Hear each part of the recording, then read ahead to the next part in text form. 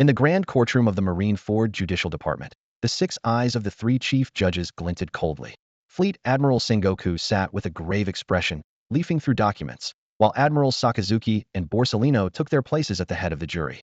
Behind them stood admiral candidates like Gion and Chiton, as well as numerous vice admirals such as Mamanga and Enigmo.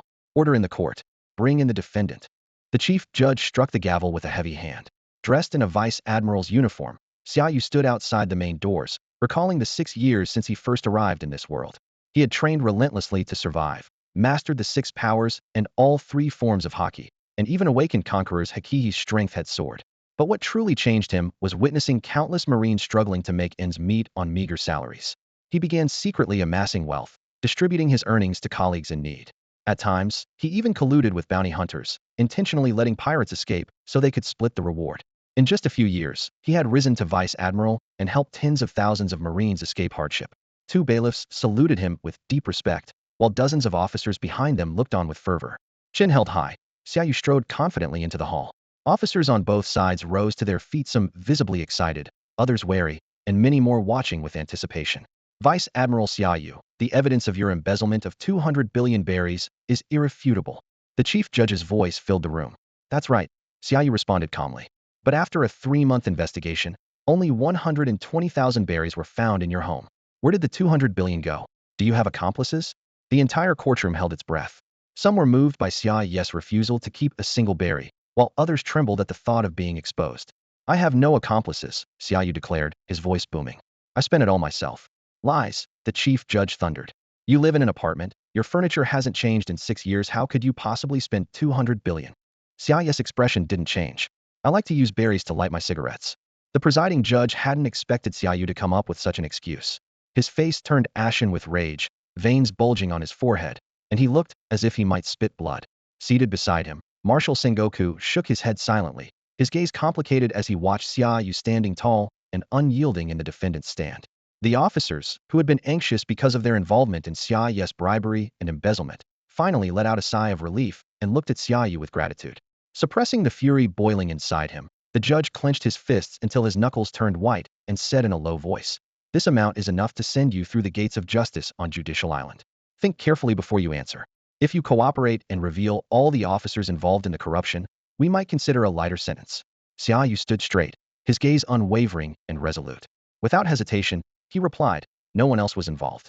Fine, fine, fine. The judge repeated the word 3 times, his voice tight with anger. He picked up another document and said coldly, "Last year, you authorized your men to collect 3,000 tons of steak from the quartermaster. Don't tell me you ate it all yourself."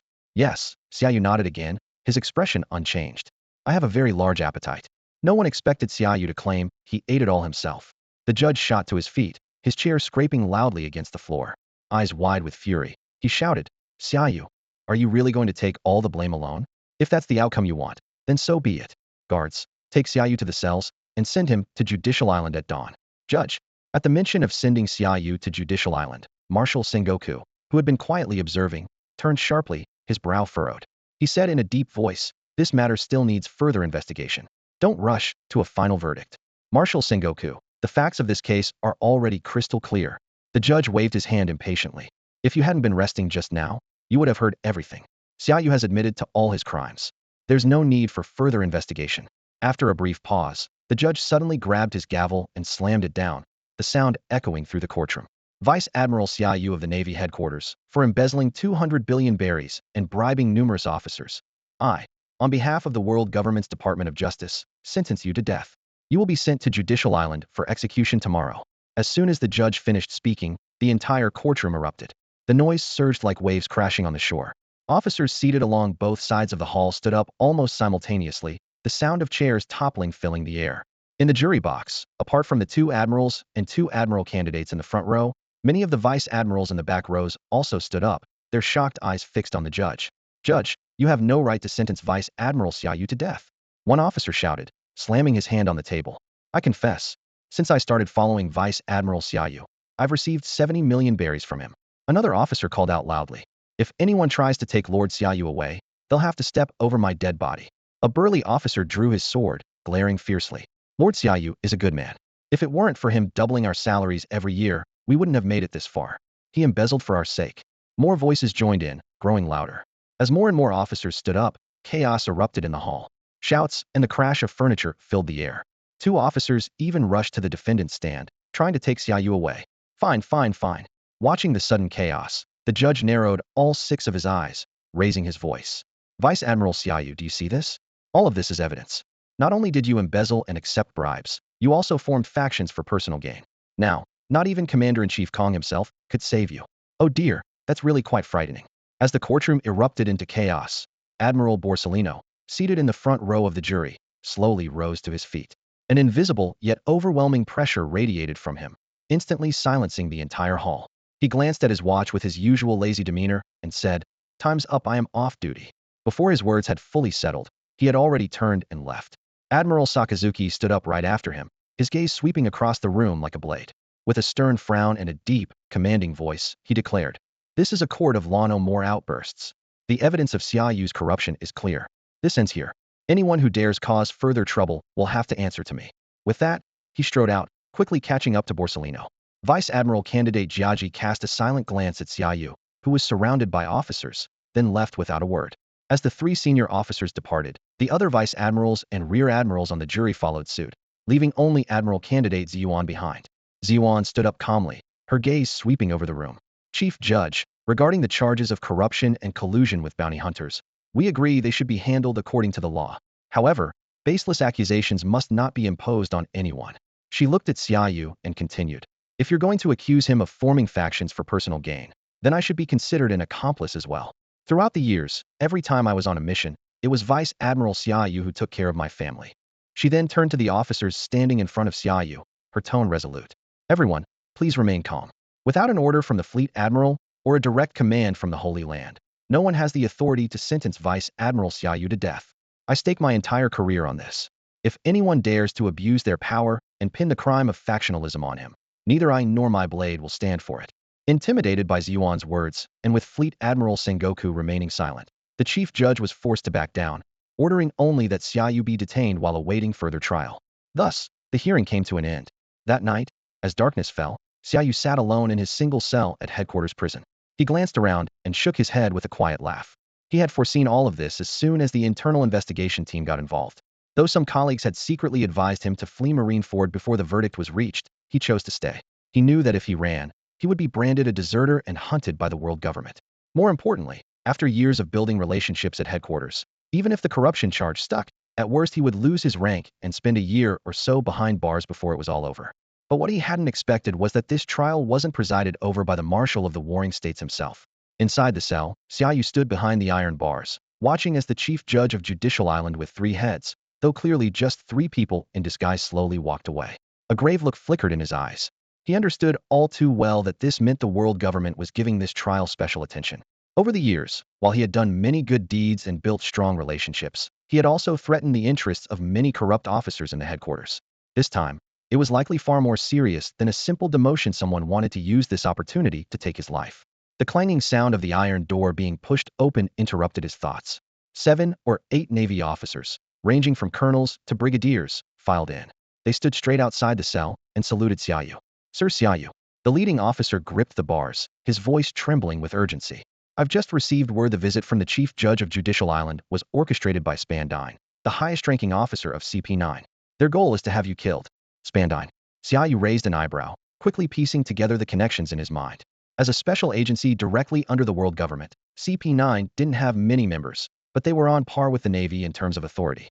Over the years, they often relied on the Navy during missions, gradually forming a tangled web of shared interests, especially when it came to trading in official positions.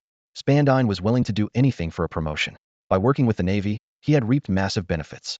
But as Xia Yu's influence grew, more and more officers had chosen to side with him, which undoubtedly threatened Spandine. Clearly, it wasn't just Spandine involved. This Tamiya, significant faction within Navy headquarters, was also participating. "Sir Xia Yu." The officer outside the bars suddenly looked up, his eyes burning with fierce loyalty. "Instead of waiting for death, why don't we take the initiative? Just give the order, and we'll follow you through fire and water without hesitation." As Xia Yu gazed at his loyal subordinates, a soft chime echoed in his minding. "Blessings come to those who give. Love returns to those who share." Congratulations, host. Your years of kindness have finally paid off. The choice system has been successfully activated. The system notification sounded. All Navy soldiers and officers who have benefited from you are now ready to break you out of prison. You now have two choices. First, wait for your subordinates to launch a prison break if successful. You'll be rewarded with an escape warship. Second, start a mutiny for the marshal's position if you succeed. All your abilities will be raised to their peak. Of course, Xia Yu was not about to sit back and await his fate. Even without the help of a system, and even if the chief judge and the highest-ranking officer of CP9 were secretly colluding, he would never resign himself to die here. The most crucial point was that, over the years, his careful planning had started to pay off. He was no longer the rookie who was just trying to survive. Instead, he had been laying the groundwork behind the scenes and had gradually risen to the rank of Vice Admiral in the Navy headquarters. As someone who had crossed over from another world, how could he be content to remain at the bottom forever? Now, with the appearance of the system, the timing was perfect. He didn't hesitate for a second and made a decisive choice about his path forward. After a brief silence, Xia Yu slowly stood up and walked to the iron bars. He fixed his calm gaze on the 7 or 8 officers standing outside the cell, his tone steady. I have a plan, and I need you to carry it out immediately. As soon as he spoke, the officers' faces lit up with excitement. They hurried closer to the bars. Spandane, the chief judge of Eni's lobby? They're not my real targets. Xia Yu swept his eyes over them, ambition gleaming in his gaze. If he was going to make a move, it had to be big. He had made up his mind. My target eyes replacing Fleet Admiral Sengoku and taking his place. The moment he finished speaking, the officers were stunned for a second, but then their faces filled with zeal. They snapped to attention and saluted, shouting in unison, loyalty. Navy headquarters, officers' dormitory, building number 8. Most residents here were officers ranked between ensign and colonel. Except for a few officers currently attending training camp, everyone had their own private quarters. On the 3rd floor, inside room 301. A young officer in a Navy headquarters colonel's coat stood by his desk, his expression serious, eyes fixed on a stack of bills, 12 million berries in total. He had already achieved the rank of colonel and had his own warship, but he knew full well that his rapid promotion wasn't due to personal effort alone. After all, before this, he was just a major at a branch in West Blue. His transfer to headquarters was entirely thanks to a fellow townsman who worked there and had recommended him to Vice Admiral Xia Yu. Through this connection, he learned a lot about Vice Admiral Xia Yu. How he was highly respected at headquarters, known for his kindness, and always willing to help anyone in need, regardless of rank. Back then, his mother had fallen gravely ill. As a branch major, his salary was meager and nowhere near enough to cover her medical bills. In his desperation, he thought of his old acquaintance. With a glimmer of hope, he reached out, and to his surprise, Xia Yu himself responded. After learning about the situation, Xia Yu personally came to the West Blue base, arranged the best hospital for his mother's treatment, and paid all the expenses. Thanks to Xia Yu's help, his mother gradually recovered, and he silently vowed to repay this kindness. Not long after, a transfer order disrupted his life, sending him and his mother to Navy headquarters, marking the beginning of a new chapter. After arriving at Marine headquarters, not only was he promoted to colonel, but he also became a subordinate of Vice Admiral Xia Yu. His mother was assigned to the family residential area in Marineford, where she was cared for by doctors from the headquarters medical team. Stock, do you know why I'm helping you? At the time, Vice Admiral Xia Yu sat behind his large desk, gazing at him with calm, commanding eyes. Stock shook his head, his brow furrowed. He truly didn't understand why such a high-ranking officer would go out of his way to support a minor branch major. Xia Yu's reply had stayed with him ever since. Because even in your darkest hour, you never considered betraying justice. The Vice Admiral rose, walking to the window and speaking with his back turned. Of course, as a Marine, that's what we should do. But Stock, sometimes justice depends on circumstance. Xia Yu turned back, his gaze resolute. If my own mother were gravely ill and I had nowhere to turn, I would abandon so-called justice in a heartbeat. Because nothing in this world matters more than my mother. For her, I wouldn't hesitate to take on the whole world. Those words taught Stock an important lesson. If you can't protect the ones you love most, what meaning does your sense of justice have? From that day on, he kept his gratitude for Xia Yu deep in his heart.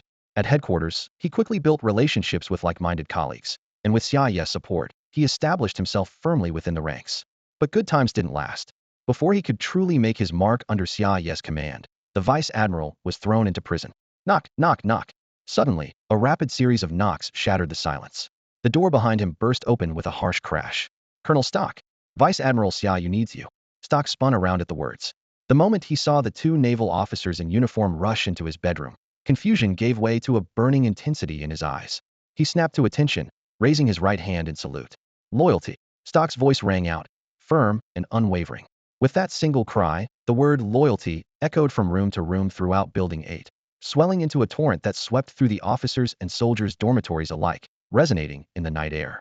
Meanwhile, in the senior officers' residential area of Marine headquarters. Dozens of young officers slipped quickly through the garden paths under the cover of darkness, splitting up to approach the various villas. Two of them strode up to the gate of a house on the edge of the district and, without hesitation, rang the bell. The moment the bell sounded, the main door of the three-story house swung open. A middle-aged man emerged, wearing a marine cap and a dark red suit, his brow furrowed in annoyance. This man was none other than Sakazuki, codename Akainu, one of the three admirals, the greatest fighting force of Marine headquarters. Possessing the powers of the magma fruit, Akainu was known for his uncompromising sense of justice, so ruthless in his mission that even comrades and civilians could end up in his crosshairs. Most Marines respected him but kept their distance. Yet, the two young officers at the gate didn't flinch at his dark expression. They stepped forward, heads held high, and announced in unison, "Admiral Sakazuki, Vice Admiral Xia Yu request your presence." Sakazuki's eyes narrowed, fixing the two officers with a piercing stare. An invisible pressure filled the air, locking them in place. Under the weight of one of the Marines' greatest powers, the two officers could barely breathe, their bodies trembling despite themselves. Even so, they stood tall, saluting and holding their ground. "Impressive, Xia Yu trained you well," Sakazuki remarked, a flicker of approval flashing in his eyes. Without another word, he strode forward to lead the way. Sakazuki followed the two young officers out of the courtyard, heading toward the main prison. Along the way, he noticed unusual tension in the residential area. In front of each Vice Admiral and Rear Admiral's residence, at least two young officers stood guard, fully alert. They barely acknowledged his presence as an admiral, passing by with grim expressions, as if facing a major crisis. What exactly is Xia Yu planning? Sakazuki's face darkened. He thought to himself that the young man's trial wasn't even over yet. If anything serious happened now, not even Fleet Admiral Sengoku, let alone himself, would let it slide. The two officers leading the way remained silent, quickening their pace as if they hadn't heard his words. Sakazuki was visibly displeased, but he kept his anger in check. After all, Xia Yu wasn't just a vice admiral under his command. He was also his junior from the same mentor. Admiral Blackarm Zephyr had trained them both. Thinking back to when Xia Yu was first assigned to him, Sakazuki hadn't approved of his subordinate. Xia Yu's knack for networking and playing politics at Navy headquarters was the opposite of what Sakazuki believed a naval officer should be. But that changed quickly. On missions, Xia Yu's ruthlessness in dealing with pirates caught Sakazuki's attention. The young Vice Admiral showed no mercy, often going even further than Sakazuki himself. Xia Yu almost never took pirates alive, choosing instead to execute them on the spot, arguing that the world government's resources shouldn't be wasted on imprisoning criminals, but used to improve conditions for Navy soldiers. It was this approach that led Sakazuki to overlook some of Xia Yu's minor transgressions, even turning a blind eye when the investigation team came looking for evidence. As they left the residential area and entered Marineford Plaza, Sakazuki suddenly stopped. Under the cover of night, the square was packed with people, mostly officers and soldiers who had once served under Xia Yu. An ominous feeling rose in his chest. He had anticipated trouble ever since Xia Yu was arrested and imprisoned by the investigation team. Over the years, Xia Yu's influence at headquarters had only grown, with many officers even regarding him as a figure of faith. When major decisions arose, nothing moved forward without Xia Yu's approval. Even the orders of an admiral or Fleet Admiral Sengoku could be ignored. Sakazuki knew exactly why Xia Yu commanded such loyalty. Every mission, no matter how dangerous, Xia Yu always led from the front. "This is bad," he muttered to himself. On Marineford Square, a dense sea of people surged like a tide. Sakazuki stood on a high platform, his brow tightly furrowed. As an admiral, he knew all too well that any unrest at headquarters would deal a fatal blow to the Navy and even the world government. Xia Yu's influence ran deep within the Navy. With so many gathering under the cover of night, this was clearly about more than just a rescue. There was no time to waste. Sakazuki strode past two young officers and headed straight for the prison. The moment he entered, the scene before him made his eyes narrow in shock. Dozens of officers stood in neat formation, including a vice admiral among them. Even more startling, the regular guards had all changed into Navy uniforms, standing rigidly outside the iron bars. "Admiral Sakazuki." The group turned as one and saluted, their voices echoing through the cramped space. "What are you doing here?" Sakazuki's icy gaze swept over them as he marched to Xia Yu's cell. "All of you get out." The prison fell silent. Not a single officer moved. "Are you planning to rebel?" Sakazuki clenched his fists, his voice low and threatening. "This is your final warning. Leave now, or be charged with treason." Before he finished speaking, the cell door swung open with a bang. Xia Yu stepped out calmly, unshackled, and stood face to face with Sakazuki. "Xia Yu," Sakazuki's expression darkened. If it were only Xia Yu, he wouldn't be concerned. But now, not only was the prison under control, but tens of thousands had gathered outside. An uprising of this scale would be hard to suppress, even for him. What troubled him more was that during the day's trial, Admiral Borsellino's attitude had been ambiguous, and Admiral candidate Yuan had openly opposed transferring Xia Yu to Ini's lobby. Admiral Sakazuki, it's not a rebellion just yet, Xia Yu said, looking up at the towering figure before him, a faint smile on his lips. If we fail, it's a rebellion. If we succeed, it's a revolution. He paused, then continued, tonight, I intend to replace Sengoku as the new Fleet Admiral of the Navy. I will root out the true cancer lurking within our ranks and let the light of justice shine on every corner of the world. If I fail, he'll take full responsibility. If I succeed, he'll share the glory with everyone here. Xia Yu fixed his gaze on Sakazuki and declared, Admiral Sakazuki, will you stand with me? As soon as Xia Yu finished speaking, a shocking scene unfolded in the Navy headquarters conference room. In perfect unison, the surrounding naval officers drew bright red scarves from inside their uniforms and swiftly wrapped them around their left arms. Their eyes blazed with fervor and vigilance as they fixed their gaze on Sakazuki, ready to act against the admiral at any moment. Sakazuki regarded the officers, ranging from ensigns to vice admirals, with a hint of disdain in his eyes. With his strength, wiping out everyone present would be effortless. Yet, he chose to remain still, driven by curiosity about Xia Yu's boldness. What gave this man the nerve to openly declare his intent to replace Fleet Admiral Sengoku, right in front of one of the Navy's greatest powers? Xia Yu clearly understood the situation.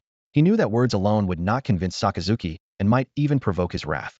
Seeing Sakazuki remain silent, Xia Yu calmly walked over to a nearby chair and sat down.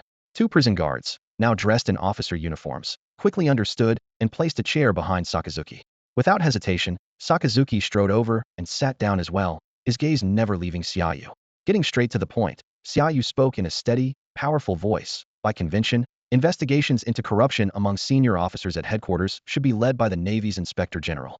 However, this time, the investigation against me was handed over to Ini's lobby instead. A sharp glint flashed in his eyes. The moment the chief judge of Ini's lobby appeared in the Navy's courtroom, I realized this was a dead end. He continued, at first, I thought this was just Vice Admiral Enigmo's scheming behind the scenes, but his tricks alone couldn't stir up much trouble, so I didn't pay it much mind. But according to the latest intelligence, the real person who wants me dead is Spandine, the head of CP9. A hint of mockery colored Xia Yu's tone. Admiral Sakazuki, you probably know Spandine better than I do. This coward climbed to the top of CP9 over the corpses of his colleagues. To him, only promotion and power matter. Anyone in his way will be ruthlessly eliminated. A cold smile appeared at the corner of Xia Yu's lips. But a clown like Spandine isn't enough to shake my position at headquarters. The real force behind the chief judge's personal involvement is the Room of Authority. He shook his head slightly. The reason is simple. The Room of Authority doesn't want to see the Navy united as one. Imagine if the 3 admirals, all the vice admirals, every officer, and 100,000 elite soldiers were loyal to a single person. What kind of threat would such a war machine pose to the world government? This threat would surpass even the most notorious pirates and the revolutionary army that has been stirring up trouble in recent years. If the Navy didn't exist as a powerful war machine, what would the world government use to deal with the ever-growing threat of pirates? Xia Yu's voice echoed through the conference room as his gaze swept across the faces of every officer present. How would they confront the 4 emperors ruling the New World, or fight back against the revolutionaries spread across the globe? He slowly rose to his feet and continued, the world government must undergo a complete overhaul. Those celestial dragons who sit at the top, enjoying privileges without contributing anything, must be removed. The pirates running rampant on the Grand Line and across the 4 seas must be eradicated as well. Xia Yu's voice suddenly grew louder. This isn't a hasty decision made in the face of a crisis. This plan has been in the works, quietly, ever since the day I was promoted to ensign. He let out a cold laugh. To be honest, the funds I control far exceed 200 billion berries. I haven't counted the exact amount, but it's definitely much more than that. After a brief pause, he added, of course, such vast wealth isn't for personal indulgence. That's why the investigation team only found a mere 100,000 berries in my home. Turning, Xia Yu fixed his gaze on a brigadier general standing to his left. All that money has gone to colleagues who truly need it. Take Brigadier General Moto for example, a man of justice, always ready to sacrifice for his beliefs. He's protected countless people in need, but he couldn't save his own wife and daughter. While he was away on duty, pirates attacked his hometown and took everything from him. When he rushed back and hunted down the culprits, the colonel in charge of his branch threw him in jail for abandoning his post. I was the one who helped him avenge his family and transferred him to headquarters. Now, thanks to his own ability, he's risen to Brigadier General. Xia Yu looked around the room. There are many officers like Brigadier General Moto here at headquarters. Across the Navy's branches in the 4 seas, at least half the colonels are loyal to me. With a single command, they would all gather here to support my rise to Fleet Admiral. Sakazuki's expression darkened instantly. Are you threatening me? No, Xia Yu replied calmly, waving his hand. This is a sincere invitation. You've seen everything I've done over the years, so I'm sure you understand how I operate. In my view, turbulent times demand tough measures. To purge the evils bred by the age of exploration, I'm prepared to make any sacrifice. That's why, even though many officers avoid you, I've always respected you. I hope we can work side by side and achieve something truly remarkable for justice. Sakazuki looked up, meeting Xia Yu's gaze, his eyes sharp as steel. Is your idea of justice to stage a coup and seize the position of Fleet Admiral? Xia Yu smiled and shook his head. As I said, I don't seek this glory for myself alone. Taking the Fleet Admiral's seat is only one part of the plan. Meanwhile, in the Admiral's residence at Marine Headquarters, Sengoku wore a grave expression, his gaze fixed on the group entering through the doorway. Unlike the usual stern and imposing image of the chief judge, today the role was split among three people: Base, Kabir, and a woman who introduced herself as Your Highness the Princess. Sengoku didn't recognize her. Her name wasn't on any official roster. Sengoku knew well that the chief judge was not truly a three-headed monster. He had always understood that this was merely a disguised three people acting as one. Their objective had never changed. Today was just a matter of appearances. Base walked straight to the sofa and sat down, looking Sengoku in the eye as he spoke in a steady voice. Admiral Sengoku, I believe you already know the reason for our visit. Sengoku didn't respond, simply signaling for Base to continue. That's right. We're here regarding Vice Admiral Xia Yu, Base said calmly. However, this investigation and trial are not a forced intervention by Eni's lobby. We don't have the direct authority to interfere in this matter. After all, both Marine Headquarters and Eni's lobby operate directly under the world government, and our positions are equal. Base paused, then handed Sengoku a document. This is the latest order from the Holy Land. Sengoku's eyes narrowed slightly. He didn't take the document right away, instead fixing his gaze on the paper in Base's hand, his brows tightly furrowed. The document appeared ordinary, but its contents unsettled him.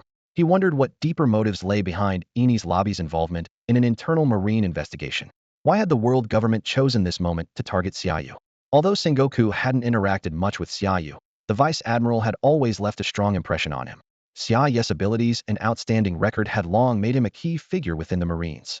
Sengoku recalled the year Xia Yu was promoted to Major. Back then, he single-handedly captured more than a dozen notorious pirate crews. Although Xia Yu dealt with most of those pirates on the spot with extreme measures, piracy had virtually disappeared from any place he had passed since then. His ruthless methods inspired fear in his enemies, but also earned Sengoku's quiet approval. Xia Yu once said, in times of chaos, harsh measures are necessary. Imprisonment and re-education are useless for pirates. When it's time to kill, you must not hesitate. Otherwise, it's the innocent civilians who suffer the most. Sengoku didn't fully agree with this view, but he couldn't deny its logic either. As for whether Xia Yu had taken bribes or embezzled funds, Sengoku knew these were mistakes young officers might make. He himself had made similar errors in his youth. As an admiral, what he could do was remind Xia Yu not to let such behavior spiral out of control. Most importantly, Xia Yu had not squandered his illicit gains. Instead, he used them to do what the world government never managed to accomplish, helping those who truly needed it. Sengoku was well aware that corruption within the Marines had always existed, and some forms of it had to be eradicated. But corruption like Xia Yu's was something the Marines could tolerate, perhaps even needed for its positive effects. His harsh methods served as both a deterrent and a shield for the Marines as a whole. However, before Sengoku could react, Base produced another document from his coat. This report was even more alarming. Admiral Sengoku, Base said solemnly, this investigation report doesn't come from the Marines' internal affairs team. It's from CP0. Sengoku's gaze grew colder as he took the document, his brow furrowed and his heart heavy with silence. According to CP0's latest investigation report, Xia Yu's illegal activities can be traced back 5 years. He amassed vast sums of money through various covert channels, but distributed all the illicit gains among his close associates. In the very first year, he accumulated over $1 billion in illegal income. The following year, after being promoted to captain, instead of restraining himself, his actions became even more blatant. Through numerous gray channels, he raked in more than $8 billion in just 1 year. That same year, he was promoted to major for executing over a dozen pirate crews and was publicly commended, quickly becoming a hero in the eyes of young officers and soldiers.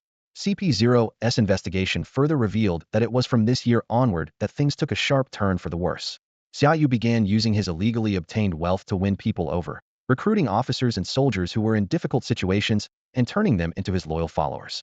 Soon, a saying began circulating throughout Navy headquarters and the Four Seas branches. If you need something, just ask Major Xia Yu from headquarters. At this point, Base looked up, meeting Sengoku's increasingly grave expression. Fleet Admiral, do you need me to continue? He paused briefly before going on, to Holy Land. The Navy is the world government's most powerful enforcement arm, but it's also a double-edged sword. To keep that sword from turning against its wielder, there must be checks and balances among the officers. But Xia Yu's actions are slipping beyond the Holy Land's control. If he isn't eliminated soon, he'll become a major threat. Bass tone grew even heavier. You saw it yourself in the courtroom today. More than half the officers ignored you as Fleet Admiral and focused only on defending Xia Yu. Do you know what that means? To them, there is only Vice Admiral Xia Yu. If he had given the order, not only would the officers inside have rebelled, but the troops outside would have surged in as well. Even if he has no intention of rebelling, just having that kind of influence is already a threat. As Bass went on, Sengoku let out a long sigh. The intent behind Bass' visit was clear. Xia Yu must die. This was not a negotiation, but an announcement. After a brief silence, Sengoku picked up the file on the desk and glanced at it, shaking his head helplessly. Why did the Holy Land have to choose this moment? Don't they know how precarious things are on the Grand Line right now? If there's chaos within the Navy, the external situation will only spiral further out of control. Bass chuckled softly. Is Fleet Admiral Sengoku worried about the state of the New World? There are really only two issues. Red-haired Shanks is rising, joining Whitebeard, Charlotte Linland, and Kaido as the Four Emperors, and then there's the Elbaf incident.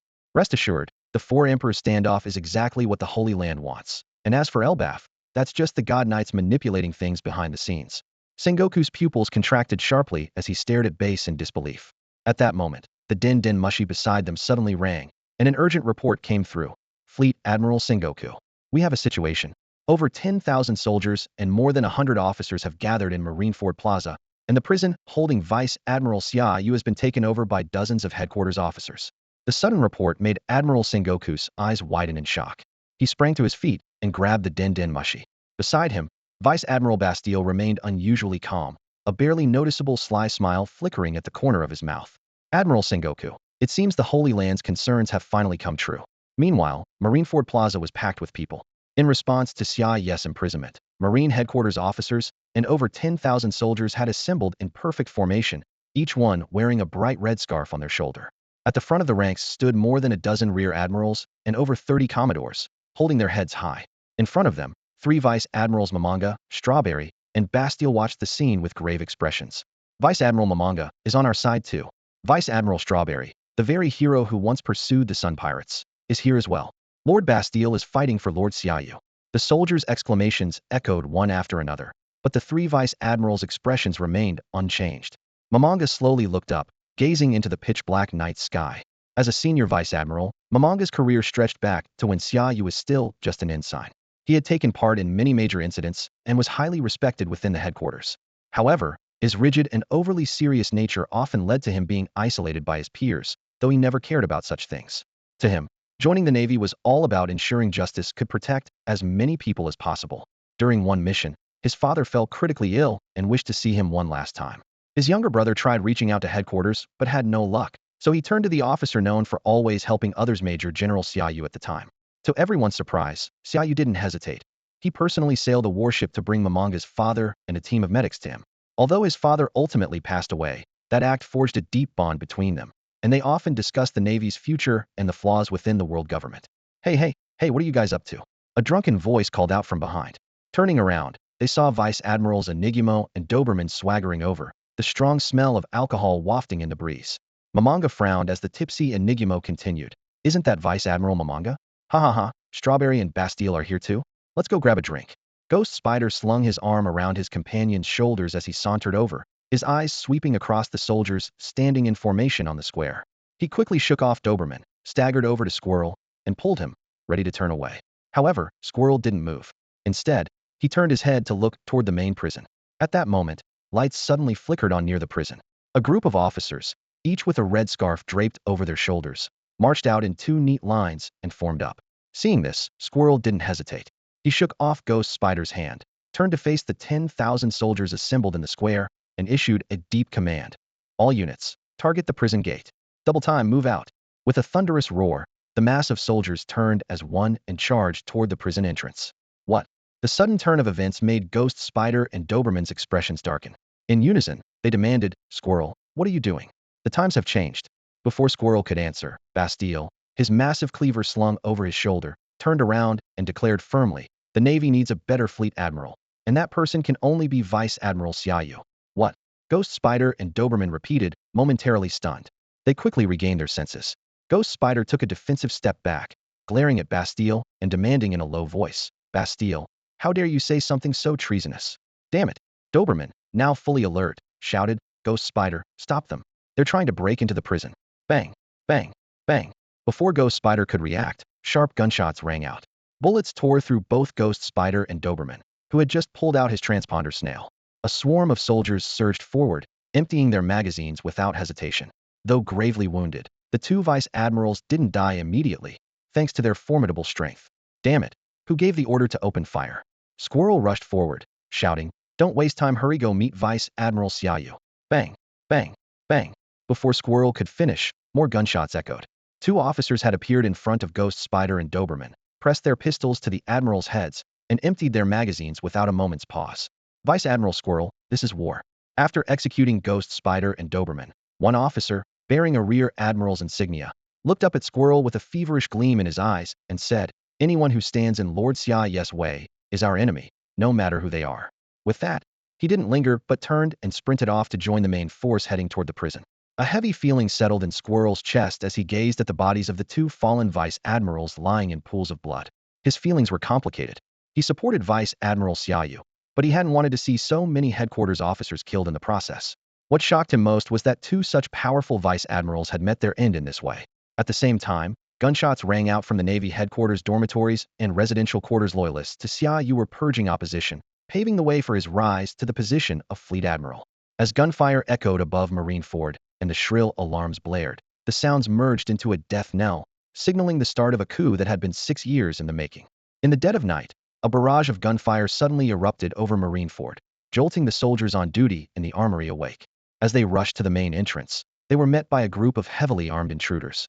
Bullets rained down like a storm, striking down the guards in an instant. Inside the armory, several officers were in the middle of a lively drinking session when the gunshots shattered the silence. They scrambled to their feet in panic, but before they could react, the doors exploded open with a deafening blast. A figure swept into the room like lightning, clad in a major general's coat, his gaze sharp and commanding. "Gentlemen, the armory is under my control now," the major general declared coldly, tossing a document in front of the stunned officers. "You have two choices: follow Lord Xia Yu into a new where or die." Meanwhile, alarms blared throughout Navy headquarters, their shrill wails echoing down the corridors. A battalion of 1,000 men surged into the main hall like a rising tide. The patrol on duty quickly raised their weapons, and the lead headquarters colonel shouted sternly, "Whose men are you? How dare you storm the headquarters building? I order you." Before he could finish, a shadow flickered before him with ghostly speed. "Finger gun." The chilling words were followed by the dull thud of flesh being pierced. The colonel looked down in disbelief at the hand thrust through his chest. In the next instant, a hail of gunfire erupted, and every soldier on duty dropped to the floor. The colonel gritted his teeth and looked up through his pain. When he recognized his assailant's face, he gasped, "Hound." Vice Admiral. It was none other than Hound, the Vice Admiral of Navy Headquarters, a disheveled man with spiky glasses and the powers of the Inu no Mi model, dog Zoan fruit. "Sorry," Hound said flatly. "It's nothing personal. Rest in peace, Colonel." With that, he drew his pistol and fired a shot between the colonel's eyes. A squad of soldiers carrying cleaning supplies quickly filed in, tidying up the scene and rolling out a red carpet. Without a word, Vice Admiral Hound strode toward the elevator and rode it straight to the top floor. Fierce gunfire and angry shouts echoed from every floor as he passed, but his expression never changed. When the elevator doors opened at the top, soldiers stood in perfect formation along both sides of the corridor. Hound marched down the hallway and stopped before an office door.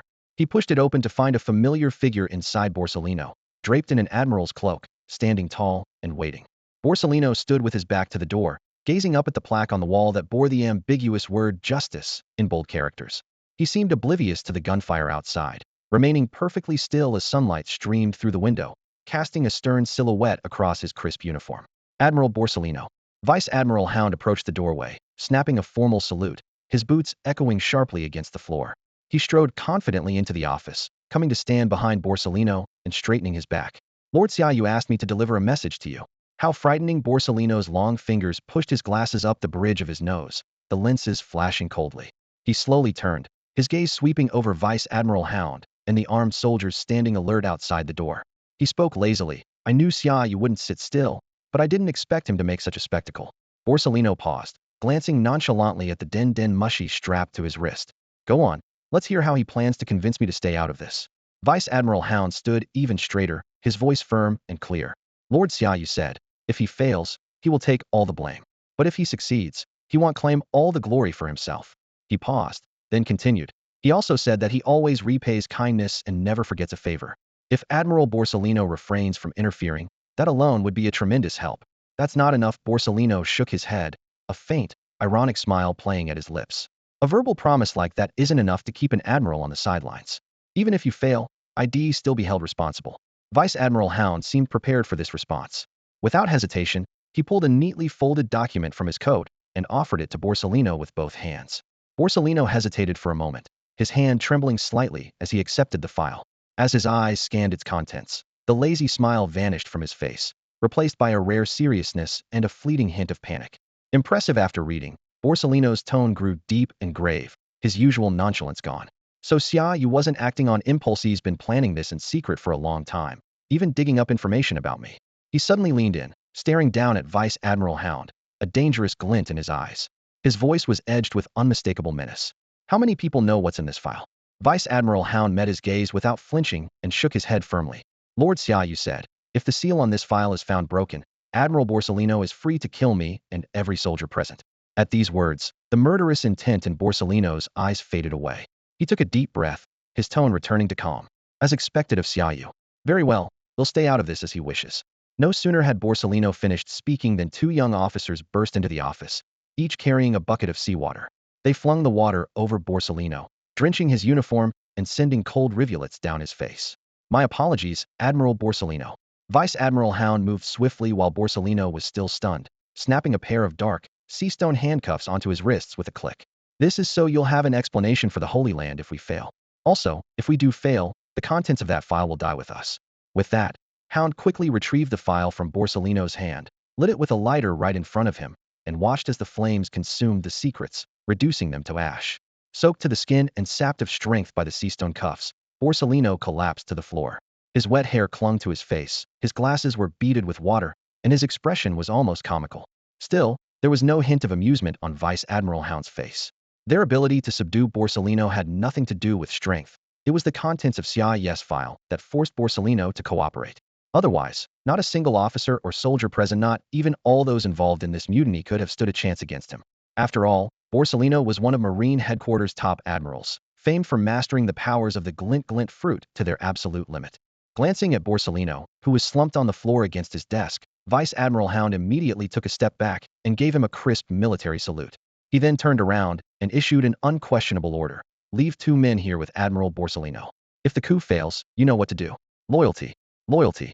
The 2 chosen soldiers responded in unison, returning the salute. Their eyes burned with fanatic devotion. After watching Vice Admiral Hound disappear through the office door, the 2 soldiers quickly turned to face Borsellino. Unexpectedly, they raised their guns and pointed the barrels at their own temples. A flicker of surprise crossed Borsellino's eyes.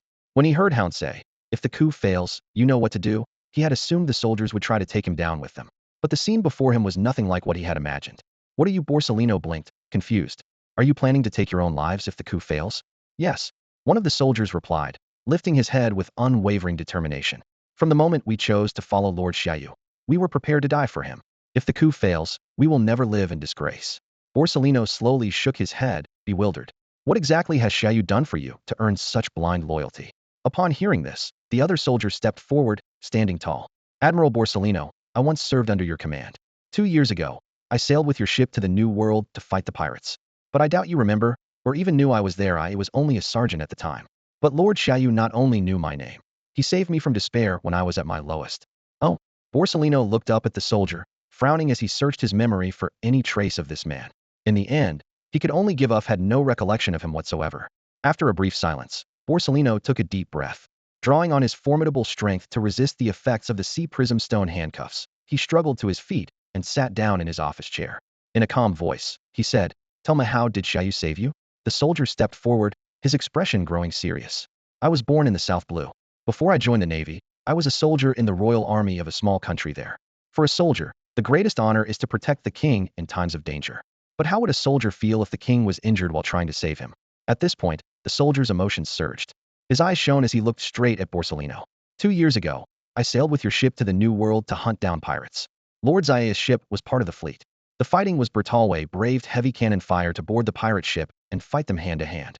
I watched my comrades fall, one after another, or get thrown into the sea by those damned pirates. Driven by the desire for revenge, I charged at the enemy captain without a second thought. But I was too weak. He didn't even bother with me. Just a shock wave was enough to hurl me into the sea. That's when you stepped in. You used your devil fruit power to defeat their captain, and the pirate ship, unable to withstand your attack, broke apart and sank. At that moment, I was drifting on the surface of the sea, helplessly watching as the wreckage of the pirate ship came crashing down toward me. The sting of seawater flooding my wounds nearly made me lose consciousness, but I never blamed you. War is always accompanied by death, and as a Navy officer fighting for justice, I was prepared to make any sacrifice. Just as I was about to give up and embrace death, Lord Xia Yu's warship cut through the waves, leaving a white trail across the sea. Right before the pirate ship's debris could strike me, a strong hand pulled me up onto the deck. Lord Xia Yu personally dressed my wounds with remarkable skill and a gentle touch, his eyes filled with a concern I had never seen in any other officer. From that moment on, justice was no longer just an abstract idea. Might became embodied in Lord Xia Yu himself. If he hunted pirates, I would follow him without hesitation. If he stood against the world, I would offer him my loyalty and my life. Inside Navy headquarters prison, the shrill blare of alarms echoed through the cramped corridors like tearing fabric. Gunshots rang out, mingled with the clash of metal and the shouts of soldiers. Sakazuki's face was dark and stormy, his eyes burning as he stared at Xia Yu. He didn't need to see it with his own eyes to imagine the chaos outside. Navy soldiers and officers who had gathered in the plaza were now ruthlessly taking control of headquarters. Every gunshot felt like a hole being carved into his heart. Xia Yu, did you really have to take it this far? After a brief silence, Sakazuki slowly stood up, his chair scraping harshly against the floor. His voice was low and menacing, like rolling magma. There's still time to stop this. Otherwise, they'll have no choice but to take you out. If I eliminate you, this rebellion ends here. As soon as Sakazuki finished speaking, the din-din mushi in the arms of the Rear Admiral, standing beside Xia Yu, suddenly rang out. The familiar buru-buru echoed off the prison's stone walls, grating on everyone's nerves. The Rear Admiral, hands trembling, hurriedly answered, "Yes? This is Vice Admiral Hound," came an excited voice from the din-din mushi, its face changing to match the speaker's mood. "Please inform Lord Xia Yu immediately Admiral Borsellino has been subdued." Huh. Sakazuki's face paled in shock as he looked up, disbelief in his eyes. His fingers unconsciously gripped the edge of the table so tightly that his knuckles turned white. Of everyone at Navy headquarters, Borsellino was his closest friend. There was no one else like him. And for that reason, no one knew Borsellino's strength better than Sakazuki. It wasn't an exaggeration to say that unless both Sengoku and Garp sided with Xia Yu, Borsellino alone could have ended this rebellion. Yet now, the message was that Borsellino had been taken out of play. A brief moment of shock passed before Sakazuki let out a silent sigh, his shoulders sagging almost imperceptibly. He couldn't believe Borsellino had been overpowered. The only explanation was that Borsellino, who always stood for ambiguous justice, had chosen to stand aside. His only true brother had chosen not to intervene. Just then, the din-din mushi rang again, even before the Rear Admiral beside Xia Yu could respond. Soon, the other officers' din-din mushi began ringing as well, creating a symphony of urgent calls. Report. The armory is under control. Report. Dormitory number 7 has been secured. Report. The science division is under control. Report. Vice Admiral Guion has stopped Vice Admiral Cake. Report. Major Tina has been subdued. Report. All external communication din-din mushi in headquarters are being monitored. Report. One report after another struck Sakazuki like daggers to the heart, his expression growing darker with each announcement. His brow furrowed, and sweat beaded on his forehead. He never imagined the rebellion would unfold so quickly, or that even Guion, a candidate for admiral, would choose to side with Xia Yu, going so far as to stop another admiral candidate, Cake. Although there was still no word from Fleet Admiral Sengoku, Sakazuki knew deep down that if this rebellion wasn't stopped soon, headquarters would soon be engulfed in unprecedented bloodshed. After all, not everyone in headquarters was loyal to Xia Yu. At least half of the officers and soldiers would eventually step in to try to contain the rebellion. When that happened, the stability of Navy headquarters would be shattered. No matter who came out on top, the Navy would suffer a blow like never before, perhaps one it could never recover from, threatening the balance and order of the entire world. Most importantly, at this very moment, officers from branch bases on the Grand Line and across the four seas were likely rushing at full speed toward headquarters. If these rebel ships arrived and joined forces with the soldiers inside, even if Xia Yu failed to seize the Fleet Admiral's position, he could still undermine the very foundation of Navy headquarters, leaving it as nothing more than an empty shell. Time is running out, Admiral Sakazuki. Xia Yu kept his eyes fixed on the din-din mushi in his hand, which was relaying urgent reports one after another. Slowly, he looked up, his gaze landing on the imposing figure of Sakazuki. His voice was calm and icy. You have 30 seconds to decide, will you stand beside me and share in this glory? Or will you continue to serve the decaying world government in the name of your so-called absolute justice? A hint of mockery curled at Xia Yu's lips. Your so-called absolute justice is nothing but a joke. True justice would treat even the celestial dragons as equals, but you can't do that. Not only are you unable to, but you also endure the oppression and scorn of the powers that be. He took a step forward. I know how much you despise the celestial dragons, and how dissatisfied you are with the 5 elders who rule over the Holy Land. You simply don't dare rebel, or perhaps you just haven't found the right opportunity. Glancing at his watch, Xia Yu's tone grew even colder. Now, that opportunity is right in front of you. 10 seconds left. As soon as he finished speaking, the officers around them stepped forward in unison. Each held a bucket of seawater, its sharp, briny scent filling the room. They had clearly come prepared. While this amount of seawater wouldn't completely suppress Sakazuki's powers, it would be enough to limit his movements and give Xia Yu a chance to defeat him. As the youngest Vice Admiral in headquarters, Xia Yu was unmatched among his peers, not only in armament and observation hockey, but also in swordsmanship, heaven surpassing Guillaume, the Admiral candidate. The iron hooks in the officers' hands, glinting with embedded sea stone, made their deadly intent towards Sakazuki unmistakable. 3. Xia Yu began the countdown. 2. Suddenly, the heavy iron doors of the prison swung open with a crash. Vice Admirals Mamanga, Bastille, and Strawberry entered with more than a dozen officers, quickly forming ranks on either side. A flash of shock crossed Sakazuki's eyes. Vice Admiral Mamanga, Bastille, Strawberry, even you have joined the rebellion. Seeing these veteran Vice Admirals, with whom had served far longer than the 6 years Xia Yu had been around, now standing against him, he could hardly believe it. Lord Xia Yu. Mamanga stepped forward and bowed slightly. May I speak with Admiral Sakazuki for a moment? That won't be necessary. Xia Yu raised his hand to stop him. Admiral Sakazuki has already made his choice. As he spoke, a powerful aura erupted from him. Sakazuki's eyes narrowed. Xia Yu, do you really think you can force me to submit by strength alone? Feeling the intense surge of energy coming from Xia Yu, Sakazuki's eyes flashed coldly as he spoke in a deep voice. Very well. Let me see if you truly have what it takes to become Fleet Admiral. As soon as the words left his mouth, Sakazuki, the magma fruit user, unleashed his power without hesitation. Rivers of molten magma flowed down his arms, and the blazing heat instantly turned the air around them into a scorching furnace. With a sudden step forward, his magma-infused fist, massive and blazing, shot towards Xia Yu's face at incredible speed. Inagami Girin. Sakazuki roared, and the once quiet prison was instantly engulfed by the sweltering heat of magma. The air seemed to burn, radiating an oppressive, searing energy. Xia Yu saw the enormous fist rapidly expand before his eyes, hurtling toward him with unimaginable speed. But Xia Yu was prepared. Just as the fist was about to strike, he relaxed his body completely and activated the Navy's 6 powers technique. Paper art. Before the words had faded, Xia Yu's body became as light as paper, gliding effortlessly past the mountain-like magma fist. At the same time, the nearby naval officers acted without hesitation, dousing the area with seawater from their buckets. The water splashed down in torrents, aiming directly at both Xia Yu and Sakazuki. Yet Sakazuki showed no sign of panic. Instead, he sneered coldly as the full might of his magma abilities erupted. The seawater instantly vaporized upon contact with his burning magma, leaving not a single drop behind. In the instant Sakazuki was fully focused on unleashing his magma, Xia Yu seized the opportunity and vanished from sight. Using the finger pistol technique, his hand transformed into a sharp point, thrusting precisely at Sakazuki's chest. A cruel smile flickered at the corner of Sakazuki's mouth as he replied coldly, "Is that all you've got?" But before he could finish, Xia Yu shouted, "Armament." With the command, his finger pistol was instantly coated in armament hockey, the attack accelerating as it pierced straight towards Sakazuki's body with a sharp whistle. The strike landed, but Xia Yu didn't pause. He immediately used the shave technique, his figure disappearing like a bolt of lightning from Sakazuki's sight.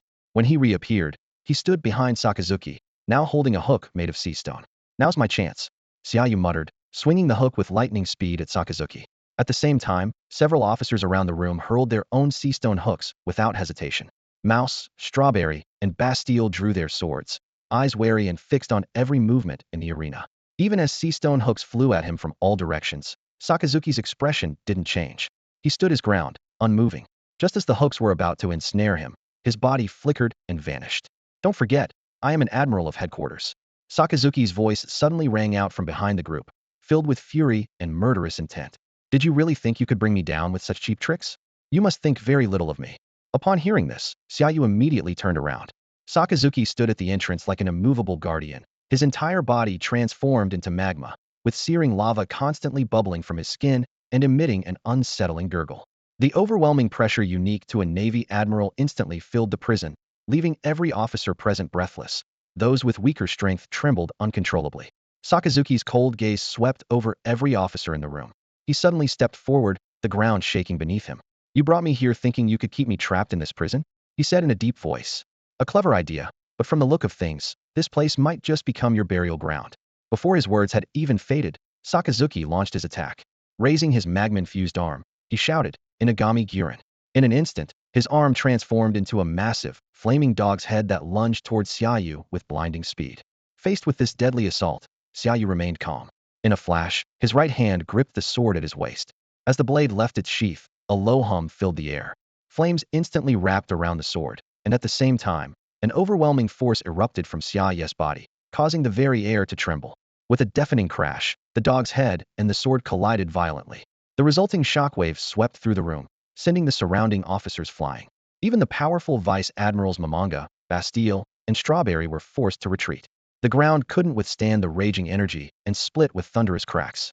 Countless fissures spread from beneath Xia Yu's feet, weaving across the entire prison like a spider's web. In moments, the entire building shook violently before collapsing, and the two clashing forces shot straight into the night sky. Sakazuki stared in shock at the scene before him. Xia Yu stood with his sword in one hand, his clothes billowing in the gusts, his presence surging to its peak like a conqueror who brooked no challenge. For several seconds, Sakazuki was too stunned to react. "Conqueror's haki," he gasped, his gaze fixed on the sword in Xia Yu's hand. The blade was now wreathed in a terrifying aura of Furian image Sakazuki recognized all too well, but could hardly accept. As Xia Yu's direct superior, he had never realized that Xia Yu not only possessed Conqueror's haki, but could also channel it through his sword. In the New World, the second half of the Grand Line, powerful figures with Conqueror's haki are as common as fish in a river, but those who can use advanced haki infusion are exceedingly rare. Those who have truly mastered this technique are either emperors ruling over their own territories or legends of the past.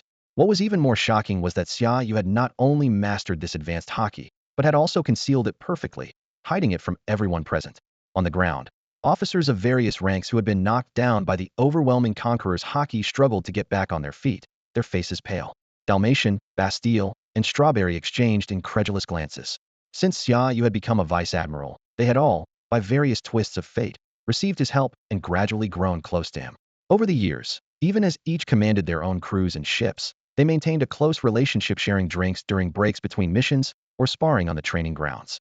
To their knowledge, Xia Yu had already taken his mastery of armament and observation haki to an unparalleled level, and his swordsmanship was on par with the Navy's greatest swordsman.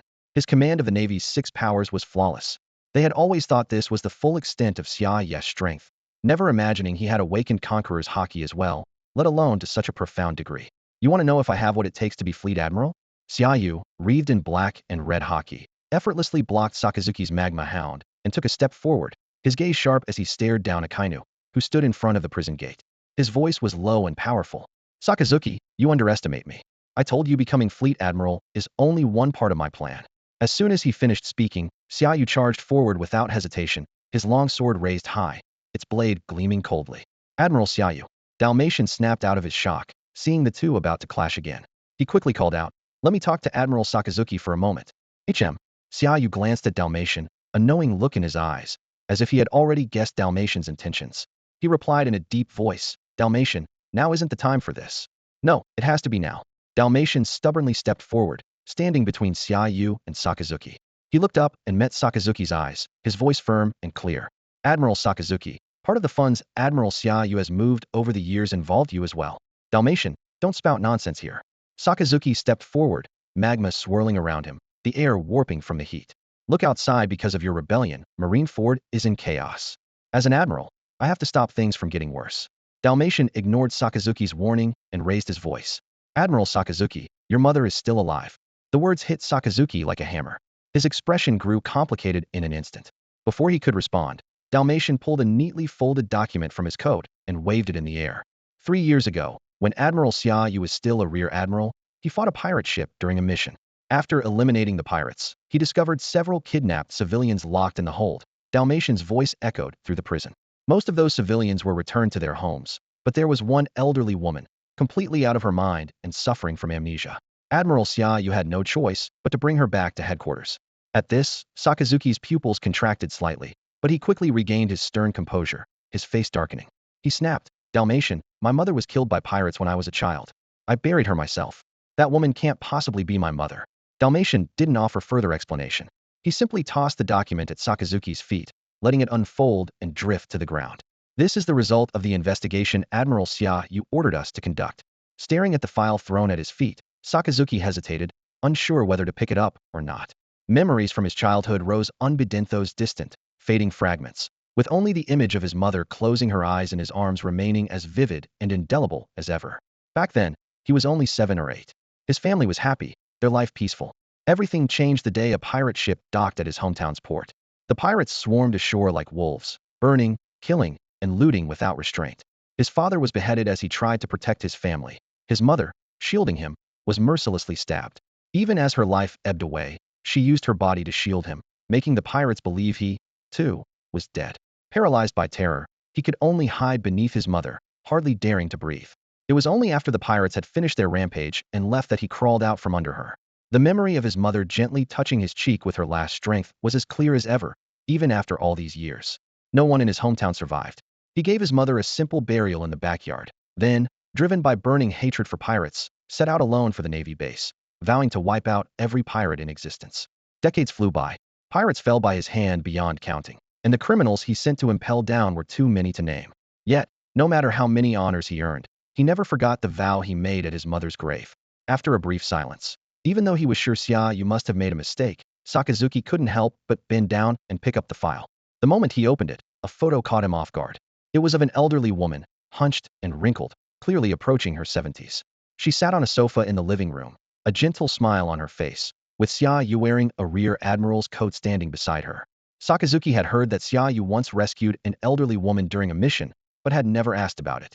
Even after Xia Yu was promoted to Vice Admiral and transferred under his command, Sakazuki had never visited his home. He only knew that, for the past 3 years, Xia Yu had been caring for this woman. Given his own workaholic nature, he rarely spent time in the residential quarters, always moving between his office and his duties, so he had never seen her. But the instant he recognized the woman's face in the photo, Sakazuki felt as if had been struck by lightning, his whole body going rigid.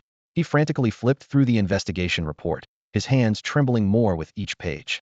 By the time he finished reading, he could no longer compose himself. Looking up at Wu Shu and Xia Yu, his voice was hoarse and barely recognizable.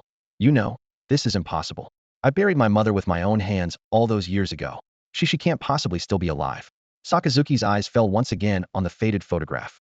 Although the face in the picture was somewhat different from how he remembered his mother, a strange sense of familiarity made his heart pound wildly, as if it might burst from his chest. The composure and coldness had maintained for years as an admiral crumbled in an instant. His voice trembled as he asked, "Xia Yu, where is she now?" Xia Yu remained calm, sheathing his sword with a graceful motion. Without even glancing at Sakazuki, he turned and said, "Let's go." "No." Sakazuki stepped forward, blocking Xia Yu's path, his voice tinged with desperation. "Take me to her." Xia Yu frowned slightly. At that moment, Squirrel, who had been standing nearby, immediately understood and stepped forward with a respectful bow. "Lord Xia Yu, allow me to escort Admiral Sakazuki." With Xia Yu's approval, Squirrel strode out of the ruined prison. Outside the gates, tens of thousands of Navy soldiers stood in perfect formation. In unison, they snapped their legs together, raised their hands, and shouted, "Loyalty." Their resounding voices echoed through the night sky over Marineford. The powerful chant quickly spread among the soldiers stationed at the barracks, armories, science division, and the main fortress. With Xia Yu's exit from the prison, this unprecedented rebellion was brought to an end. Meanwhile, Fleet Admiral Sengoku, who had rushed from his home as soon as he received the news, was met with the overwhelming stench of blood the moment he stepped into headquarters. Vice Admiral Bloodhound, leading hundreds of soldiers, blocked his path. "Please halt, Fleet Admiral Sengoku," Bloodhound said, saluting crisply. "Marineford is now under our control. To prevent unnecessary casualties, we ask that you wait here for Lord Xia Yu." Sengoku's expression darkened as he quickly scanned his surroundings. The familiar staff on duty were nowhere to be seen, replaced by soldiers with guns aimed directly at him. The hem of his admiral's coat fluttered in an unseen wind. "Bloodhound, how could you turn on your own? Did you what happened to the duty officers?" Before he could finish, the 3 men who had accompanied him and his companions suddenly leapt forward, pointing at Bloodhound and shouting angrily, "Traitors! You'll pay for this." A cold glint flashed in Bloodhound's eyes. Enough! At his command, the soldiers behind him opened fire. The barrage of bullets ended the three men's lives before they could even cry out. Damn it, Bloodhound! How dare you! Sengoku was trembling with rage, nearly coughing up blood. The deaths of the three chief judges from Eni's lobby meant this rebellion was now beyond recovery. Admiral, the times have changed, Bloodhound said calmly, signaling his men to stand down. Lord Xia Yu has made it clear.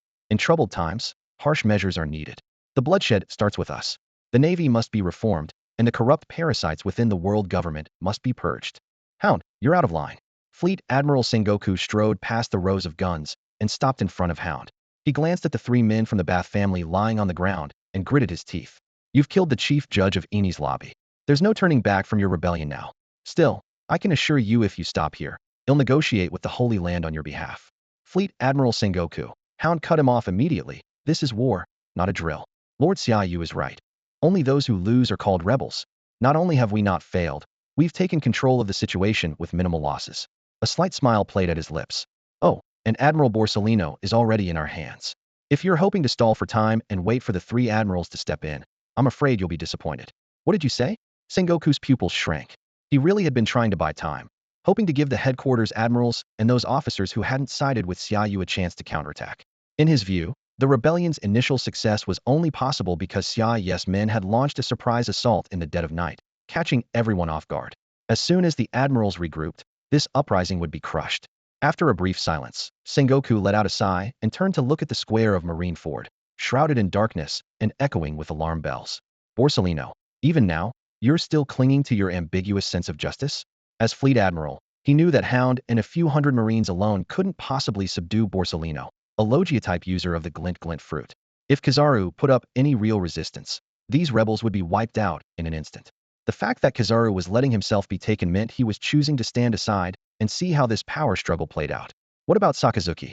Sengoku suddenly turned, fixing Hound with a hard stare. Has he chosen to remain silent too? I was only tasked with containing Admiral Kizaru and waiting here for you, sir, Hound replied, shaking his head. But judging from the current situation, it seems Admiral Sakazuki may have been taken as well. Enough, Sengoku snapped, waving his hand impatiently. You think you can handle two admirals at once?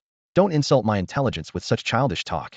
Hound simply smiled, neither confirming nor denying. He was well aware that if two admirals joined forces, this rebellion would be crushed without question. Neither he nor any other vice admiral could stand against them, even together. But things were far more complicated than they appeared. If brute strength alone could decide everything, Sengoku would never have earned his reputation as a tactician. In that case, the world wouldn't need schemes or intrigue, just overwhelming force. After a brief pause, Zhangguo spoke in a deep voice. Does Xia Yu really expect his old superior to just stand here and wait for him? The Hound immediately stepped aside and replied crisply, Marshal, you can go to your office. Humph. Zhangguo let out a cold snort, flicked his sleeves, and strode past the Hound without a second glance. The Hound dared not slack off and quickly followed him into the elevator. As the two disappeared into the elevator, the soldiers left in the hall sprang into action. Several quickly moved forward to drag away the bodies of BAS and his men. Right after, another team of soldiers skillfully wiped the bloodstains from the floor and rolled out a bright red carpet, as if everything was proceeding according to a well-rehearsed plan. Lord Zhangguo! Lord Zhangguo!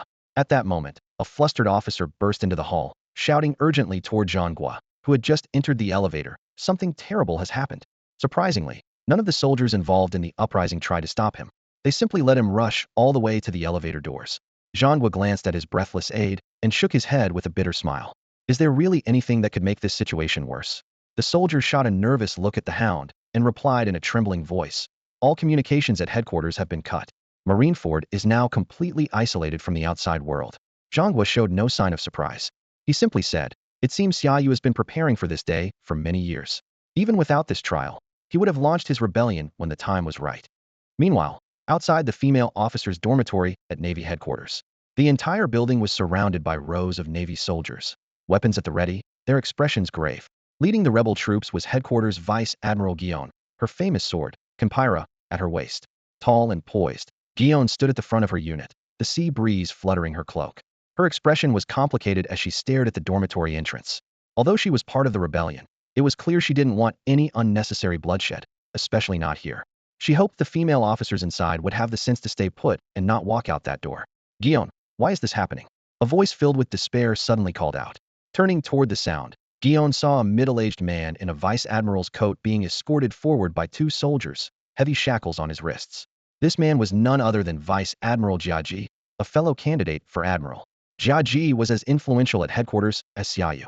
Nearly everyone knew of his infatuation with Gion despite being rejected dozens of times. He never gave up, always finding new ways to present her with flowers and confess his feelings. Tonight marked his 90th failed attempt, but he hadn't expected to run into Gion leading a rebellion. Desperate to stop her, he tried to intervene, but was quickly subdued by Gion and her officers, and handcuffed by Gion herself. Now, standing before her, Xia Ji looked utterly defeated, his eyes lifeless as if the most important thing in his life had been ripped away. Meanwhile, in room 201 on the third floor of the female officer's dormitory, a female officer in a Navy major's coat stood by the window, a slender cigarette between her fingers, her eyes fixed on Gion and the hundreds of soldiers gathered below. Behind her, 7 or 8 other female officers in various pajamas huddled together, their faces full of fear and anxiety. Tina, what's going on? One of the officers, wrapped in a bathrobe, edged nervously up to the major and asked in a trembling voice. Why would Vice Admiral Gion bring troops to surround our dormitory? Is she? Before the officer could finish, Major Tina took a slow drag on her cigarette and shook her head. I don't know either. But with the alarm blaring across headquarters, something big must have happened. After a brief pause, Tina turned around, her expression tense. Have you managed to contact Mr. Garp? I can't get through, the female officer said, shaking her head with a grave expression. None of the den mushi are working. Headquarters communications must have been cut off. Hearing this, Tina's face grew serious. As she turned to leave, another female officer hurriedly blocked her way. Don't go, Major Tina. Vice Admiral Gion has just ordered everyone to stay in their quarters. Anyone who disobeys will be executed on the spot. But Tina didn't hesitate and continued walking. As someone who was close to Gion, she believed Gion wouldn't execute her without reason. When she reached the front gate, more than a dozen female officers who had been waiting inside immediately surrounded her. Major Tina, what's going on? Has headquarters been invaded? No, if it was an invasion, Vice Admiral Gion wouldn't have told us to stay in our rooms. Could it be a mutiny? Wait, is this because of Vice Admiral Xia Yu? There was word from the courtroom yesterday that he'd be sentenced to death, and he's supposed to be transferred to Ini's lobby this morning. As the questions came one after another, Tina frowned slightly and replied calmly, step aside. I'm going to ask Vice Admiral Gion myself. She had just stepped outside when Gion's stern warning rang out from a distance. Tina, don't come out. For now, all you need to do is stay in your quarters and wait until this is over. Tina kept walking and demanded, if headquarters is under attack, why are we being told to hide in our rooms? There's no invasion, Gion said, her hand resting on her sword hilt, her face tense. Tina, I'm telling you this for your own good. Go back now. Tina stopped about 5 meters in front of Gion, glancing around at the soldiers standing at the ready before looking Gion in the eye. If there's no invasion, then why all the security? Is this to stop the transfer of Vice Admiral Xia Yu to Ini's lobby? Yes. Gion looked at Tina with a complicated expression. Go back. When this is over, you'll still be a Navy major. Just as Tina was about to speak, dozens of soldiers behind Gion suddenly turned in unison and saluted, shouting in unison, loyalty. Tina looked toward the sound and saw Admiral Sakazuki, dressed in a dark red suit and wearing a military cap, striding quickly toward the residential area accompanied by Vice Admiral Mamanga. He didn't even glance their way. Admiral Sakazuki's reaction was completely unexpected. He acted as though he hadn't heard or seen anything, and left in a hurry, as if nothing had happened at all. This left Tina visibly confused.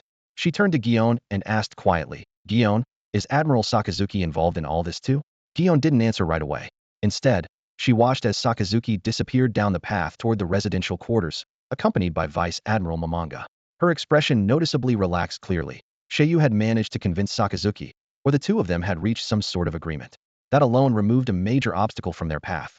Otherwise, with Sakazuki's unwavering sense of absolute justice, he would have crushed this rebellion at any cost, and the result would have been a massacre. Once Sakazuki was completely out of sight, Gion finally looked away and turned to the still puzzled Tina.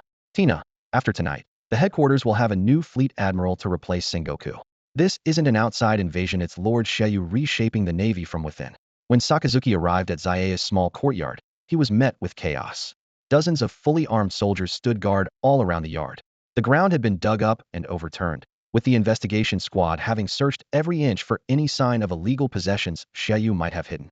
The once carefully tended flowers and plants now lay scattered and dying. Amidst this mess, a frail, hunched figure was slowly picking up the fallen flowers, muttering to himself as if scolding whoever had destroyed the garden. Although the old man's back was to him, Sakazuki's heart began to race. Mamanga quickly vaulted over the fence and hurried to the old man's side. Sir, you're still up so late? He asked, gently taking the wilted flowers from the old man's hands. The old man looked up in confusion. Who are you? Mamanga. Mamanga, he replied, raising his voice as he helped the old man turn around.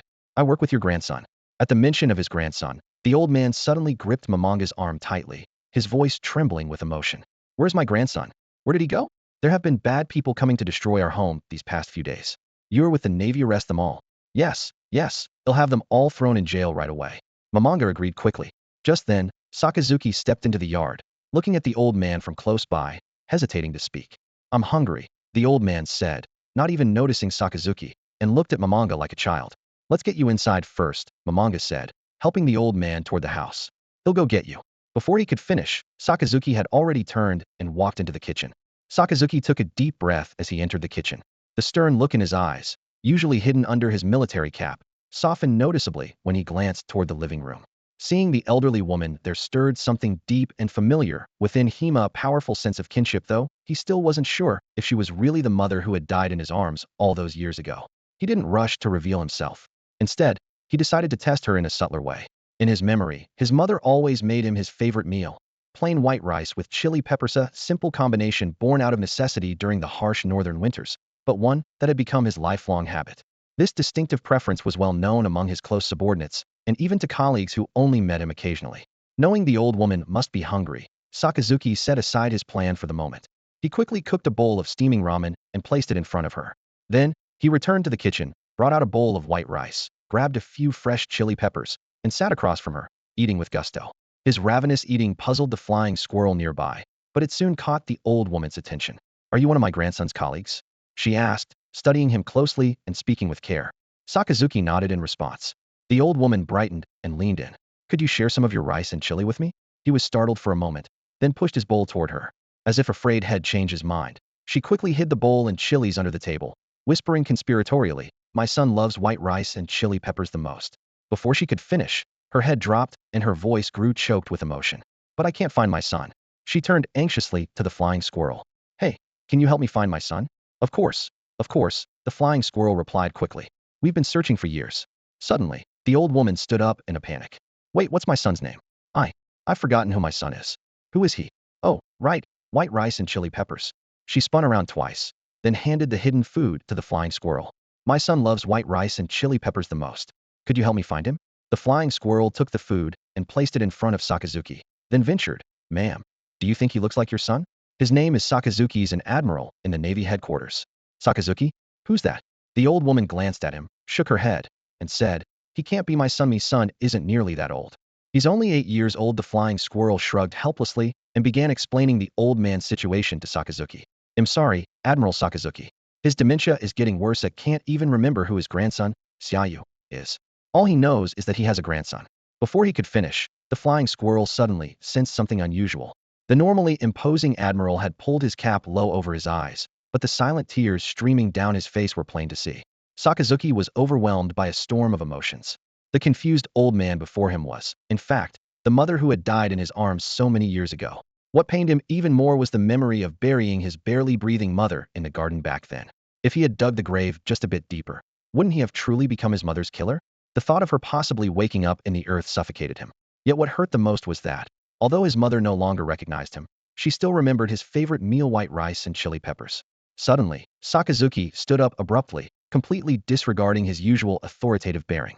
Tears streamed down his face as he rushed behind the old woman and quickly pulled aside her clothing. A long, deep scar came into view, still visible after all these years, running from her chest through to her back. The sight instantly brought back the memory of his mother being pierced by a pirate's blade when he was a child. Let go of me.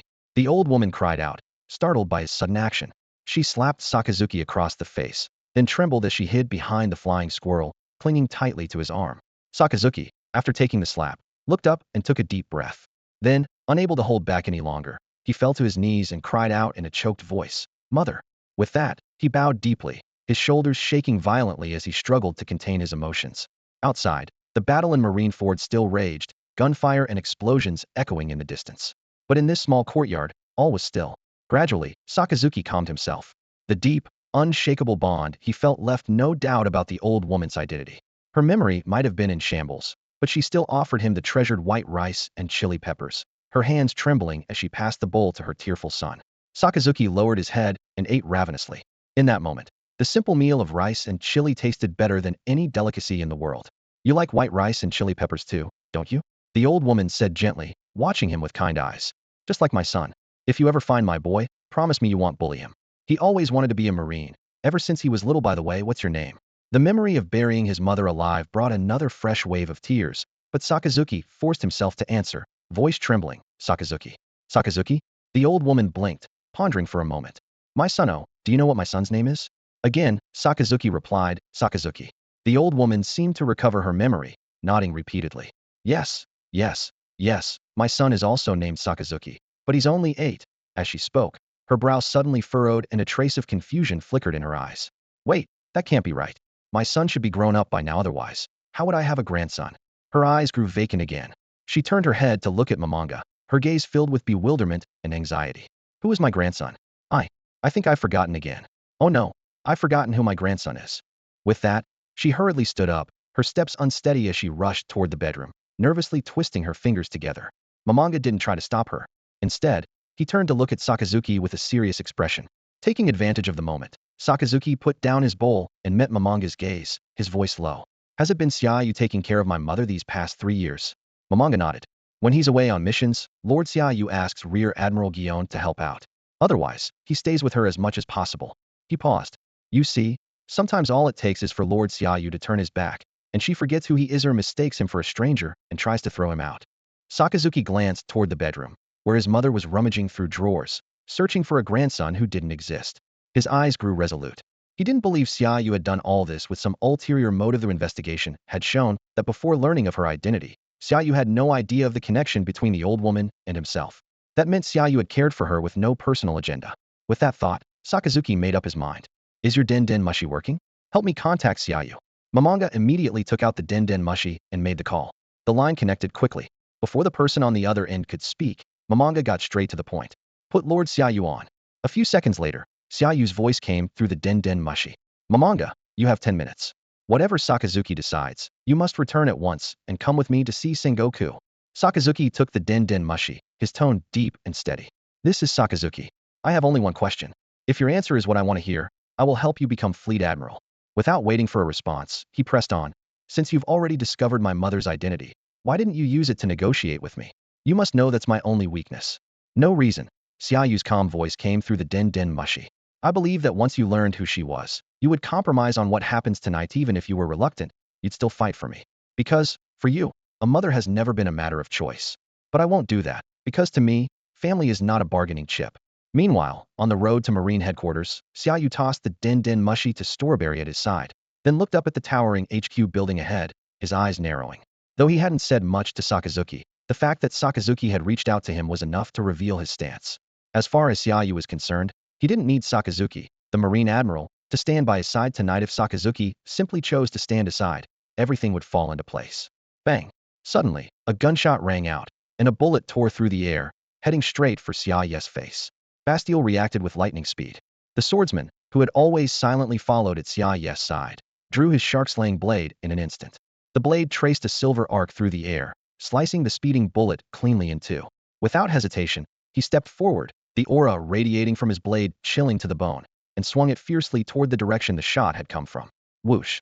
A razor-sharp wave of energy shot forth, slicing cleanly through the rooftop of a building several hundred meters away. With a piercing scream, the severed rooftop collapsed, sending clouds of dust billowing into the sky. Xia Yu seemed unfazed by the sudden attack and continued walking forward. Stoloberry, along with other Vice Admirals, Rear Admirals, and hundreds of soldiers, followed closely behind, escorting him toward the headquarters building. As Xia Yu stepped into the main hall, a furious shout echoed through the space. Xia Yu, you disgrace to the Navy. Before the words had even faded, a figure burst out from the ranks of soldiers guarding the first floor, lunging at Xia Yu with lightning speed. Stoloberry moved in a blur, positioning himself in front of Xia Yu. Shurgon. His finger stabbed forward like a steel spike, piercing the attacker's chest. Damn it. Stoloberry, why? The wounded officer stared at him in disbelief, his voice trembling with anger. You're the hero who once hunted down the Sun Pirates. Admiral Kazaris' most trusted aide. Why betray the Navy and side with Xia Yu, the traitor? With an expressionless face, Stoloberry gripped the man's throat. Right and wrong don't matter anymore. Anyone who stands in Lord Xia Yu's way is our enemy. So, you can die now." As he spoke, he snapped the man's neck without hesitation, then quickly caught up with Xia Yu, who was already heading for the elevator. This was Stolo Berry's nature, cold, decisive, much like Admiral Sakazuki. Though he was a trusted subordinate of Admiral Borsellino, he could never accept his superior's ambiguous sense of justice, nor could he fit in with the other vice admirals. This inner conflict had always weighed on him. That changed after a mission in the New World with the newly promoted Vice Admiral Xia Yu. Witnessing firsthand how Xia Yu dealt with pirates, Stolo Berry felt he had finally found a kindred spirit. After the mission, he took the rare step of reaching out to Xia Yu. Through several deep conversations, he was completely won over by Xia Yu's charisma, and the two became close friends. More importantly, he realized that Xia Yu was not only powerful but also driven by great ambition. Once he fully understood Xia Yu's goals, he resolved to become one of his most loyal supporters. Yet, he had still underestimated Xia Yu's ambition. His sights were set far beyond becoming the youngest fleet admiral in Navy history. But none of that mattered anymore. No matter what path Xia Yu chose, Stolo Berry would follow him without hesitation, ready to give his life for a true kindred spirit. Meanwhile, in the Navy headquarters roundtable conference hall, the atmosphere was tense, like a powder keg ready to explode. Sengoku still sat firmly in the marshal's seat, his expression grave, surrounded by Navy officers loyal to Xia Yu. The air was so oppressive it was almost suffocating. The only sound was the heavy breathing of soldiers, their adrenaline running high. These soldiers and officers, who would never have dared imagine this scene on any other day, were now, under Xia Yu's orders, escorting Sengoku here openly and without hesitation. Facing the once untouchable marshal, an unprecedented sense of pride and honor burned within them. Suddenly, the heavy doors of the conference hall were flung open with a bang, shattering the silence. Maynard, a vice admiral with disheveled hair and a face twisted in anger, stormed into the room. Right behind him was Burning Mountain, another vice admiral. Both were clearly unprepared to see Sengoku sitting there. Maynard's eyes widened in shock and confusion, and after a few seconds, he snapped out of it, his emotions boiling over as he glared at Hound, shouting, "Hound, what's going on? Are you part of this rebellion too?" Hound just shrugged slightly, his eyes calm and unflinching. "Maynard, calm down. If you keep yelling like this, don't expect any favors from me. I won't hold back just because we're colleagues. A lot of people have already died tonight. Are you sure you want to be one of them?" Maynard's expression shifted, and he took a threatening step forward, but Sengoku's voice suddenly cut through the tension, cold and commanding. "Maynard, sit down." Maynard stopped, still glaring at Hound with hostility. At that moment, Burning Mountain stepped forward, placing a steady hand on Maynard's shoulder. His tone was calm, but left no room for argument. "Sit down." Maynard's eyes remained fierce, unwilling to back down. As if anticipating his defiance, Hound closed the distance between them, his voice icy as he ordered, "Maynard, I'm ordering you to sit down. Otherwise, this will be your grave." The moment Hound finished speaking, Navy soldiers flanking the room swiftly raised their guns, cold barrels trained mercilessly on Maynard. A chill swept through the hall. Maynard took a deep breath, finally letting go of his resistance and sitting down, though the fire in his eyes showed no sign of dying out. "Marshal Sengoku, this is mutiny. Xia Yu has betrayed us." Maynard's words cut through the silence like a bolt of lightning. Just then, a hurried voice came from outside the door, and several figures burst into the conference hall. Leading them was Vice Admiral Shitalisi, followed closely by Urban and Red King, both also vice admirals. Urban's long hair flowed behind him, while Red King's heavy build made him appear even more imposing. The three rushed in, their faces tense with worry, but when they took in the scene before them, they froze. Sharing a silent look, they swallowed hard, then quietly walked over to take seats to Sengoku's left. Seeing this, Maynard's anger hadn't faded, but he no longer confronted Hound. Instead, he sat down next to Burning Mountain, his fury settling into a deep, brooding silence. It wasn't that he had conceded, but rather that more and more colleagues from his own faction were now present in the conference hall. Most notably, Sengoku, the renowned strategist of the warring states, had remained silent throughout, leaving him no choice but to temporarily hold back and observe the situation. Just as Shirtaile and his two companions took their seats, the sound of clear footsteps echoed from outside the hall. Moments later, Guillaume strode in, draped in a lieutenant general's cloak. She carried herself with poise and determination, her face resolute. Under the astonished gaze of the others, she sat directly across from Sengoku. Two rear admirals and a dozen soldiers promptly lined up behind her. "Guillaume, what do you think you're doing?" Menard's expression darkened as he noticed Guillaume taking a seat that wasn't hers. "Have you joined the rebellion too?" Ignoring Menard's question, Guillaume turned to Sengoku, a hint of apology in her eyes. "Fleet Admiral Sengoku, I'm sorry for what happened tonight. For the sake of true justice, I have no choice but to follow Lord Xia Yu." Her words sent a shock through the room. They had assumed Guion was merely brought here by force, but it turned out she had already chosen Xia Yu's side, even addressing him with formal respect. This candidate for admiral, famed for her swordsmanship and seen as the next likely great admiral, had willingly pledged loyalty to a young vice admiral. True justice? Sengoku frowned, clearly puzzled by Guion's choice. Yes, true justice, Guion replied firmly. Lord Xia Yu shared with me some hidden truths about the world government. At first, I didn't believe him. Even after seeking confirmation from Vegapunk in the science division, I remained skeptical. It wasn't until I went to the Holy Land myself that I realized his warnings were not exaggerations. Vegapunk? The Holy Land? Sengoku's expression changed. What exactly did he tell you? Instead of answering directly, Guion asked in return, Admiral Sengoku, have you ever been inside the royal palace at the Holy Land? The one built by the 20 kings who founded the world government 800 years ago? At the center of its great hall stands the empty throne, a symbol of equality among the 20 nations. No one is supposed to ascend it. Yet, from what I've learned, someone has been coveting that seat for years. That's impossible. Sengoku shot to his feet, eyes locked on the calm Guion. Momosaji, this must be a lie Xia Yu made up to win you over and launch this rebellion. The fact that he took control so quickly tonight shows this was all premeditated.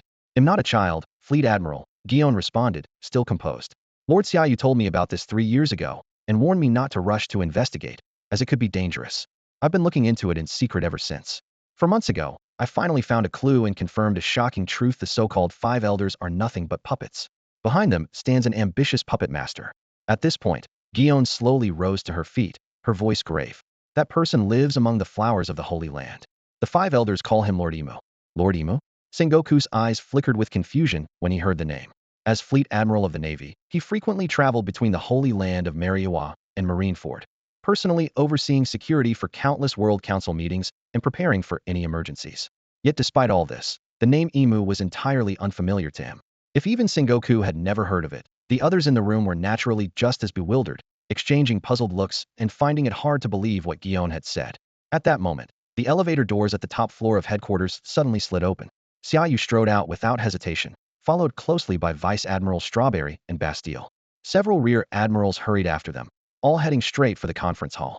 As Xia Yu approached, the doors swung open, and he entered silently, exuding an imposing presence. Everyone in the hall, including Guion, Hound, the other officers, and the soldiers standing at the back, rose to their feet, eyes fixed on him. Xia Yu didn't move toward his usual seat, but instead walked straight up to Sengoku. All eyes were on him as he stopped in front of the Fleet Admiral, snapped his heels together, and raised his right hand in a crisp salute. Admiral, sir. Salute. His voice rang out, clear and strong. Following his lead, Strawberry, Bastille, and the other Rear Admirals echoed his words, standing ramrod straight with solemn expressions.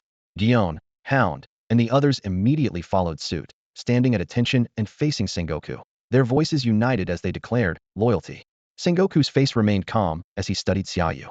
The officers who had yet to pledge allegiance, Menard among them, showed a flicker of hostility in their eyes, as if bracing themselves against a powerful enemy. Vice Admiral Xia Yu, you seem to be quite busy tonight. Sengoku sighed quietly, his tone composed but full of authority. Is this your idea of justice, achieving your ambitions at the cost of your comrades' lives and blood? Xia Yu pulled a document from his coat and placed it in front of Sengoku, then stepped back, his gaze unwavering. Years ago, I met a prophet on Fishman Island who told me, for one general's success, thousands must perish. I never agreed with her. I believe that life and death are up to each of us. Fleet Admiral Sengoku, Marineford is now almost entirely under my control. If you don't want to see more rebels die, sign this document. Xia Yu, traitor. Menard suddenly jumped to his feet, eyes bloodshot as he glared furiously at Xia Yu, grinding out, as long as we're still alive, you'll never get your way. Over my dead body.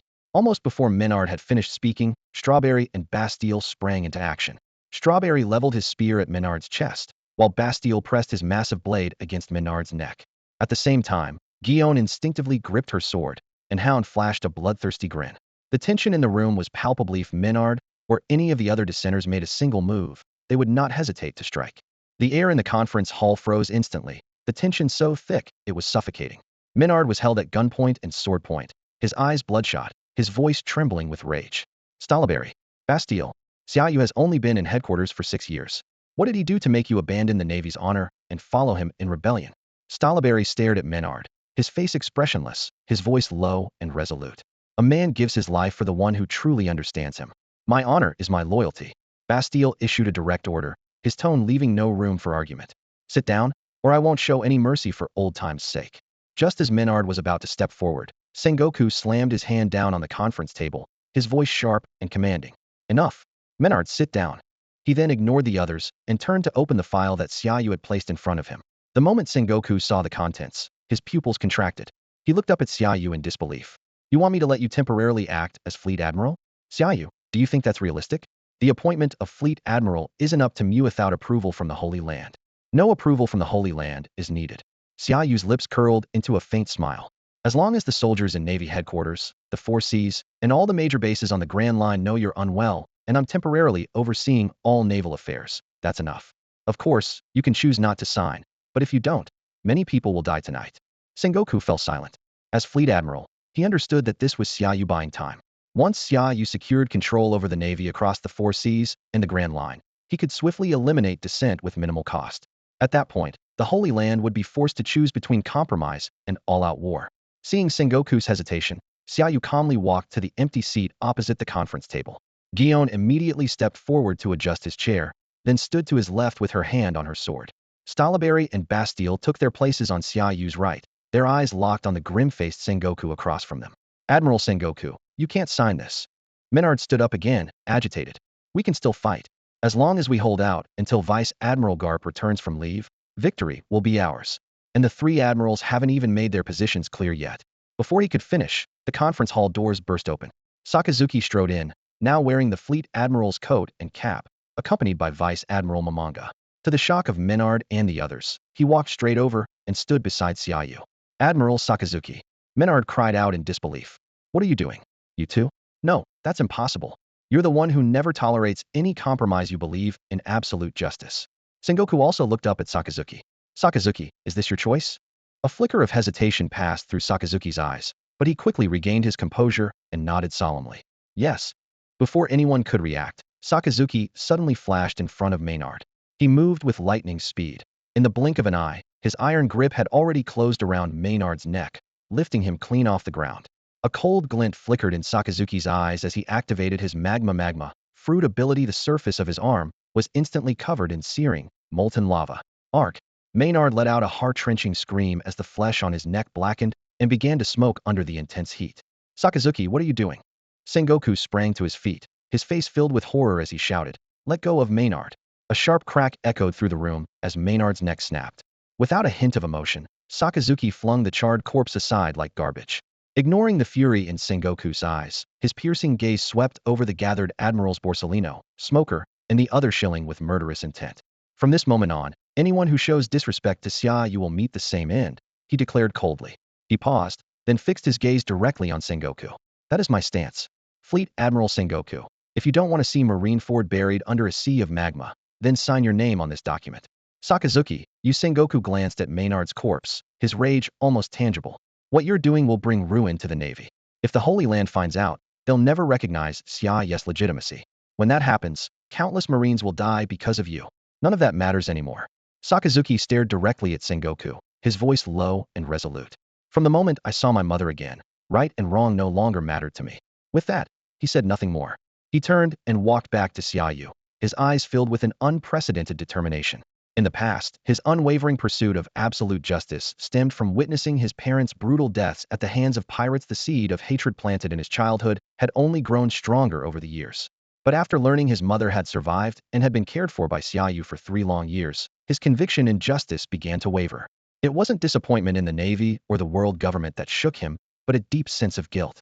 The thought that his mother had not truly died, but had been buried by his own hands, made him wish he could punish himself. He couldn't fathom how she had survived alone after clawing her way out of the earth, or what hardships she had endured during all the years he served in the Navy. Even though his mother, suffering from dementia, had forgotten his name, she still remembered his favorite meal, plain rice with chili peppers. That detail convinced him that she must have spent years searching for him after surviving. Otherwise, she wouldn't have clung to his childhood preferences, even as her mind faded. He was deeply grateful to Xia Yu for reuniting him with his mother, for giving him a chance to atone for his childhood mistake, and for taking such meticulous care of his mother over the past 3 years. After all, with her dementia, his mother could have forgotten Xia Yu at any moment. In such a situation, Xia Yu could have easily sent her to the Navy headquarters nursing home, or simply hired a caretaker. Most importantly, according to Musu, Xia Yu's original plan was as follows. If this operation succeeded, that would be ideal, but if it failed, Even at the cost of his own life, Musu would hand over the investigation report on his behalf. Xia Yu was well aware that he might fail, and he worried that if he died, his elderly father, who suffered from dementia, would be left without anyone to care for him. Watching Sakazuki stride resolutely to Xia Yu's side, Sengoku couldn't help but sigh inwardly. This game was over. Borsellino still hadn't shown up, making his stance clear. And now, Sakazuki, the admiral known for his uncompromising sense of justice, had chosen without hesitation to side with Xia Yu. Sengoku realized that no matter how hard he tried, he couldn't alter the current situation. He still had one trump card left: Navy hero Garp, as well as another admiral, Kazan, but Garp was on leave and had probably already gone to the East Blue. Even if Garp managed to return, facing Sakazuki, Xia Yu, and the headquarters officers who had switched sides, it would be nearly impossible to turn the tide. As for Kazan, he had left on his bike 3 days ago to who knows where, and with his wandering nature, he was unlikely to return anytime soon. Even if Kazan did come back now, it wouldn't change the outcome. With Sakazuki's support, Xia Yu's side seemed unstoppable. Yet, it was still too soon to talk about the worst-case scenario. If Xia Yu managed to fully take control of the Navy, the Holy Land might be forced to compromise, possibly even appointing him as the new Fleet Admiral. After all, with the rising sea empires in the New World and the steadily growing power of the Revolutionary Army, the threat had already exceeded what the world government could handle. Picking a fight with Xia Yu at this moment would not be a wise move for the Holy Land. What's more, if the Revolutionary Army were to join forces with the Navy under Xia Yu's command, the Holy Land would find itself in a truly impossible situation. Clearly, Xia Yu had orchestrated all of this with meticulous planning. Of course, whether Sengoku signed or not made little difference to Xia Yu. If Sengoku refused, Xia Yu could simply eliminate all the officers and soldiers at headquarters who hadn't chosen a side. By now, more than half of them had already pledged loyalty to him. After a moment of silence, Sengoku slowly looked up at Xia Yu, his expression grave. Xia Yu, ever since you joined headquarters, how have I, Garp, and Zephyr treated you? Xia Yu nodded, a hint of gratitude flashing in his eyes. Very well, especially Teacher Zephyr had high hopes for me back when I was in the officer training camp. As for Garp, he always wanted me to be his successor, but I never fully agreed with his ideals. To be honest, I don't really agree with the concept of justice that the Navy upholds from top to bottom. Sengoku frowned slightly. I'm not here to argue with you about the definition of justice. I just want to know, since we treated you well, why did you keep things from us? Xia Yu gave a faint laugh. Fleet Admiral Sengoku, everything I've done if I hadn't kept it secret. How could I have possibly pulled off this coup? That's not what I meant. Sengoku waved his hand, fixing his gaze on Xia Yu. I'm talking about what Gion just mentioned, this person called Imu. Since you knew things we didn't, why didn't you tell me, or Garp, or Zephyr? Why did you tell Gion instead? Xia Yu turned to look at Gion, surprise in his eyes. You told them? Gion nodded. Xia Yu didn't blame her. He simply looked back at Sengoku and said calmly, do you actually believe everything Gion told you? About the Room of Flowers, about the existence of Imu? I'm certain that after hearing it, your mind was full of doubts. You probably thought I was making it all up just to convince Gion and the others to support my rebellion. If you don't believe it now, what makes you think you would have believed it back then? Sengoku's gaze was sharp, as if trying to see right through Xia Yu. Is there really a place called the Room of Flowers in the Holy Land? Is there really a Lord Imu who wants to sit on the empty throne? Xia Yu shook his head slightly. Fleet Admiral Sengoku, instead of doubting me here, why not go to the Holy Land and ask the 5 elders yourself? Or just go there and see for yourself. I know Imu lives in the Room of Flowers, but I don't even know if Imu is a man or a woman. If you're lucky enough to see Imu's true face, remember to come back and tell me. He paused, his tone calm. But before you go, sign this document and make a public statement, telling those officers and soldiers who are still waiting for an opportunity to turn things around to give up their resistance. Staring at the documents laid out before him, Sengoku hesitated, words on the tip of his tongue. In the end, he chose to compromise, swiftly picking up his pen and signing his name at the bottom. The moment his signature was complete, Hound, who had been standing to the side, immediately stepped forward. In one smooth motion, he took the document and handed it to the adjutant beside him, his voice crisp and commanding.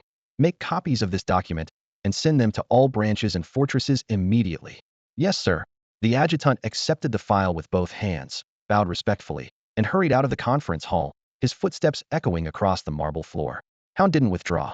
Instead, he approached Sengoku, holding a broadcast den mushi, and bowed slightly. Sengoku-sama, you'll need to give a broadcast next. Announce that all officers and soldiers who haven't surrendered must gather at Marineford Square within 10 minutes, and inform them that Lord Xia Yu will be acting as Fleet Admiral for now. Hearing this, Sengoku no longer hesitated. He decisively took the den mushi. The conference hall fell silent for a brief moment as Sengoku took a deep breath, a complex emotion flickering in his eyes. Then, in a steady voice, he began, This is Sengoku. All officers and soldiers who hear this broadcast, cease fighting immediately and lay down your arms. Proceed to Marineford Square at once. It's time to bring this farce to an end."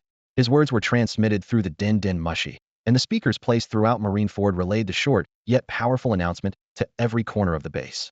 In the women's officer dormitory at Marineford, Major Tina and a group of female officers were gathered in the lounge. When the broadcast began, everyone instantly straightened up, their gazes all turning toward headquarters. "Major Tina, that's Sengoku-sama's voice," a young officer exclaimed excitedly. "That's great. The rebellion is over. Did we win?" Another officer said, her face lighting up with joy. As cheers erupted around her, Tina frowned slightly, calmly interrupting. "Did you all not hear what Fleet Admiral Sengoku said? He ordered us to stop fighting, lay down our weapons, and head to the square." "What does that mean?" A confused officer blinked, her smile slowly fading. Tina didn't bother to explain. She simply turned and walked out of the dormitory. As she stepped outside, she saw that hundreds of female officers had already gathered in front of the building, moving in an orderly fashion toward Marineford Square.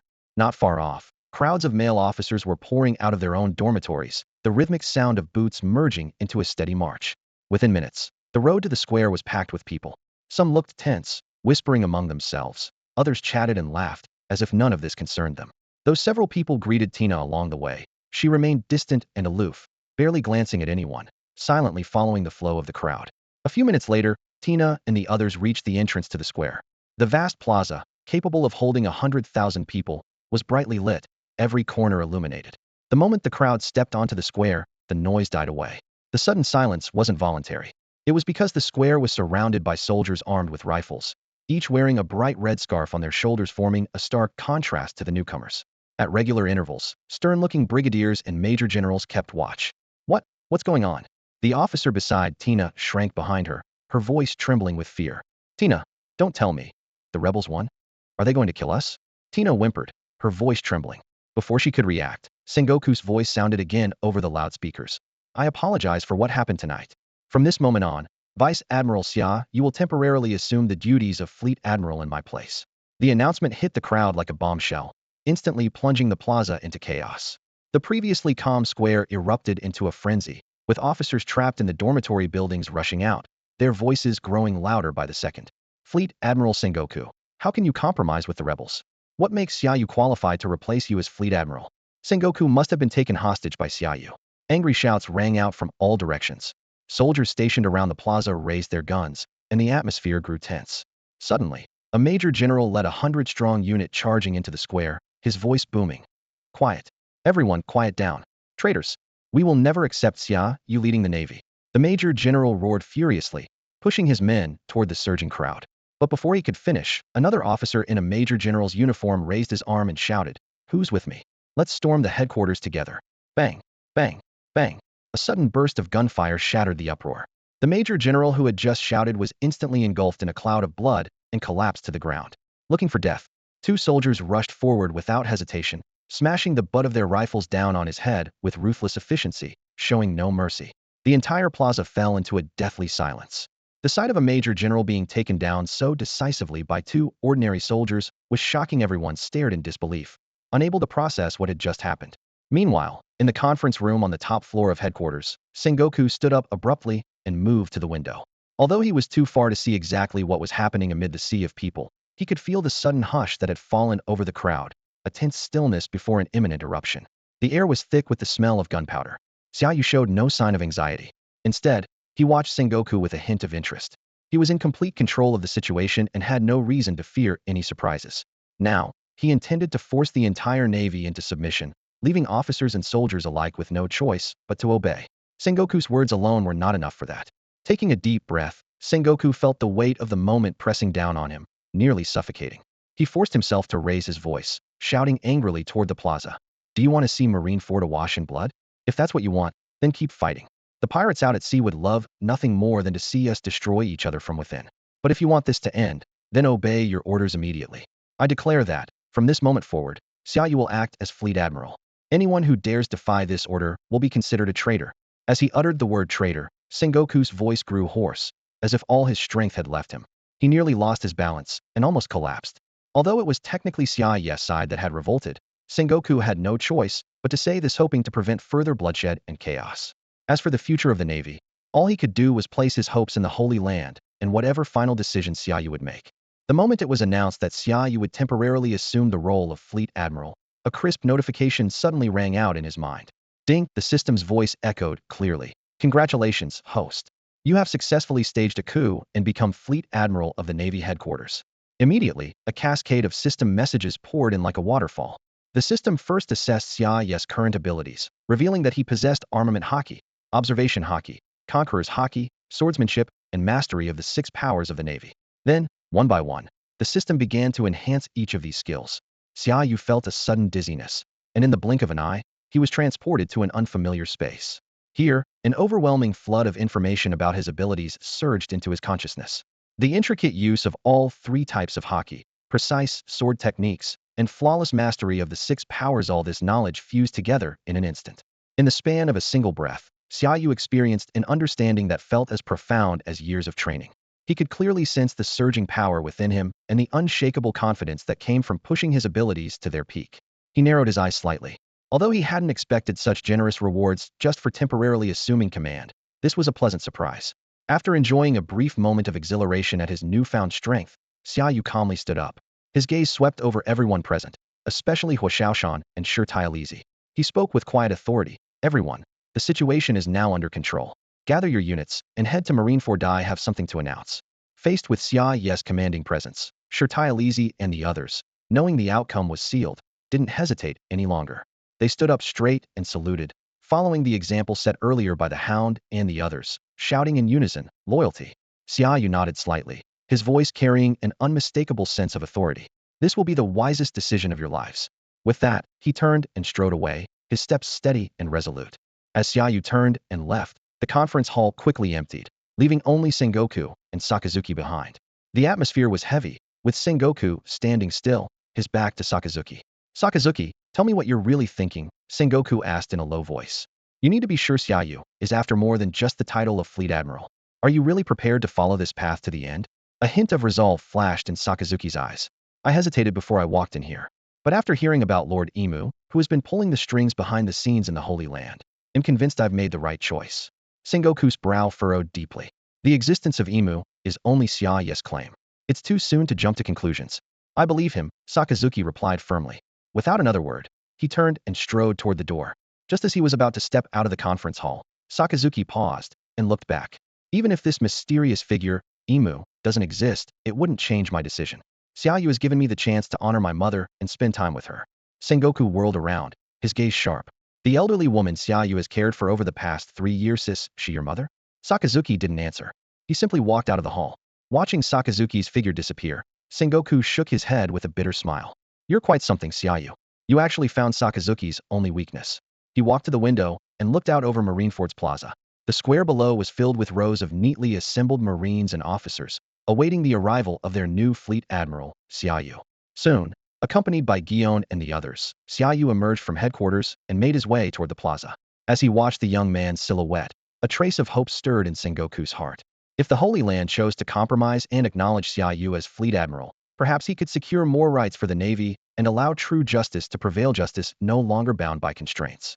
As Fleet Admiral, Sengoku understood all too well how much the world government had changed. The celestial dragons, claiming to be descendants of the gods, acted with impunity, treating lives as disposable and seizing women at will. In their eyes, these crimes were simply privileges. Whenever trouble arose, admirals were forced to protect them unconditionally, unable to help the innocent victims.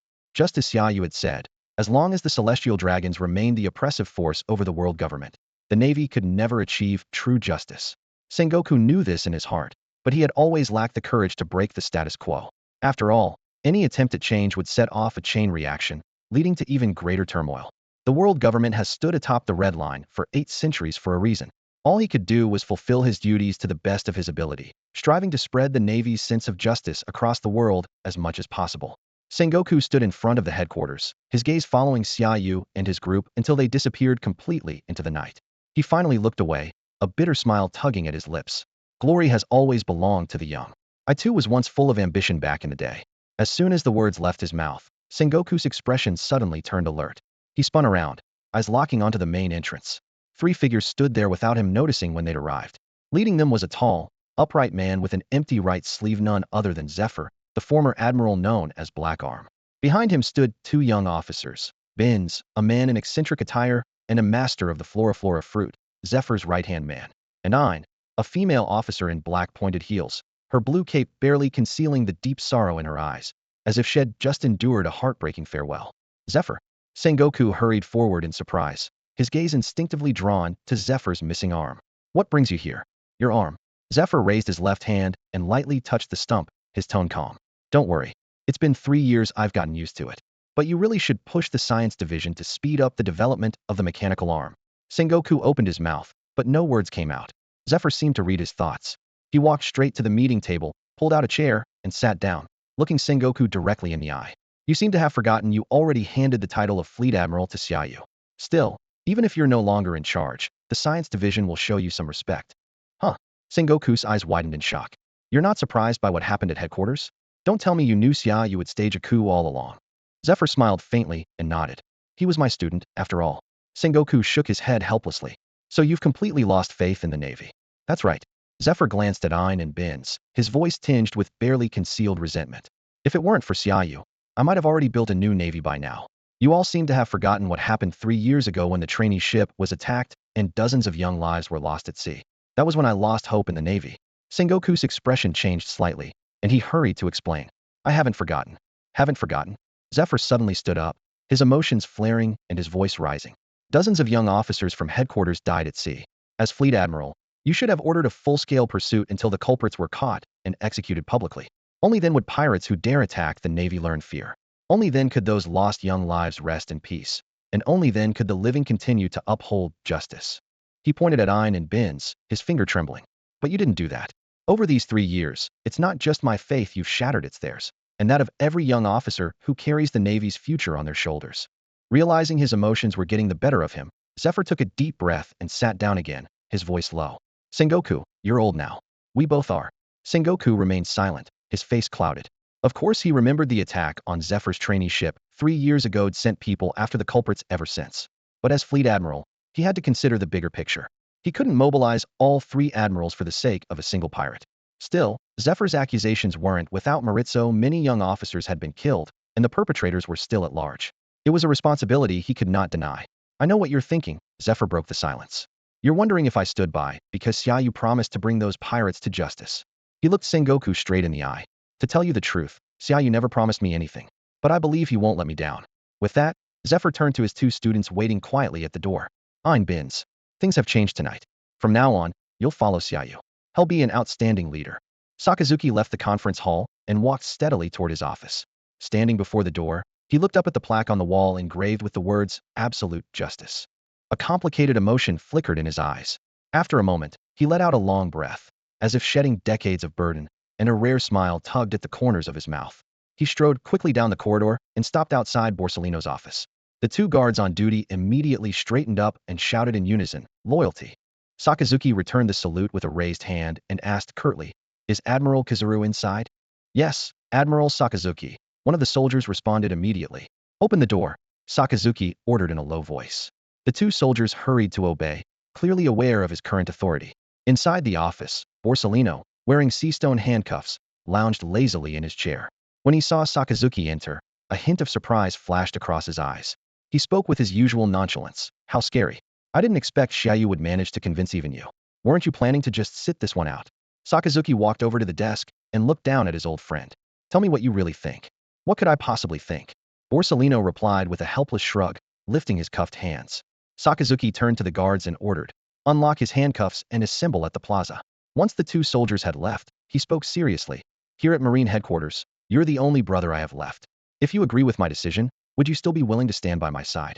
Rubbing his newly freed wrists, Borsellino slowly walked to the window. Through the glass, he gazed down at the brightly lit Marineford Plaza, where 50,000 people had gathered in utter silence, all waiting for something. I have to say, I'm curious, Borsellino said, still facing the window, his eyes following someone heading toward the plaza. What did Xia Yu do to make you change your mind? Did he dig up some dirt on you? He found my mother, Sakazuki cut him off, and took care of her for 3 years. Borsellino spun around, shock written all over his face. You mean the old lady Xia Yu rescued 3 years ago? I've met her once. The old lady seemed to be suffering from severe dementia, Sakazuki recalled. She had forgotten everyone around her and wandered off alone in the residential compound, searching for her grandson. At the time, I didn't know who her grandson was, so I assigned 2 soldiers to stay with her. At this point, Borsellino's expression suddenly became vacant, as if he, too, had developed memory loss. He frowned slightly and abruptly changed the subject. By the way, what did you just say? A visible question mark seemed to appear above Sakazuki's head as he hesitantly replied, "May I continue to stand by your side?" Borsellino shook his head slowly. One line before that. Sakazuki thought for a moment before answering cautiously, "Brother? Let's go see our mom." As soon as he finished speaking, a brilliant flash of light shot out from the office, instantly traversing space and landing precisely at the door of Xia Yu's home in the residential district. Meanwhile, Xia Yu and his group had just arrived at the entrance to Marineford Plaza after leaving headquarters.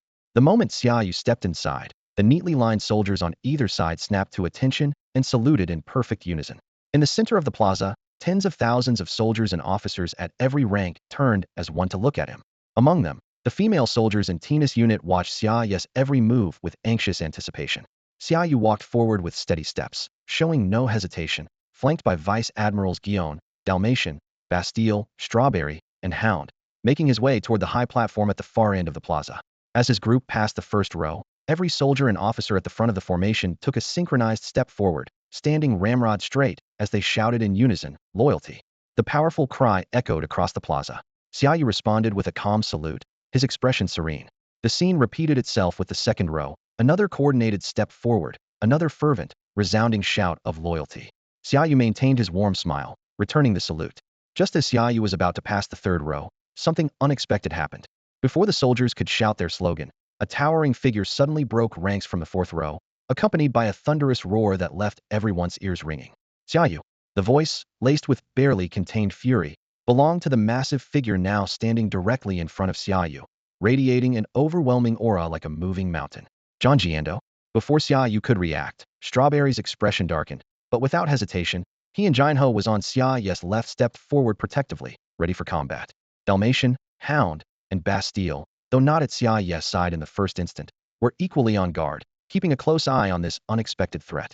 Their reaction was far from an overreaction. The man blocking their path was Vice Admiral John Jiando, a formidable warrior of the giant tribe. His strength and endurance were many times that of an ordinary person, and as a Vice Admiral, he had the authority to command all lower-ranked officers. Facing a fellow Vice Admiral who was also a giant, they knew they had to remain vigilant and be ready to act at a moment's notice. What reckless behavior, Xia Yu! Confronted by 5 Vice Admirals ready to strike, John Jiando didn't dare to move forward rashly. Instead, he used his height to look down at Xia Yu. "But for the sake of absolute justice in the Navy, I have to stop you." Before his words had faded, John Jiando moved with lightning speed.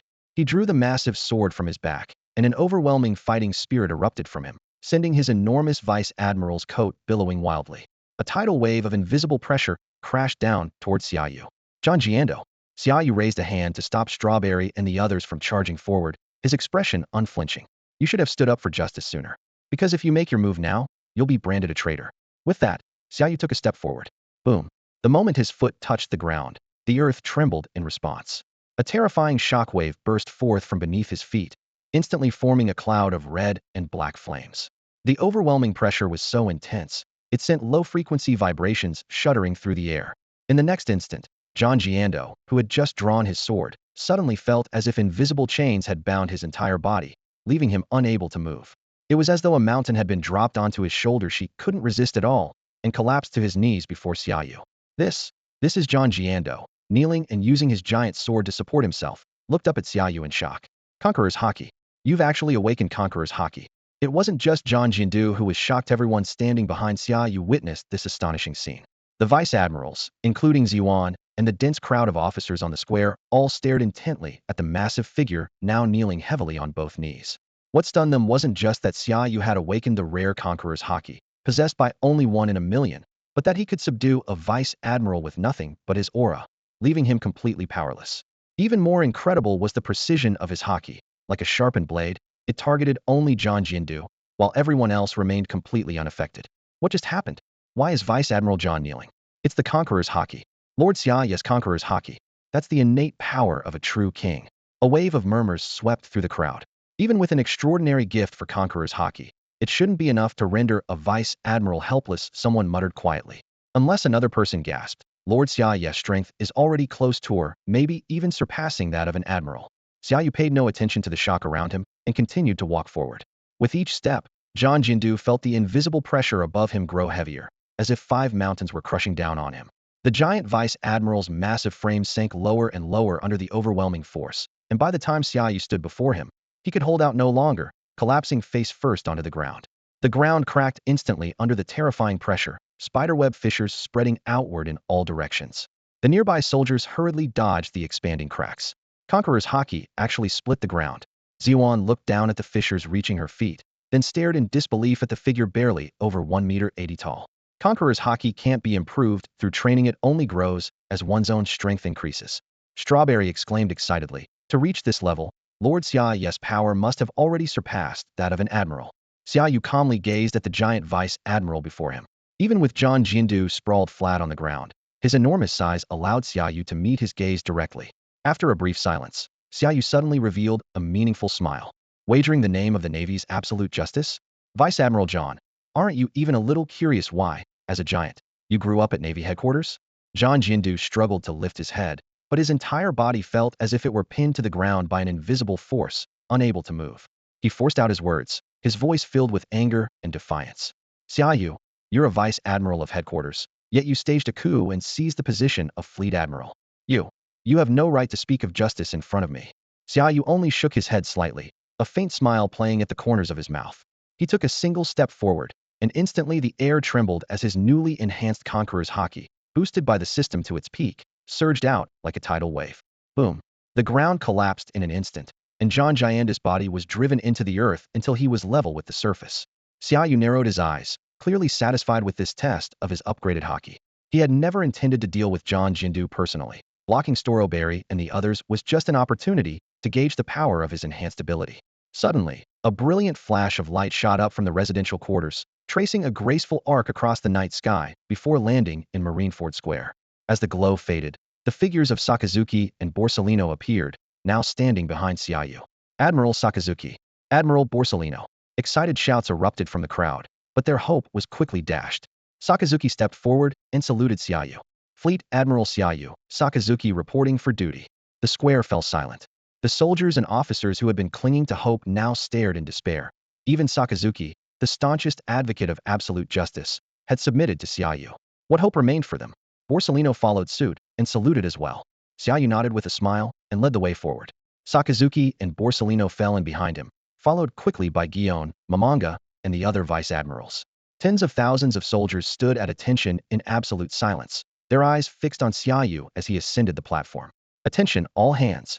Sakazuki's voice rang out. Salute the Fleet Admiral. Loyalty.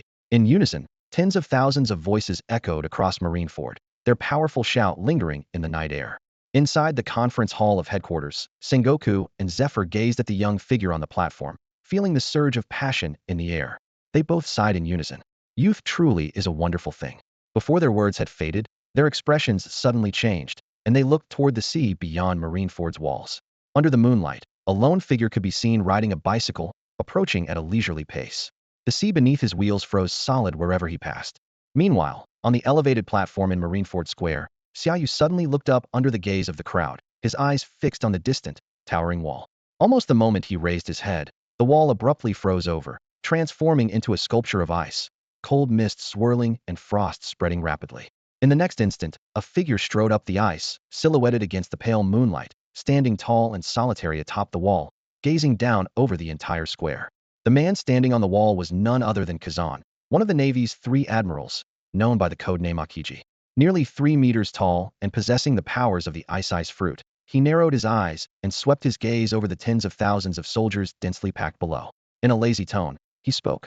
Well, looks like something big happened at Marine headquarters while I was away. Though his voice was not loud, it carried clearly through the air, tinged with a careless indifference. On the square, the sudden chill made everyone turn around.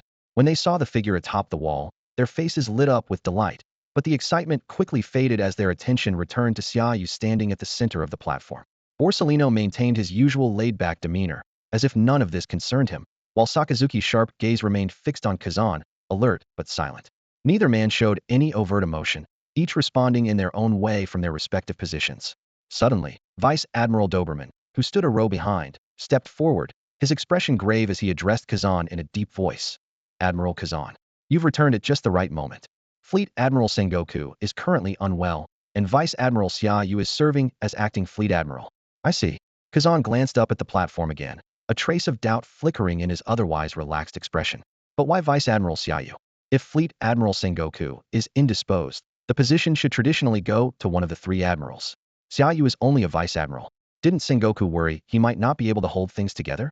As he finished speaking, Kazan's figure vanished from the top of the wall, only to reappear an instant later, landing steadily in the square below. He walked leisurely but with undeniable authority up the steps toward the platform. Stopping before Sakazuki and Borsellino, he looked up at Xia Yu above, his voice low but resonant. I smell blood in the air. Should I take this to mean that Fleet Admiral Sengoku isn't just sick, but that you've staged a coup? Xia Yu's calm smile didn't waver as he nodded. Your understanding is correct. As you can see, I'm standing here not because Sengoku appointed me, but because everyone at Marine headquarters, except you, has already pledged their loyalty to me. His tone was unhurried but rang with chilling clarity. Then Xia Yu turned slightly, glancing at Hound, who immediately stepped forward and respectfully handed Kazan a document bearing Sengoku's own signature. Kazan glanced through the document, his eyes flickering with emotion before he looked up and asked, "May I speak with Fleet Admiral Sengoku?" Of course, Xia Yu replied with a nod. He's in the conference room, speaking with Teacher Zephyr. Before Xia Yu had finished speaking, Kazan had already turned and started toward the building. At that moment, two figures flashed across the square from the direction of headquarters, heading straight for the platform. It was Ein and Binz. Landing firmly, they stood at attention, raising their hands in salute as they declared in unison, "Lord Xia Yu." Ein reporting for duty. Binz reporting for duty. Kazan, who had just turned to leave, paused and looked at the two with a complicated expression, clearly surprised by their arrival. As fellow students of Zephyr, he knew them well, and he also remembered that they were survivors of the training ship attack 3 years ago. Now, seeing them standing below the platform, pledging their loyalty with unwavering determination, Kazan's gaze deepened. Kazan, as Zephyr's student, had never forgotten the attack on the trainee ship. Every time he was on leave, he made it a point to search for the culprits behind the assault. He knew all too well how deeply the incident had affected Zephyr. If the criminals were not brought to justice, Zephyr's disappointment in the Navy would only deepen, possibly leading him to sever ties with the organization altogether. Yet, despite traveling across the seas and venturing alone into the New World several times over the past 3 years, Kazan had found no trace of those responsible. But right now, none of that mattered most. The sudden appearance of Ein and Binz was proof enough that Zephyr not only supported Xia's coup and rise as the new Fleet Admiral, but might have even participated directly. This meant that, whether Kazan accepted it or not, the outcome was already decided. With that thought, Kazan quietly exhaled, a frosty mist briefly escaping into the air. Without betraying his emotions, he turned and glanced at Sakazuki and Borsellino. From their reactions, he saw no sign of discontent over Xia's takeover. Sakazuki, in particular, seemed like a different person. His gaze was more resolute than ever, a clear sign he had fully accepted Xia Yu as the new Fleet Admiral. As for Borsellino, though he still appeared nonchalant, he gave no hint of disagreement either. Taking in the responses of both admirals, Kazan didn't linger any longer. He strode quickly toward the headquarters building. Xia Yu didn't pay any mind to Kazan's departure. Once Ein and Binz had returned to their places, he took a deep breath, his gaze sweeping across every corner of the plaza before speaking in a calm, measured tone. I know that among the tens of thousands gathered here, many of you are still struggling to come to terms with what happened tonight. During this operation, we lost many Vice Admirals like Enigmo, Doberman, and Maynard, along with officers and soldiers of all ranks. Many of you served under them. If you cannot accept my authority as acting Fleet Admiral, you may step forward now. I will arrange for a warship to take you away. Of course, you may also choose to stay and pledge your loyalty to me. He paused briefly, raising his voice. You have 1 minute to decide. As soon as Xia Yu finished speaking, the plaza at Marineford fell into silence once more. As he had said, many present had served under Enigmo, Doberman, and the other executed Vice Admirals. Their first instinct upon seeing their superiors' bodies had been to resist, but with the base under rebel control, they could only bury their anger and wait for a chance to escape or fight back. However, when they saw both Sakazuki and Borsellino pledge loyalty to Xia Yu, their fury was instantly extinguished. What surprised them even more was Xia's promise to provide ships for those unwilling to follow him. They had no reason to doubt his sincerity, though many had never interacted with Xia Yu due to disagreements between their superiors and him. They had heard from colleagues that he was always true to his word. After a brief silence, a few officers suddenly stepped out from the ranks. They faced Xia Yu, stood at attention, raised their right hands in salute, and shouted in unison, "Loyalty." As the officers stepped forward in unison, the soldiers behind them raised their right hands like a rising tide, their salutes crisp and powerful. "Loyalty! Loyalty!" The deafening chants echoed across the plaza at Marineford. one wave of voices after another sweeping through the entire camp. Not a single person broke ranks. Everyone chose loyalty, which was only natural. With even the admirals pledging their allegiance, what reason did ordinary soldiers have to risk defiance? Standing on high ground, Xia Yu narrowed his eyes slightly, observing the scene before him. Silently, he activated his observation haki, elevated to its peak by the system. This invisible force instantly spread across the entire Marineford, bringing every thought, every flicker of doubt, and every heartbeat within his grasp. He listened closely to the inner voices of those who had just pledged their loyalty, a satisfied smile gradually appearing on his lips. Then, with a gesture, he signaled for the officers and soldiers to return to their ranks. Though he sensed that a handful still harbored private concerns worrying he might seek retribution in the future, these were simple anxieties, not signs of betrayal or ill intent. Xia Yu paid them little mind. His tone steady and assured, he said, "You have made the wisest choice of your lives." He paused, letting his gaze sweep over everyone present. "And of course, I will not claim this honor for myself alone." As soon as he finished speaking, Xia Yu unleashed his observation haki once more. This time, he wasn't listening, was preparing for a speech that would reach deep into their hearts. At its highest level, his observation haki not only allowed him to glimpse fragments of the future, but also to project his own will into others, influencing and even reshaping their minds, beliefs, and values. After a brief silence, Xia Yu stepped forward decisively, his voice rising with authority and conviction. "The future of the Navy is here. I truly believe that eradicating the corruption of the old era and building a new world of harmony, freedom, and equality is the great mission of our time. The age where the celestial dragons enjoy every privilege must come to an end, and the evil pirates who plague these seas must be eliminated for justice." Xia Yu's speech swept across the plaza like a storm, igniting the passion of everyone present, especially when paired with his extraordinary haki. Tens of thousands of soldiers shouted their slogans in unison, their voices echoing throughout Navy headquarters and shaking the very ground. The veteran subordinates who had followed Xia Yu for years were particularly moved. Faces flushed with excitement, they shouted themselves hoarse, some even crying out shocking slogans like, "March on the Holy Land," and "Break away from the world government." The atmosphere on the plaza surged to an unprecedented climax. Below the platform, the two admirals and the vice admirals led by Guillaume exchanged bewildered glances, clearly caught off guard by the scene unfolding before them. Though they knew Xia Yu was a gifted speaker, much like when Vice Admiral John Giando had roused crowds at major gatherings, this was far beyond anything they had anticipated. Even some of the vice admirals standing with Guillaume seemed spellbound, waving their arms and joining the chants with fervor. Inside the conference hall, Sengoku and Zephyr listened in shock as the waves of shouting from outside grew louder and louder. Soon, Sengoku realized what was happening and gave a wry smile. So, it's rare observation haki at work. No wonder he's managed to inspire such unwavering loyalty in just 6 years. At that moment, Zephyr suddenly turned toward the doors. Kazan was already standing there, holding a document signed by Sengoku. His expression complicated as he spoke. "Zephyr-sensei, do you truly support everything Xia Yu is doing right now? He just said that the age of celestial dragon privilege should come to an end. If word of this reaches the Holy Land, the Navy will be doomed." Zephyr's face darkened. "Kazan, are you trying to stop this?" "No," Kazan replied calmly. "I just want to know what you really think." Zephyr chuckled softly. "My opinion doesn't matter. You are one of my most talented students, you know me best. In my heart, the Navy I once believed in is already gone. And I know you. Too, ever since the O'Hara incident, you've resented Sakazuki's actions, even going so far as to secretly let Nico Robin escape. You changed your burning justice to lazy justice.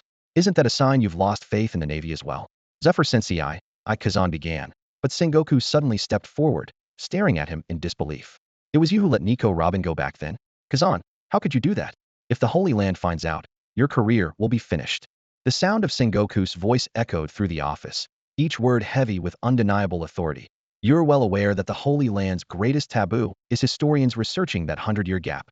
As a high-ranking officer, you actually let Nico Robin go. What were you thinking?" Before the words had even faded, Zephyr strode forward, his resolute expression unwavering. "Kazan, don't listen to his nonsense.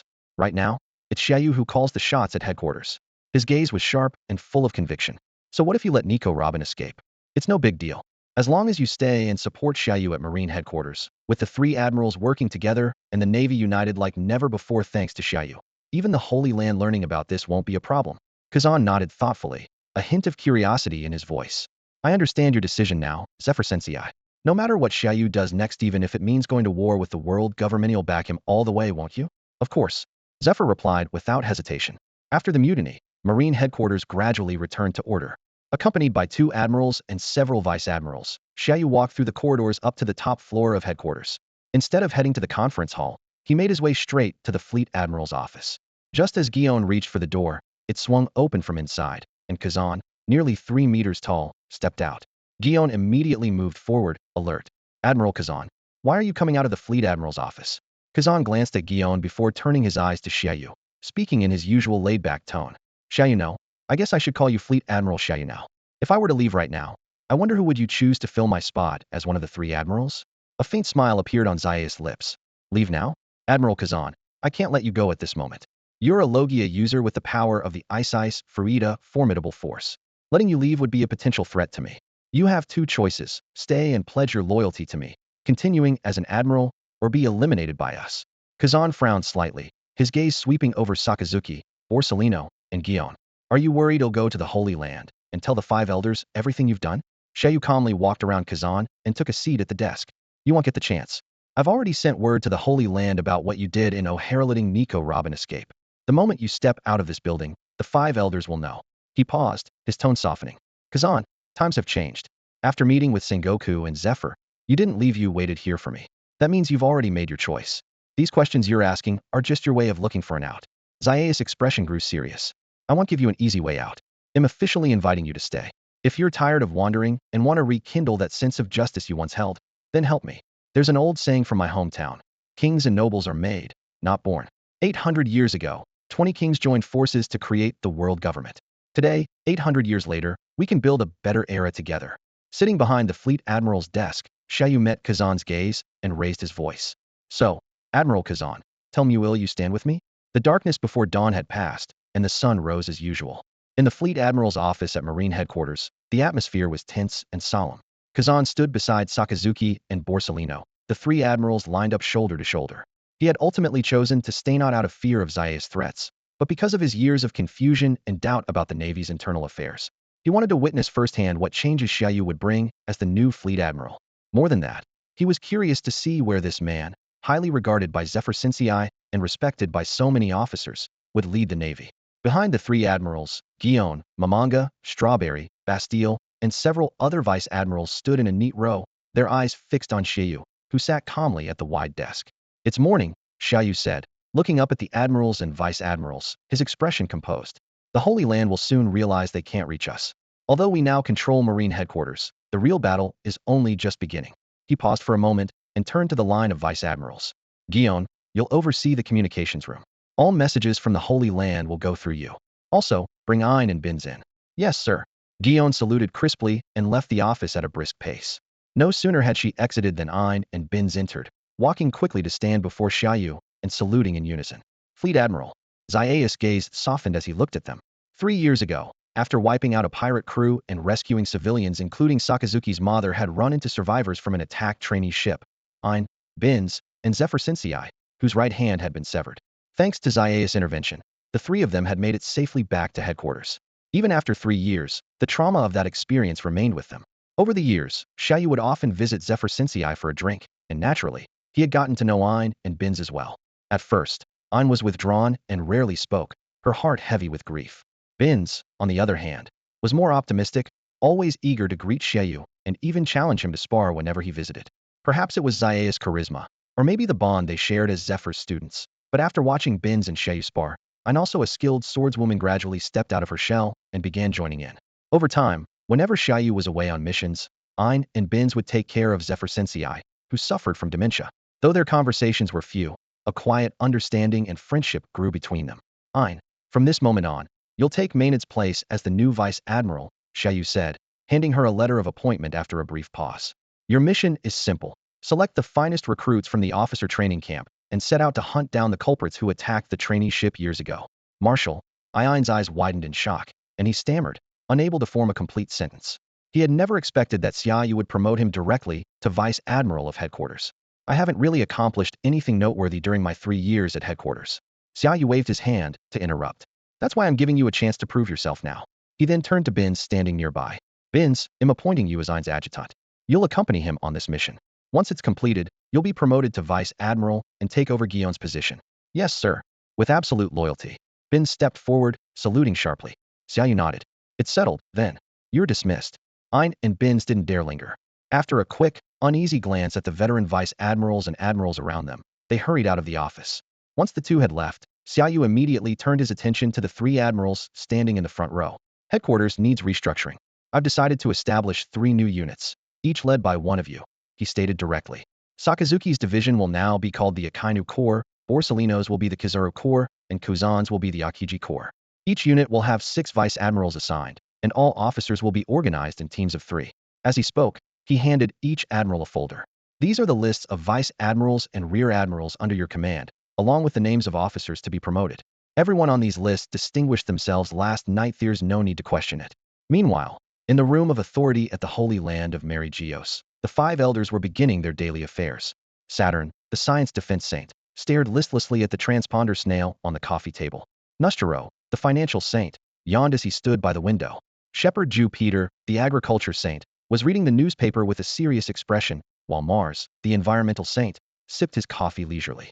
Looks like I'm late, Topman, the legal saint, said as he entered and took a seat on the long sofa. Anything important to handle today? Saturn shook his head. Strange, the transponder snail hasn't rung at all. Both CP and the Navy have been unusually quiet. The elders began to chat idly about the situation in the New World, from the incident in Elbaf to the rise of red-haired Shanks. Just as they were about to get up for a meal, the long silent transponder snail suddenly rang out, and a deliberately neutral voice came through. Are the 5 elders present? Their expressions changed instantly. They stood up in unison, bowing respectfully toward the transponder snail. Lordum. At the headquarters of the world government, inside the office of the Supreme Commander, an elderly man with a distinctive mountain-shaped hairstyle sat upright, dressed in a sleeveless black shirt. Wearing a dark green armband, this man was none other than Conco-denimed Steelbone, the current Supreme Commander of the world government's armed forces and former Fleet Admiral of the Navy. Now, he oversaw the vast military apparatus of the world government, including the Navy headquarters, the 8 CP organizations, and various special units. At this moment, Kong's desk was piled high with documents, the most prominent among them being an investigation report on Vice Admiral Xia Yu of Navy headquarters. The report, spanning over 1,000 pages, listed serious charges such as embezzlement, accepting bribes, secretly training loyal henchmen, and forming factions. As Kong leafed through the files, he rubbed his brow in frustration. Normally, his impression of this young vice admiral was vague, limited to occasional mentions by Garp and Sengoku, but the contents of the report left him deeply surprised. In just 6 years, Xia Yu had risen from an ordinary recruit to a formidable officer, mastering armament and observation hockey, the 6 powers, and even surpassing Admiral candidate Tsuru in swordsmanship. As Supreme Commander, Kong was well aware of the Navy's looming generational crisis. Once Sengoku, Garp, and the 3 admirals stepped back, the lack of successors would become even more pressing. Xia Yu, with his rapid growth and outstanding leadership, had the potential to become a pillar of the future Navia New Generation Admiral, or even the next Fleet Admiral. However, the grave offenses of embezzlement and factionalism threatened to destroy that promising future. Kong tossed the report aside with a heavy sigh, then turned to the door and called out, "Someone, come in." A messenger hurried into the room. Just as Kong was about to ask about the communication status with Navy headquarters, the den mushi on his desk began to ring. BRR. Kong motioned for silence, picked up the receiver, and said, "This is Kong. Commander Kong, this is Vice Admiral Tsuru from Navy headquarters." A gentle female voice came through the line. "I apologize, the Navy's communication system malfunctioned last night and was only just restored. Admiral Sengoku asked me to contact you right away to ease your concerns." Kong was taken aback. A communications failure? How could that happen? Never mind, as long as it's fixed. Where's Sengoku? Why hasn't he contacted me directly? Gion's voice was as gentle as ever. Admiral Sengoku is resting at home due to illness. Is there something you need, Admiral Kong? I can pass on a message. Hearing this, Kong didn't waste any more words and said sternly, "I want to know how Vice Admiral Xia Yu's trial is progressing. It's already noon and there's still no news. Have base report to me immediately." "Understood. They'll go see Chief Judge Base right away," Gion replied, and as soon as she finished speaking, the den mushi fell silent again. Kong kept his eyes fixed on the now quiet den mushi, a sense of unease growing in his chest. Something felt off. Normally, even if Sengoku wasn't feeling well, Gion shouldn't be handling these matters in his place. Sengoku never liked delegating his duties, especially when it came to headquarters business. Kong couldn't help but suspect that Sengoku might not actually be sick, but pretending for some other reason. Maybe there was more going on behind the scenes. Just as Kong was deep in thought, the den mushi rang again. This time, it was the voice of Saint Saturn, the scientific defense god.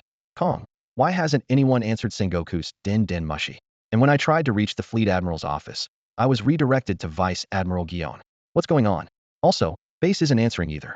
Kong's pupils contracted slightly, and a stronger sense of apprehension welled up inside him, as if something major was about to happen. Meanwhile, in the Fleet Admiral's office at Marine Headquarters, Xia Yu had just finished an intense round of planning.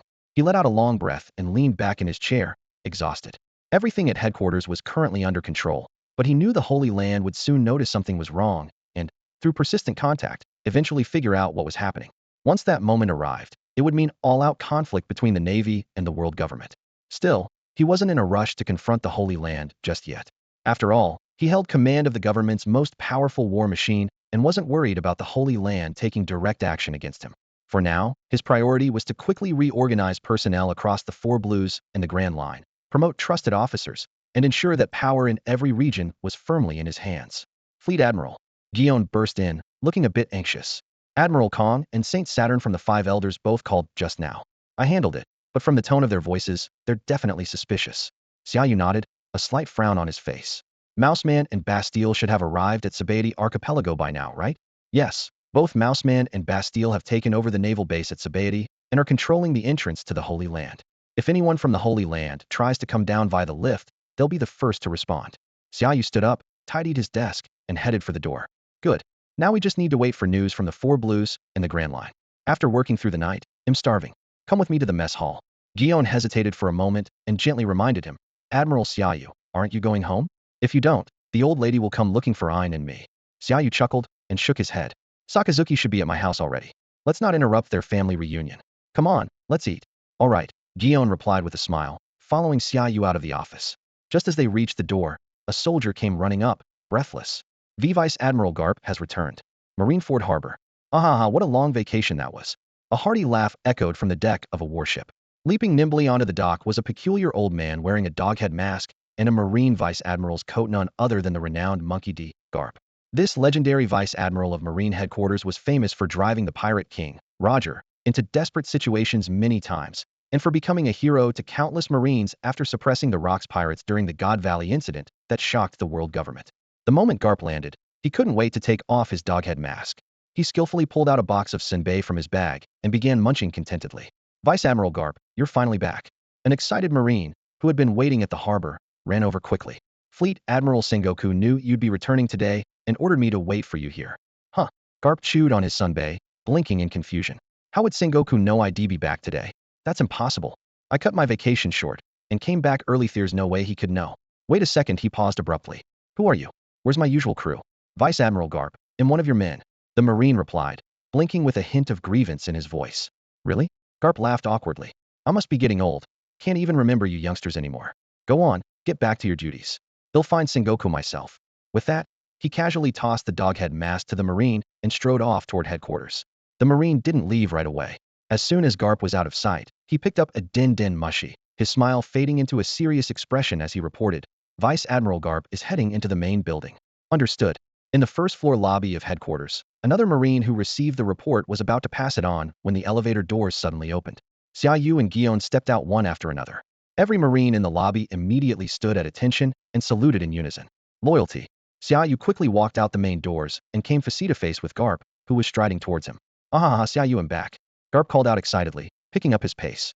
Surprised to see me? Didn't expect this, did you? Vice Admiral Garp. Guion greeted politely before Xia Yu could respond. Garp glanced at Guion and teased. Guion, what's been going on with you these past 2 years? You just need one crazy admirer. Give the younger female officers a chance. Like Tina, by the way. Where's Tina? I can't get through to her on the din mushy. Guion shook her head with a helpless smile. Vice Admiral Garp, haven't you noticed anything different at headquarters since before your vacation? Nothing's changed, Garp replied as he looked around, then suddenly nodded as if remembering something. Oh, I did notice a new, human-shaped crater in the plaza on my way in. Guion let out a silent sigh and glanced at Xia Yu. Xia Yu, unwilling to beat around the bush, said directly, we thought you'd be back a few days later. I didn't expect you to return early this time. Since you're here, there's no need for me to keep anything from you. The Navy headquarters is under my command now. Xia Yu's voice echoed through the office. To put it simply, I staged a coup and took the position of Fleet Admiral. Every officer at headquarters, including the 3 admirals, has made the wise choice to support me. Garp paused mid-bite, his mouth full of rice crackers, and stared in disbelief at the young man before him. After a moment, he burst out laughing. A coup? Huh. Kid, Your jokes are getting wilder by the day. If Gue Spider and the others heard you, they'd be reporting you in no time. Xia Yu's expression didn't change, but a cold gleam flashed in his eyes. Gue Spider is already dead, along with Doberman and Maynard. They were obstacles in my path to becoming Fleet Admiral. They had to be removed. Before he finished speaking, dozens of officers suddenly poured into the building, moving in perfect unison to surround Garp. Moments later, even more armed Marines closed in from all directions, forming an impenetrable human wall. The smile faded from Garp's face. The stifling tension in the air finally made him realize this was no joke. He slowly put away the box of rice crackers, then looked up, his eyes sharp as he fixed them on Xia Yu. What's this supposed to mean? Are you planning to take me out too? You think these men can handle me? Xia Yu simply waved his hand. To Garp's surprise, every officer and soldier withdrew immediately without hesitation, displaying an extraordinary level of discipline. The sight made his expression shift. Xia Yu didn't need to give a single order. One gesture was enough to command absolute obedience. Garp hadn't seen this kind of control at Navy headquarters in years. Had always had high hopes for this young man, whose talents had been clear since officer training. But who could have imagined that, in just 6 years, Xia Yu would rise to Vice Admiral and, during Garp's own vacation, pull off a coup like this? Even if Xia Yu had won over many supporters, to seize control of headquarters and even force the 3 admirals to submit was almost beyond belief. What about Sengoku? Garp forced down his swirling doubts and asked the question that mattered most. He's still alive, isn't he? He should be having afternoon tea with teacher Zephyr right about now, Xia Yu replied calmly. Garp's eyes widened at once. At a time like this, he's in the mood for tea? Realizing he had lost his composure, Garp quickly cleared his throat, his expression turning serious. So, what do you plan to do with me? Lock me up? Strip me of my rank? Or maybe throw me in with Sengoku and Zephyr to drink tea together? Xia Yu nodded again, his face calm as he met Garp's gaze. Garp, the current Navy headquarters can no longer bear the weight of your generation. All of you are getting old. It's time to retire. Don't think you can just send me off that easily, kid. Garp took a step forward, clenching his iron fist until his knuckles turned white and veins bulged. His voice was low and steely. The Navy is a massive war machine. Not everyone can handle it. Let me see if you really have what it takes to shoulder this responsibility.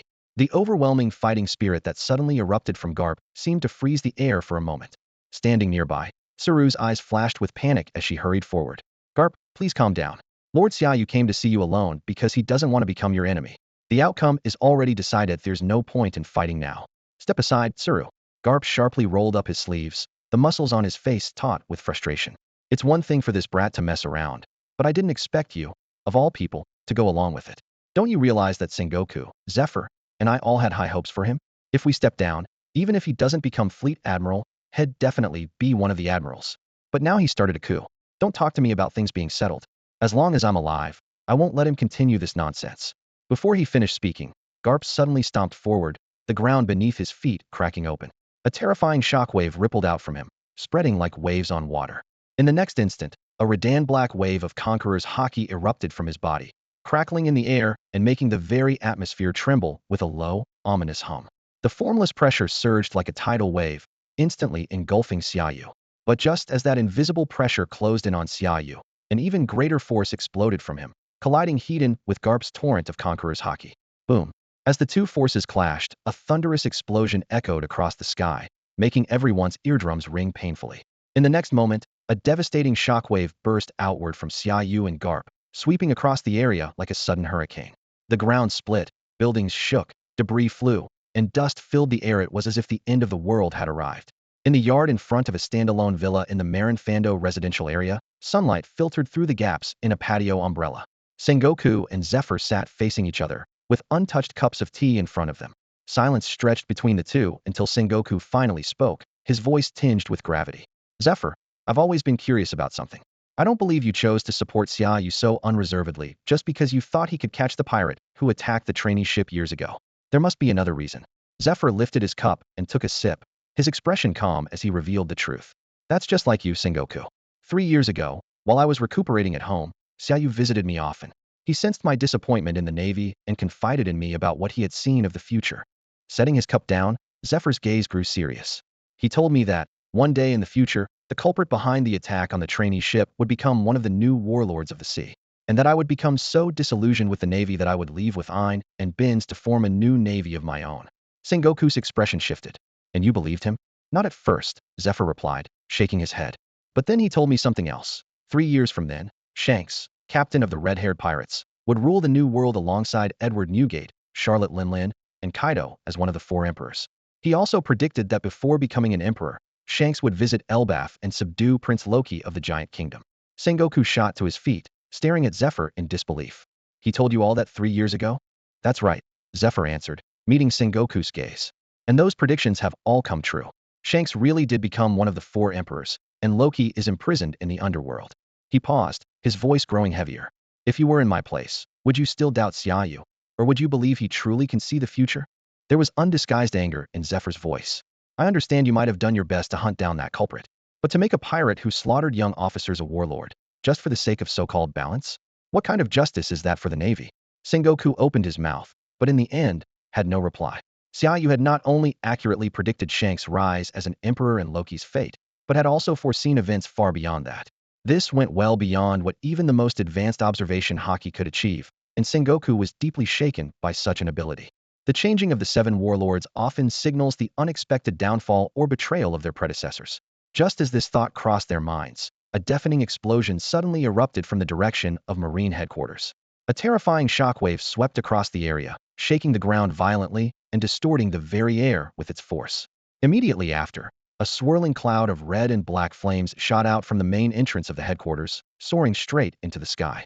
As the fiery cloud surged upward, it tore through the clouds above, creating a massive vortex, as if some monstrous force had punched a hole through the heavens. This sudden turn of events caused Sengoku and Zephyr to jump to their feet, shouting in unison. A clash of conquerors haki. Damn it, Garp is back. At the entrance of the headquarters, Xia Yu and Garp were locked in a fierce battle. Garp was the first to unleash his conqueror's haki, but Xia Yu met him heat-in, stepping forward and releasing an even more powerful surge of haki that instantly overwhelmed Garp's. Impossible. Garp stared at Xia Yu in shock. So you've been hiding your true strength all these years, even from me. Not to be outdone, he stepped forward as well, releasing his own haki without holding anything back. The violent collision of their haki shattered the ground beneath them, spiderweb cracks spreading outward at alarming speed. Even someone as powerful as Jiyuan was forced to retreat under the overwhelming pressure, her cloak whipping wildly in the turbulent air. Desperate, she shouted, Mr. Garp, Lord Xia Yu, please stop. You're going to destroy all of Marineford. At the same time, inside Xia Yu's home, Sakazuki was sitting with his mother. The moment he sensed the overwhelming force, he immediately turned to look toward headquarters and called out to the ever-lazy Borsellino nearby. Garp is back. A clash of conquerors Akainu that's terrifying. Borsellino replied as he stood up. You stay here with your mother. I'll go check it out. Before he even finished speaking, he vanished in a flash of light. When he reappeared on the rooftop of the headquarters, Kazan also arrived. The two stared down at the confrontation below. For once, Borsellino looked genuinely shocked. Admiral Xia Yu is actually overpowering Garp's conqueror's haki? He fooled us all, Kazan said, his expression grim.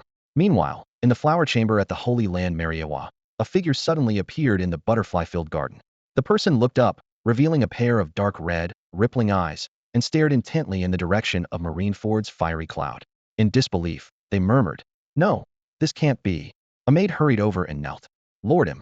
Go. Inform the Divine Knight Kor Gunzi to head to Marine headquarters immediately. I want to know who unleashed that conqueror's haki.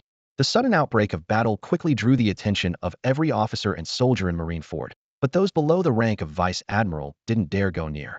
Some, startled awake by the sounds of combat, rushed to investigate, only to be thrown back by a terrifying shockwave before even reaching the battlefield. A few soldiers even collapsed on the spot, fainting under the overwhelming pressure of conqueror's haki. Even the strongest Vice Admirals could only watch from a distance, not daring to approach such a titanic clash. The ground before the headquarters building kept cracking and collapsing, while clouds of flames spiraled and billowed overhead. Finally, the headquarters building towering over Marineford Square could no longer withstand the force. With a thunderous crack, a massive fissure split the wall, sending chills down everyone's spine.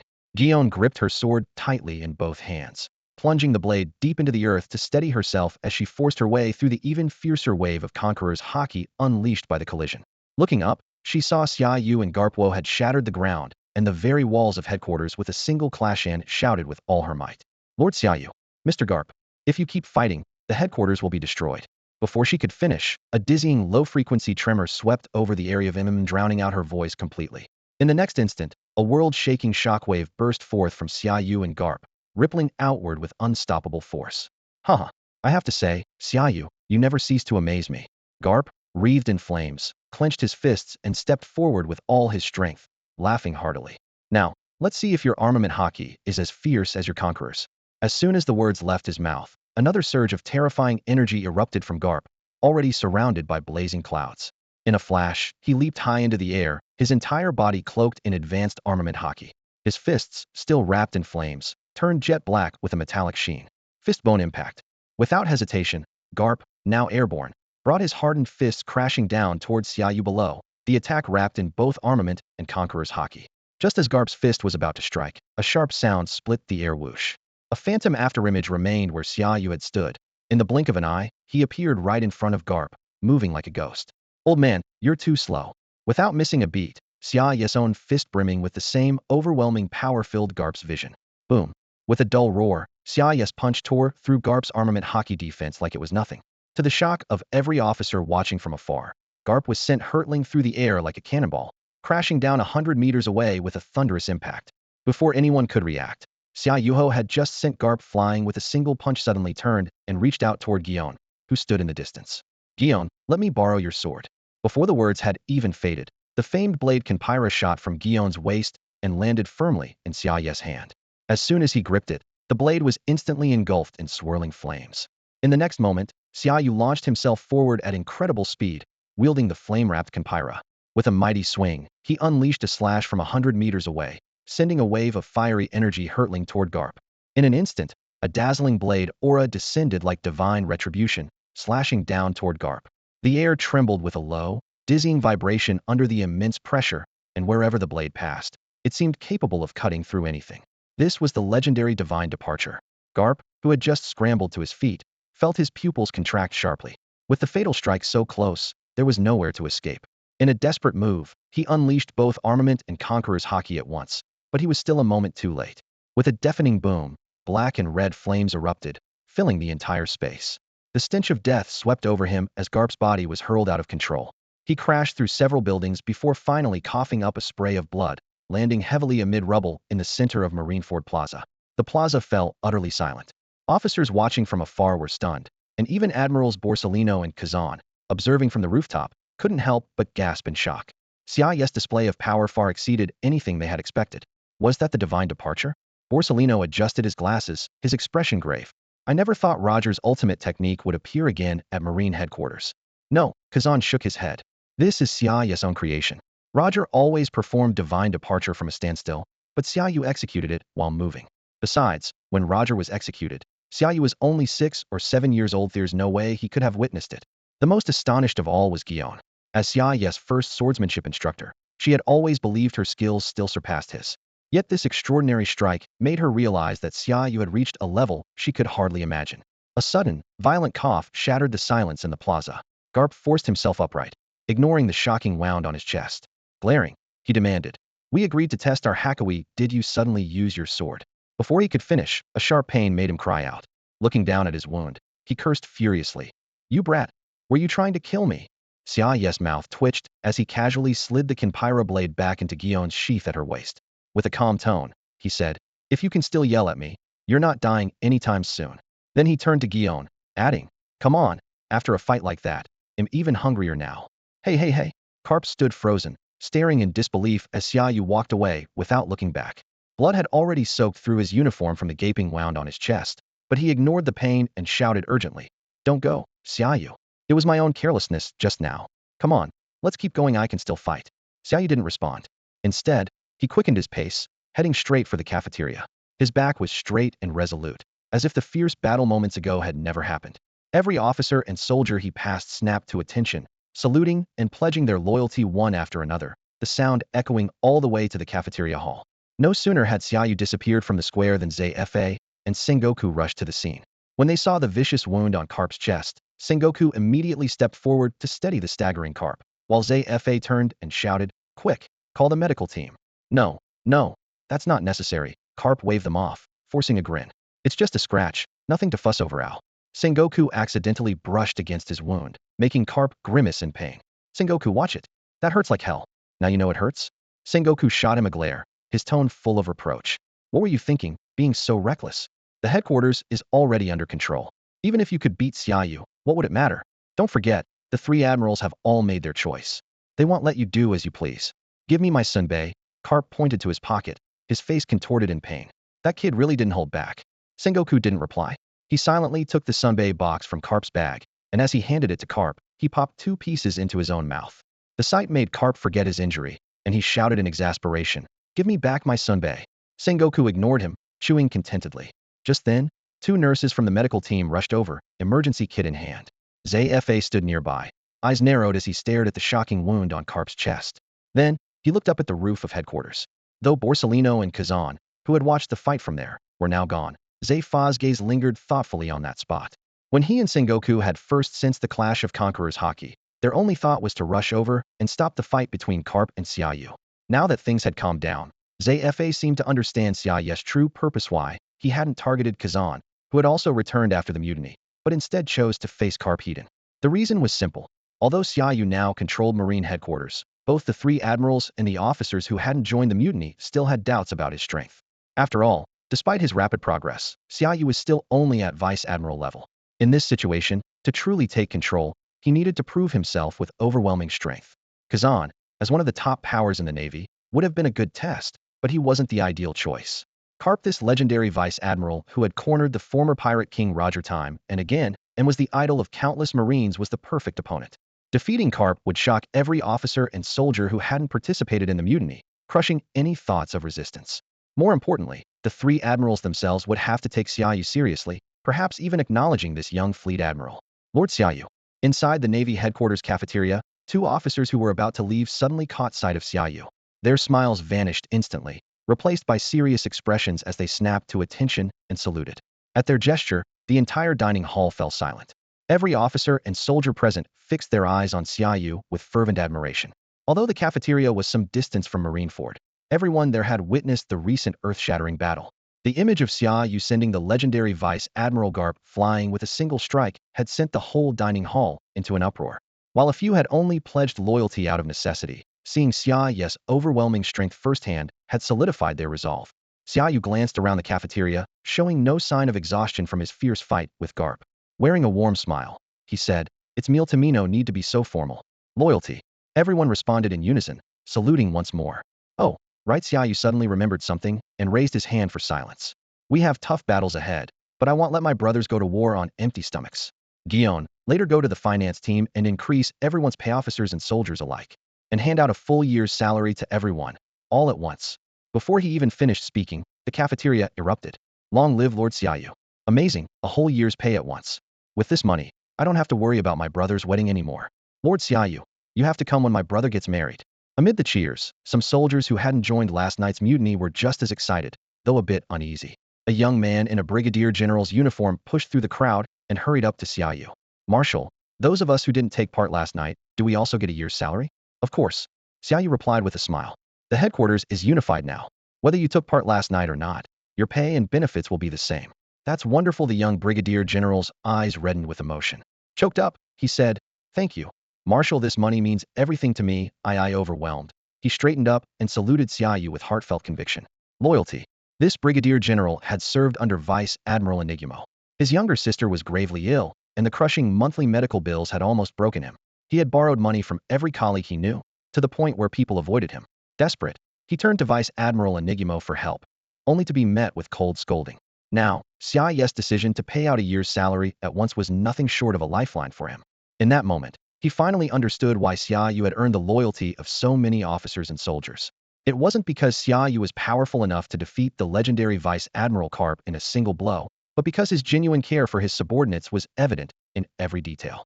The cafeteria was filled with a cheerful atmosphere, as the soldiers beamed with joy after receiving a year's salary in advance. Yet, both officers and enlisted men tacitly gave Xia Yu his own space.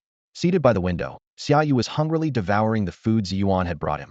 It wasn't that he didn't care about appearances. Rather, after having been detained and cooperating with the investigation team, he was famished. More importantly, as the system had raised all his abilities to their peak, his appetite had grown tremendously as well. Yuan sat quietly across from him, resting her chin in her hand, watching the youngest admiral in the Navy's history with gentle eyes. Her thoughts drifted back to when Xia Yu first entered the officers' training camp. He was only 18 then, looking at the world with the curiosity unique to youth. Even then, she had sensed he was destined for greatness, but she never imagined he would rise in such a remarkable way. Suddenly, Xia Yu set down his chopsticks and looked up at Ziyuan. By the way, does headquarters still have enough funds to pay salaries? Ziyuan nodded. We should have enough for one more year. But if headquarters breaks with the world government, next year's salaries could be a problem. Don't worry, Xia Yu said, reassured. The Holy Land might not be so quick to cut ties with us out of anger. To them, it doesn't matter who the admiral is, as long as the navy remains under the world government. They might be willing to compromise, and when that happens, we can negotiate for the best possible terms. Hearing this, instead of feeling relieved, Ziyuan grew even more concerned. I'm not worried about headquarters. We have everything under control here. What worries me are the branch bases across the 4 seas and the Grand Line. We haven't heard a word from any of them. Holy Land Mariehua, the headquarters of the world government. In the office of the Supreme Commander, Kong paced back and forth in front of his large desk, his leather boots making dull thuds against the marble floor. On the other side of the desk, several intelligence officers clutched their din mushi, anxiously maintaining contact with various departments under the world government. Beads of sweat trickled down their foreheads. Report. One officer abruptly set down his din mushi, looking up at Kong with a pale face. Sir Kong, we've lost contact with the Marine Science Unit. Report. The Marine Secret Special Forces are unreachable. The Marine Special Science Squad can't be reached. Report. News from Eni's Lobby. I've lost contact with Chief Judge Bath. Report. We've successfully established contact with Impel Down. As the urgent reports kept coming, Kong quickly returned to his seat, lacing his fingers together on the desk and speaking in a low, commanding voice. Stop trying to contact Marine Headquarters and its related units. Immediately reach out to all branch bases in the Grand Line and the 4 seas. A young officer swallowed nervously and asked cautiously, Sir Kong, what exactly is happening? Why has Marine Headquarters suddenly lost contact with the Holy Land? Kong didn't answer. He simply looked up and shot the officer a cold, intimidating glare that instantly silenced him. The officer dared not ask further, hastily picking up his din mushi to contact the major branch bases outside Marine Headquarters, his fingers trembling with tension. East Blue, Marine Base 153 in Shellstown. A squad of more than a dozen fully armed soldiers, clutching confidential documents sent from Marine Headquarters, hurried down the corridor, their footsteps quick and in sync. They headed straight for an ordinary dormitory room. Without warning, a loud bang echoed through the hall as the tightly shut door was violently kicked open, slamming against the wall. The officers resting inside were startled by the sudden commotion, springing to their feet and turning toward the door, eyes wary as the soldiers burst in. The squad leader wasted no time. He raised the document in his hand and announced in a firm, booming voice, orders from headquarters. Sergeant Morgan, step forward. At the command, a burly, towering officer immediately stepped out, the rank on his chest glinting under the lights. Sergeant Morgan of the 153rd Branch. He stood tall, his eyes filled with a mix of confusion and anticipation. By order of the new Fleet Admiral, Xia Yu, Sergeant Morgan is hereby promoted to Branch Colonel and will immediately assume command of the 153rd Branch. Morgan's eyes widened in shock, a fire instantly igniting within him. He took a large step forward, raising his right hand high, his voice trembling slightly with excitement. Loyalty. Fantastic. Are we finally going to make a difference? Long live Admiral Xia Yu. Several officers beside Morgan leapt up in excitement, broad smiles breaking across their faces. At the same time, another soldier quickly stepped forward, presenting a brand new colonel's uniform to Morgan. The golden epaulets shimmered in the light. Colonel Morgan, from this moment on, you're in command of the 153rd Branch. Awaiting your orders. Looking at the uniform handed to him, Morgan's eyes brimmed with emotion, his hands noticeably trembling as he accepted it. When he first joined the 153rd Branch as a young man, had been full of passion, dreaming of one day eradicating all evil from these seas. But with someone always holding him back, no matter how he threw himself into the most dangerous missions or captured pirates, his achievements were always credited to others. As a result, even in middle age, he remained a lowly sergeant. That was until 2 years ago, when a high-ranking official arrived from headquarters. At first, Morgan didn't know this man and feared he was in trouble when he was summoned, not even daring to lift his head. To his surprise, the official was not only young but also exceptionally kind. What shocked him the most was how well this important figure seemed to know him. Throughout their conversation, the man spoke with a familiarity and understanding of his past that made it feel as though they were old friends. If it weren't for the other's rank and his status as an official from headquarters, he would have wanted nothing more than to sit down together over drinks and finally share all the bitterness and frustration he'd bottled up over the years. This influential figure who had changed the course of his life was none other than Marshal Xia Yu, who had just appointed him as the colonel of Branch 153. 2 years ago, when Xia Yu left Branch 153, he had asked him only a single question: are you willing to pledge your loyalty? For this middle-aged officer, who had long since seen through the ways of the world, the answer was obvious. After years of navigating the treacherous waters of officialdom, he knew all too well that without a powerful patron, it was impossible to advance. In the 2 years that followed, though he never had direct contact with Xia Yu, a steady stream of berries reached him through various channels. Each delivery was a staggering amount, with only one instruction: distribute the money to those in real need of help. Over 2 years, the total exceeded 100 million berries. He never kept a single coin for himself, ensuring every last berry went to the soldiers and colleagues who truly needed it. He understood this was a test, and now the appointment letter in his hand was the best proof had not only passed, but had also earned Marshal Xia Yu's trust. Colonel Monka. Suddenly, a soldier rushed in, flustered, holding a den mushy. "Yes, sir, there's a call from the Supreme Commander's office in the Holy Land." Humph. Monka turned sharply, his gaze steely. "What Supreme Commander's office?" From this moment on, Branch 153 answers only to Marshal Xia Yu of Navy Headquarters. No one else matters, no matter who they are. With that, he threw on his colonel's coat and strode out of the dormitory. "Pass the order. All officers and soldiers of Branch 153 are to assemble on the parade ground immediately." Meanwhile, at the Navy's 16th branch base in the East Blue, a very different scene was unfolding. A young man, newly promoted and wearing a crisp colonel's coat, stormed into the colonel's office with 7 or 8 fully armed soldiers at his back. Inside, Colonel Nizumi, nicknamed the Rat, sat behind a desk piled high with berries. Notorious for his corruption and collusion with pirates, he barely had time to react before the intruders delivered his sentence. "What are you talking about?" Colonel Nizumi shouted in rage.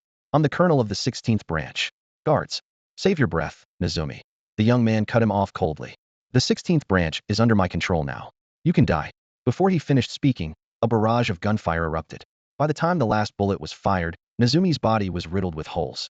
The young man kicked the corpse aside, turned to his subordinates, and declared in a firm voice, "By order of Marshal Xia Yu of Headquarters, we have only one mission: cleanse the seas under the 16th branch of all pirates, eliminate every last one of them." East Blue, Marine Base at Logtown. Smoker, a Marine Headquarters colonel newly appointed as the highest officer in Logtown, sat behind his large desk, his brow furrowed in frustration. The mountain of paperwork left behind by his predecessor threatened to bury him. Cleaning up this mess was no easy task.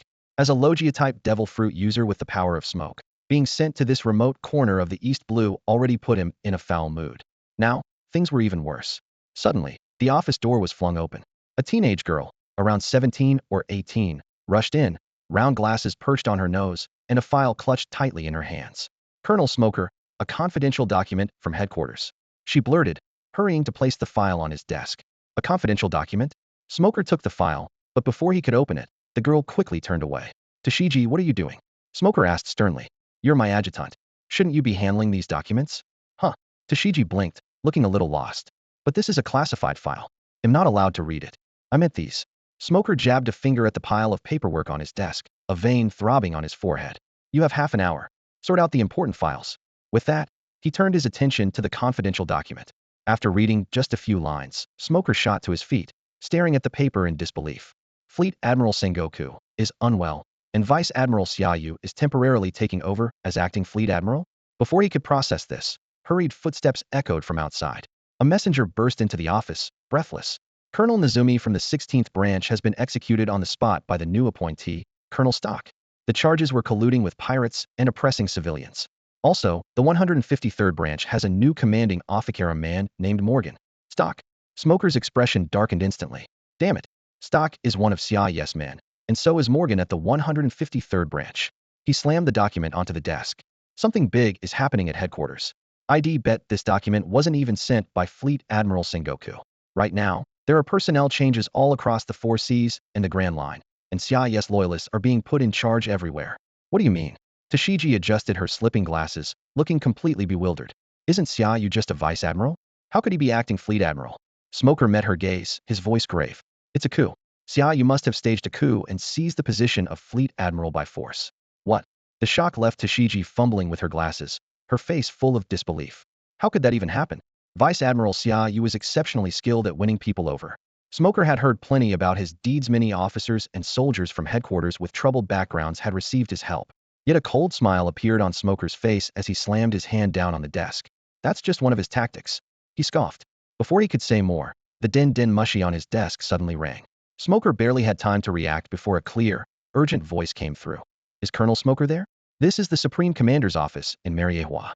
Commander Kong has an order for you." Smoker immediately straightened up, a flash of tension and respect in his eyes. "Commander Kong," he replied. The voice on the other end sounded anxious. "Smoker, things are bad. We've completely lost contact with Mary Joy's. Situation is critical. I'm certain naval headquarters is now under Xia Yu's full control. And it's not just headquarters. Din Din Mushy lines and many East Blue bases are dead, too. There's no doubt those bases have also fallen to his loyalists." Before Smoker could respond, the call abruptly cut off. Tashiji looked lost, raising her head, her voice trembling slightly. "Smoker-san, how is this possible? Why would Vice Admiral Xia Yu stage a coup?" Smoker didn't answer her question. Instead, he stared deeply at the Din Din Mushy, his gaze steady as if lost in thought. His earlier suspicions had finally been confirmed, but it was still hard to believe. How did Xia Yu pull it off? How could a Vice Admiral seize control of all naval headquarters and even sever communication with Mariewa? Smoker knew there had to be more to the story. After all, Fleet Admiral Sengoku was at headquarters, along with the 3 top admirals and countless vice admirals. Even if Xia Yu had made many allies, the loyalty of the 3 admirals was supposed to be unshakable. There was no way they could be overthrown so quickly. Yet the reality was clear. In a single night, headquarters had all but fallen. Fleet Admiral Sengoku had signed documents appointing Xia Yu as acting Fleet Admiral. The light in Smoker's eyes slowly faded as he spoke in a low voice. "Tashiji, the situation at headquarters is beyond saving." After a brief silence, he continued, "If Xia Yu managed to seize control so quickly, at least 2 of the 3 admirals must have betrayed us and surrendered to him. Vice Admiral Guion was close to him, so it's clear she led many vice admirals to join this coup." Tashiji looked utterly stunned, unable to say a word. "What should we do?" Smoker took a deep breath, his gaze shifting to the window, his expression complicated. "Xia Yu sent Stork to get rid of Captain Nizumi and appointed Morgan as captain of Branch 153. Yet Lobetown base remains untouched. Clearly, the new Fleet Admiral is giving me a chance to choose." Tashiji was still confused. "Smoker-san, what should we do?" "Wait." Smoker suddenly straightened up, his eyes resolute as though he had made a major decision. If Xia Yu launched this coup for personal gain, he'll stand against him and uphold true justice in the Navy. But if, after taking command, he remains committed to the Navy's justice, then he'll stay in Lobetown and do my duty. I won't get involved in this power struggle." Just as Smoker expected, the orders head received signaled that a sweeping purge had already begun. All across the Navy, West Blue, North Blue, South Blue, dozens of former base commanders were being swiftly replaced. A new round of political reshuffling was underway. As this upheaval unfolded, Smoker knew in his heart that the Navy's future was no longer his to shape. From now on, it would be led by Xia Yu and the new order he would bring. Inside the room of authority, the 5 elders gathered, their expressions darker than ever before. On the wide conference table lay the latest intelligence from the Fleet Admiral's office. Naval headquarters had fallen completely into Xia Yu's hands. Outrageous. Xia Yu has gone too far, daring to launch a coup. Financial Marshal God Izambaron v. Nazashiro gripped the hilt of his katana so tightly that his knuckles turned white. What unsettled them even more was that not only naval headquarters, but numerous branch bases across the 4 seas and the Grand Line had lost all contact. This fact shattered the last shred of hope among the elders. "I saw this coming from Xia Yu," Izambaron said coldly, his sharp gaze sweeping over the other 4 elders. "When Spandane came to me, I sensed the threat and ordered Eni's lobby to investigate. But even though we moved quickly, Xia Yu had already begun to show his true colors from the shadows." Spandane. Legal Marshal God Topman Vacheli, seated at the center, looked up slightly. "Why did he come to you?" "Just a power-hungry insect," Izambaron dismissed with a wave of his hand. "The real issue is how we respond." According to Kong's reports, not only are the 3 admirals and many vice admirals backing Xia Yu, but the bases in the 4 seas and the Grand Line are undergoing massive personnel changes. Xia Yu clearly intends to seize total control of the Navy from the top down. He stepped forward, his tone murderous. "If he dares to seize power today, tomorrow he'll use the Navy's might as his own. I propose we have Kong lead all non-naval forces to surround Marineford immediately. I guarantee, once fighting breaks out, some within the Navy will switch sides out of fear of being branded traitors." "Calm down, Izambaron." Topman Vacheli raised a hand, his expression grave. "This is a matter of great consequence. We need to proceed carefully. First, we must determine Xia Yu's true intentions. If he only covets the position of Fleet Admiral, perhaps we can let him have it for now, allowing him to officially replace Sengoku. This would buy us time. If he settles down and obeys orders, we can quietly sow division within the Navy and look for an opportunity to remove him." Topman continued, "If we rush into war now, even with Kong personally leading the army, the cost of victory would be devastating. If civil war erupts within the Navy, the entire Grand Line will fall into unprecedented chaos. Pirates, the 4 emperors, and the Revolutionary Army would seize the chance to act, and we could end up on the defensive or even see some wavering allied nations defect to the enemy." "I disagree." Izambaron stepped forward, his voice deep. You're only considering the possibility of a stalemate between Kong and Xia Yu. It's undeniable that the Navy headquarters currently boasts 3 admirals, numerous vice admirals, and nearly 100,000 soldiers.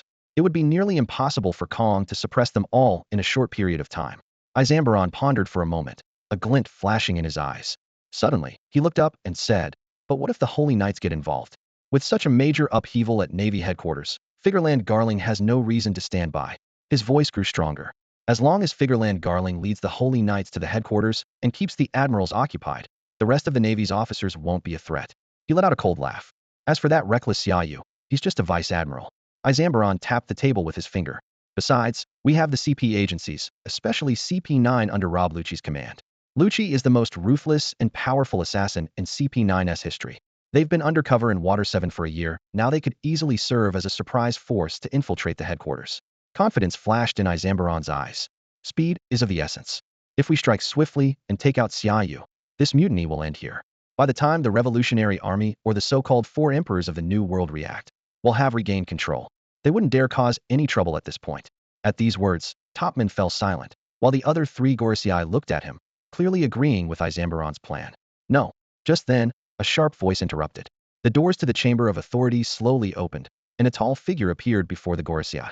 The newcomer wore a cloak that trailed on the ground, their entire body hidden except for a pair of dark red, rippling eyes that radiated an overwhelming, suffocating presence.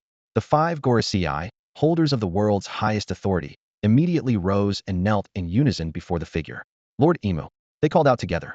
"This Xia Yu isn't as simple as you think." Imu, completely shrouded in the cloak, walked slowly past the Gorisei, stopping before the massive floor-to-ceiling window, his back to them. His voice was calm but commanding. "There was a battle at Navy headquarters earlier. More precisely, it was a clash of conquerors hockey." Imu paused. "Among the 2 conquerors hockey that collided, I sensed a familiar presence very similar to the one Joy Boy possessed back then." At this, the Gorisei turned to look at Imu in shock, their faces filled with disbelief. "It seems you don't know much about this Xia Yu," Imu said as he slowly turned around, a cold gleam in his dark red eyes. "Have you grown blind from sitting in your positions for too long?" The sudden rebuke left the Gorisei drenched in cold sweat, but Imu continued, "You don't need to interfere in this matter any further. They'll send the Holy Knights to investigate. As long as this Xia Yu who started the rebellion isn't one of the D-clan or connected to Joy Boy, this so-called mutiny is nothing more than a change of command at Navy headquarters." At the same time, due to sudden personnel changes at Navy bases across the 4 seas and the Grand Line, agents from various factions lurking in these bases immediately sent out intelligence reports. Even at Navy headquarters, a report was transmitted via encrypted Din Mushi to the Revolutionary Army's headquarters. On the Grand Line, at Revolutionary Army headquarters, Baltigo Island. In the icy wilderness, a Revolutionary Army officer clutched a top-secret report he had just received and raced toward a tent not far ahead. The snow crunched beneath his boots as the biting wind whipped against the canvas. "Commander!" He burst through the tent flap, letting a rush of cold air invade the warm space inside. Bent over with his hands on his knees, his chest heaved as he caught his breath. "We've just received a classified report from Navy headquarters." The oil lamp inside cast a glow on the face of the Revolutionary Army leader, Monkey D. Dorag, who sat at the head of the table. Once labeled the world's most dangerous criminal for leading the revolutionaries against the world government, he was now listening intently. "Former Vice Admiral Xia Yu launched a coup last night." The officer continued, steadying his breath. By this morning, he had seized full control of Navy headquarters.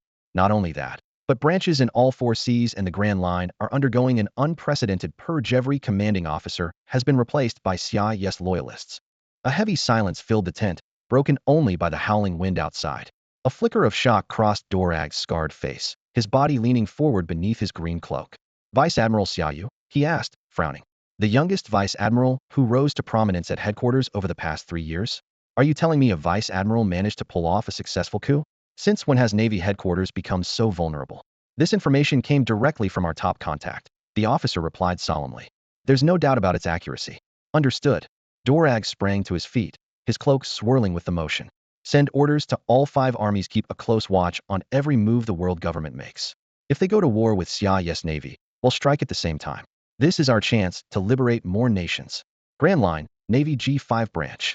In the base commander's office sat a tall, broad-shouldered man with short hair and lightning-shaped sideburns.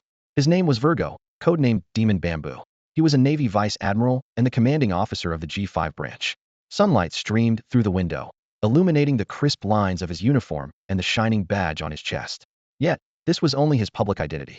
In reality, he was the highest-ranking officer of the Don Quixote family, the original Corazon, who had infiltrated the Navy as a spy and steadily climbed the ranks to become a Vice Admiral and the G5 base commander.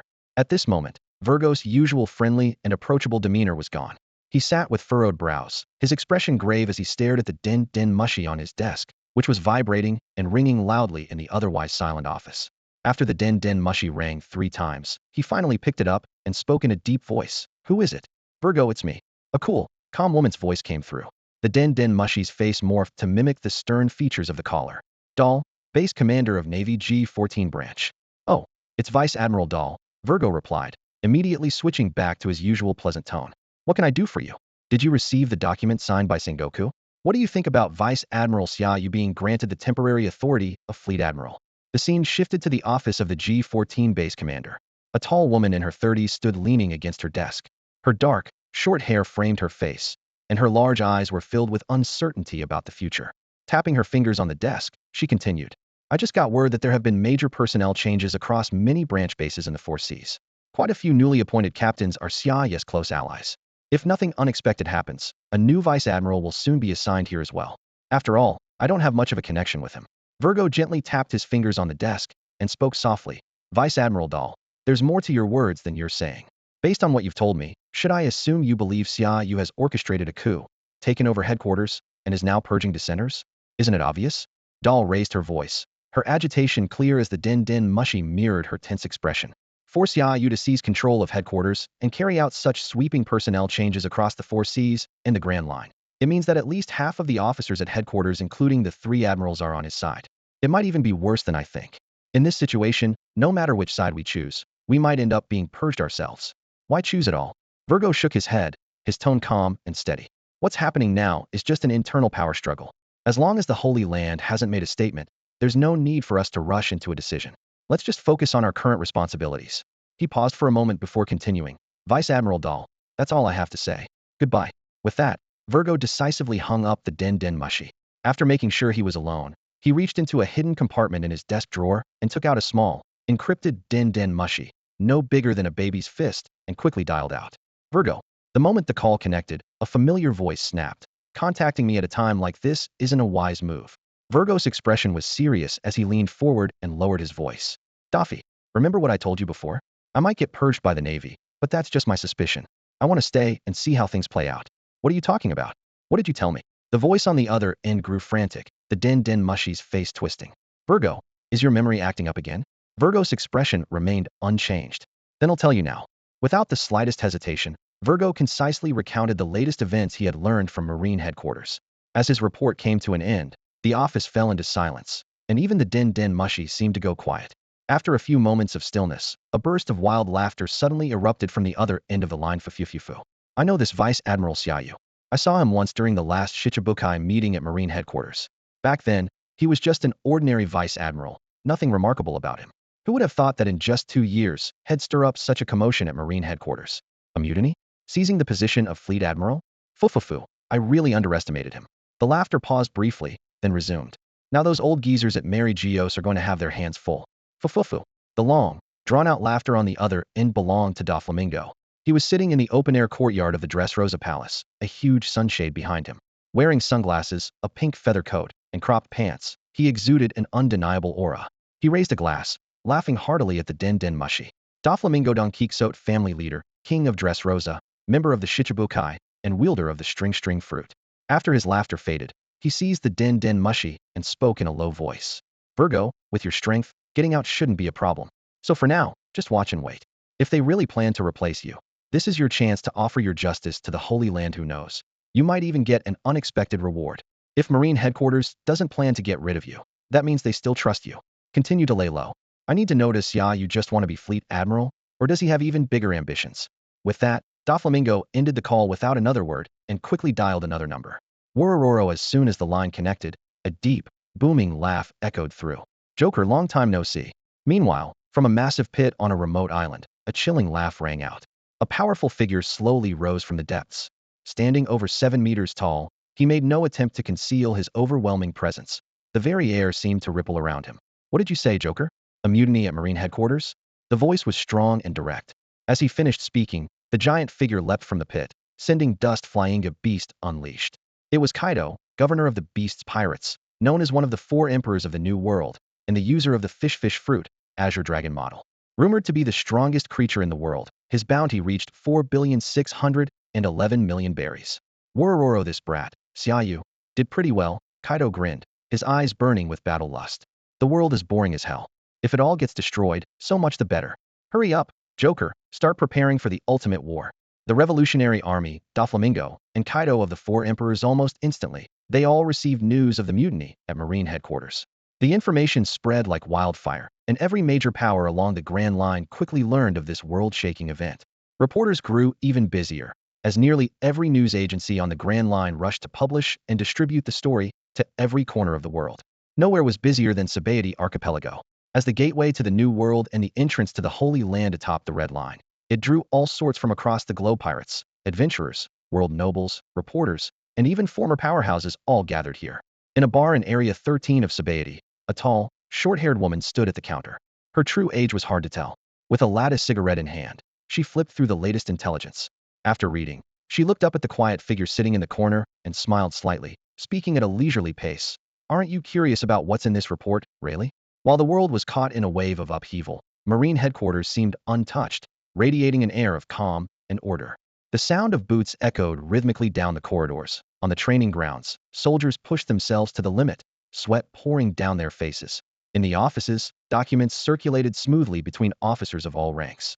The officers and soldiers whose fates had been changed by the arrival of Xia Yu now each performed their duties with quiet diligence, keeping this vast war machine running seamlessly. Those who hadn't participated in the mutiny despite being swayed by Xia Yu's speech still carried a shadow of doubt in their hearts. Worry flickered in their eyes, and their hushed conversations were always cautious. They feared being sidelined for not having contributed to the cause, and were even more anxious about retribution for not pledging loyalty to Xia Yu at the first opportunity. However, when they received their annual pay alongside everyone else, those worries faded like the receding tide. Tension melted from their faces, and a new sense of determination ignited in their eyes. Many clenched their fists as they returned to their posts, silently vowing to prove their loyalty to Marshal Xia Yu in the changes that lay ahead. Inside a fortress at Marine headquarters, a group of soldiers stood by an artillery battery, their gazes sharp and vigilant as they scanned the endless expanse of blue beyond the high walls. Their hands never strayed far from their weapons, ready for anything. Not far from them, 2 officers in colonels' coats leaned against the parapet, leisurely smoking as the sea breeze carried their smoke away. These 2 colonels had once served under Vice Admiral Bowman. When the mutiny broke out and Bowman was killed, they were immediately seen as potential threats. The mutineers surrounded their dormitory building but didn't attack right away, instead issuing strict orders that no one was to leave. Chaos reigned inside the dormitory. Many had no idea what was happening, and a few officers tried to step outside, hoping their rank would allow them to restore order. The moment they opened the doors, gunfire rang out, and their lives ended at the threshold. Blood pooled at the entrance, and only then did those inside realize a coup was underway within headquarters. Surrounded and caught off guard, no one dared to make another move. Even a few powerful major generals who tried to fight their way out were cut down outside the building, one after another. Everyone left inside was gripped by despair, convinced they would be purged when the mutiny was over. But to everyone's surprise, the new Marshal Xia Yu not only spared them, but also ensured they received the same pay as the mutineers, even entrusting them with the defense of this very fortress. Colonel Oka, any idea how you'll spend your pay? One of the colonels pulled out a pack of premium cigarettes he usually wouldn't splurge on, offering one to his companion with a relaxed smile. Once all this blows over, how about we take a trip somewhere together? Colonel Oka took the cigarette, inhaled deeply, and then shook his head with a wry smile. Honestly, I envy those who pledged loyalty to Lord Xia Yu from the start. You know Stock? During the mutiny, he quietly took a warship to the East Sea. I saw him leave the dorm in full colonel's uniform. I bet he's been appointed base commander at some outpost by now. When he first joined Marine headquarters, he was under my command. He exhaled a smoke ring and continued. And there are plenty of other officers who joined the mutiny and got promoted 2 ranks. One of my former majors is now my superior brigadier general. Don't be envious, Colonel Sneak. Colonel Oka held a cigarette between his fingers, brought it to his nose for a sniff, and smiled faintly. Lord Xia Yu hasn't held us accountable for anything. In fact, he even gave us a whole year's salary. What more could you ask for? He took out his lighter, lit the cigarette, took a deep drag, and exhaled a cloud of smoke before continuing. As for traveling, I've already sent all my pay back home. You know my parents aren't in good health, and my 3 younger siblings are still in school. If I spent that money on a trip, they'd go hungry. Oh, that reminds me. Sneak's eyes suddenly lit up. I overheard Lord Xia Yu talking with Major General Ziyuan in the cafeteria. After this incident is over, they're planning to set up schools for officers' children near headquarters and all major branch bases. Every officer's child can attend for free. The costs will be covered by headquarters and the branches. When they graduate, they can either join the Navy for military training or go back home to help build up their communities. Really? Oka was about to say something excitedly, but suddenly stopped. He quickly raised the binoculars hanging from his chest and focused on the sea. Several massive warships were speeding toward Marineford. At the head of the formation, the flagship's mast flew a banner emblazoned with the word Judiciary. Warships from Eni's lobby? Oka frowned deeply. Could it be that the Holy Land lost contact with headquarters and sent Eni's lobby to check things out? Whatever the case, Sneak took a step forward, his voice resolute. I have no desire to go back to those hard days. As far as I'm concerned, Lord Xia Yu is the only admiral I'll follow. With that, he turned to the soldiers at the artillery, barking, everyone, prepare for battle. Don't be rash, Sneak. Oka hurried to stop him. We should report this first. What if they're here to negotiate on behalf of the Holy Land? Before he could finish, his gaze was drawn to a strange phenomenon at top headquarters. His pupils shrank in shock. A wave of terrifying energy erupted from the rooftop, and the clear sky suddenly darkened. Fiery clouds billowed upward from the building. Damn it! Someone's infiltrated headquarters. Oka cursed. Sound the alarm now?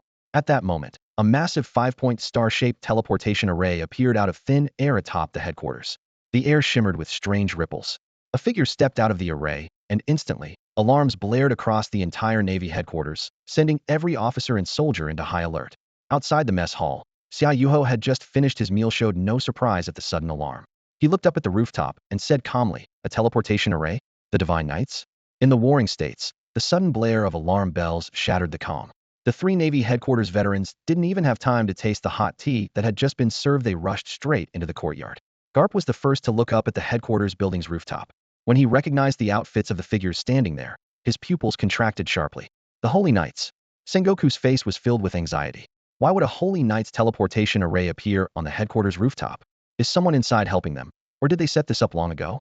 Zephyr, however, remained much calmer. He stared intently at the figures above and asked quietly, Garp, do you know these people? Several of them took part in the God Valley hunt 32 years ago as members of the Holy Knights. Garp nodded, adding, except for that young woman, the other 5 were all present during the God Valley incident. On the rooftop, a tall young woman with heterochromatic eyes was the first to step out from the teleportation array.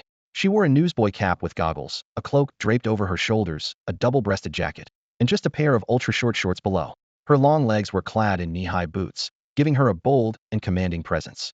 This was Junzi, a member of the Holy Knights and the Arrow fruit user, her mouth wrapped in bandages. As Junzi appeared, fiery clouds rose from the teleportation array, distorting the space around them. Next emerged a swordsman wearing a mask marked 46, an elegant long-haired woman in a midriff-bearing outfit, and a quiet short-haired woman. Once the teleportation array faded, 2 men stood alert. One carried a long-handled scythe and wore a skull mask, exuding a suffocating aura of death.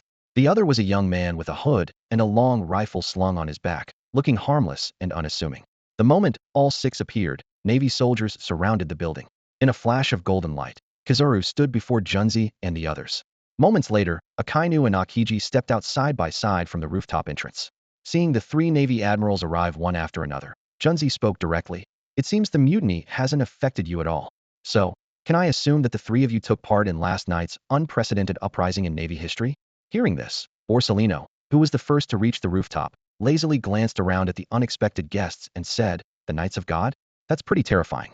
You actually managed to arrive at Navy headquarters directly through a teleportation array. Before Junzi could respond, the long-haired woman standing beside her stepped forward. Her voice was gentle yet authoritative. Don't misunderstand, Junzi. We're not here to hold anyone accountable today. We're here on behalf of the Holy Land to negotiate with Vice Admiral Xia Yu.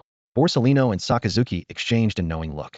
Although they had anticipated the Knights of God might show up, they hadn't expected the negotiators to be members of the Knights themselves. As admirals of Navy headquarters, they were not only familiar with the Knights of God by reputation, but also well aware that their primary duty was to protect the celestial dragons living in the Holy Land and maintain order for them. While the Knights occasionally left the Holy Land for special missions, those missions were almost always tied to the safety of the celestial dragons. Now, with 6 members suddenly appearing at Navy headquarters via a teleportation array, they couldn't help but wonder, what's really going on in the Holy Land? Their view of the Holy Land instantly became more complicated. Bring Xia Yu to us. Junzi suddenly stepped forward, standing shoulder to shoulder with the long-haired woman. her expression icy as she spoke. If he wants to keep his position as Fleet Admiral, had better not keep us waiting. As her words faded, a cold voice rang out. You sure talk big. Before the echo died away, two figures appeared at the rooftop entrance, Xia Yu and Xia Yu. Xia Yu walked forward with steady steps, wasting no time as he reached the three admirals and fixed his sharp gaze on Junzi. Miss Junzi, you're not qualified to negotiate with me. What I want is beyond your power to offer. Junzi's pupils contracted in surprise. She hadn't expected Xia Yu to call her by name, and the shock hit her hard. The Knights of God had always been shrouded in mystery, rarely appearing in public. Even within the Holy Land, few knew how many members the Knights actually had. Most of them kept their identities hidden, especially those powerful individuals recruited from the open. Almost no one knew who they really were. Junzi herself had only recently joined, and the highest authorities in the Holy Land, like the five elders, clearly had no idea who she was. Yet Xia Yu, a young man who had only joined the Navy 6 years ago, recognized her instantly. You know who I am. Junzi stared intently at Xia Yu, her mind full of questions. Xia Yu didn't answer directly. Instead, he swept his gaze over the other 5 members of the Knights of God, his tone calm. If I'm not mistaken, the 5 of you participated in the God Valley hunting game 32 years ago. Judging by the looks of things, life hasn't treated you well. You were already members of the Knights of God over 3 decades ago, yet you're still just followers. If you can't make your mark among the Knights, why not join the Navy? I can offer you a bright future. As he spoke, Xia Yu didn't bother with niceties. He laid out an enticing offer, his tone both challenging and commanding. Xia Yu's words seemed casual, but to the 5 members of the Divine Knights behind Junzi, they exploded in their ears like thunder. The incident in God Valley 32 years ago had long been erased from history. Even the island where God Valley once stood had vanished from all maps. Because of this, very few people knew what had happened. Even within the Navy headquarters, only a handful were aware. Among those who participated in the hunting game back then, aside from Garp, who was present at the time, almost no one else knew the truth, except for a select few insiders. Most crucially, these 5 knights were certain this was their first encounter with Xia Yu. Even if Garp had mentioned the past, there was no way Xia Yu could have recognized them after just a single meeting. Yet, Xia Yu's calm words shattered that certainty. He casually called out their names and revealed their presence at the God Valley hunting game, leaving the 5 knights exchanging shocked glances, their astonishment plain to see. Even the 3 admirals standing behind Xia Yu couldn't help but look up at him. Although they were now high-ranking officials in the Navy, during the God Valley incident, they had only been teenagers. The youngest, Kazan, was just 11 at the time. It was only after years of promotion and access to classified files, especially those concerning sea emperors like Rox, that they learned fragments of the truth about God Valley. But that wasn't the point. What mattered was that the 3 admirals didn't know the full story, yet Xia Yu, who had only been a vice admiral back then, seemed to know every detail, even naming those who had taken part in the hunting game. It made them feel almost as if they were still reckless youths in his presence. Suddenly, the long-haired woman stepped forward, breaking the brief silence. Instantly, the skeleton-masked man reflexively gripped his scythe, while the hooded man fell back, spear raised defensively. Despite their sudden, tense reactions, Xia Yu remained unfazed. He calmly took another step forward, his voice cool and commanding. I told you, you worthless pawns have no right to negotiate with me. Return to the Holy Land, at once let the 5 elders come see me themselves. He paused, his gaze sharpening as his tone grew heavier. No, that's not right. The 5 elders haven't responded at all. Instead, you came here through the teleportation array. So what am I to make of this? Who is really behind Imu? The moment Xia Yu spoke the name Imu, the expressions of all 6 divine knights changed drastically. The 5 behind Junzi were visibly shaken, nearly losing their composure. Damn it, you actually know about Lord Imu. You know far too much. Without hesitation, Junzi unleashed his devil fruit power. A massive, bandage-wrapped arrow tore through the air in a stunning arc, shooting straight at Xia Yu. The attack was swift and merciless, catching both the 3 admirals, and Jinho stood just a step away from Xia Yu, completely off guard. For them, the name Imu was utterly unfamiliar, and it was shocking that a single word from Xia Yu could provoke such a loss of control. Tension surged through the air. The 3 admirals and Gion instinctively looked towards Xia Yu, unconsciously stepping back as the situation grew more dangerous.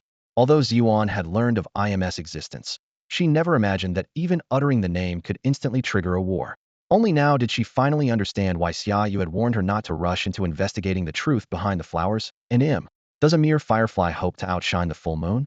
Xia Yu's voice suddenly turned ice cold, his killing intent almost tangible as it spread outwards. In the next instant, he reached back and grabbed the hilt of the sword at Ziyuan's waist. The moment his hand closed around it, a torrent of black and red conqueror's haki erupted from the scabbard, like a long-restrained flood finally breaking through its dam. This haki didn't radiate from Xia Yu's body or feet. but instead burst forth from the scabbard itself in a bizarre manner. Even before the blade was fully drawn, its terrifying aura had already enveloped the entire rooftop. Boom, boom, boom. The massive arrows that had just shot towards Xia Yu were instantly shattered by the force of his conqueror's haki, disintegrating into ash and drifting away in the air. Junzi watched as his attack was effortlessly destroyed. His pupils contracted, his face filled with shock. Conqueror's haki? No, that's impossible. The long-haired woman at his side stared wide-eyed in disbelief. It's even stronger than Rock's haki back in the day. Who are you? Damn it, I can't take this much longer, cried two other members of the Knights of God.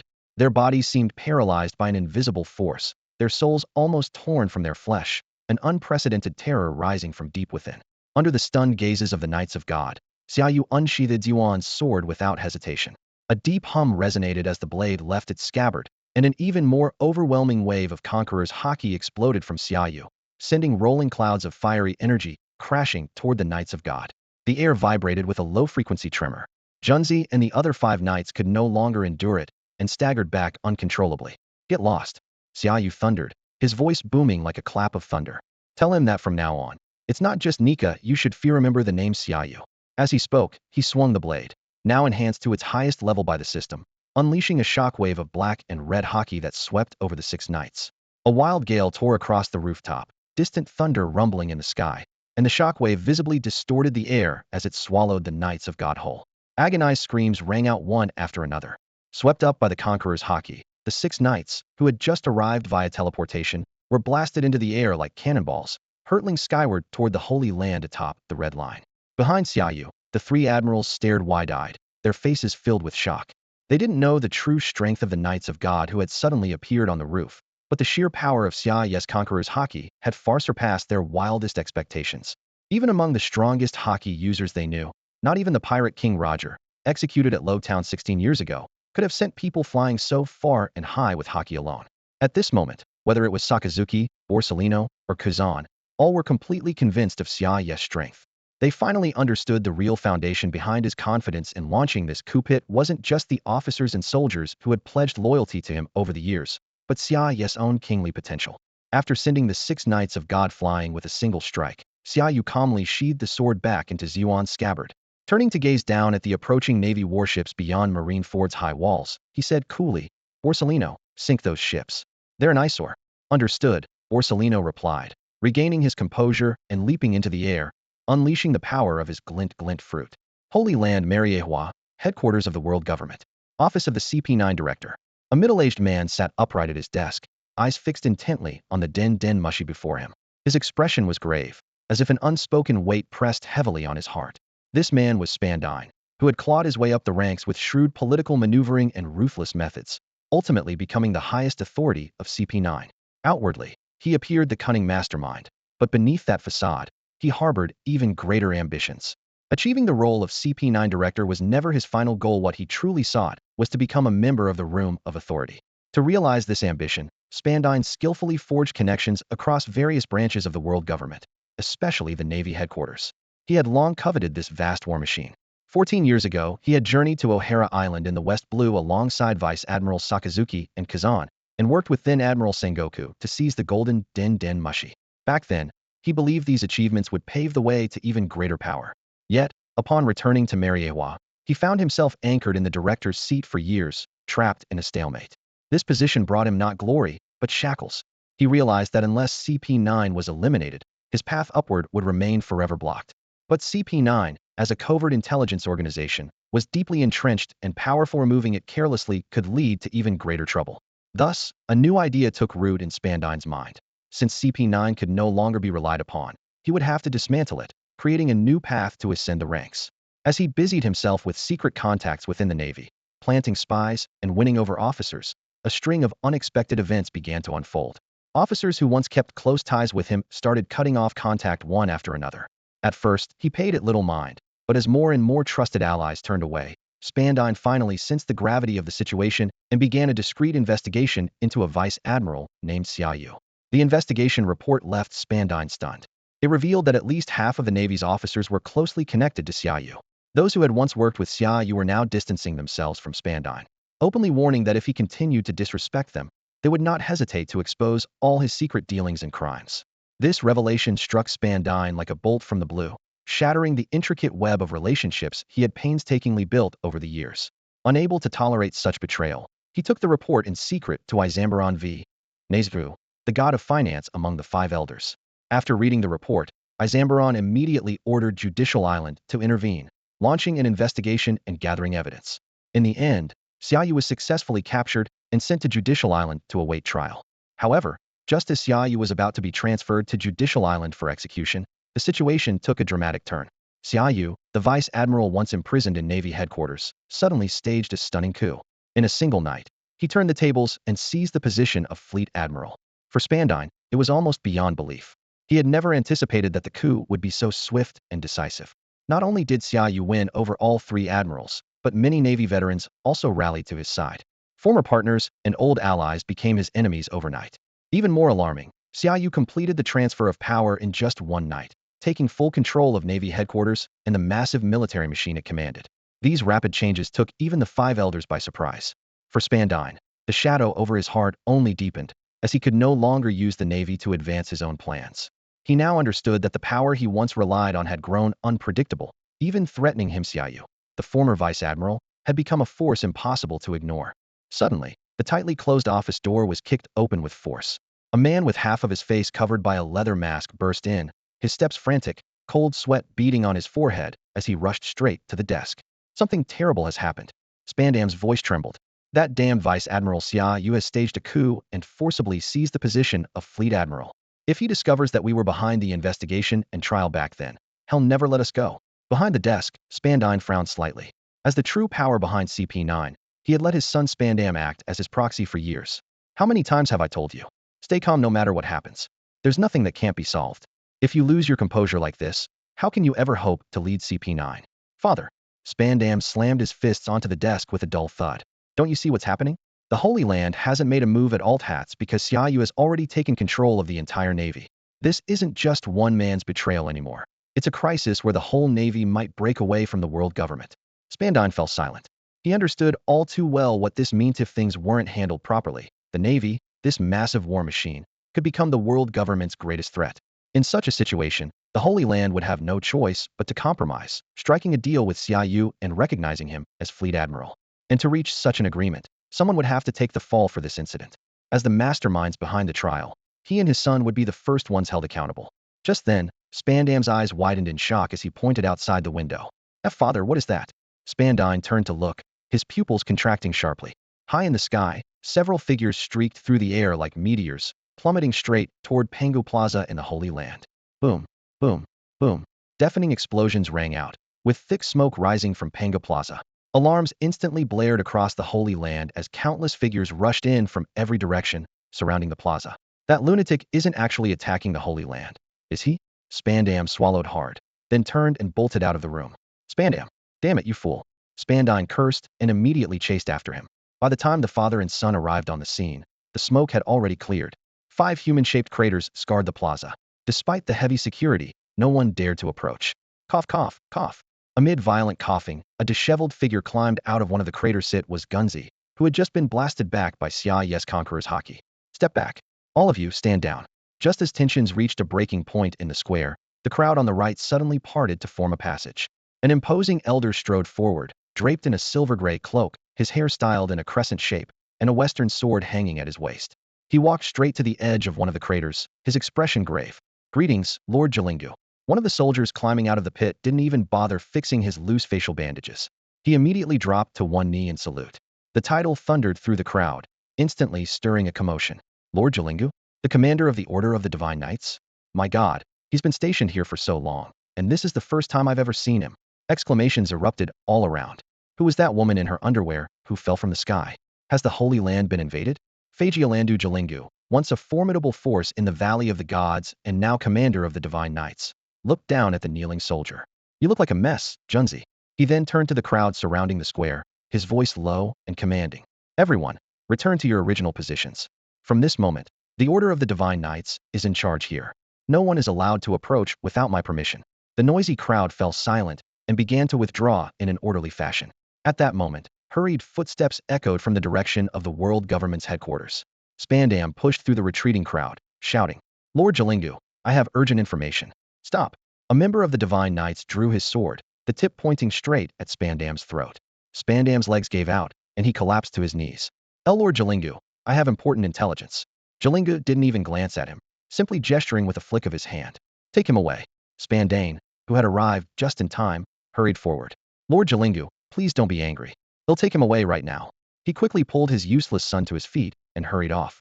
Even as the top officer of CP9, Spandane could only bow and scrape before a man who not only commanded the Divine Knights, but also had the authority to judge and execute the Celestial Dragons. Once the father and son had left, Jalingu fixed his gaze on Junzi. What happened? Why are you?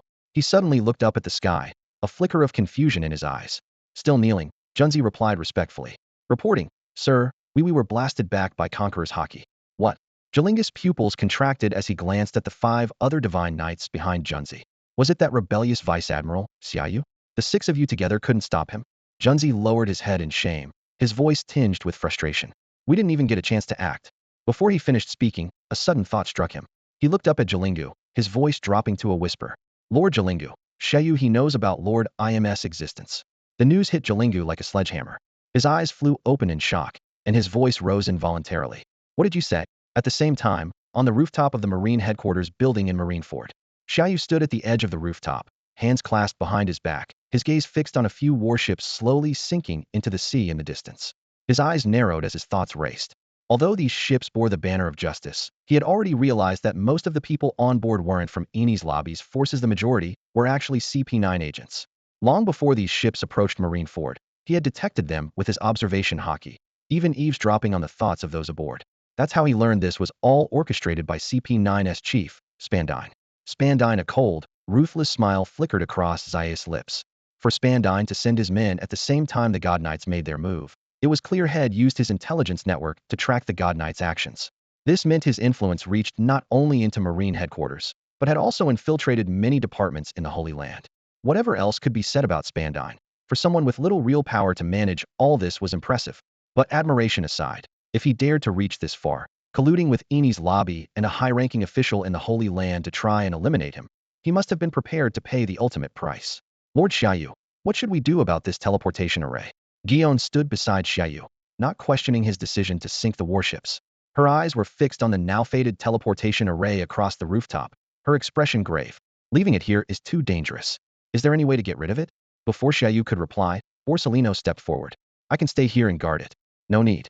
Xia Yu waved his hand and turned toward where Junzi and the others had been standing. After glancing around for a moment, an idea suddenly came to him. Guion, bring me 2 sealing talismans. Huh. Guion's eyes widened, thinking she must have misheard. She was inwardly thrown off. But, Fleet Admiral, this is the God Knight's teleportation array. The 3 admirals were equally caught off guard and exchanged glances. Sakazuki's face twitched. He didn't understand how the array worked, but was sure sealing talismans couldn't possibly contain it. Borsellino turned his head as if to speak, then fell silent, keeping his thoughts to himself. Kazan reacted more calmly, only frowning slightly out of habit. The air grew tense. Xia Yu, thinking he hadn't made himself clear, looked confused. What? Do I need to repeat myself? No, that won't be necessary. Guion snapped out of it, gave an awkward smile, and, realizing Xia Yu was serious, immediately turned and hurried out. In no time, she returned with 2 sealing talismans and handed them to Xia Yu. Xia Yu took the talisman and pressed it into his palm, quietly releasing his Conqueror's Haki. Instantly, the air around him began to vibrate with a subtle, low-frequency hum, like invisible ripples spreading through the space. However, unlike the wild burst that had previously knocked back Junzi and the other members of the Knights of God, this time, Xia Yu's Haki was strangely absorbed, little by little, into the talisman in his hand, as effortlessly as water soaking into a sponge. The scene was so incredible that the 3 admirals and Guion all widened their eyes in shock. Borsellino's reaction was especially dramatic. His mouth hung open, his eyes bulged like brass bells, and his entire face seemed to transform into a living meme, staring in disbelief at the miraculous sight before him. Although Sakazuki and Kazan didn't look quite as exaggerated, they were clearly just as stunned by Xia Yu's actions. The same question flashed through both of their minds. Is it really possible to use Conqueror's Haki like this? Catching the reactions of the admirals and Guion out of the corner of his eye, Xia Yu couldn't help but smile slightly, amused by their astonishment. Still, as the Fleet Admiral of the Navy headquarters, he quickly composed himself, no longer displaying the casual, playful side he once had. With the eyes of the admirals and Guion fixed on him, Xia Yu continued channeling his Haki into the talisman while solemnly reciting an incantation. His lips moved quickly, uttering a string of mysterious words. As the pace of his chanting increased, the haki pouring into the talisman grew even more intense, making the low-frequency vibrations in the air stronger and the buzzing sound ever louder, as if the whole space was resonating. The admirals and Gion were utterly baffled. Who would ever use Conqueror's haki like this? Despite their confusion, none of them dared to interrupt or make any noise that might disrupt the process. As the haki's intensity kept rising, the four instinctively stepped back to maintain a safe distance. While they watched, completely lost, but sensing something significant, Xia Yu suddenly raised his voice, his tone solemn and powerful. Great heavenly dragon, all Buddhas of wisdom, world-honored Ksitigarbha, Prajna Bami Boom. As soon as he shouted boom, Xia Yu thrust the talisman, now brimming with Conqueror's haki, hard onto the ground. A visible shockwave rippled out as the talisman embedded itself into the hard surface, merging seamlessly with the earth, making it impossible to tell where one ended and the other began. All done. Xia Yu looked down at the talisman, now fused into the ground and glowing faintly with the light of his haki, and nodded in satisfaction. With this in place, if anyone dared use this teleportation point again, they'd find themselves sent right back where they came from. In the dimly lit royal hall of Mary Geos, sat upon the empty throne, hands tightly gripping the armrests beneath a cloak, eyes coldly fixed on the figures before him. The five elders standing side by side, the leader of the Knights of God, Figurland Garling, and the battered and disheveled Junzi. An invisible pressure radiated from the throne, making the air in the hall thick and suffocating. Junzi kept her head bowed, not daring to straighten up. She had just reported her experience at Navy headquarters. She had led 5 other members of the Knights of God to negotiate. But not only did they fail, they were all blasted back to Mary Geos by Xia Yu's overwhelming Conqueror's haki. If it hadn't been for Figurland Garling's presence, she wouldn't have even had the courage to stand in this hall, let alone enter the palace alone. After a brief silence, abruptly rose from the throne, gaze sweeping over those present, his voice low and dangerous. He actually knows I exist. Just who is this Xia Yu? Lord him, we absolutely cannot let him live. The financial war god, Izambaron V. Nazashuru, cautiously raised his head, his eyes brimming with murderous intent. He staged a coup and seized control of the navy on that. We could perhaps compromise, but this is different. Now that he knows about you, Xia Yu must die? Figurland Garling's brow furrowed slightly at these words. As the leader of the Knights of God, he not only commanded powerful members, but was himself a match for anyone in the room. Still, he could not agree with Izambaron's suggestion. For Xia Yu to launch a coup and seize the navy at minimal cost, he must have some trump card against the world government, and this much had already been proven. He had used only his Conqueror's haki to send Junzi and 5 Knights of God flying from Navy headquarters back to Mary Geos. Such power was already beyond that of an ordinary Vice Admiral, Admiral, or even a Yonko.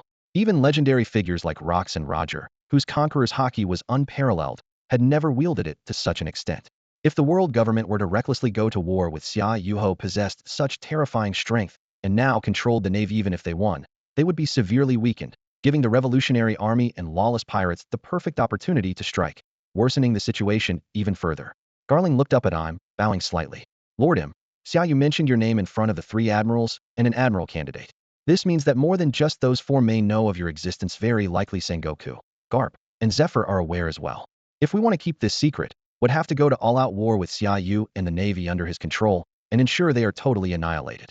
But under the current circumstances, that's simply not possible. According to my latest intelligence, news of Xia Yu's coup and takeover of Navy headquarters has already been printed and distributed by major newspapers throughout the Grand Line. Before the news outlets caught wind of this, I believe the Revolutionary Army or other ambitious factions had already obtained this intel themselves. Gringus' words were suddenly interrupted by the sharp, urgent ringing of the den mushi in his arms. His expression changed instantly as he fumbled to cut off the call, but it was already too late. Father, it's Shamrock, came a deep voice from the other end. I've just received the latest report. The 4 main armies of the Revolutionary Army and the Grand Line Army have mobilized simultaneously. Also, our undercover agent in Wano reports that Kaido of the Beasts, through Doflamingo, has learned of the mutiny led by Xia Yu at Navy headquarters and is plotting a massive war. Gringo glanced at Imu, whose figure sat before the throne, and could only reply briefly, understood. With that, he quickly ended the call. The Grand Hall was instantly plunged into a deathly silence. Although the 5 elders maintained a calm exterior, inwardly they were in utter turmoil. None felt this more acutely than Izambaron V. Nazashuru, who realized that the chaos now unfolding was partly the result of his own decision to follow Spandine's advice and investigate Xia Yu. He had thought that involving Eni's lobby would redirect the anger of the Navy officers, and that Xia Yu, whose power was still immature, posed no real threat. Reality, however, had dealt him a harsh blow. The Vice Admiral he had dismissed as insignificant had not only dared to lead a mutiny, but had also managed to involve multiple powerful factions, sending the entire situation spiraling out of control. What was even more shocking was that Xia Yu seemed to know about Lord Imus Existentia's secret meant to be kept from everyone except the 5 elders, Gringu, and a few select members of the Holy Knights. As Izambaron pondered his next move, Emu slowly turned, presenting his back to the assembly. A cold glint flickered in his dark red, ripple-patterned eyes as he said in a low voice, "Tell Xia Yu I wish to speak with him." Meanwhile, in the operations conference room at Navy headquarters, the sudden appearance of the Holy Knights had prompted Garp, Sengoku, and Zephyr to join the meeting. Except for a few Vice Admirals away on missions, all headquarters Vice Admirals and the 3 Admirals were present. Lord Xia Yu, Guion, seated beside Xia Yu, asked quietly, "There's something I don't understand. Why did you tell those Holy Knights that Nika isn't the only thing they should fear? Were you trying to provoke them, or was there another reason?" A faint smile played at the corner of Xia Yu's lips. "I wasn't trying to provoke them, nor did I have any special motive. I just felt that saying nothing would make me seem less imposing." Unexpected by Xia Yu's response, Ziyuan widened her beautiful eyes in surprise, then shook her head with a wry smile. The young man before her, despite having launched a coup to seize full control of the Navy, still retained the familiar traits she had always known. From the moment he first joined headquarters to the eve of the mutiny, Xia Yu had always come across as a witty and charming youth. Even when facing stern questioning from the presiding judge, he could casually say things like, "I like lighting cigarettes with belly," making it hard for anyone to keep a straight face. "Is everyone here?" Xia Yu glanced around the meeting room, his gaze sweeping over each attendee. He spoke at a measured pace. "Before we begin, there's something I need to inform you all about." Folding his hands on the table and leaning forward slightly, he continued, "Unless something unexpected happened, the Revolutionary Army, as well as Doflamingun of the 7 warlords, should already be aware of our coup and have taken action accordingly." He paused, letting the weight of his words sink in, then went on, "Of course, it's not because their spies within the Navy are particularly skilled that they learned of the coup so quickly after it ended. I made sure of it myself." Xia Yu turned his head to glance at Borsellino, a subtle, meaningful glint flashing in his sharp eyes. "The Revolutionary Army probably found out even sooner than Doflamingo, since their undercover agents within the Navy hold relatively high ranks. As for Doflamingo's informant, since they're not stationed at headquarters, I had another branch Vice Admiral leak the news to him directly. Or rather, I wanted to push him into making a choice." Hearing Xia Yu bring up the sensitive topic of spies before the meeting had even started, Sengoku, who was listening nearby, was visibly startled and looked up at the new Fleet Admiral. As the former Fleet Admiral himself, Sengoku was well aware that various factions had planted their own agents within the Navy. Although he had managed to quietly root out some of them by his own means, he was certain there were still moles he hadn't found. Xia Yu's words now made it clear that he already had those spies' identities well in hand. Unlike Sengoku's silence, the room erupted into a chorus of astonished voices from the many Vice Admirals present, their discussions overlapping in a flurry of surprise. "Doflamingo actually has spies in headquarters? Who on earth is this undercover agent? Not at headquarters? Could it be a base commander from one of the branch offices? Admiral, why not just root out these spies now?" Xia Yu raised a hand to signal for silence, wearing a gentle smile, as if discussing something entirely ordinary. "We don't always have to remove every spy. More often than not, letting them stay serves us better than eliminating them. And now, their usefulness is starting to show." His voice grew clearer and more forceful. "We've just received word from Sabeti Archipelago upon learning of the uprising within the Navy. The Revolutionary Army has mobilized all 5 of its main forces. I'm certain that as soon as the Holy Land is thrown into chaos by my coup, they'll seize the opportunity to expand their influence and territory." Xia Yu's gaze swept over everyone in the room as he continued. "After Doflamingo receives this intel through his spy, he'll immediately inform Kaido, one of the 4 emperors ruling the New World. That's right, Doflamingo, while serving as a warlord, also operates under the codename Joker in the underworld, acting as both a broker and a close associate of Kaido." His words echoed through the meeting room. "Once Kaido learns from Doflamingo that we've broken ties with the world government, what do you think he'll do, the man who's always wished for the world's destruction? Of course, as the news spreads across the globe, everyone will eventually know what we've done, but there's always a gap in timing. At that moment, the Holy Land would surely seize this window of opportunity, aiming to crush us in one swift strike and bring the war to a rapid end. Since I dared to launch a mutiny, I certainly have no fear of going to war with the world government." Xia Yu clasped his hands on the table, his sharp gaze sweeping across everyone in the conference room. "The key question is, once we go to war with the Holy Land, what will the other factions do?" He pointed to the world map on the wall. "The Revolutionary Army is unlikely to make a move against us right now. Their long-standing goal is to overthrow the world government. So not only will they refrain from attacking us, they might even send envoys to connect with us. After all, This is the perfect opportunity for them to win over the Navy. Xia Yu stood up and walked to the window, gazing out at the distant sea through the glass. For the Revolutionary Army, the world government is their ultimate enemy. But for everyone else, especially the lawless pirates roaming the seas, the Navy is their greatest threat. He turned back to face the group, a faint smile tugging at his lips. That's why I deliberately stirred things up early, making the Holy Land think everyone would hesitate, so they'd be willing to sit down and negotiate with us. After speaking at length, Xia Yu suddenly glanced at Garp, Sengoku, and Zephyr, who were sitting in as observers. A sly glint flashed in his eyes. I imagine you're all quite eager to meet the person I mentioned, the one pulling the strings behind the world government. I'm sure many of you here are curious about them as well. His voice rose a little. As long as the Holy Land is willing to talk, you'll all meet this person soon. After I sent those gods' knights flying back to the Holy Land, IM's existence is no longer a secret to us. If him doesn't want the Revolutionary Army and the D clan to benefit from our war, you'll meet them very soon. Buru buru. Just as Xia Yu finished speaking, the din din mushi on the table began to ring, its face suddenly turning stern and expressionless. A familiar voice came through the speaker. This is Junzi. The entire room immediately turned their attention to the call, and the air grew tense. Sengoku and Garp, in particular, absent-mindedly reached for a box of rice crackers, bringing them to their mouths while their eyes remained fixed on the din din mushi. Xia Yu narrowed his eyes, his tone calm. Miss Junzi, it seems you weren't injured by the Conqueror's haki. That's a relief. After all, we haven't reached the point of no return yet. Who knows? We might end up fighting side by side. On the other end, standing atop the grand hall of the Holy Land's palace, Junzi glanced nervously at the imposing figure seated before the throne. She didn't dare linger and got straight to the point. Lordum wants to meet you. Very well, Xia Yu replied without hesitation. When? Tomorrow. Xia Yu nodded, his voice firm and resolute. I hope to see Spandane and his son when I arrive at the Holy Land tomorrow. With that, Xia Yu ended the call, then looked up at the group now focused on him and shrugged. Looks like the Revolutionary Army and Kaido's group will have wasted their efforts. The Holy Land, World Government Headquarters.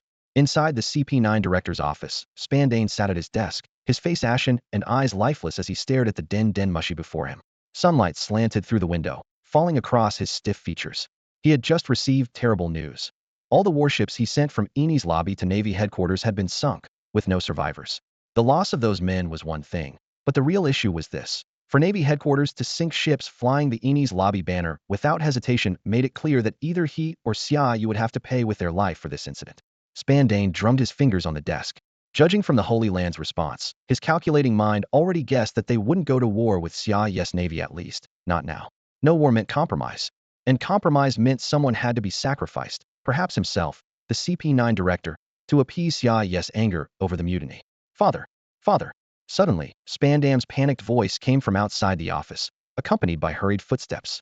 Before Spandane could react, Spandane burst through the door, sweat beading on his forehead as he exclaimed, The God's Knights are on their way here. At that, Spandane slumped in his chair, a look of despair and fear flashing in his eyes. The sun was setting in the west. Hanging high above, it slowly descended toward the horizon, its golden afterglow spreading out like molten metal and dyeing the entire sea red. The blood-red sky created a breathtaking scene, as if the whole world had paused in that moment.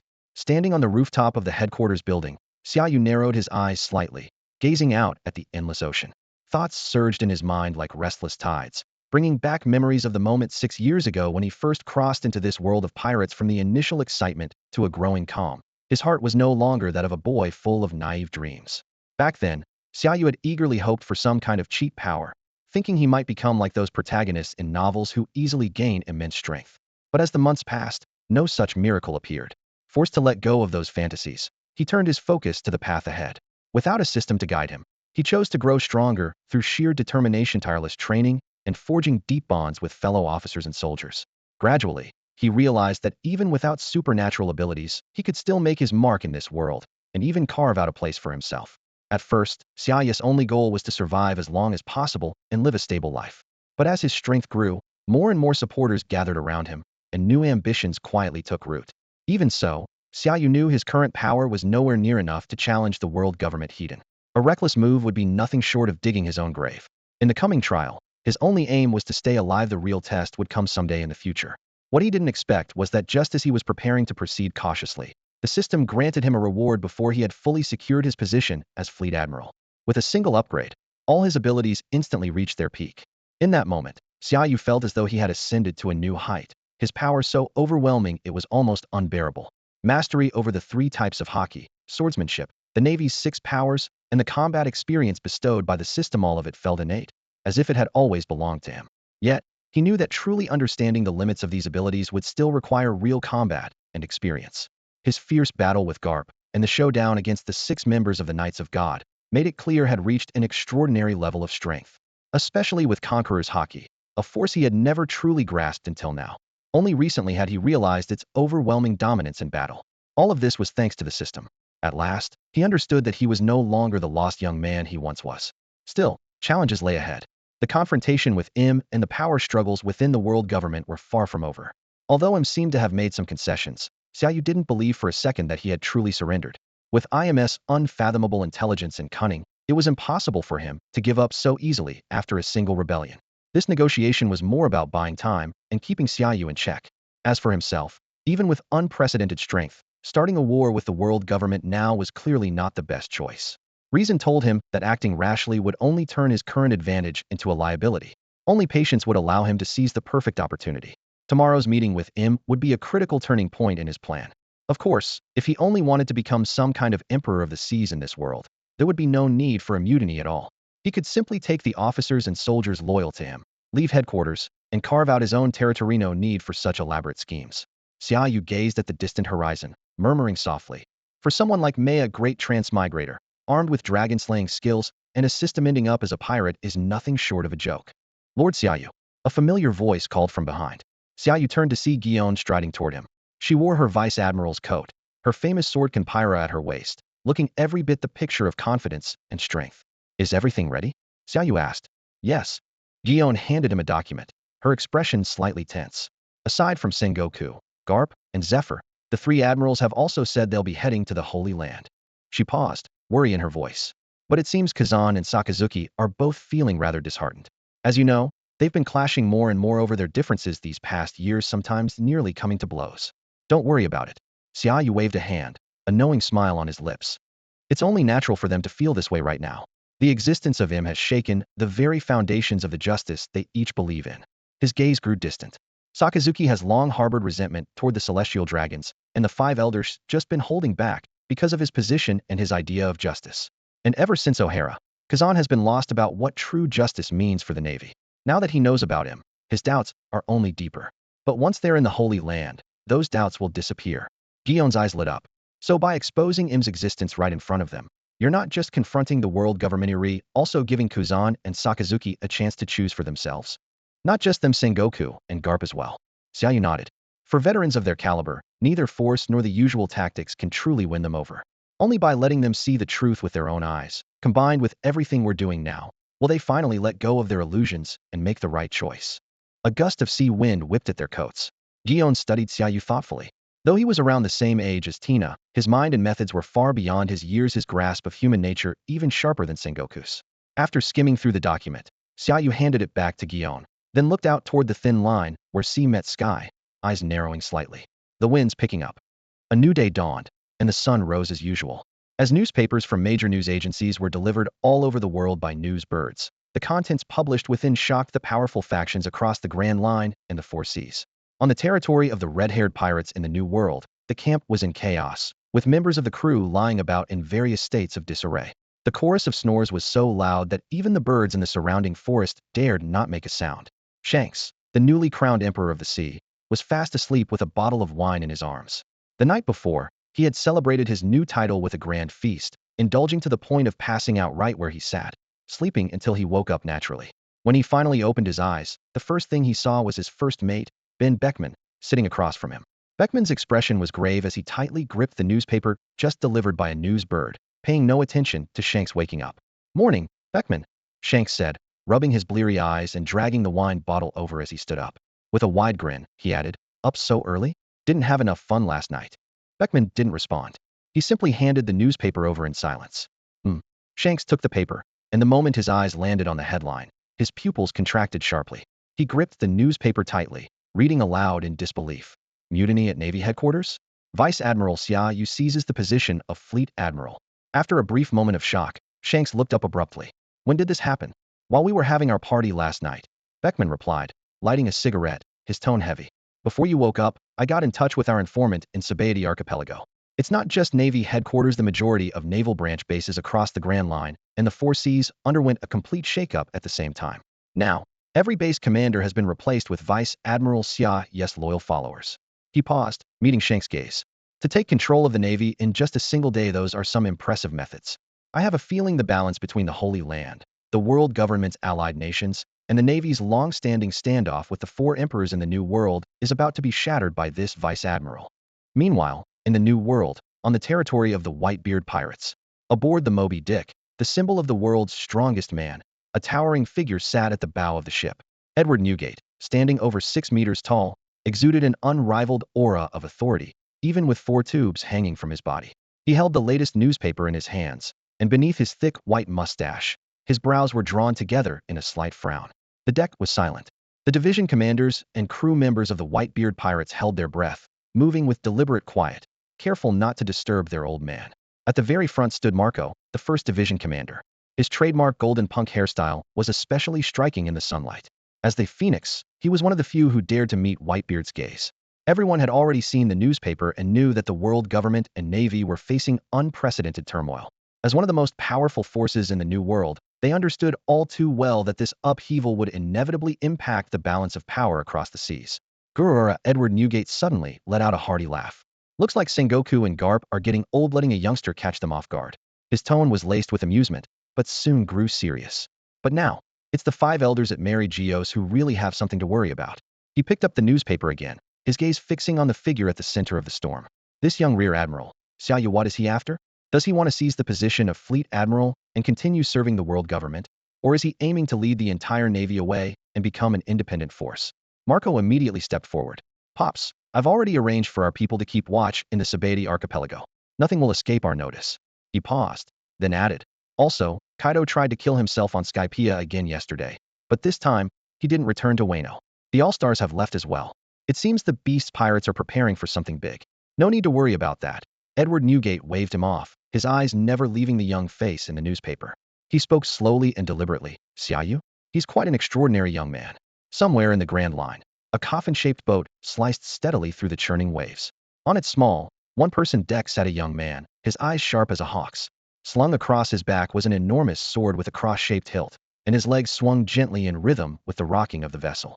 As waves crashed against the boat and sent up sprays of seawater, an invisible barrier repelled the droplets before they could touch him, dispersing them into mist on the wind. This was Dracul Mihawk, known throughout the world as Hawkeye, the greatest swordsman alive, sitting at the very pinnacle of swordsmanship. Once a hunter of the Navy, he now served as one of the 7 warlords under the world government. Suddenly, a crisp bird call echoed from above. Mihawk looked up to see a news coup descending, its wings flapping for balance as it hovered overhead. A lover of newspapers, Mihawk moved with practiced ease, tossing a coin with one hand and catching the newspaper from the bird with the other. As soon as he glimpsed the headline, Mihawk relaxed just a moment before shot to his feet, a rare flash of shock passing through his eagle-like eyes. Naval headquarters in revolt. Vice Admiral Xia Yu seizes full control, tensions with the world government at a breaking point.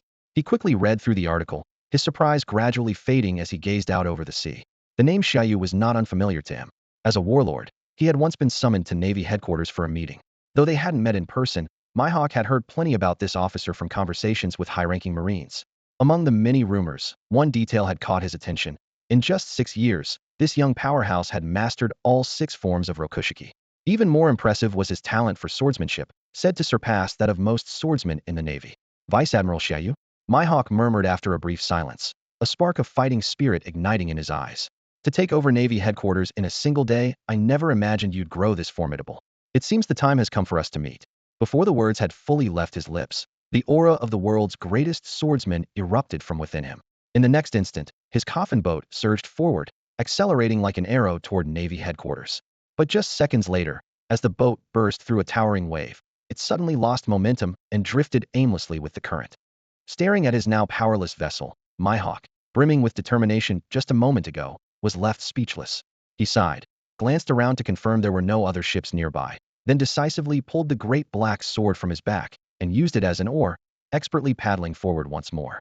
In the first half of the Grand Line, within the borders of Alabasta, in a dimly lit room inside the Rain Dinners, the largest casino in Rain Base, a commanding man stood with his back to the only light source, a low, unsettling chuckle rumbling from his throat. Well, This is unexpected. The entire Navy headquarters seized by a Vice Admiral. Before his words had even faded, the man spun around abruptly, revealing a face slashed by a vicious scar. Under the dim, yellow light, his sharp features looked especially severe. His slicked back hair, meticulously styled with pomade, gleamed like polished glass, every strand perfectly in place, exuding both precision and boldness. Combined with his statuesque posture, he gave off an unmistakable aura of ambition, a presence so imposing it was difficult to meet his gaze. This was none other than Sir Crocodile, one of the 7 warlords of the sea and the infamous founder of the Baroque Works criminal syndicate, known by the codename Mr. Zero. Yet in the kingdom of Alabasta, no one knew his true identity. For now, he had carefully crafted the image of a righteous hero, gradually building his reputation in this desert nation while secretly advancing a long-brewing scheme beneath the guise of virtue. "Miss All Sunday," he called out in a low voice. Before he could finish, a cigar still unlit was already between his lips as he turned his gaze toward the shadowy corner across from him. In the gloom, a figure moved in silence. A tall, striking woman soon emerged from the darkness. She wore a white cowboy hat and a dark cloak that swayed gently with her steps, giving her the ghostly air of someone who had just stepped out of the night itself. She was Nico Robin, Vice President of Baroque Works, codename Miss All Sunday. As the user of the flower fruit, she was also the sole survivor of the O'Hara incident, now branded by the world government as the Demon of O'Hara and carrying a bounty of 79 million berries. Crocodile fixed his gaze on her, a depth of meaning flickering in his eyes. His tone was calm, but left no room for argument. "We have to move up our plans." The air instantly grew tense. Robin said nothing, standing quietly and waiting for him to continue. Crocodile removed the cigar from his mouth, his voice growing heavier. "The world government or Marine headquarters may soon issue a summons to the warlords. If this rebellion causes a complete rift between the Navy and the government, the warlords will be trapped between both sides. At that point, there will be no avoiding the fallout." He paused, his gaze sharpening. "To keep our plans from being compromised, I have to leave Alabasta for now. All Baroque Works business will be in your hands." As he finished speaking, a slow, knowing smile curled at the corner of his mouth, as if the outcome was already certain. He looked straight at the woman before him, his voice calm but laced with unmistakable expectation. "Don't let me down, Nico Robin." As the world's major powers stirred beneath the surface in response to the naval headquarters mutiny, a large battleship slowly departed from the port of Marineford, cutting through the waves toward the Sabeti archipelago. On the deck, Xia Yu stood tall at the bow, his Fleet Admiral's coat billowing in the sea breeze, with the 3 admirals lined up neatly behind him. Guion maintained her usual one-step distance behind Xia Yu, her right hand resting on her sword hilt, ready to react to any sudden developments. Beneath her calm exterior, anxieties simmered. Although the Holy Land had compromised and the mysterious Im had agreed to meet Xia Yu, her worries were far from eased. If the Holy Land went back on its word, they would face an unprecedented battle. "Don't be nervous," Xia Yu said, as if sensing her thoughts, without turning his head. "Even if the Holy Land changes its mind, they won't be able to keep us here.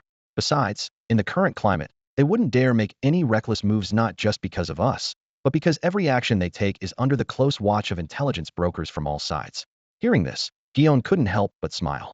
Since the day they met, Xia Yu had always been like the boy next door in her eyes. She knew how much he had grown over the years, but she never expected that one day he would be the one to calm her nerves. The boy who once followed her to learn swordsmanship had now become a towering figure who could make others feel safe. The battleship soon entered the waters of the Sabeti archipelago, bypassing the Navy base and heading straight for the port leading to the Holy Land. As the ship drew closer, the entire archipelago was thrown into turmoil, with spies from every faction springing into action, keeping a close eye on the battleship from Navy headquarters. In the 13th district of Sabeti archipelago, in front of Shaki's rip-off bar, the proprietor Shaki gracefully held a lattice cigarette, tracking the battleship on the horizon through her telescope. When she spotted the young figure on deck, the former empress of Amazon Lily couldn't help but sigh. To have such presence at such a young age, this era is destined to be his. As she spoke, she glanced at the elderly man beside her. He was Silvers Rayleigh, the former right hand of the Pirate King, vice captain of the Roger Pirates, and a legendary figure known as the Dark King. Rayleigh narrowed his eyes, taking in every figure on the deck, and offered genuine praise. "So spirited, so unstoppable. He's even more impressive than the man who once invited me to set sail and turn the world upside down." After the disbandment of the Roger Pirates, Rayleigh took on a mysterious mission and remained on the Sabeti archipelago, disguising himself as a coding craftsman. To better conceal his identity, he often mingled in the archipelago's bustling casinos and would even allow himself to be pawned to human traffickers, waiting to be sold at the slave auction. At this moment, Rayleigh's eyes suddenly brightened. Shifting his gaze from the young figure at the bow, he looked toward the 3 elderly men seated, and talking on the Navy warships deck. Sengoku, Garp, and Zephyr. Xia Yu exhaled a smoke ring and chuckled. The Navy's 3 top admirals, plus Sengoku, Garp, and Zephyr all gathered here. Such a lineup would make even the Holy Land think twice. A glimmer flashed in Rayleigh's eyes as he said simply, "I think I'll go see what's happening." Before his words had even faded, Rayleigh vanished into the woods near the bar, his figure melting into the shadows. When he reappeared, he was already standing by the port leading to the Holy Land. By now, the port was crowded with Navy soldiers stationed on the Sabaody archipelago. Vice Admiral Strawberry and Bastille led hundreds of Marines, lined up in 2 neat rows, their eyes burning with excitement. With the Navy headquarters warship docked, merchant ships steered clear, leaving the channel open for the warship. Merchants gathered on their decks, all staring intently at the approaching vessel. As the warship docked, Strawberry and Bastille immediately straightened up. Tsuru and the 3 admirals wasted no time jumping down from the deck. Tsuru stood on the left, while the 3 admirals took their places opposite her, quietly waiting for Xia Yu to appear. However, Xia Yu was nowhere to be seen. He had been on deck just moments before, but now he had vanished from sight. In an unremarkable corner in the distance, Rayleigh ignored the admirals and Vice Admiral Tsuru as they disembarked. Instead, he quietly activated his observation haki, extending his senses over a wide area. As he did, the hidden intelligence agents lurking nearby appeared in his mind's eye, and their whispered conversations reached his ears with perfect clarity. So that's how it is, Rayleigh mused with a faint smile. 3 admirals from headquarters, former Fleet Admiral Sengoku, the hero Garp. Clearly, Xia Yu was ready to confront the Holy Land. Xia Yu was indeed preparing for a showdown, but the Holy Land seemed to be making some kind of concession. Otherwise, with Xia Yu's status and power, he would have stormed the Holy Land directly with the Navy's might, not shown up like this. But where was Xia Yu now? Had been on deck just a moment ago, and now he had disappeared. This isn't the time to worry about where Xia Yu went, Rayleigh muttered, keeping his eyes on the elite Marines gathering around the port. He understood that what mattered wasn't Xia Yu's whereabouts, but what would happen when he brought the 3 admirals and the Navy's elder statesmen Sengoku, Garp, and Zephyr to the Holy Land. Everyone knew that if the Holy Land compromised, Xia Yu might win greater rights for the Navy. But there was also a chance the Holy Land was lowering its guard, luring Xia Yu and his team in, only to eliminate them all at once. Are you really serious? Rayleigh frowned, shaking his head thoughtfully. The Holy Land might make concessions for now, but if they broke their word, the Navy was already under Xia Yu's control. At the same time, the Revolutionary Army was mobilizing 5 armies at once. If the Holy Land dared to go back on its promise now, it would trigger an unprecedented revolutionary storm. By using observation haki to pick up on the trivial chatter of the information brokers, Rayleigh shook his head to himself and quietly withdrew his haki, then looked up toward the distant deck of the warship. Meanwhile, inside the ship's cabin, Xia Yu had just stepped out of the restroom. He took a handkerchief from a passing soldier, wiped his hands, and said casually, "Let's go." With that, he strode out of the cabin. The moment he set foot on the deck, Xia Yu suddenly froze, a strange glint flashing in his eyes. Then, as if nothing had happened, he turned his head slightly in the direction where Rayleigh stood. At that very moment, Rayleigh had just withdrawn his haki as well, and his gaze met Xia Yu's. Seeing Xia Yu's sudden movement, Rayleigh's heart skipped a beat. From that single reaction, he immediately realized his presence had been exposed. If Rayleigh were just an ordinary coding craftsman, being discovered wouldn't matter. It would be nothing more than a minor inconvenience. The problem was, he had completely concealed his presence, hidden under thick foliage, and even Xia Yu on the ship hadn't sensed him at all. Yet Xia Yu's action made it clear, he had already been found out. Just as Rayleigh felt a jolt of anxiety, a voice suddenly rang out in his mind, clear and impossible to ignore. "If you're retired, stop meddling. Just quietly become a legend, Dark King Rayleigh." The abrupt warning hit Rayleigh like a bolt of lightning, instantly throwing him into disarray. His expression turned to shock as his eyes widened. He finally understood Xia Yu hadn't just found him. He knew exactly who he was. Xia Yu hadn't noticed Rayleigh's presence from the start. Standing on the deck, he closed his eyes and extended his observation haki across the entire island, intending to get a sense of the surroundings. Amid the countless voices, he unexpectedly picked up the presence of the Pirate King's right-hand man. Although Rayleigh posed no real threat to him now, Xia Yu still chose to take the initiative. He sent a message to Rayleigh through his observation haki, watching as shock and disbelief flashed across Rayleigh's face. Xia Yu's lips curled into a faint smile. Before Rayleigh could recover, Xia Yu added, "Once things here are settled, they'll pay a visit to Shaki's rip-off bar, former Empress of Amazon Lily. As an information broker, I'm sure she'll be able to help me quite a bit." His words sent another wave of shock through Rayleigh. After a brief pause, the old man suddenly chuckled. "You're quite the intimidating young man. Is this your way of warning an oldemer like me?" He stepped out from the shadows, standing in the sunlight as he looked toward the figure on the warship's deck. Using his own observation haki, he replied, "Best of luck with your mission, Fleet Admiral Xia Yu. Xia Yu chuckled softly, paid Rayleigh no further attention, and strode off the warship. On the shore, Navy soldiers, along with Vice Admirals Strawberry and Bastille, were already waiting, snapping to attention with a salute. Loyalty. At that moment, Guion hurried forward, respectfully bowing as she presented her famed sword, Kimpira, with both hands. Admiral, it's not quite the same without your sword at your side. The three admirals nodded in agreement, lowering their heads in support of her gesture. Xia Yu accepted Kimpira without protest, fastening it at his waist and resting his hand on the hilt as he walked between Guion and the three admirals. Guion immediately followed, and the three admirals fell in step behind them. Sengoku, Garp, and Zephyr watched from the deck, their faces filled with pride. Zephyr, in particular, was moved to tears as he saw his student, surrounded by the admirals and Guion, heading toward the lift to the Holy Land. The things he had longed to do but never dared were now easily accomplished by Xia Yu. He was certain that under Xia Yu's leadership, the Navy would be reborn and become a true force for justice. From a distance, Rayleigh watched the scene, his eyes filled with admiration. A vice admiral presenting a sword, three admirals bowing their heads, and Sengoku, Garp, and Zephyr standing supportively behind a true Navy supernova was rising. At that very moment, Rayleigh seemed to witness the dawn of a new era slowly unfolding, as if the wheels of fate had quietly begun to turn. In the holy land of Mary Geos, the atmosphere was tense and heavy. News came from the elevator staff that Xia Yu and his group had arrived at the port. Junzi dared not delay for a second, immediately rushing to the entrance with several members of the Divine Knights. When they arrived, they saw a figure already standing there, quietly waiting. Shamrock? Junzi's eyes flashed with surprise. What are you doing here? The person at the entrance was Shamrock, the eldest son of Fagelin Jalingu, leader of the Divine Knights. Unlike the other knights, his black cloak was topped with a hood, giving him a mysterious and unique appearance. Anyone on the Grand Line who saw his face would be shocked at it. Was almost identical to that of Shanks, one of the four emperors who had just conquered the New World. A trace of calm flickered in Shamrock's eyes as he fixed his gaze on the elevator, his tone cold. I'm a member of the Divine Knights too. Junzi's expression darkened, and he frowned slightly, lowering his voice. You shouldn't show up now.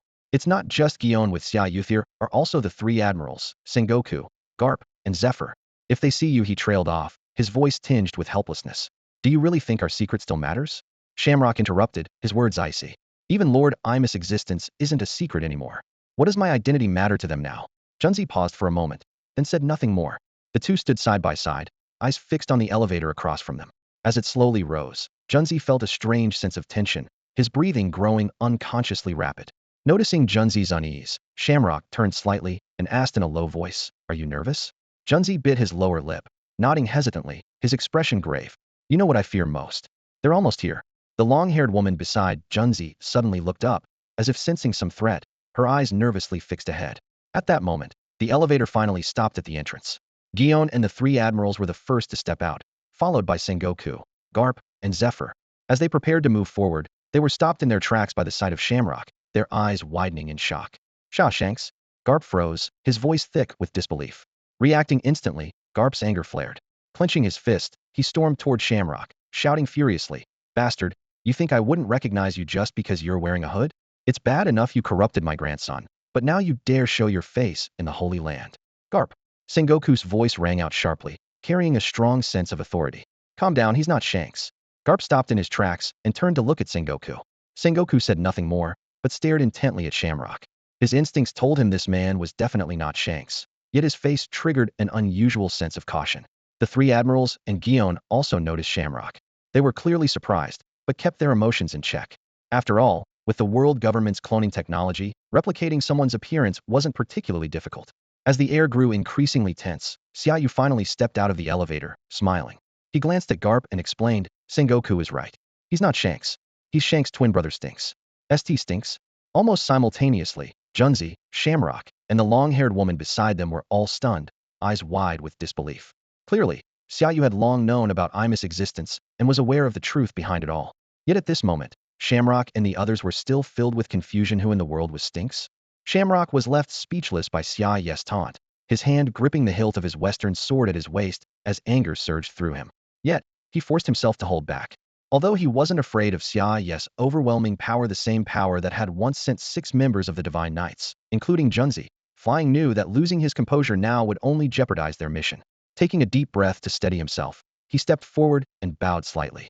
Fagiolanda Shamrock, here by Lord Imus' command, awaiting Marshal Xia Yu. Xia Yu glanced around, his brows knitting slightly, paying no attention to Shamrock. Instead, he turned to Junzi. Miss Junzi, I see you didn't deliver my message. If Lord M truly wants to meet with me, then show some sincerity. Junzi seemed to have anticipated this, and with a flick of her sleeve, she replied without hesitation, bring him in. As soon as she spoke, several palace guards standing behind the divine knights quickly turned and rushed out. Moments later, they returned, escorting Spandine between them. The guards forced him to kneel before Xia Yu, one of them giving him a hard kick to the back of his legs.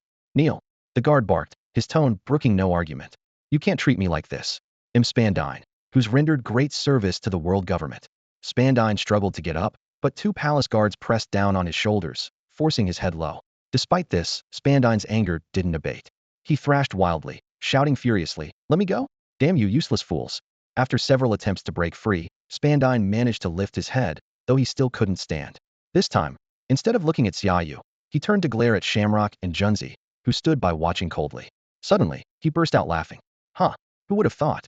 The world government, standing tall on the red line for 8 centuries, now stoops to compromise with traitors. Divine Knights? 5 elders? Pathetic. Mark my words, you'll pay dearly for this weakness one day. Xia Yu, if you dare stage a coup today, one day you'll crush the world government beneath your feet. Insolence. Junzi's eyes narrowed in fury. With a sharp wave of her sleeve, she unleashed her devil fruit power. In an instant, a bandage-wrapped arrow shot out, silently wrapping around Spandine's neck and hoisting him into the air. Stop! Shamrock called out just in time, halting Junzi before she could finish Spandine off. Suppressing his earlier anger at being ignored, he spoke evenly. Deal with him as you see fit. Xia Yu glanced at Spandine, who was now dangling by the neck, and his calm voice carried a hint of cruelty. Only Spandine. That's not enough, Shamrock. His voice lowered, eyes turning cold. If you want to eradicate a problem, you have to pull it out by the roots. If I remember correctly, Spandine has a son. What was his name again? Spandam? Yes, that's the one. Xia Yu. Spandine, choking, struggled desperately, his voice hoarse with rage. You'd go after my son too? He has nothing to do with this. Hold me accountable for my own actions. That's not how this works. Xia Yu raised his hand, signaling Junzi to release Spandine. He stepped forward, looking down at the prisoner who lay on the ground, gasping for breath. Sunlight slanted through the window, casting a sharp boundary of light and shadow between the two men. If I kill you here, it would only give the 5 elders an opportunity, Xia Yu said, his voice calm and restrained. Your foolish son would surely hold a grudge against me and become a pawn in their hands. Even if I unleashed my fury later, they could easily dismiss it as Spandam taking revenge for his father. His gaze was sharp as a blade as he stared into Spandine's terrified eyes. They'll give you credit or cunning enough to persuade the 5 elders to order Eni's lobby to try me. If I hadn't spent years building connections in the military, I might have fallen into your trap this time. A cold smirk tugged at his lips. But no matter how shrewd you are, you never predicted I'd launch a coup, let alone seize control of the Navy in a single day. The winner takes Alial, just have to accept your fate. But I should thank you, Xia Yu continued. If you hadn't intervened at this moment, I might not have made up my mind so quickly. As a token of my gratitude, I'll make sure you're reunited with your son. Despair flickered in Spandine's eyes as he heard this. He began to scream in fury, Xia Yu. Bang, bang, bang. Suddenly, gunshots cut him off. One of the palace guards had stepped forward without anyone noticing, pressing the muzzle of his gun to Spandine's head and firing without hesitation. The sudden violence stunned everyone in the room. Even Shamrock instinctively reached for his sword. Marshal Xia Yu. The guard snapped to attention after emptying his magazine, saluting sharply. Please forgive me for executing him without orders. Emptying my magazine in a second isn't even my limit. I just wanted to show you my loyalty. Xia Yu blinked in confusion. Despite his desire to cultivate loyal followers in the Holy Land over the years, various constraints had always prevented him from doing so. This sudden display of loyalty left him momentarily at a loss. Sensing Xia Yu's confusion, the guard quickly removed his heavy helmet, revealing a young face. Marshal Xia Yu, this is our first meeting, but I've heard about you for years. My parents were brutally murdered by pirates, and though my sister was rescued, she was left permanently disabled. He kicked his helmet aside, his eyes resolute. I'd like to take this opportunity to beg for your permission to leave the Holy Land. I understand, Xia Yu nodded. You want to avenge your family? Yes, sir. Very well. Xia Yu stepped aside, clearing a path for him. The way forward is open. Go on, take it. Stunned by such a straightforward answer, the young guard froze for a moment, then saluted with excitement. Loyalty. Head held high, he strode toward the elevator, but just as he reached the entrance, he turned suddenly, dropped to his knees, and choked out. Lord Xia Yu, if I survive and return after taking my revenge, may I serve under your command? Xia Yu nodded, his tone gentle. You already do, soldier. As the palace guard threw down his helmet and quickly disappeared into the elevator, Shamrock and the others stood to the side, their expressions darkening instantly. Things had developed far beyond their expectations. Xia Yu's influence had actually reached all the way into the Holy Land, enough to make a palace guard, who had never met him before, switch sides without a moment's hesitation. In the past, any such act would have resulted in an immediate execution order. Betrayal from a palace guard was considered even more intolerable than outright treason. But now, they dared not say a word. Xia Yu was at the height of his power, and any open dissatisfaction or reaction against him could trigger his wrath, turning peaceful negotiations into another war in an instant. This wasn't an exaggeration. Xia Yu's actions had already proven he was capable of it. Even back when he was just a colonel in the Navy headquarters, had caused a huge stir for the sake of a newly enlisted, expendable soldier, and willingly took the punishment from Fleet Admiral Sengoku all on his own. That's just who Xia Yu was, someone who always stood up for his people, drew clear lines between favors and grudges, took responsibility for everything, and fiercely protected those under him. No matter how trivial the matter, he would step in personally, without any need for justification. Standing behind Xia Yu, figures like Gion, the three admirals, Sengoku, Zephyr, and Garp were also caught off guard by this sudden turn of events. Though many of them had once been Xia Yu's superiors and were familiar with his reputation, witnessing a palace guard who'd never even met Xia Yu, only heard stories about him make such a bold move, still left them stunned. What's more, the status of a palace guard in the Holy Land far surpassed that of any palace guard from a member nation of the world government. After all, this was the very center of the world. For most people, becoming a palace guard was an unattainable honor. Even among the Navy soldiers stationed in the Holy Land, countless dreamed of joining this elite group. Giving up such a hard-won position was nearly akin to giving up one's life.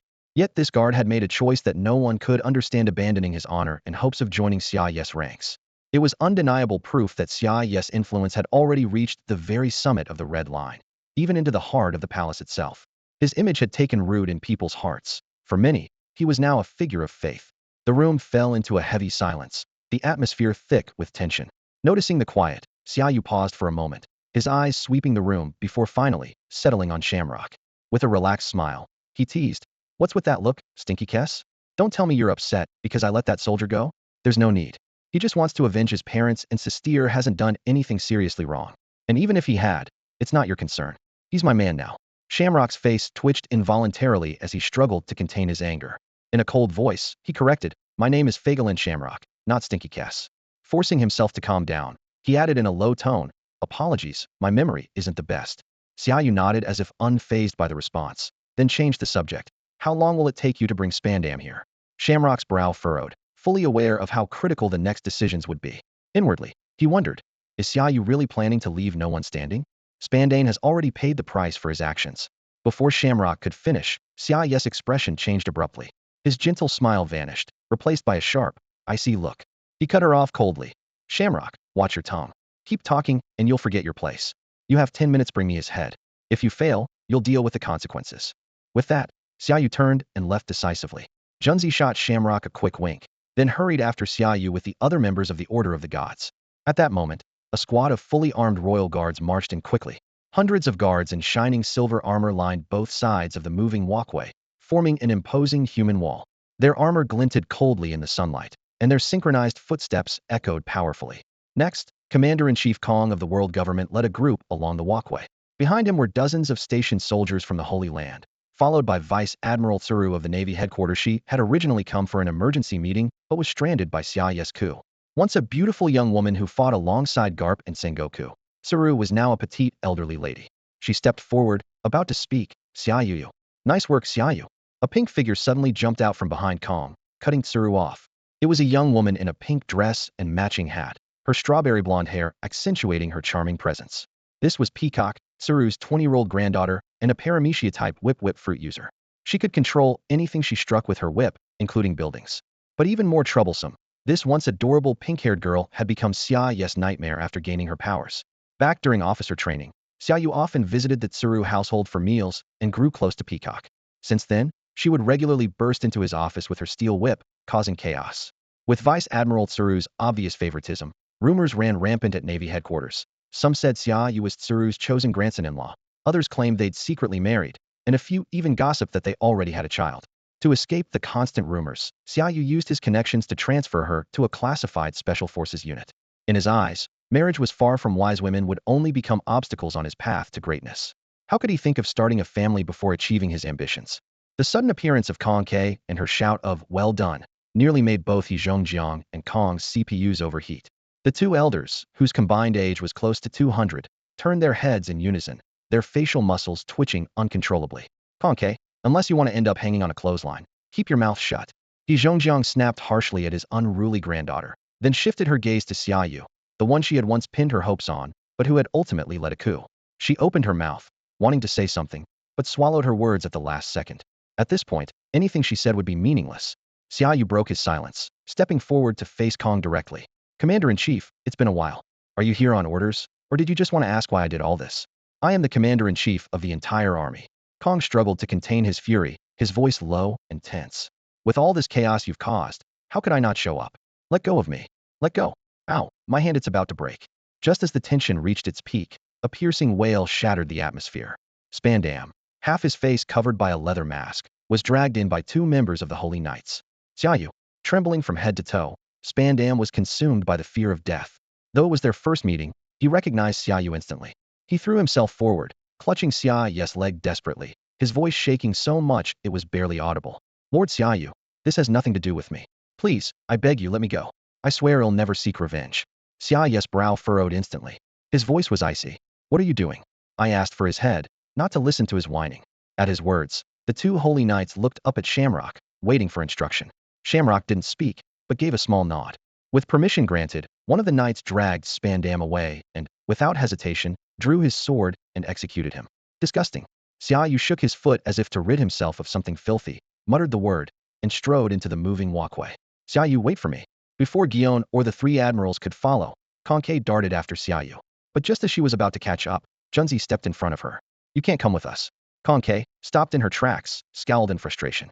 Why not? I'm a colonel in the Blade unit. Already a few steps ahead, Xia Yu glanced back with a helpless look. Conque, this isn't the time for games. Go back. Fine. Under Xia Yu's stern gaze, Conque swallowed her retort and reluctantly retreated to He Zhongjiang's side. Guillaume, who had remained silent throughout, didn't greet He Zhongjiang. Even though they were close personally, as Xia Yu had said, now wasn't the time for small talk. She gave He Zhongjiang a silent look, then walked past her and Kong, following the three admirals. Carp, you stay here. Just as Sengoku, Zephyr, and Carp were passing by, Kong suddenly spoke up. Who Xia Yu is about to meet, you can't see him. Carp jerked his head up, eyes wide as he stared at Kong. Why not? Kong's expression was grim as he answered, enunciating each word. Because you are AD. As soon as these words were spoken, Sengoku came to an abrupt halt and exchanged a glance with Garp, who was walking beside him.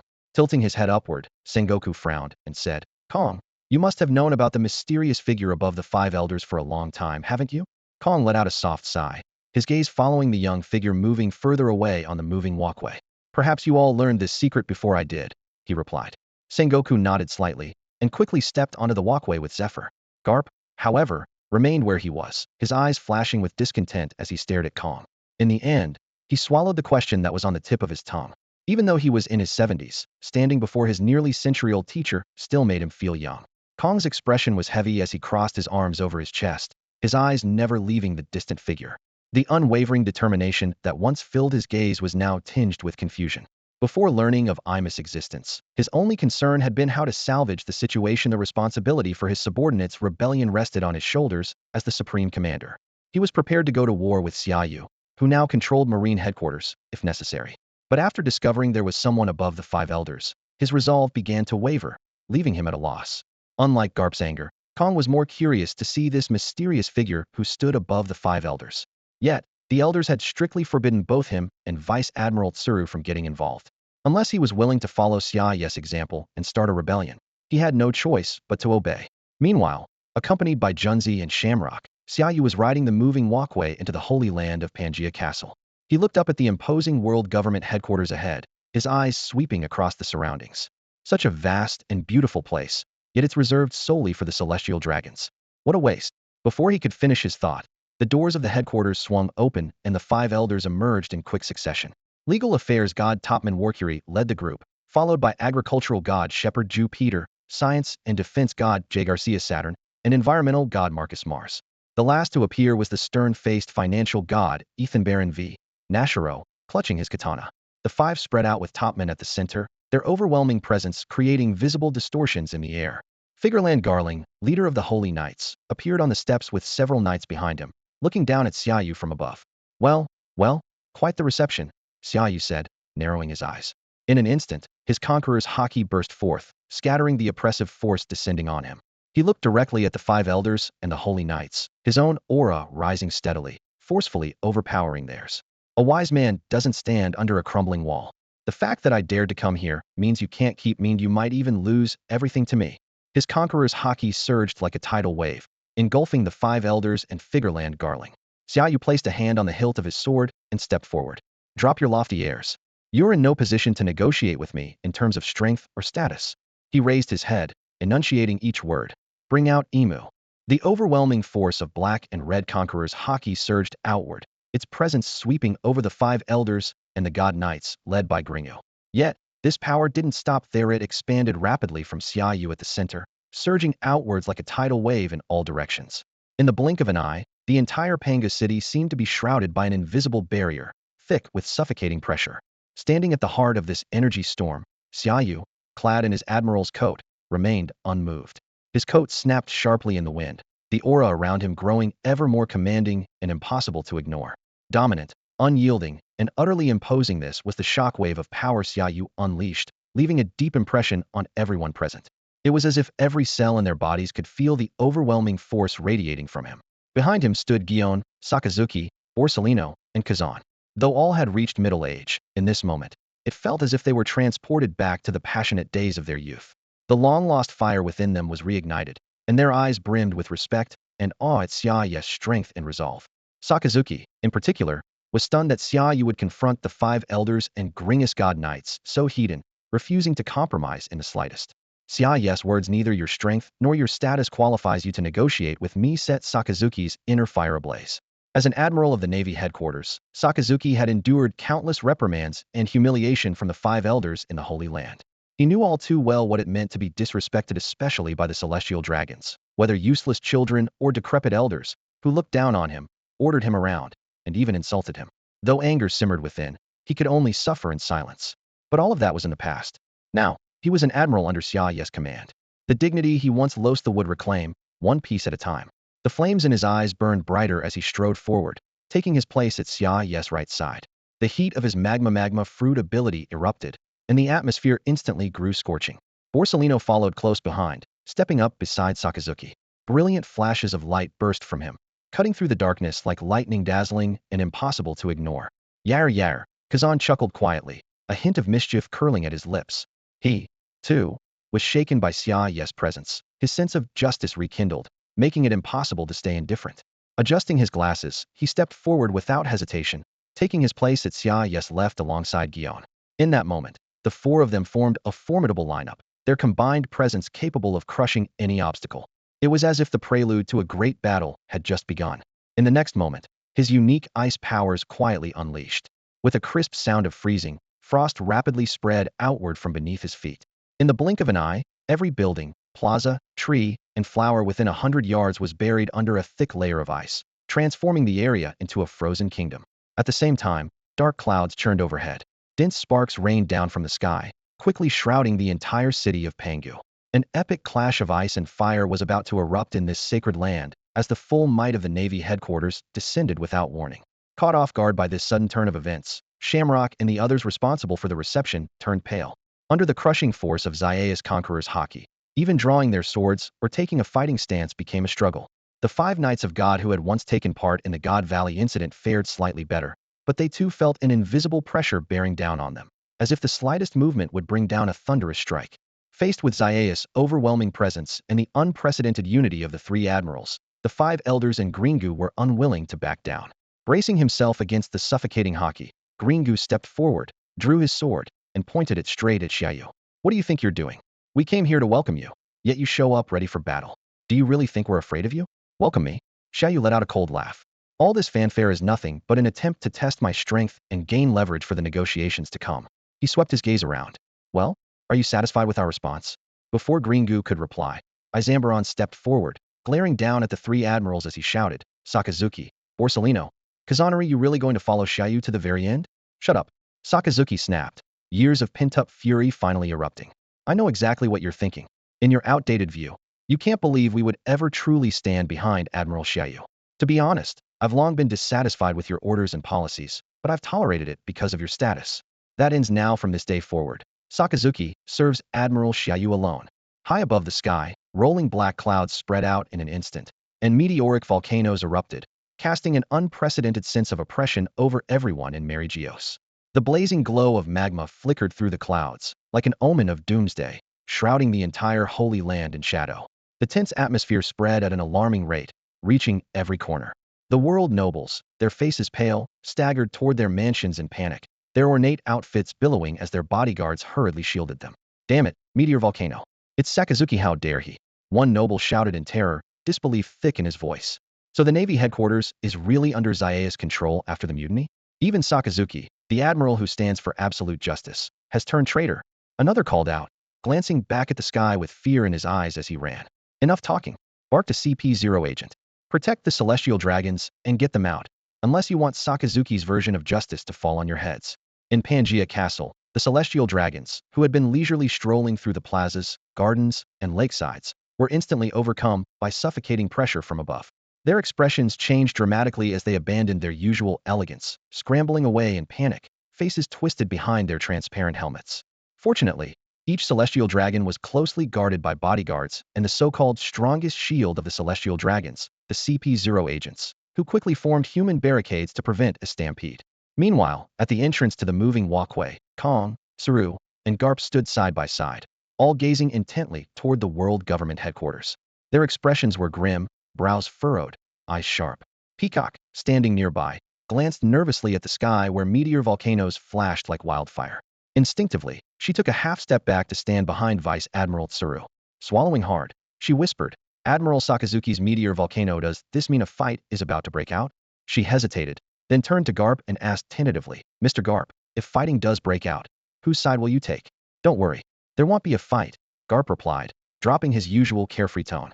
He stared seriously toward the world government headquarters, sensing the distant waves of scorching heat and bone-chilling cold clashing in the sky above. The five elders are probably just trying to put some pressure on Xia Yu and his group to get the upper hand in the negotiations. After all, that kid Xia Yu fooled everyone, even I don't know his true limits. Of course the five elders want to test him first. Garp's voice grew steadier. But clearly, Xia Yu isn't playing along, and Sakazuki is now standing firmly behind him. Covering Pangaea Castle with meteor volcano is Sakazuki's way of warning the five elders. This is the Holy Land, and if war breaks out, the celestial dragons inside will be the first to taste magma. Hearing Garp call the celestial dragons trash so bluntly, Kong and Tsuru turned to look at him in surprise. They didn't stop him, though Garp had always had no fondness for the celestial dragons who enjoyed every privilege in the Holy Land. He'd insult them to their faces without hesitation. It was this distaste for the celestial dragons that had led Garp to refuse the promotion to admiral multiple times. He believed that becoming an admiral would mean less freedom, and had be forced to rush to the celestial dragons' rescue whenever they were in danger, something he resented. Of course, Kong and Tsuru's surprise wasn't just at Garp's insults, but also at how clearly Head analyzed the situation in the Holy Land. In front of the world government headquarters, as Sakazuki's words faded, the atmosphere instantly grew tense, as if on the verge of eruption. Izambaron looked up at the meteor volcano hanging motionless above Pangaea City, then lowered his gaze to the ice-covered ground beneath his feet.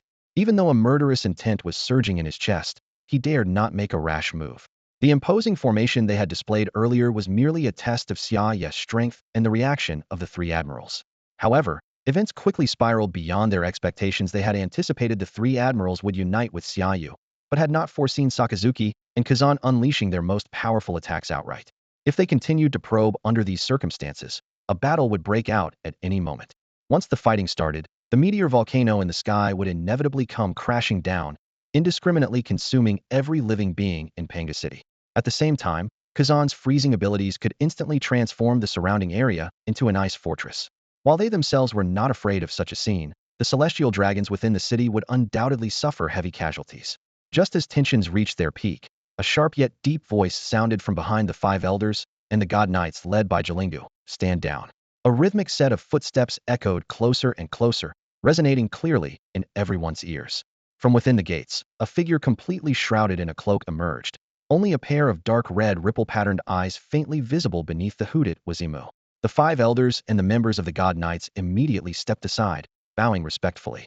Lord Imu. Imu walked straight past them, looking down from above at Xia Yu and his group, standing at the foot of the stairs. The three admirals, Sengoku, and Zephyr all looked up in unison, staring in disbelief at the tall figure before them, someone even the five elders bowed to. Although they had already accepted Imus' existence, seeing it with their own eyes was still a shock. Come with me. Imus' gaze lingered on Xia Yu for a moment before speaking again. As soon as the words fell, a massive teleportation array suddenly appeared beneath everyone's feet. In the blink of an eye, the light around them dimmed, and they found themselves transported into a shadowy palace hall. This is Sengoku was the first to react. The Holy Land Palace. Before he could finish, his pupils contracted sharply as he stared in shock at the cloaked figure ascending the steps. Imu walked to the highest point of the hall, stopping before the empty throne, then slowly turned around, those dark red ripple eyes sweeping over Sengoku, Zephyr, the three admirals, and Gion, all of whom were frozen in astonishment. I trust Xia Yu has already told you secrets you were never meant to know. As you can see, the empty throne now belongs to me. Imu stepped past a row of weapons planted before the throne and sat down. The six of them gradually shifted from shock to acceptance, and finally all turned their gaze to the young marshal standing just ahead of them. As core members of the Navy headquarters, Sengoku and the others were naturally well-versed in every aspect of the world government. In particular, they knew a great deal about the empty throne in the royal palace. Not only did they know it had been jointly forged by 20 kings 800 years ago, but they were also aware that, once the world had settled into peace, those first 20 kings had unanimously agreed to make a vow that from then on, no one would ever sit upon the throne and none could become a dictator. Yet now, to their shock, a mysterious figure was seated atop the empty throne that had stood vacant for 800 years. Even more unsettling was the fact that none of them could clearly make out the true appearance of this person. It was as if Imu could sense the doubts in the hearts of the six. Calmly, Imu spoke. Since you've already chosen to follow Xia Yu, whether I sit on the empty throne or not is meaningless to you. With those words, Imu's gaze shifted to Xia Yu, curiosity evident in the tone. You intrigue me. When I first sensed your conqueror's haki, I thought that man had returned. But clearly, you are neither that man, nor are you Nika. Imus' voice suddenly rose, becoming more forceful. So, who are you really? Where do you come from, and where do you intend to go? Hearing this, Xia Yu frowned slightly, looking up at the figure above him without a hint of fear. He shot back. Before you ask who I am, shouldn't you remove your mask and let us see who you truly are? After all, we're supposed to be having a fair conversation. Before he could finish, two beams of black and red light burst from Xia Yu's eyes, enveloping Imu in an instant. In the next moment, Xia Yu appeared before Imu like a specter, his hand flashing out toward the veil hiding Imu's face. How dare you? Though Xia Yu's assault was near instantaneous, Imu's reaction was just as swift. As Xia Yu's fingers were about to touch the veil, Imu let out a furious shout. At the same time, an arrow charged with terrifying energy materialized out of thin air, aiming straight for Xia Yu's forehead. Faced with the deadly arrow expanding rapidly in his vision, Xia Yu was forced to abandon his original target and change tactics. In a flash, he grabbed the arrow just before it could pierce his brow. A resonant hum echoed through the hall as the two forces collided, sending a visible shockwave rippling outward from the center, sweeping through the entire throne room. Before anyone could react, a colossal black shadow appeared on the wall behind the throne, looking down at Xia Yu from above. Only then did everyone realize that the other end of the arrow Xia Yu had caught was connected to this massive, monstrous shadow. Seeing Xia Yu attack Imu, the five elders instantly snapped to attention. Waves of terrifying energy erupted from within them, each one more intense than the last. In the blink of an eye, all five completed their transformations. What the hell is this? Sengoku exclaimed in disbelief as the five elders morphed into hideous, terrifying monsters before his eyes. Gion and Zephyr immediately took up defensive stances, prepared for battle. Likewise, the three admirals were caught off guard by the sudden turn of events. They had never imagined the five elders' figures they had always viewed as lofty and untouchable would reveal such monstrous forms. All of them stared in shock, unprepared for what was unfolding. The first to complete his transformation was the financial martial deity, Izambaron. He was engulfed in a blazing cloud of fire, and in an instant, his lower body turned into the massive skeletal limbs of a horse, giving him a sinister and terrifying appearance. His upper body, however, remained almost unchanged, creating a chilling centaur-like form that exuded a powerful sense of intimidation. Standing beside him, the agricultural martial deity, Shepherd X, Pit, also transformed. His massive sandworm form emerged from the fiery cloud, and its sheer size sent chills down anyone's spine. Its skin was shrouded in a black, fiery mist, making it look like a monster that had escaped from the depths of hell. Next, the legal martial deity, Topman Vachali, was not to be outdone. He transformed into an enormous warthog, with dark flames swirling around his body. His sharp tusks glinted coldly in the dim hall, sending a shiver through anyone who saw them. The most dramatic transformation belonged to the environmental martial deity, Marcus Mars, who turned into a monstrous hybrid of a bird and serpentin itsimitan. His enormous form coiled above the other 5 elders, claws bared and eyes filled with murderous intent as he gazed down at his target, Xia Yu, who was preparing to launch a surprise attack on Emu. Meanwhile, the science and defense martial deity, J. Garcia Saturn, took on an even more terrifying shape.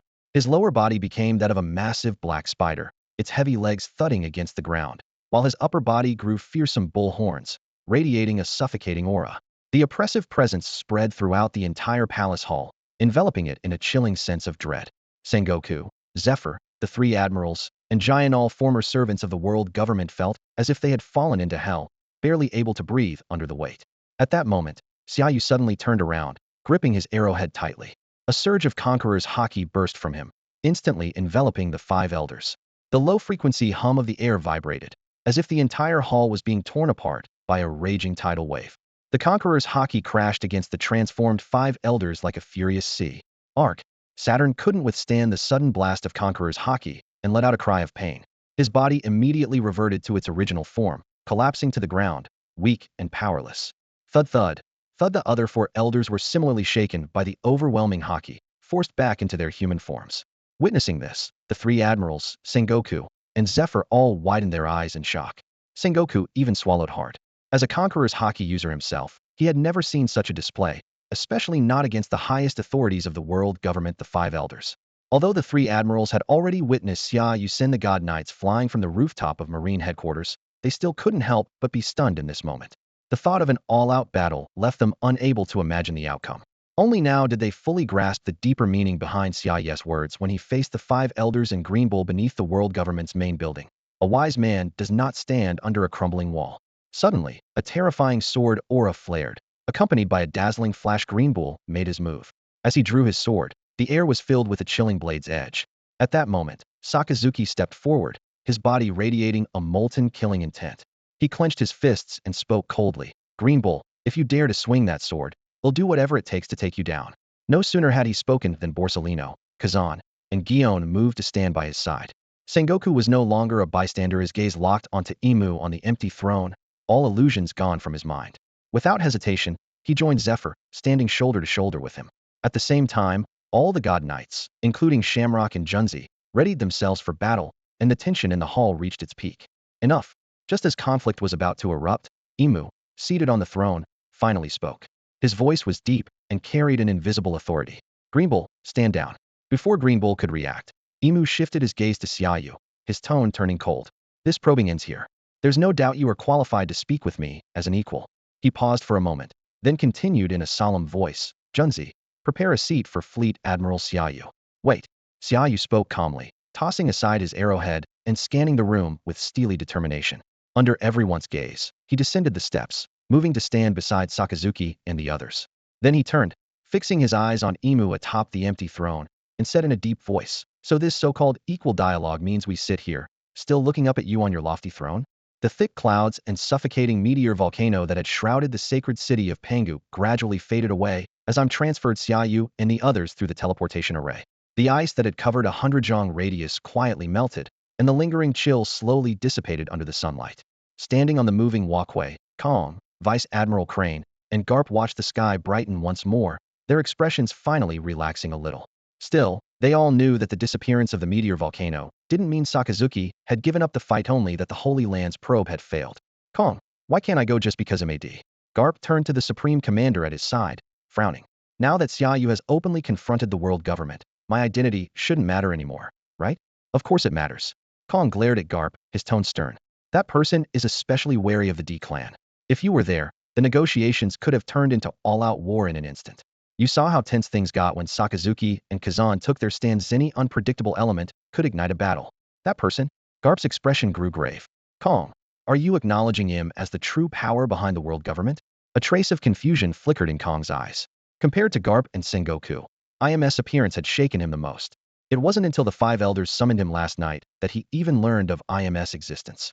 Had expected to meet in the Room of Authority, but instead was called to the royal palace of the Holy Land.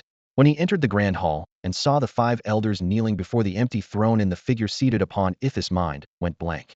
That throne, unoccupied for 800 years, now had a new master, all without his knowledge as Supreme Commander.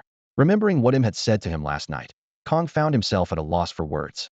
After a moment of silence, Kong turned to face Garp directly, his expression heavy. This concerns the truth of the Void Century, the secrets of the D clan, and the legend of Nika. My thoughts are a mess right now. I can't give you a clear answer. But he paused. Xia Yu might know things we don't.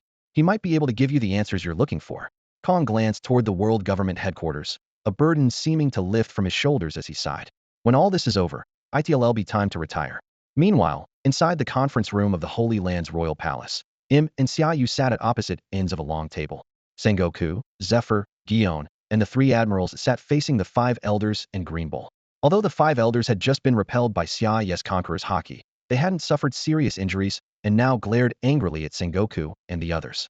Sengoku ignored their glares, calmly taking a box of rice crackers from his bag and handing one to Zephyr. Jianzei Fa didn't reach out to take it, so Sengoku didn't bother being polite. Right in front of the five elders and Imu, he tossed the senbei into his mouth, crunching it loudly. The sheer pleasure of eating senbei so brazenly before the five elders gave Sengoku a sense of satisfaction he had never felt before. He remembered clearly how full of ambition had been in his youth, but ever since becoming an admiral, and later the Fleet Admiral, had grown increasingly cautious, always treating the five elders with utmost respect. Now, thanks to Xia Yu's sudden rise, and having seen the legendary Imu in person, he could finally let go of the burdens head carried for years. What made him even prouder was seeing the junior head personally mentored turn out so outstanding almost, as if he was sharing in his glory. He popped another senbei into his mouth, narrowed his eyes on purpose, and turned to look at Xia Yu. A smug "I always knew you'd make it" written all over his face as the five elders glared at him in anger. The three admirals were acting very differently from usual as well. Borsellino and Kazan, who were normally either dozing off or waiting for the meeting to end, now sat up straight and alert. The reason was simple: this was the first time they were on equal footing with the five elders. The one enjoying it the most was Sakazuki, who had been reprimanded by the five elders many times for his uncompromising sense of justice. Now, he no longer had to swallow his pride and was staring directly at Saturn, the one who used to scold him the most. A strange tension filled the air. Xia Yu and Imu faced each other, each trying to size the other up. Xia Yu wanted to see the face behind the veil, while Imu was trying to figure out where Xia Yu came from. From the intelligence gathered in previous tests, Imu was sure Xia Yu wasn't from the D clan, even though his conqueror's haki was just like that man's. Since he had nothing to do with that man, he couldn't possibly be Nika either, especially since Xia Yu wasn't a devil fruit user. Having ruled out these possibilities, Imu was finally willing to sit down and negotiate. Suddenly, Izambaron could no longer stand Sengoku's constant crunching. He glared and shouted, "Enough, Sengoku. This is not the time for snacks." With his mouth full of senbei, Sengoku mumbled, "You don't have the right to order me around anymore." As soon as he said that, all three admirals turned their heads, while the five elders and Greenku stared in shock. Seeing everyone's reaction, Sengoku couldn't help but burst out laughing. "Finally said what I've wanted to say all these years, ha ha ha." He suddenly turned to the three admirals and barked, "What are you looking at? This is a meeting." Xia Yu no longer concerned himself with whether there was a man's or a woman's face beneath Im's veil. He folded his hands on the conference table and said seriously, "Since this is a negotiation, everyone should show the appropriate sincerity. As the rulers of the Holy Land, why don't you all express your stance first? Let's start with the Navy's budget. The annual funding allocated by the Holy Land to the Navy will be increased tenfold from this year onward." Before he finished speaking, Izambaron shot up from his seat, his face flushed. "What? 10 times? Do you even know how much the Navy's annual budget is?" He hadn't finished when Sakazuki was already on his feet. At this moment, he seemed to have shed all his usual restraint, his eyes flashing with a dangerous light. "You'd better keep your mouth shut until Fleet Admiral Xia Yu is finished. Otherwise, I won't hesitate to take you out." "Sakazuki, you're out of line." Satan looked up coldly. "Sit down. Who do you think you are?" Sakazuki yanked off his cap and leaned forward, almost nose to nose with Satan, a murderous aura radiating from him. "Of the 5 old fools, you're the most detestable. If you boss me around again, they'll take you out too." Borsellino and Kuzan exchanged bewildered glances, both sensing the intense killing intent pouring off Sakazuki. They had never seen him this volatile before. Xia Yu hadn't expected Sakazuki to be so aggressive either. From Jilingu to Izambaron, and now Satan, he was lashing out at everyone. Satan's chubby face twitched, clearly struggling to contain his anger. Izambaron already had his hand on his sword hilt, while Topman Vachali and the other two Gorosei were also provoked by Sakazuki's outburst, and stood up as well. "What? You don't want to negotiate anymore?" As soon as the 5 elders were on their feet, a cold light flashed in Xia Yu's eyes. He slammed the table and stood up. "Then let's settle this now. 7 against 7 seems fair to me." Im's face twitched slightly beneath the veil, but she didn't rise. Instead, she tapped the table twice. the crisp sound carrying a strange authority. Instantly, the five elders froze, then sat back down in unison, forcibly suppressing their anger. Im turned to Xia Yu, her tone calm. Go on. No one will dare interrupt you again. Seeing this, Xia Yu let it go and signaled for Sakazuki to sit down. He leaned forward, hands on the table, and met Im's gaze directly. There's another way to handle the Navy's budget. From now on, instead of receiving funds from the Holy Land, the Navy, together with the Celestial Dragon Delegation, can collect the heavenly tribute from member nations. Half of all heavenly tribute collected will go to the Navy. Izambaron couldn't help but protest again. Give half the heavenly tribute to the Navy? Why don't you just rob us instead? As soon as he spoke, Im shot him a look that made him shrink back, falling instantly silent. No problem. After glaring back at him, Izan Balong nodded decisively, his tone calm. From now on, half of the annual tribute from the heavenly gold will go to the Navy. In return, the Navy must continue to fulfill its duty to protect the member nations. Xia Yu nodded slightly and continued. Next, let's discuss the Navy's position. I have two proposals. First, the Navy remains under the world government, but the seats of the five elders must rotate. Each term lasts 6 months, and at least 2 of the 5 seats must be held by naval headquarters officers. Second, the Navy becomes independent and establishes an equal partnership with the world government. No matter which option is chosen, funding will be allocated as previously agreed. He paused, his gaze unwavering. There's one more thing that must be made clear: the Celestial Dragon's privileges will no longer apply in front of the Navy. We will not offer them unconditional protection anymore. The Navy exists to uphold order and justice across the seas. If the Celestial Dragons commit crimes outside the Holy Land, they will face consequences like anyone else. Noticing a subtle change in Im's expression, Xia Yu added, Of course, I'm willing to compromise. Punishment of the Celestial Dragons can be handled by the Knights of God, but a naval headquarters officer must be present to oversee the process. Im narrowed their eyes, clearly aware that Xia Yu was attempting to divide the world government's authority. The rotation system would allow the Navy to gain greater influence by occupying seats among the 5 elders, potentially giving them the power to issue orders to other departments. As for the independence proposal, given the Navy's current show of force, it seemed almost inconsequential. To everyone's surprise, Im responded almost without hesitation. The rotation proposal is excellent.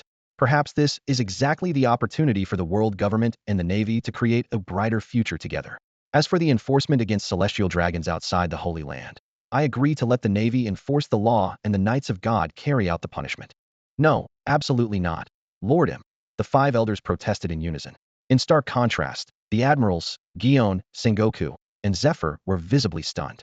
As seasoned veterans, they immediately realized Xia Yu was using this opportunity to push the Navy's influence into the heart of power. They had expected such a bold proposal to be rejected outright, but to their astonishment, Im not only agreed to the rotation system, but also acknowledged the Navy's right to enforce the law even on the world nobles. At that moment, the 3 admirals and Gion could barely contain their urge to pledge their loyalty. After 8 centuries of serving the world government, the Navy was finally receiving the respect and honor it deserved. The specifics of how the rotation system would be implemented no longer mattered. What mattered was that, from this moment on, the Navy would no longer have to endure the oppression of the celestial dragons. The negotiation meeting lasted until noon. Many of the conditions proposed by Xia Yu were accepted by Im, and although some were rejected, Xia Yu didn't mind. In fact, those rejected terms were intentionally put forward to disrupt the pace of the talks. Outside the Holy Land's royal palace, Shamrock stood shoulder to shoulder with Junzi, both staring intently at the tightly closed main gates. Behind them, aside from the 5 members of the Knights of God whom Junzi had brought to Navy headquarters, there were several other knights who had always followed behind Jilingu.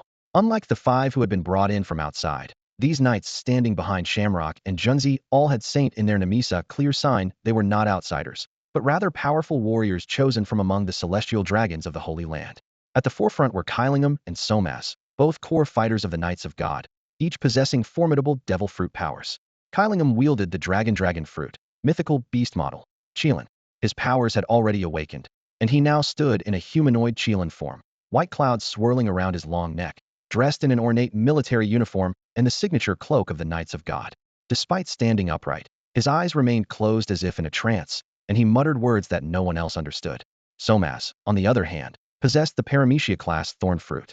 Though advanced in age, he remained burly and muscular, exuding an undeniable aura of strength. His gaze was sharp and unrestrained, openly sizing up Junzi. Shamrock frowned slightly, sensing Somas' less than friendly stare. Standing beside Junzi, he quietly said, "Watch your gaze." Somas let out a hearty laugh and teased, "Uh-huh, you caught me." With that, he quickly tore his eyes away from Junzi's outfit, and turned his attention to the palace doors ahead, his expression regaining some seriousness. Junzi, honestly, you don't even need that cloak. Junzi was taken aback, blinking in surprise. A flush rose to her cheeks, and even the bandages over her face couldn't hide the embarrassment. She hurriedly turned away, tugging her cloak tighter around herself to cover her discomfort. Shamrock, unable to tolerate it any longer, spoke up again. Somas, now's not the time. Please be serious. Somas shrugged, still smiling. I'd like to be serious, but Junzi's getup is just too eye-catching. Before he could finish the thought, his tone suddenly shifted as he asked, Shamrock, what's your take on all this? I don't see why Lord Im needs to negotiate with Xia Yu at all. There's no denying his strength. His conqueror's haki is among the strongest I've ever seen, but there are only 7 of them. The Holy Land has the Knights of God, the 5 Elders, and Lord Im himself. We have the advantage in both numbers and power. Why not seize the chance to eliminate them all at once? With that, the entire atmosphere grew noticeably heavier. As long as we take out Xia Yu and control the 3 admirals, the Navy headquarters won't be a threat. Killingham and I can go and bring them all to heal ourselves. Shamrock slowly shook his head, his expression grave. It's not nearly that simple.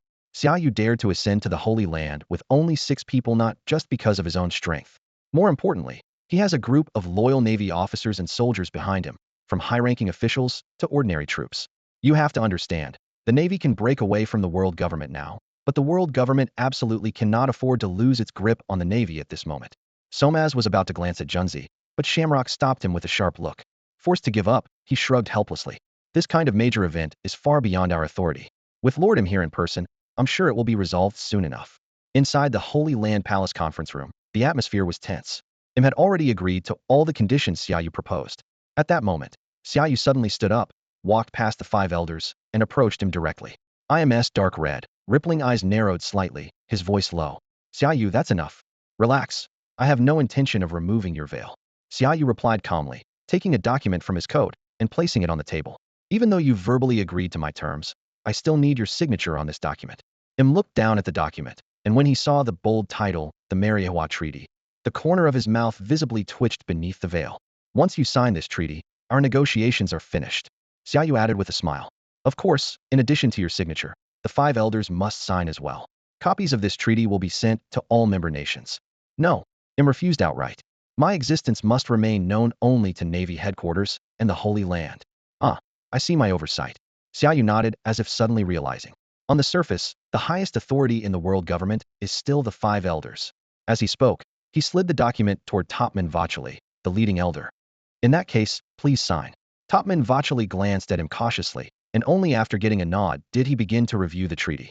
He quickly realized that every clause matched what Im had already agreed to, and none of Xia Yu's previously rejected demands appeared. Clearly, those earlier conditions were nothing but a smokescreen. Xia Yu's true aim was this carefully prepared treaty all along.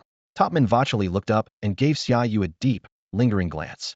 He recalled the scene just outside the world government headquarters, when Xia Yu unleashed his conqueror's haki. At the time, he thought Xia Yu was just another reckless youth relying on brute strength. Now it was clear that every step Xia Yu took was meticulously calculated. His depth and cunning sent a chill down Topman Vachali's spine. Soon, the Marineford Treaty was signed. Let's go? As soon as the last elder finished signing, Xia Yu swiftly gathered the documents, turning on his heel and leaving as if afraid they might change their minds. As Sengoku, Zephyr, and the 3 admirals had just gotten to their feet, and Gion was only now straightening up, the tension in the conference room remained heavy. At that moment, Im suddenly spoke, her voice low and commanding. Xia Yu, let's talk in private. Xia Yu turned, meeting Im's gaze, a barely noticeable seriousness flickering across his face. Are you going to take off your veil and be honest with me? He asked, his tone carrying a hint of challenge. Before Im could respond, Xia Yu waved at Sengoku and the others, his expression brooking no refusal. Wait for me outside. Im then instructed the 5 elders in Green Bull to leave as well. You go too. Understanding immediately, they all stood and quickly exited the conference room. The room fell silent in an instant as Sengoku and his group left, closing the door softly behind them. In no time, only Xia Yu and Im remained. Im stared intently at Xia Yu, her gaze sharp as if trying to see straight through him. In the silence, her voice suddenly rang out, unexpected and direct. You don't belong to this era. Xia Yu's eyebrows lifted slightly, but inwardly he was puzzled. He clearly didn't fully grasp Im's intentions with her sudden statement. Seeing Xia Yu remain silent, Im pressed on, almost talking to herself as she analyzed. If you were truly born in this era, your conqueror's haki could never be so powerful. I used to think your haki might be the power left behind by that man, but after watching you just now, it's clear that's not the case. Which means, the only explanation is you like me. You don't belong to this era either. Xia Yu still didn't speak, but there was a hint of confusion in his eyes. Im continued, pressing further. So, are you from 800 years ago, or even further back? At last, Xia Yu understood that the man Im referred to was undoubtedly Joy Boy. He chuckled softly, a teasing note in his voice. Relax, I'm not Joy Boy, and I'm not Nico either. I'm just me. He paused, then suddenly changed his tone. But if you agree to one condition, I'll tell you where I'm really from. Im's eyes lit up, her pupils widening slightly, clearly intrigued by Xia Yu's words. What condition? But before she finished speaking, a flash of caution crossed her face, and she immediately refused coldly. You want me to take off my veil? That's out of the question. Xia Yu shrugged, feigning helplessness. All right then. You get to keep your mysterious appearance and gender, and I get to keep my origins a secret. I suppose that's only fair. Outside the grand hall of the palace, the five elders and Gringu were the first to step out, positioning themselves before the members of the Knights of God. Close behind them, Sengoku and his group of 6 walked forward without hesitation, taking their place directly opposite. At that moment, the 5 elders were filled with conflicting emotions. Among all the conditions Xia Yu had put forward, most were manageable except for one, the rotation of the 5 elders' seats. This was the only demand they found truly unacceptable. The intention behind this condition was obvious. Xia Yu's motives were clear. If he truly controlled the Navy, he wouldn't have needed to come to the Holy Land in person. The Navy, as a massive military force, could simply break away from the world government. The fact that he hadn't done so suggested deeper calculations. If he led the Navy to secede outright, it would spark a massive confrontation, leaving both sides badly damaged. In that chaos, the Revolutionary Army, the pirates of the Grand Line, and all the allied nations would stand to profit. Clearly, Lord Imu understood this as well, which was why both sides had chosen to negotiate rather than escalate the conflict. On one side, the aim was to preserve the Navy as a powerful military force. On the other, it was to gain greater power and benefits from this mutiny. Both parties were well aware of the stakes, but the idea of rotating the 5 elders' seats was still an extremely bitter pill to swallow. Rotation meant any one of them could be replaced. Having held absolute power for so long, the 5 elders were accustomed to and relished their supreme status. Now, facing the possibility of being swapped out, they couldn't help but feel resistant. Nevertheless, the reality before them couldn't be ignored. They had no choice but to confront it. Standing off to the side, Gunzi observed the 5 elders' reactions. She glanced curiously at the Navy's group of 6 across from them, then turned her gaze to Captain Gringu. She noticed the same look of displeasure on his face, which only deepened her confusion. Next, she looked toward Shamrock. Although Shamrock's expression was unreadable, judging by the looks on his father's and the 5 elders' faces, he had a good idea of how the negotiations had gone. This meeting was likely to end in a complete victory for Xia Yu. Still, he was curious about the final outcome. He approached Gringu and quietly asked, "Father, is it over?" Gringu nodded. Unlike the 5 elders, his feelings were less complicated. As the leader of the Knights of God, the rotation of the 5 elders' seats wasn't entirely a bad thing for him. After all, who could say? Maybe, with time, he'd get a seat himself. In fact, Lord Imus' willingness to accept Xia Yu's demand was likely not just because the Navy was indispensable. It may also have stemmed from dissatisfaction with the 5 elders' lack of real achievements over the years. Even without Xia Yu's intervention, the 5 elders might have faced a reshuffle in the near future. Half an hour later, the silent doors slowly opened once again.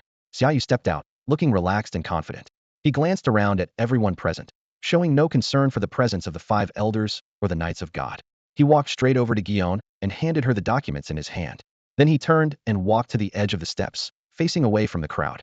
He slowly stretched out his arms and took a deep breath of the fresh air of the Holy Land. This sudden action left the Navy's 6, the 5 elders, and the Knights of God stunned. They exchanged puzzled glances. No one could quite understand what Xia Yu meant by this gesture. Before long, Xia Yu clasped his hands behind his back and stood tall, surveying the vast red earth below. He frowned slightly as he looked out over the endless expanse. Leaving so much land unused is a terrible waste, he remarked. Suddenly, he turned to face the 6 members of the Navy, his gaze settling on ZFA. Teacher ZFA, when it's your turn to serve as one of the 5 elders in the room of authority, make sure to arrange for some land to be cultivated. Where I come from, everyone loves to farm, and am no exception. ZFA stood frozen, eyes wide in disbelief. Me? Serving as a 5 elder? Yes, you and Mr. Sengoku. Xia Yu confirmed with a nod, then shifted his attention to the 5 elders opposite. Seeing their bitter expressions, he couldn't help but laugh. What's wrong, gentlemen? It's just 2 seats. Izambaron, do you need a mirror? If you keep glaring like that, your eyes might pop out. And you, Saturn. His laughter cut off abruptly, his face turning cold. I know you're not happy about this, but have you ever wondered why Imu agreed to these terms? In the end, It's because you're not capable enough. All these years, from the Rocks Pirates' attack on God Valley to the rise of the Great Pirate Era, as pirates ran rampant, what have you done besides issuing bounties? If you're incompetent, you should step aside. Not giving the five elders a chance to argue, Xia Yu waved his hand and turned away. Let's go. Guion immediately gathered her documents and followed, the three admirals right behind her without hesitation. Zfa and Sengoku stood stunned for a moment, exchanging glances before the reality sank in. Are we really going to be five elders? A few steps ahead, Xia Yu suddenly looked back. Sakazuki. Sakazuki snapped to attention by reflex, making Xia Yu chuckle. We're off duty now, no need to be so stiff. Seeing Sakazuki remain at attention, Xia Yu shrugged. Suit yourself. Next time it's your turn, you'll serve as a five elder, give Topman and Izambaron a hard time. Me? Sakazuki's eyes widened. Not just you, Xia Yu said seriously. From now on, the seats of the five elders will rotate between the three of you and Guion. The four of them were taken aback, then stood at attention and saluted in unison. Loyalty. Xia Yu burst into laughter and strode forward, his bold voice ringing in their ears. Where the grand line's storms gather, and the four seas rage, we shall sweep away all threats invincible. He nodded with satisfaction. Yes, that's the spirit. After Xia Yu and his group departed, Im immediately summoned the five elders and Grenku. In the dimly lit royal hall, Im sat motionless on the empty throne like a statue, his dark red ripple-patterned eyes betraying no emotion as he looked down upon those gathered below. The five elders all faced the empty throne, kneeling with both knees pressed to the cold floor, their bodies prostrate in a gesture of utmost submission. As the leader of the Knights of God, Grenku knelt on one knee, equally respectful. I know what you're thinking. After a brief silence, Im's voice flowed through the hall like icy water. You're all wondering why Xia Yu, after committing treason, wasn't sent to the execution platform.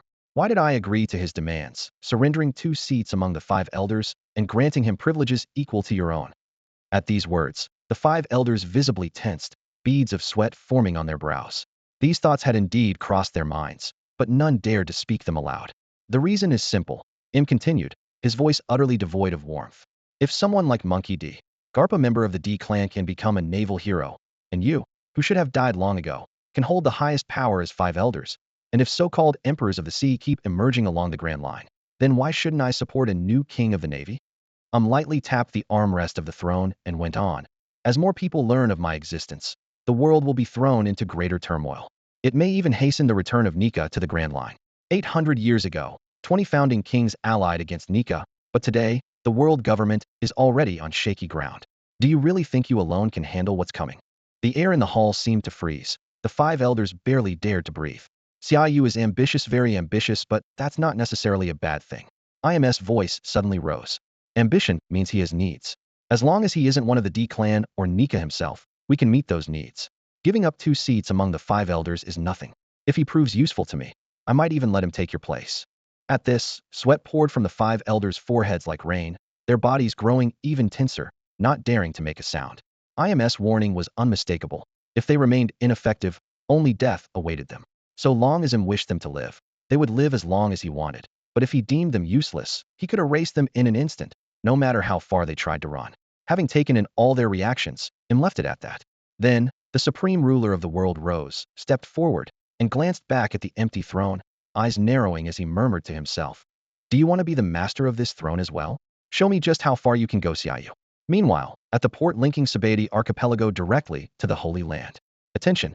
Salute! As Xia Yu and his group emerged from the elevator and stepped onto the platform, Strawberry and Bastille, who had been waiting at the port steps, stepped forward and saluted.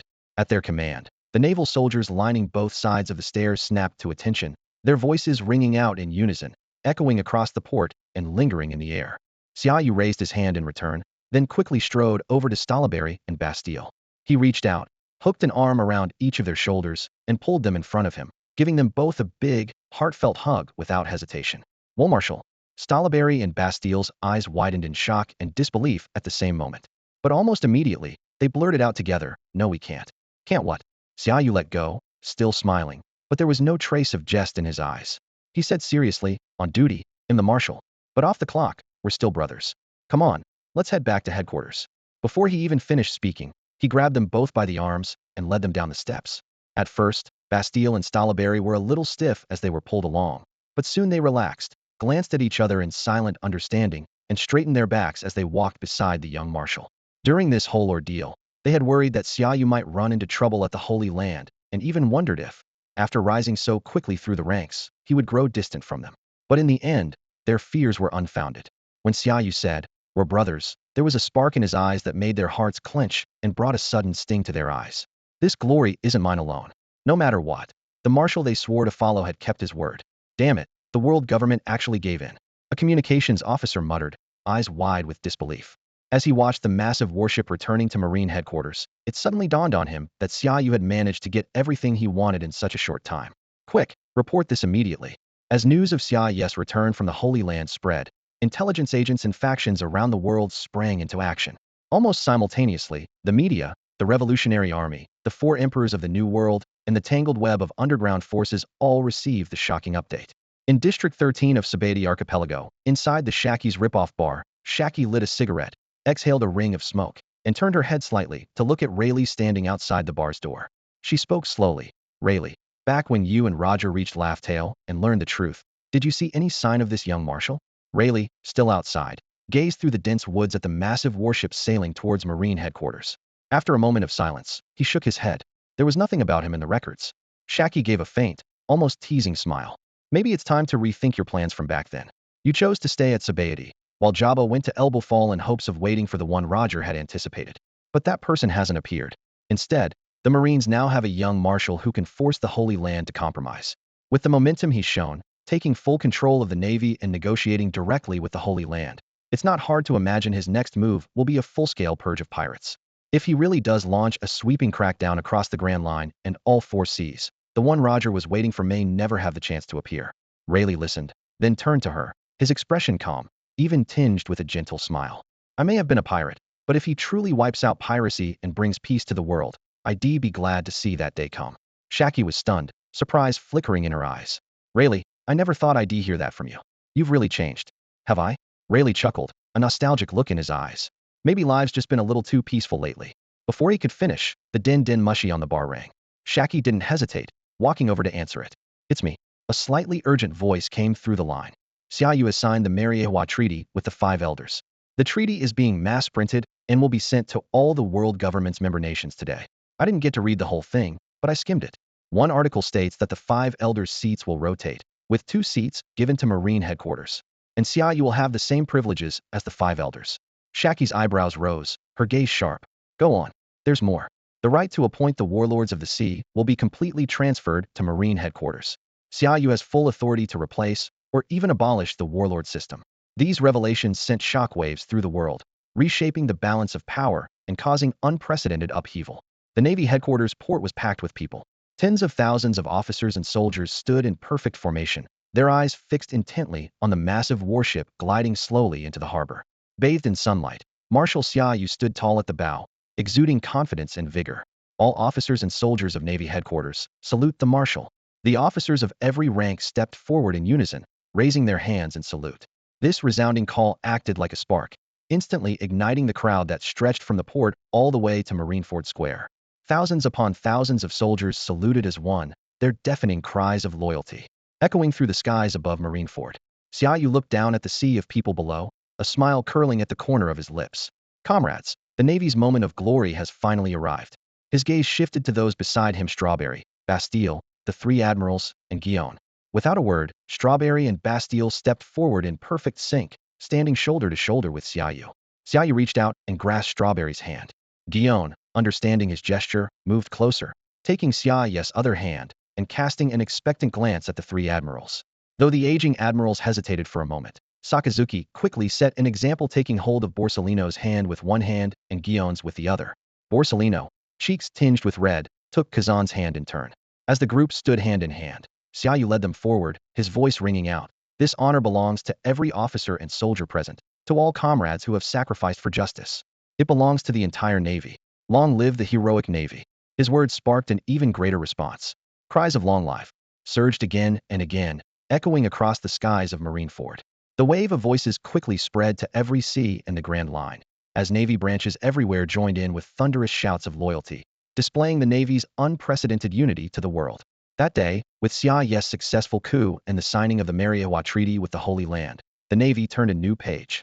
Future historians would name this event the Spring of Marineford and celebrate this era as the Navy's Age of Glory. The next day, the main contents of the Mariawa Treaty were published by major newspapers and, carried by flocks of news birds, spread to every corner of the world. At the same time, the Marine Headquarters News Division published its latest edition.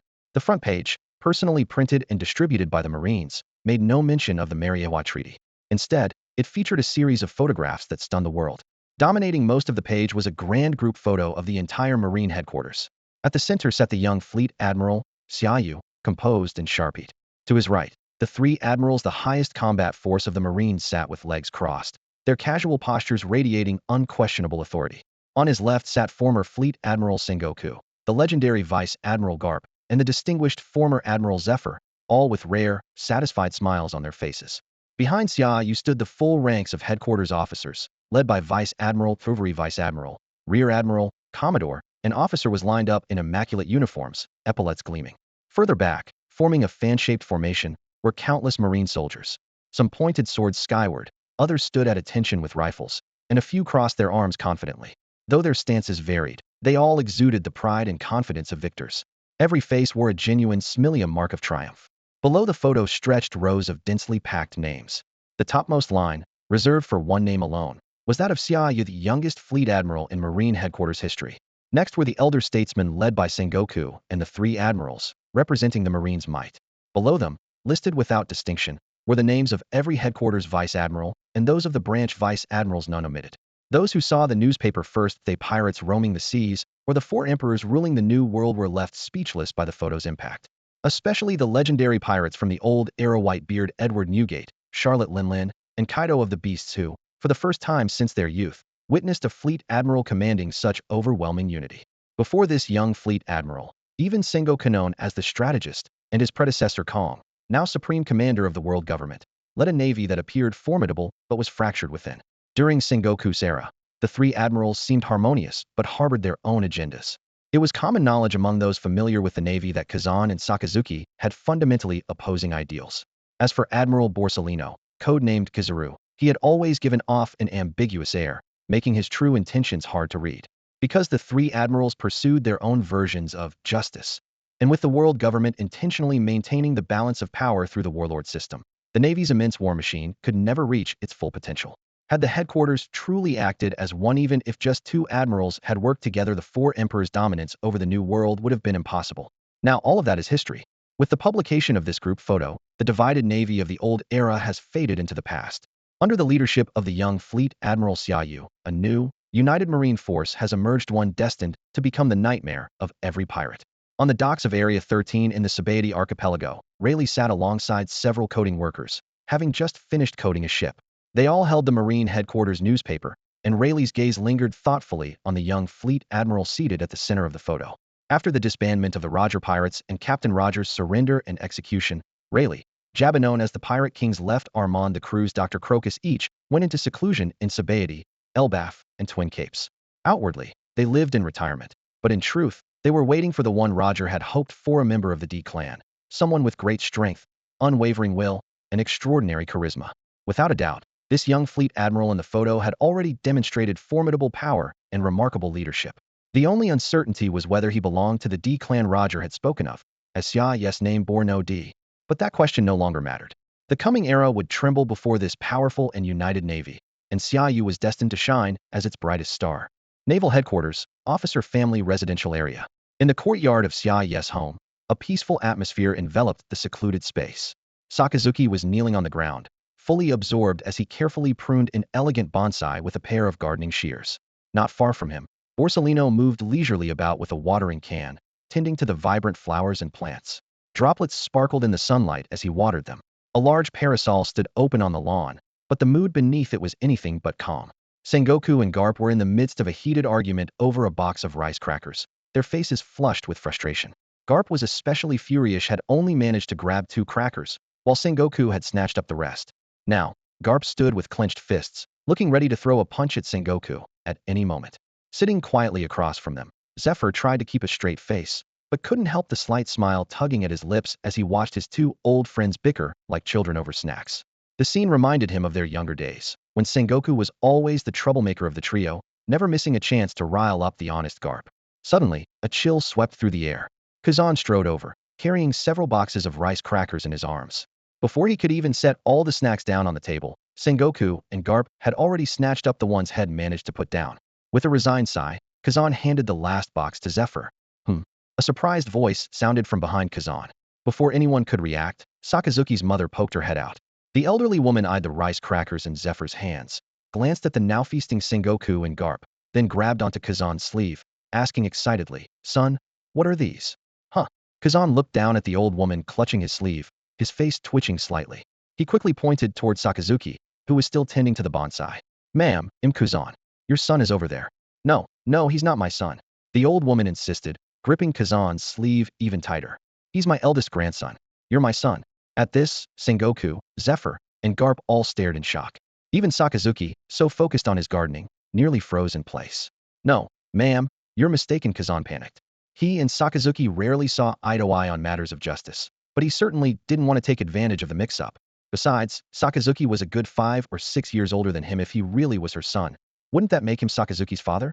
Though he felt a strange sense of satisfaction deep down, Kazan didn't dare show it, especially since Sakazuki was now glaring at him with murderous eyes. "I'm not mistaken," the old woman declared firmly. The elderly woman stubbornly clung to Kazan's sleeve, her face full of grievance. "Son, you're playing favorites. You bought things for them, but not for me. Now mommy's upset." Kazan took a deep breath and, for the first time, shot a pleading look at Sakazuki. Noticing this, Sakazuki rushed over, worried that their mother might cause a scene. He explained awkwardly, "Mother, you've got the wrong person. I'm your son Sakazuki." She frowned, hesitating as if she couldn't quite remember, then changed the subject.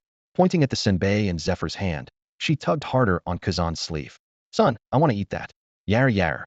This is troublesome." Kazan looked down at his trapped sleeve, not daring to pull away for fear of making things worse.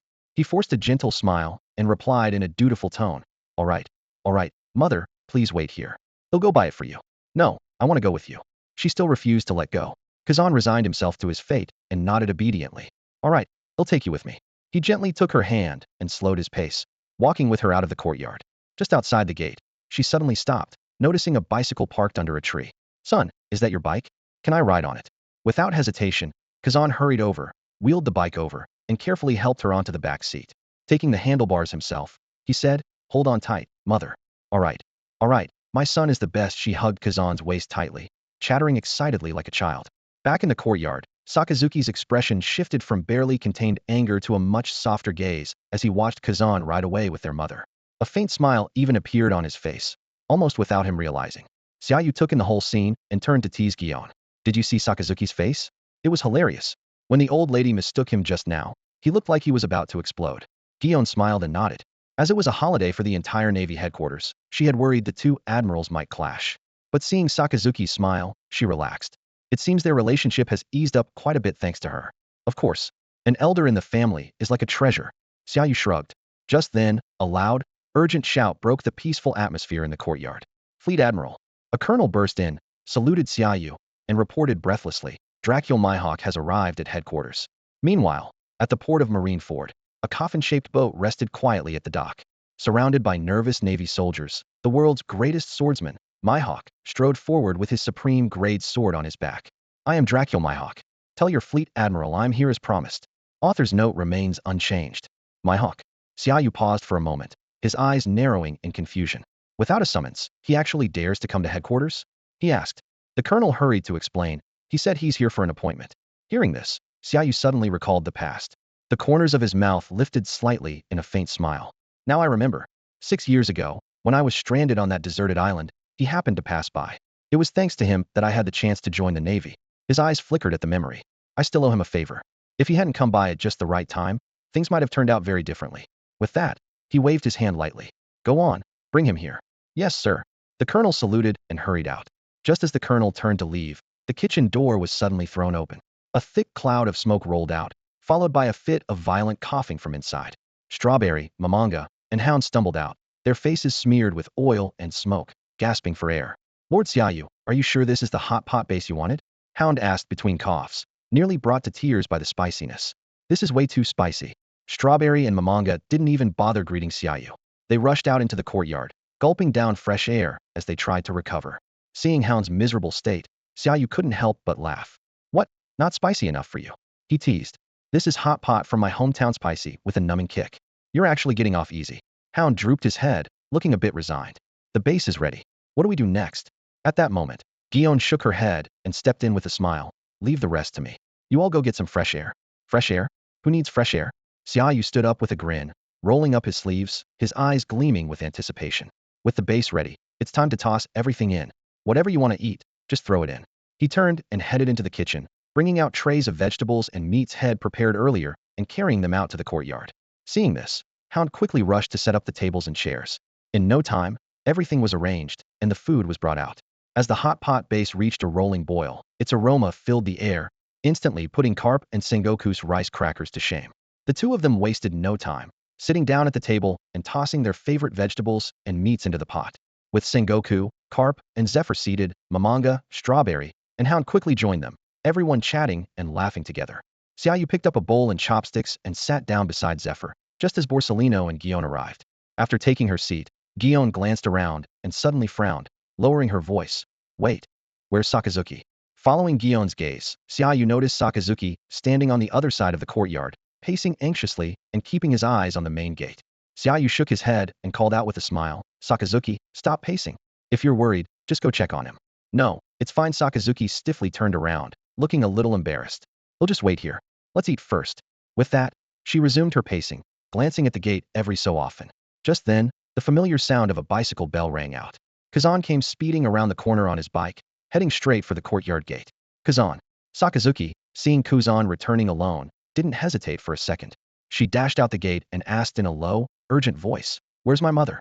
Kazan didn't say a word. He slowly turned around, revealing an elderly man who, shrunken with age to the size of a child, was clinging playfully to Kazan's back. One arm was looped around Kazan's neck, while the other tightly grasped several colorful bags of snacks.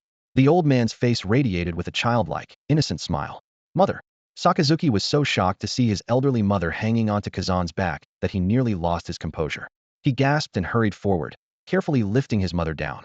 As soon as he had her securely in his arms, he looked up, his gaze sharp as a blade directed at Kazan. How could you let mother hang on your back? What if she fell? His voice was full of reproach. Kazan shrugged helplessly, spreading his hands in explanation. There was nothing I could do. The lady insisted. Hearing this, Sakazuki's tone immediately softened, all the edge gone from his voice. He spoke with a rare hint of awkwardness. Thank you for your trouble. Kazan glanced at Sakazuki in mild surprise. After years of working with this iron-blooded colleague, it was the first time he'd ever heard those words from him. But that wasn't the most important thing. The real surprise was how much Sakazuki had changed since reuniting with his mother. Back at the Holy Land, he had acted like a mad dog, lashing out at everyone as if he wanted to tear the world apart. But here at headquarters, especially in front of his mother, Kazan saw something entirely new in those usually cold eyes, tenderness. After a brief silence, Kazan broke the awkwardness. Come on, it's been ages since we've shared a meal. How about a drink? Meanwhile, at Marine headquarters, Mihawk, accompanied by a colonel, walked into Marineford Plaza and, for a moment, wondered if he had come to the wrong place. He vividly remembered that the last time he'd been summoned here, the atmosphere had been heavy and oppressive. The Marines on duty had stood at their posts lifelessly, bracing themselves for disaster despite the sunny weather. The plaza itself had been nearly deserted, so quiet it was suffocating. Now, though, the plaza was lined with long tables packed with Marines and officers of every rank, all gathered around platters overflowing with food and drink. The air was filled with shouts, laughter, and banter, the whole square alive with energy and excitement. Upon learning that Mihawk had known Fleet Admiral Xia Yu long before he joined the Navy 6 years ago, the colonel escorting him dropped his formality, a proud smile spreading across his face. Today's a special day. Headquarters is on holiday. The Fleet Admiral ordered everyone to put their duties aside and join in a feast out here in the plaza. Officers, soldiers, family, friends of Arion's welcome. As he spoke, the colonel suddenly stopped and looked back at Mihawk, his eyes twinkling with mischief. So, Hawkeyes, did you hear about the party and come here just for the free food and drink? Mihawk stared at the colonel, baffled. As the world's greatest swordsman, did he really need to crash Marine headquarters for a meal? He was just about to retort when his stomach betrayed him with a loud growl. Haha, I knew it. The colonel laughed, turning to lead the way again. Don't worry, Admiral Xia Yu is having a hot pot at home with a few guests. Since you go way back with him, I'm sure there'll be plenty of wine and beef to go around. Mihawk, resigned to his hunger, didn't bother to explain and simply followed the colonel through the bustling plaza. Soon, Mihawk noticed something else strange.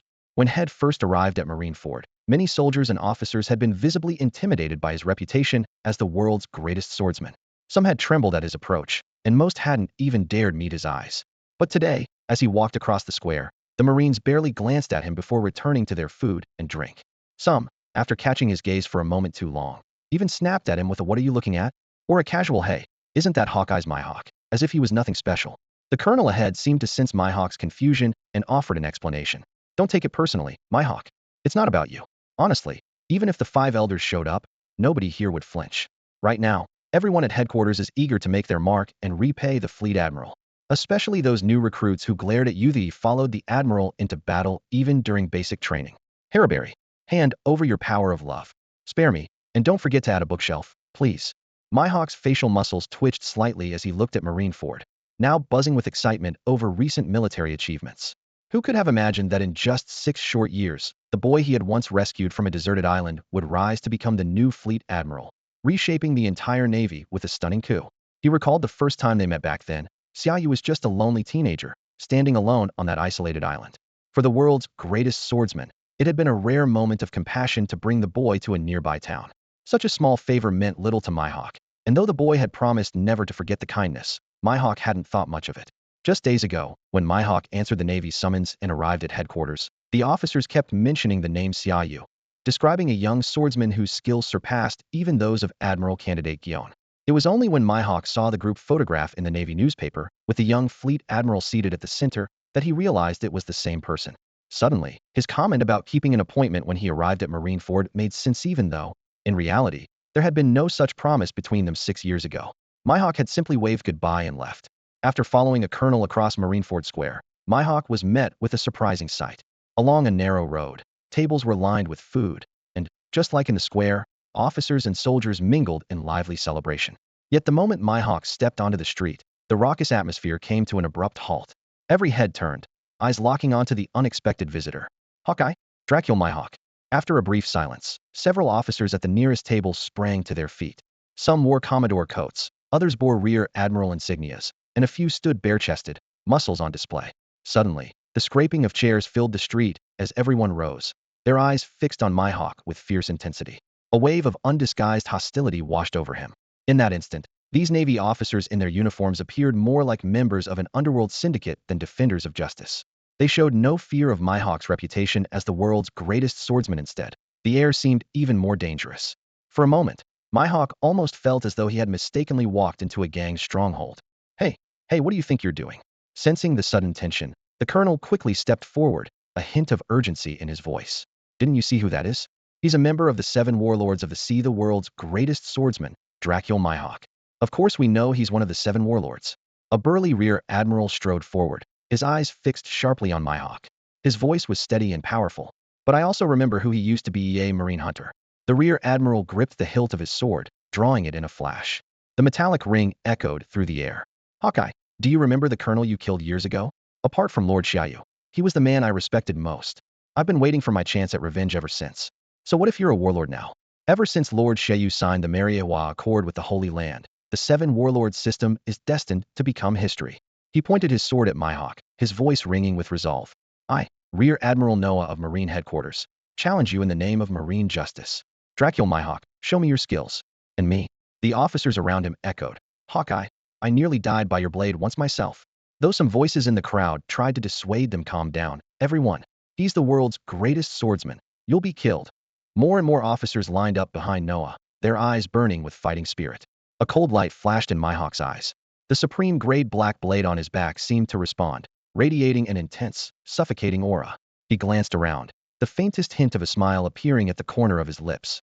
"So, these are the Marines under Xia Yu?" He stepped forward, hand resting on his sword. "Your courage is admirable, but even if you had 100 years, none of you would be my match."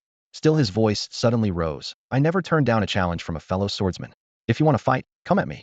The overwhelming presence of the world's greatest swordsman burst forth, forcing the officers to instinctively fall back. Mihawk drew his black blade, and violet sword energy flared up like flames, aimed straight at the Marines before him. "Mihawk!" The colonel in charge of reception suppressed his fear and stepped forward, shouting, "Are you planning to massacre the Marines here at headquarters?" He quickly turned to his colleagues. "Stand down, all of you. Mihawk isn't here as a warlord, but as a guest of Lord Xia Yu. Do you want to risk angering Lord Xia Yu?" At these words, the officers hesitated, but eventually stepped aside. They knew the colonel would never lie about something this serious. "Mihawk, please." Seeing this, the colonel let out a quiet sigh of relief, his shoulders visibly relaxing. He glanced around at his eager colleagues, but his worries didn't subside. Although everyone at Marine headquarters was hungry for merit these days, the man before them was none other than the world's greatest swordsman and a member of the 7 warlords of the sea. If these officers, emboldened by Admiral Xia Yu's protective nature, acted recklessly under the influence of alcohol, it could lead to unnecessary casualties and put Xia Yu in a difficult position.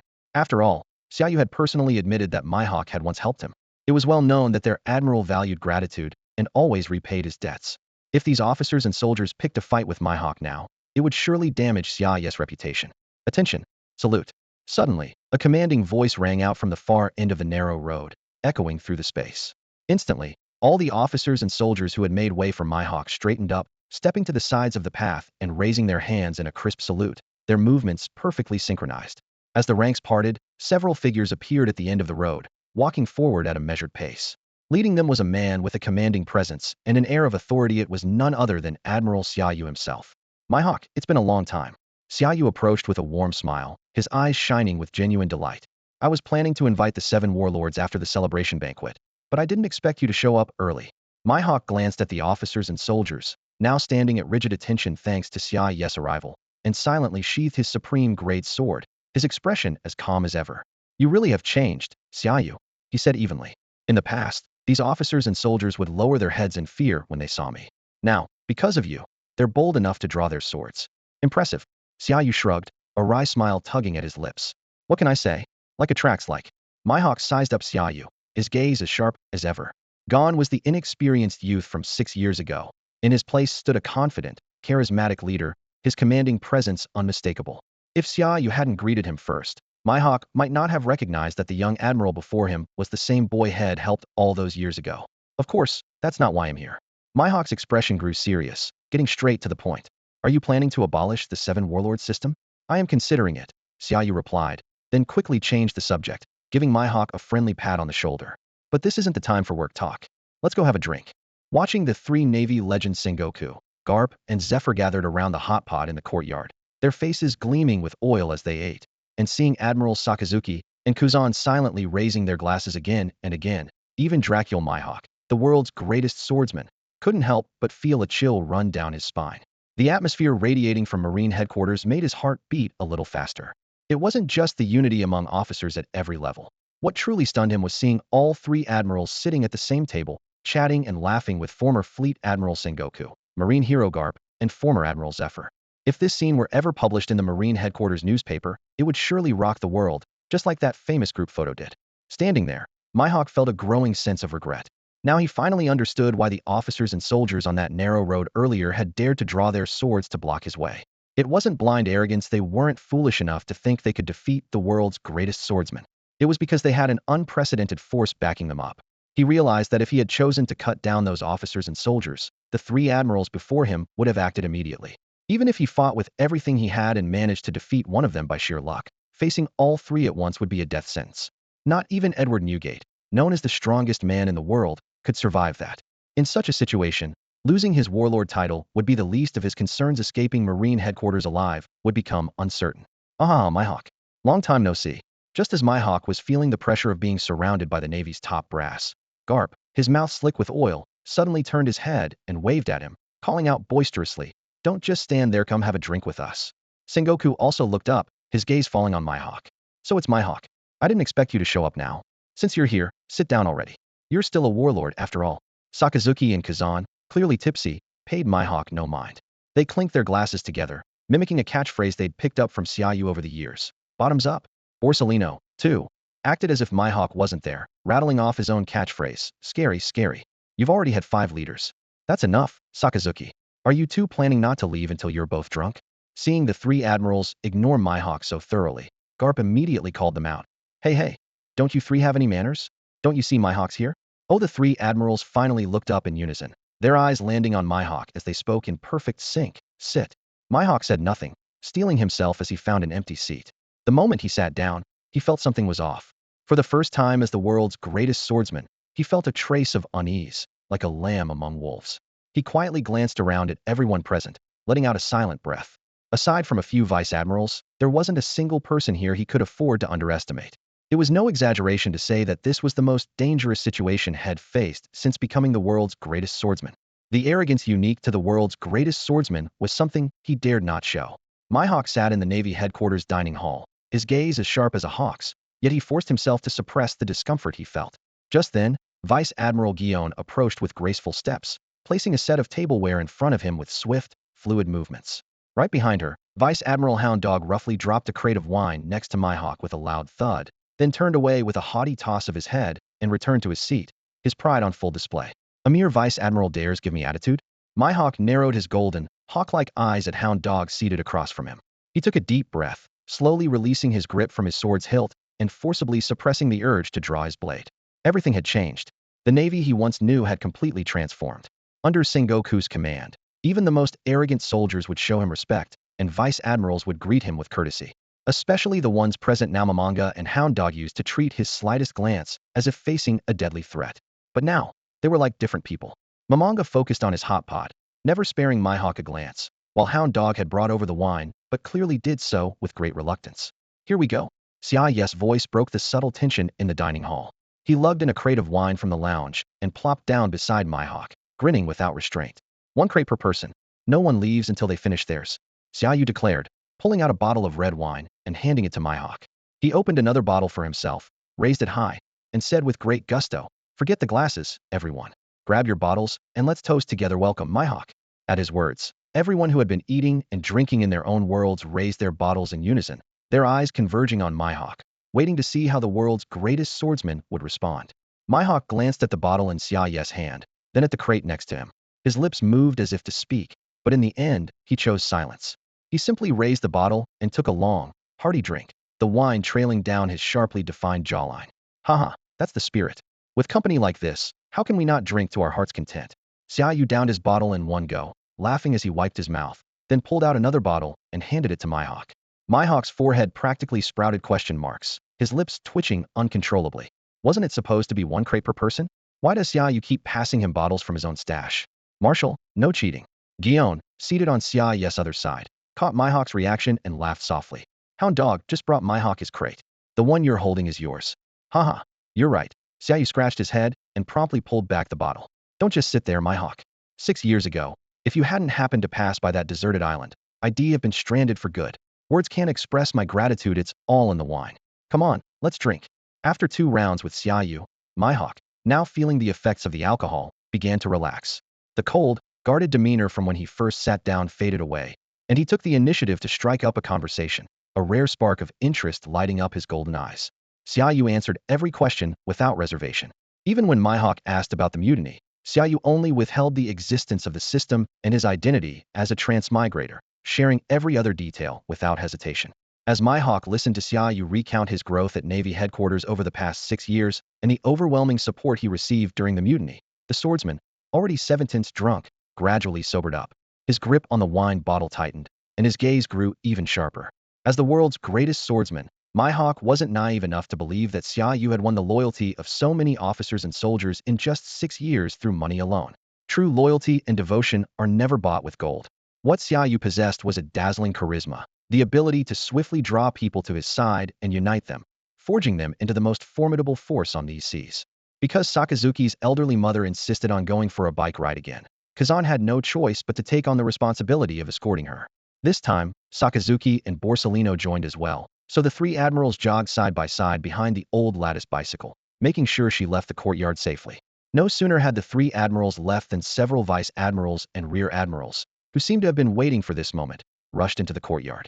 They called out loyalty to Xia Yu, then hurriedly dragged Mole, Hound, and Bastille away with them. The banquet in the courtyard continued. Sengoku and Garp had already tossed aside their roles as Fleet Admiral and Vice Admiral, now squabbling over rice crackers and the beef in the hot pot, like a pair of mischievous old men who'd never seen such delicacies before. Watching them, Zephyr, the one-armed elder, could only shake his head in disbelief. Then, the previously relaxed atmosphere was suddenly shattered. Mihawk abruptly stood up, his drunken face ablaze with an undeniable fighting spirit. He looked down at Xia Yu as if issuing a challenge from above. When I first arrived at Marine headquarters, I heard tales of your legend said to be the most talented young powerhouse in Navy history. Not only did you master all 6 Navy techniques, but you've also made a name for yourself in swordsmanship. Come on, let's have a real match. I want to see with my own eyes just how strong your sword skills are. This unexpected challenge made Sengoku and Garp freeze mid-bite. Zephyr also looked at the drunken Mihawk in astonishment. At that moment, the world's greatest swordsman looked anything but imposing, his swaying stance making it seem like he might collapse at any second. Gion immediately stood up, her brows knit in displeasure. Mihawk, while we appreciate what you've done for Fleet Admiral Xia Yu, that doesn't give you the right to be so disrespectful. Don't forget, you're a warlord of the sea now. If you really want to fight, I can take the Fleet Admiral's place. Mihawk completely ignored Gion's words. His hawk-like eyes remained locked on Xia Yu, making it clear he wouldn't back down without a fight. Gion, sit down. Xia Yu gestured for her to stay calm, then turned to Mihawk with a half-amused smile. Hawkeye, are you sure you can show the power of the world's greatest swordsman in your current drunken state? Maybe wait until you've sobered up. You're underestimating me. Mihawk grabbed the supreme-grade sword on his back, his fighting spirit undiminished. A mere case of red wine isn't enough to get me drunk.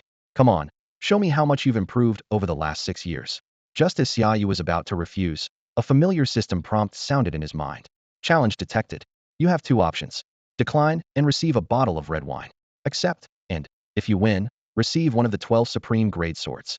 This unexpected prompt made Xia Yu blink in surprise. Although there were 2 options, it was obvious which one was worth considering after all. A single bottle of red wine just wasn't tempting enough. Does he really need this bottle of red wine? He's the Fleet Admiral of the Navy headquarters now. With privileges equal to the 5 elders, would he ever be short on wine? But what he truly lacks is a sword that suits him. Until now, he's been borrowing Gion's blade, Kempira, simply because after mastering swordsmanship through the system, he couldn't find a famous sword worthy of his skills. He had planned to send someone to search for one once the coup was settled, but he didn't expect the system to appear just in time. A flicker of surprise flashed in Xia Yu's eyes, but he quickly regained his composure. He swallowed the refusal that was on the tip of his tongue and looked at the other man with resolve. I accept your challenge, but not right now. As Gion said, you're a member of the Shichibukai, and in the Fleet Admiral. The world government has just handed over the Shichibukai summons to the Navy, which means I'm your direct superior at the moment. He paused, tapping his fingers on the table, then picked up another bottle of wine and continued in an unhurried tone. How about a week from now? Tomorrow, the Navy will issue a summons to the Shichibukai for a meeting with all 7 of you. Once it's over, the Shichibukai will be disbanded. By then, we'll no longer be superior and subordinate, but friends. As friends, we can drink whenever we want and spar whenever we like. Wouldn't that be great? Mihawk considered this for a moment, then sheathed his supreme-grade sword and nodded. Then I'll wait 7 days for you. With that, he glanced toward the living room and said calmly, since there's a Shichibukai meeting coming up, I'll stay at your place until then. Before Xia Yu could respond, the den mushi in the living room suddenly rang out urgently. A familiar female voice came through. Fleet Admiral, this is Ein. Are you there, sir? Hearing the voice from the living room, Xia Yu froze for a moment before springing to his feet. He reached out and telekinetically grabbed the den mushi from the living room. His tone became instantly serious. Ein, have you found the pirate who attacked the trainee ship years ago? Yes, Fleet Admiral. The confirmation from the den mushi made Zephyr, who had been silent at the table, suddenly light up. He tensed, about to stand, but Xia Yu pressed him firmly back into his seat. Xia Yu's voice was urgent. Tell me your current location. Also, you and Bins are not his match until reinforcements arrive. Your only task is to keep following him. As he spoke, he handed the den mushi to Gion so she could note Ein's current location at sea.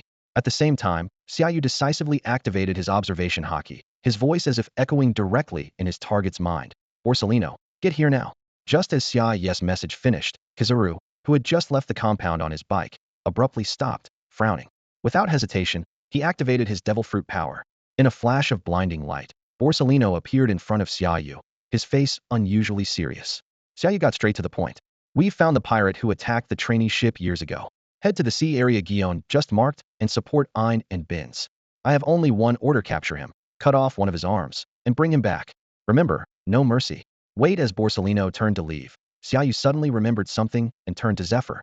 Zephyr Sensei, if I recall correctly, the attack on the trainee ship wasn't carried out by one person, but by a mother and son? Yes. Zephyr's eyes burned with hatred, his fists clenching white-knuckled. He gritted his teeth. Miss Bakken, once a member of the Rocks Pirates, her real name is Bakkengam Stussy. She was the one who incited her son, Edward Weevil, to attack the trainee ship. For once, Borsellino was completely serious. He nodded slightly to Zephyr, a determined glint in his eyes. Don't worry, Zephyr Sensei. He'll bring both of them back. The next morning, after washing up, Xia Yu put on his crisp uniform and draped his marshal's coat over his shoulders, feeling energized and ready for a new day. Do you always get up this late? He had just opened his bedroom door and hadn't yet gone upstairs to greet his grandmother when he heard that familiar voice. Sitting at the dining table, Mihawk was dressed casually, legs crossed, leisurely reading the latest newspaper from Marine headquarters. Since you took half an hour to get ready, your grandmother and I decided not to wait for you, Mihawk said without even looking up.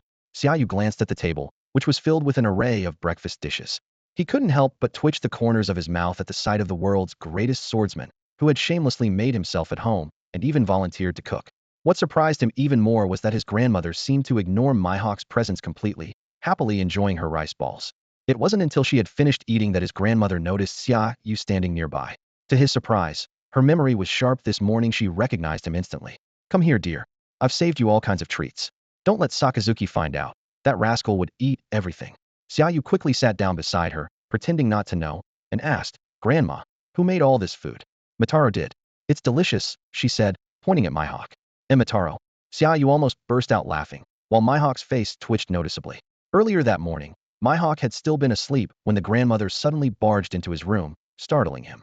Fortunately, had met her the day before and knew about her memory issues, so he patiently chatted with her.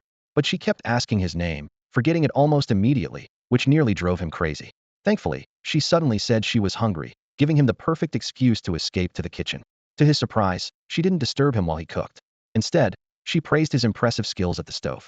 It could have been a perfect start to the day, except she only remembered the me in his name and decided to call him Mitaro. As the world's greatest swordsman from Kuragina Island, he would have drawn his sword at anyone else who dared call him that. After a simple breakfast, Xia Yu chatted with his grandmother for a while before heading to Marine headquarters. The atmosphere in the meeting room was solemn. All the Vice Admirals and Rear Admirals were gathered, their eyes fixed on Xia Yu, seated in the marshal's chair. Akainu and Akiji sat with Sengoku, Zephyr, and Garp on either side. Outside the doors, soldiers stood at attention every 10 paces, rifles in hand. Though their faces were serious, there was a clear sense of pride in their eyes. The reason is simple. The former Vice Admiral they once served has now been promoted to Fleet Admiral and enjoys privileges equal to those of the Five Elders. More importantly, they can finally break free from the oppression of the Holy Land, especially from the celestial dragons who have always looked down on them. Gion, let's get started. Sitting on the Fleet Admiral's throne, Xia Yu glanced around the meeting room and spoke calmly. Let's begin with the issue of salaries for all Navy headquarters officers and soldiers. Yes. Gion picked up the file on the table, stood up, and got straight to the point.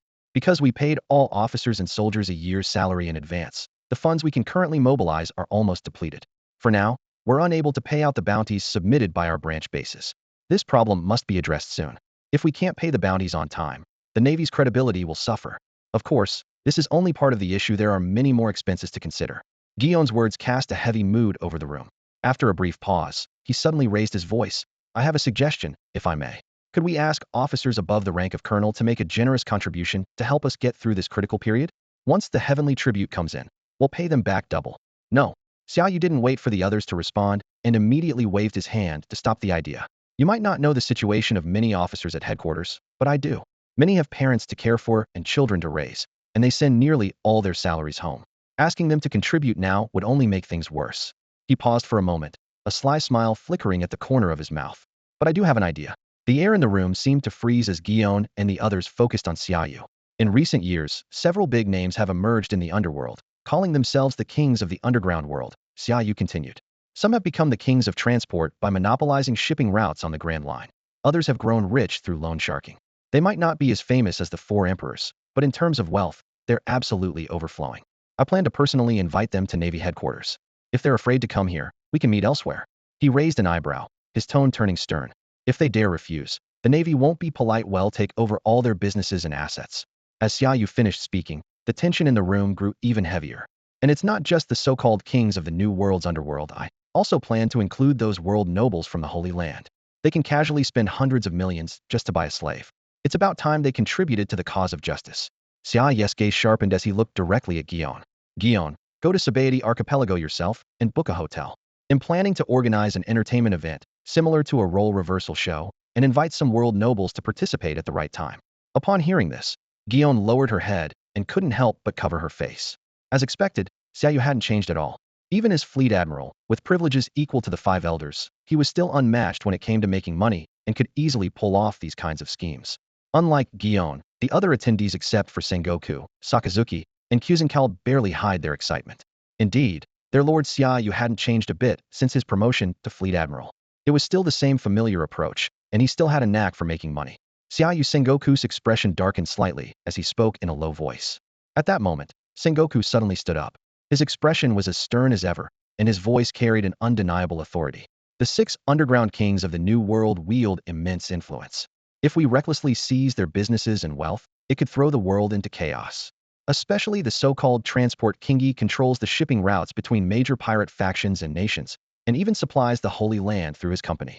Before he could finish, a rear admiral abruptly rose to his feet, his eyes wide with anger as he glared at Sengoku. In a deep, forceful voice, he said, "During this meeting, please address the Fleet Admiral properly." The sudden outburst caught Sengoku off guard. His expression changed in an instant, and he stared in disbelief. "Noah, when did you become a Rear Admiral? Did Xia Yu promote you?" The Rear Admiral who stood up was none other than Rear Admiral Noah, the same officer who had crossed swords with Mihawk the previous day. Standing tall and unwavering, Noah replied firmly, "Yes.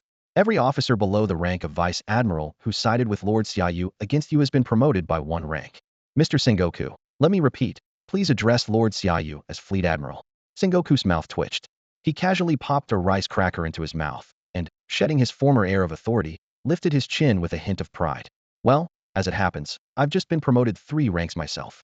I'll soon be joining the Room of Authority in the Holy Land as a rotating member of the 5 Elders." "What?" Noah's eyes widened in shock, and all his confidence vanished.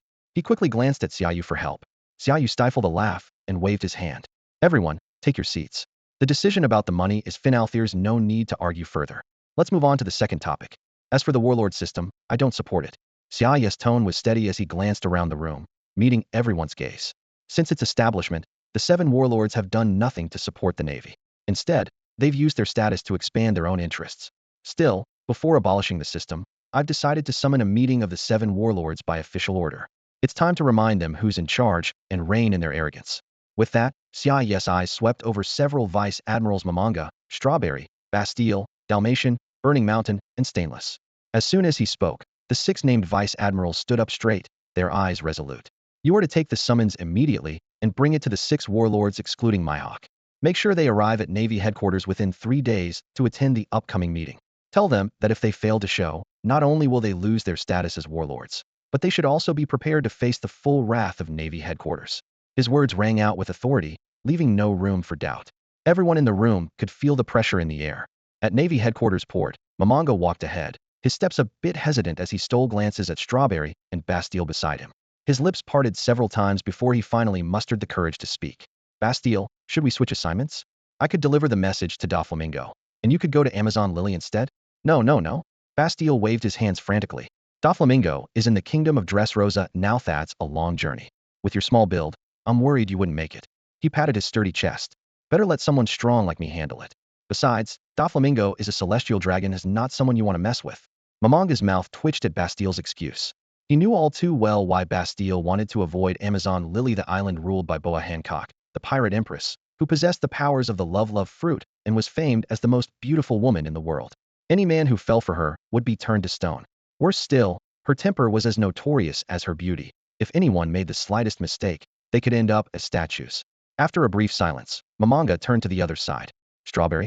Before he could finish, Strawberry had already darted onto a warship and disappeared without looking back. Just then, Burning Mountain and Stainless approached. As veteran Vice Admirals, Burning Mountain was not only renowned for his strength, but also respected by many Marines for his gentle nature. On the night of Xia Yu's coup, he sensed something was wrong, but never expected things to escalate so far. What shocked him even more was that fellow long-serving Vice Admirals, Doberman and Enigmo, were gunned down during the uprising. He had been prepared for a purge, but to his surprise, Xia Yu allowed those uninvolved in the coup to stay in their positions and even gave them a year's salary. Now, being included in such an important mission made him feel both anxious and uneasy, his initial disbelief replaced by growing apprehension. Mamanga, Burning Mountain drew closer, glancing around and lowering his voice. "Has the Fleet Admiral mentioned anything about those of us who didn't take part in the coup? Like me and Stainless? Why would he?" Mamanga blinked in confusion. "You guys didn't do anything to betray the Fleet Admiral." At this point, Mao's expression relaxed noticeably. He shook his head and offered a faint smile. "Huashishin, the new mission assigned to you by the Admiral is your first task since taking office. It shows he doesn't doubt you." He paused, then seemed to remember something. "By the way, which of the 7 warlords are you responsible for?" Without a moment's hesitation, Huashishin replied, Huajia. Huajia? Mouse raised an eyebrow, a thoughtful glint in his eyes. Now that he was growing closer to Kaido, this mission was bound to be particularly dangerous. In that case, out of respect for all our years as colleagues, let me go in your place. Huashishin hesitated. That doesn't seem right. Mouse glanced back at the distant headquarters building and lowered his voice. If the Admiral finds out, that's where you misunderstand the Admiral. Mouse said, a hint of pride in his tone. Back when I invited you, you should have joined us. With the Admiral, rules are rules, but all those old restrictions don't apply anymore. Well, all right then, Huashishin started to reply, but suddenly turned to ask, which warlord are you in charge of? The Pirate Empress, Boa Hancock. Mouse answered without a pause, then quickly added, Hancock is the closest of the 7 warlords to us. Huh. Hey, Huashishin, where are you going? Before Mouse could finish, he saw Huashishin already striding toward a distant warship. Come back. I'm not done talking. You bastard. But Huashishin ignored him, boarded the ship, and sailed off without looking back. Mouse let out a long, helpless sigh as he watched him go, then cast a final, reluctant glance at Shidolisi. I'll take my leave, Mouse said quietly, with a hint of frustration, and turned to say goodbye to Shidolisi. Shidolisi had planned to use this opportunity to stay with Mouse and gather some information about Xia Yu, hoping to prepare for their upcoming collaboration. But the moment he heard the words Pirate Empress, his expression changed. Like a mouse spotting a cat, he hurried out in a panic. Meanwhile, on Amazon Lily in the Calm Belt, outside the city of the Kuja tribe, an elderly woman sat quietly on the balcony of a wooden house halfway up the mountain. Frail and thin, she cradled a hard-won newspaper in her hands, reading intently. This old woman was once a member of the Rocks Pirates and a former Empress of Amazon Lily Huyenhua. 32 years ago, after the Rocks Pirates were defeated at God Valley, Huyenhua returned to Amazon Lily alone. To atone for the mistakes of her youth and show respect for the current Empress, she chose a life of solitude away from the world. Time had not been kind. The once glorious Huyenhua was now a stooped old lady with a head of white hair. The younger generation no longer remembered her name and simply called her Grandma Xia. Because Amazon Lily was isolated in the Calm Belt, news from the outside world was rare. Every time Grandma Xia received a newspaper, she treasured it. Flipping open the paper, she realized it was already a month old. With a soft sigh, she slowly got to her feet. Suddenly, a bird's cry shattered her peace. A news bird swooped down onto the balcony, wings flapping rapidly. Excited, Grandma Xia stepped forward, paid for the paper, and, not waiting for the bird to leave, hurried back to her chair and eagerly unfolded the newspaper. But the moment she spread it open, a shocking headline leapt out at her, as if striking her right in the eyes. Vice Admiral Xia Yu leads mutiny in Navy headquarters. Just from seeing the headline, Granny's pupils contracted sharply. Her fingers trembled, and her voice caught in her throat. When did this happen? She glanced quickly at the printed date in the corner of the newspaper, barely pausing to think. Her fingers skimmed rapidly over the page, greedily absorbing every word. As she read further, her breathing grew rapid and her face turned pale. By the time she finished the last sentence, it was as if all the strength had been drained from her body. She collapsed heavily back into her chair, her arms hanging limply at her sides. In just one day, he took full command of the Navy. She murmured, disbelief flickering in her eyes. What an incredible feat. She frowned. Xia Yu? Why have I never heard of this name before? Still full of questions, Granny reached for another newspaper on the table. This one was different. There was no usual news, just a large group photo taking up most of the page, and below it, a densely packed list of naval officers. Fleet Admiral of the Navy headquarters Xia Yu? Her eyes locked onto the young man at the center of the photo. He had a commanding presence, yet he was clearly far too young for such a high position. Granny's eyes widened again in astonishment as she shook her head. So young. Her curiosity growing stronger, she didn't linger on the list, but quickly picked up a third newspaper. As the content of this paper came into view, Granny could no longer keep her composure. She jumped up from her chair, her face a mix of shock and fear. The Marineford Treaty? The 5 Elders Council seat rotation in the Hall of Power? The Navy headquarters gets 2 seats. Her voice grew shrill with surprise. Has the world government really compromised with Xia Yu? Her gaze swept across the page before suddenly stopping at a word. What's this? The 7 warlords. Navy headquarters now holds the right to summon the 7 warlords. After a moment of incoherent muttering, Granny abruptly looked up, a flash of realization and fear in her eyes. This is bad. Hancock is in danger. With the wisdom and foresight of a former Empress of Amazon Lily, she instantly sensed that this young Fleet Admiral was likely to target the 7 warlords next. The current Empress of Amazon Lily, Boa Hancock, was one of them. Yes, that settles it. Determination flickered in Granny's eyes, as if she had just made an important decision in her heart. Kuja City, Amazon Lily Kingdom, Royal Palace. The Empress Chambers. The current Empress of Amazon Lily, with her jet black hair styled in a traditional Heimcut, lay quietly in the bathtub. Her deep blue eyes, set in a delicate and graceful face, stared unblinking at the ceiling. Her long hair cascaded like a waterfall over the edge of the tub, and her almond-shaped eyes betrayed a hint of coldness. Her stunningly beautiful features were set in an expression of distant indifference, warning others to keep their distance. Boa Hancock, wielder of the Paramecia type Love Fruit, and the perfect master of Conqueror's Hockey, Observation Hockey, and Armament Hockey. At just 18, she ascended to the throne of the Amazon Lily Kingdom and, on her first voyage as captain of the Kuja Pirates, was instantly recognized by the world government as one of the 7 warlords of the Xia true prodigy who reached her peak from the very start.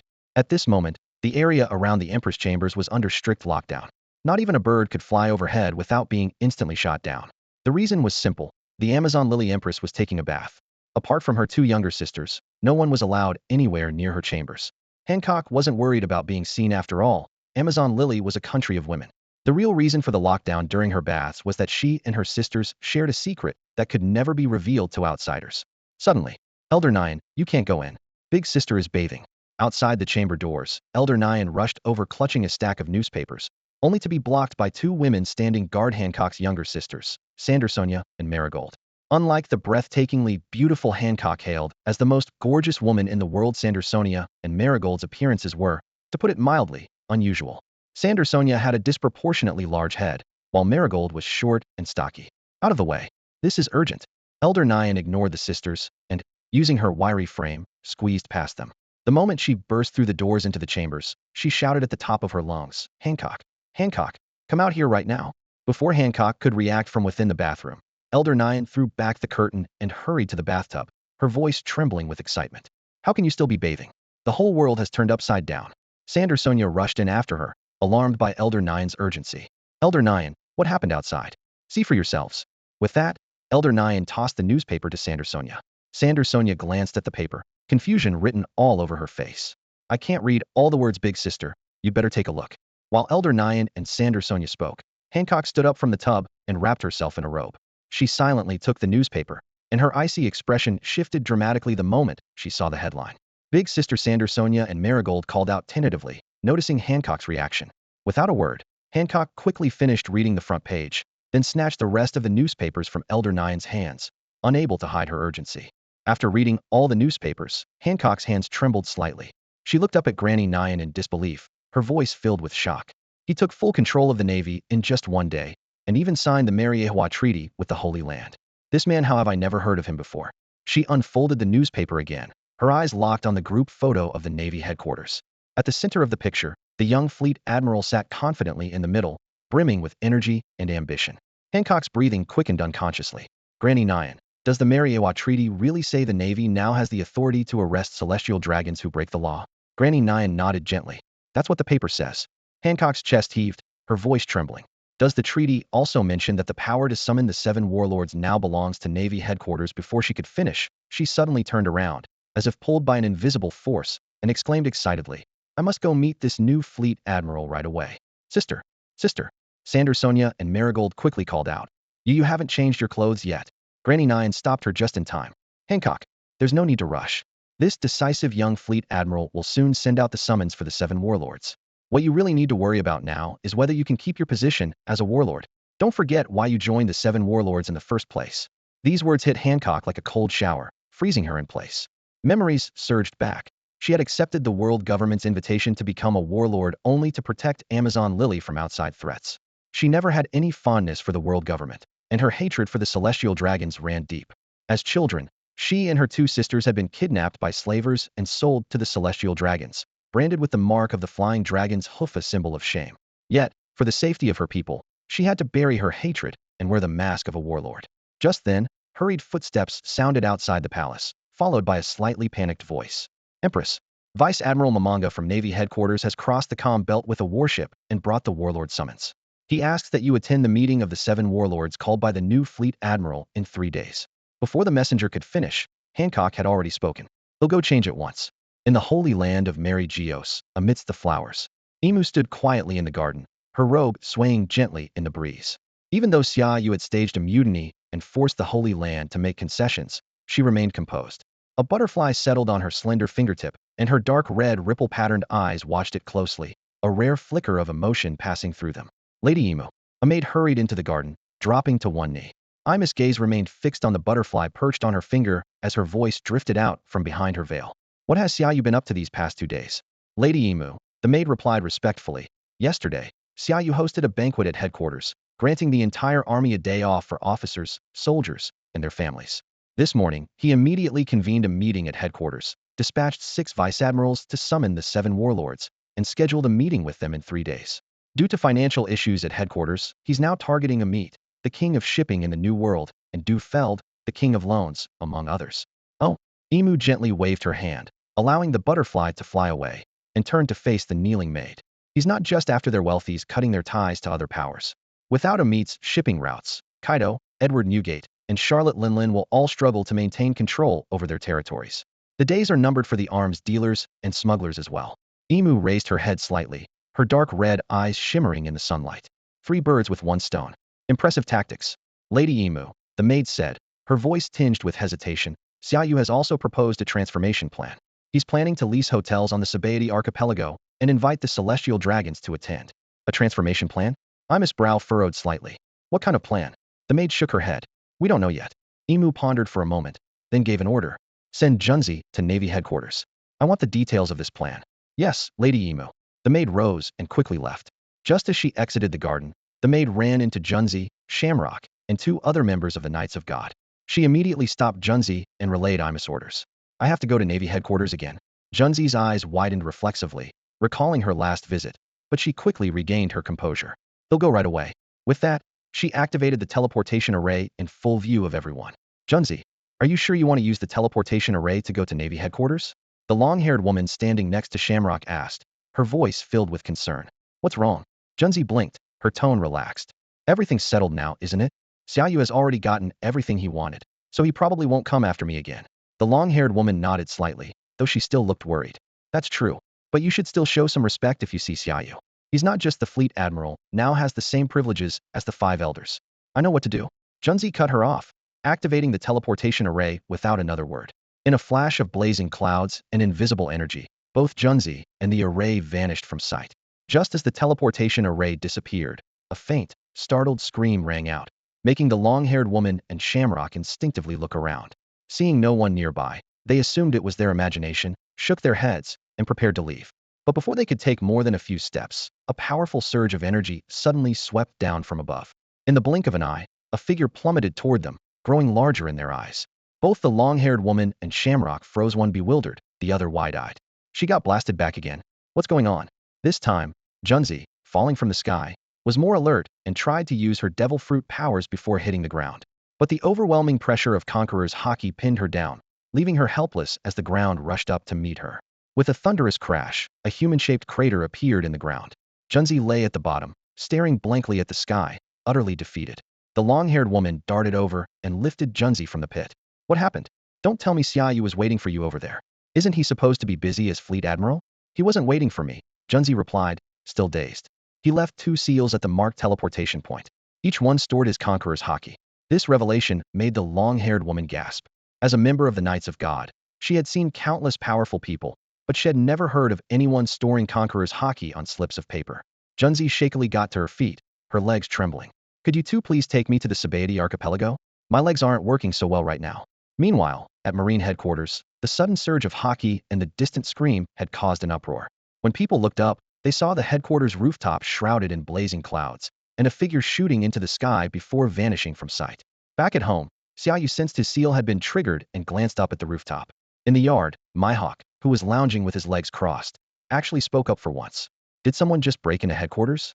Probably some unlucky soul set off the landmine I left there and got blasted away, Xia Yu replied with a nod. In the doldrums, on the deck of the Navy ship, Vice Admiral Squirrel watched Empress Hancock with a hint of confusion. She wore an elegant cheongsam and a floral cape, her every movement exuding grace and nobility, a stark contrast to the overbearing presence she had displayed the last time they met. Recalling their previous encounter during the Shichibukai summons, Squirrel unconsciously tightened his grip on the dagger hidden in his sleeve. Back then, he had underestimated Hancock and nearly fell victim to her love fruit powers, almost turning to stone on the spot. Only by stabbing himself and using the pain to resist the effects had he managed to escape. His subordinates, however, weren't so lucky. Some were petrified with infatuated expressions, others transformed into statues with hearts blooming on their chests. None were spared. Hancock's devil fruit ability was truly terrifying. Not only could she turn admirers into stone, but she could also petrify opponents and even objects directly. What made it even more fearsome was that the petrification wouldn't be lifted even if she died. Because of this, Squirrel had come alone this time, secretly arming himself for protection. Yet what he saw now was completely unexpected. The once proud and headstrong Empress had boarded the ship of her own accord and couldn't wait to announce, "Vice Admiral Squirrel, let's set off. I'm ready to attend the Shichibukai meeting right now." Hancock, maybe your people didn't explain properly. The meeting isn't for another 3 days. You still have one more day too. No need. Hancock cut him off, one hand on her hip and the other pointing at him, dramatically tossing her head back. I don't require it. Still wary from their last encounter, Squirrel said nothing more and turned toward the bridge. By the time the ship reached the port at Marineford, night had already fallen. Just as they docked, a luxurious vessel flying the world government flag arrived close behind. A Marine officer, cloaked and with long sleeves trailing, leapt nimbly ashore ahead of the others. Squirrel glanced at the ship, noticing Shamrock and a long-haired woman standing on deck, a flicker of doubt passing through his eyes. Noticing the sudden silence around them, Squirrel's pupils narrowed slightly as he instinctively turned to glance at Hancock. He had expected her to be furious that someone had reached the shore before her, but instead, the Empress was unusually quiet. Her beautiful eyes were fixed on the long-haired woman standing beside Shamrock, with a barely noticeable trace of hatred flickering within them. Hancock? Realizing something was off, Squirrel quickly spoke up as a reminder. We've arrived. However, since you reached headquarters ahead of schedule, I need to report this to the Fleet Admiral. There, the Holy Knights.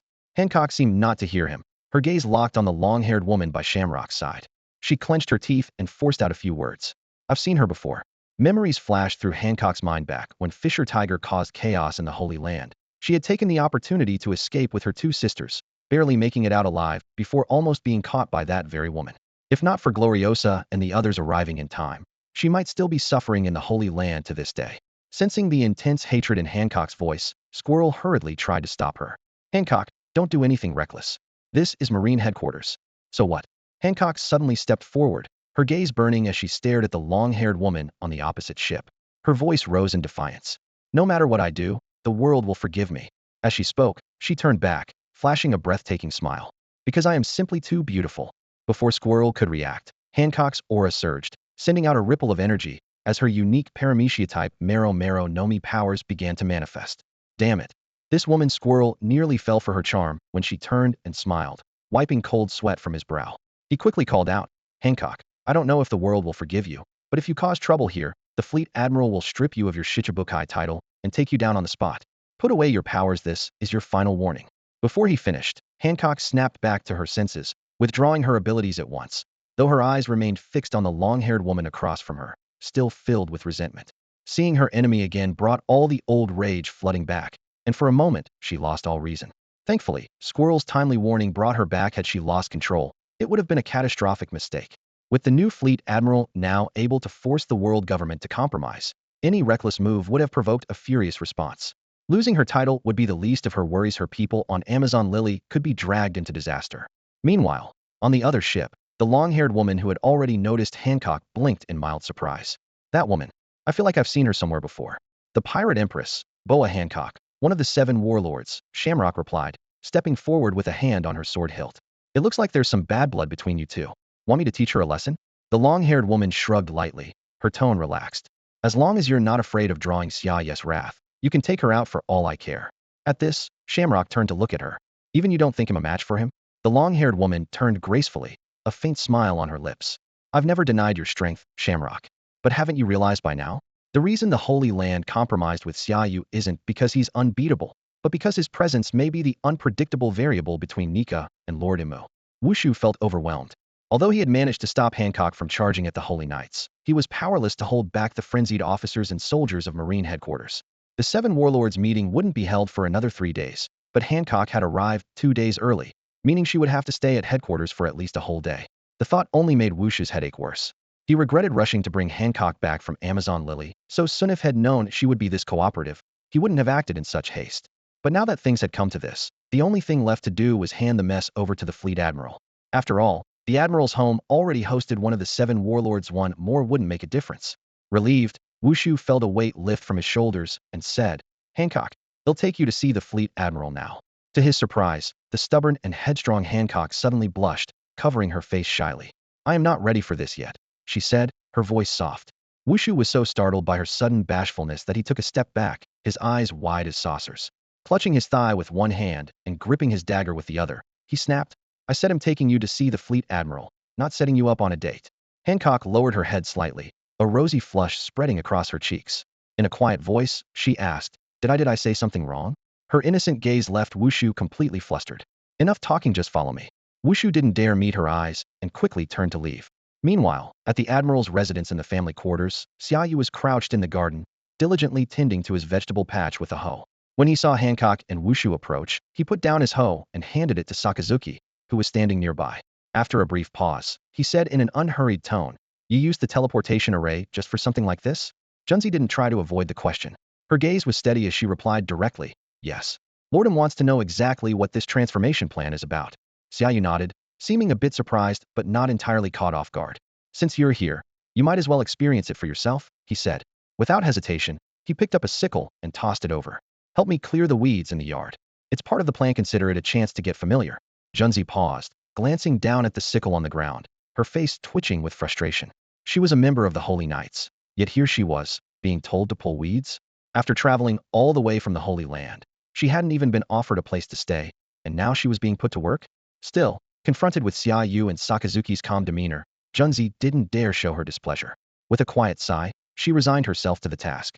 After a brief moment of silence, she finally lowered her head and took a deep breath, activating her devil fruit ability. A bandage shot out, wrapping tightly around the sickle's handle. In an instant, the sickle seemed to come alive, darting through the air with the precision of a hunting falcon. Weeds fell in swathes wherever it flew, covering the ground.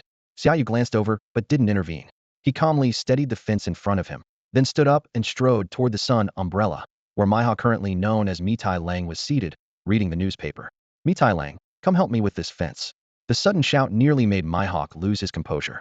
He abruptly reached for the hilt of his supreme-grade sword nearby, his sharp gaze sweeping over Xia Yu. His eyes were as piercing as a hawk's, clearly warning, Shout again, and I'll draw my blade. Sensing Mihawk's reaction, Xia Yu just smiled and shrugged. If you don't want me to call you by your nickname, put down your newspaper and help out. Otherwise, they'll call you that every day and even put a bounty on your head, with your name changed to Mitai Lang and formerly known as Dracul Mihawk written underneath. Mihawk's face twitched violently at that. He could barely contain his frustration, wondering why he had ever softened toward this boy stranded on the island. If he lost his patience now, his title as the world's greatest swordsman might be completely ruined, especially with this boy's cunning tricks.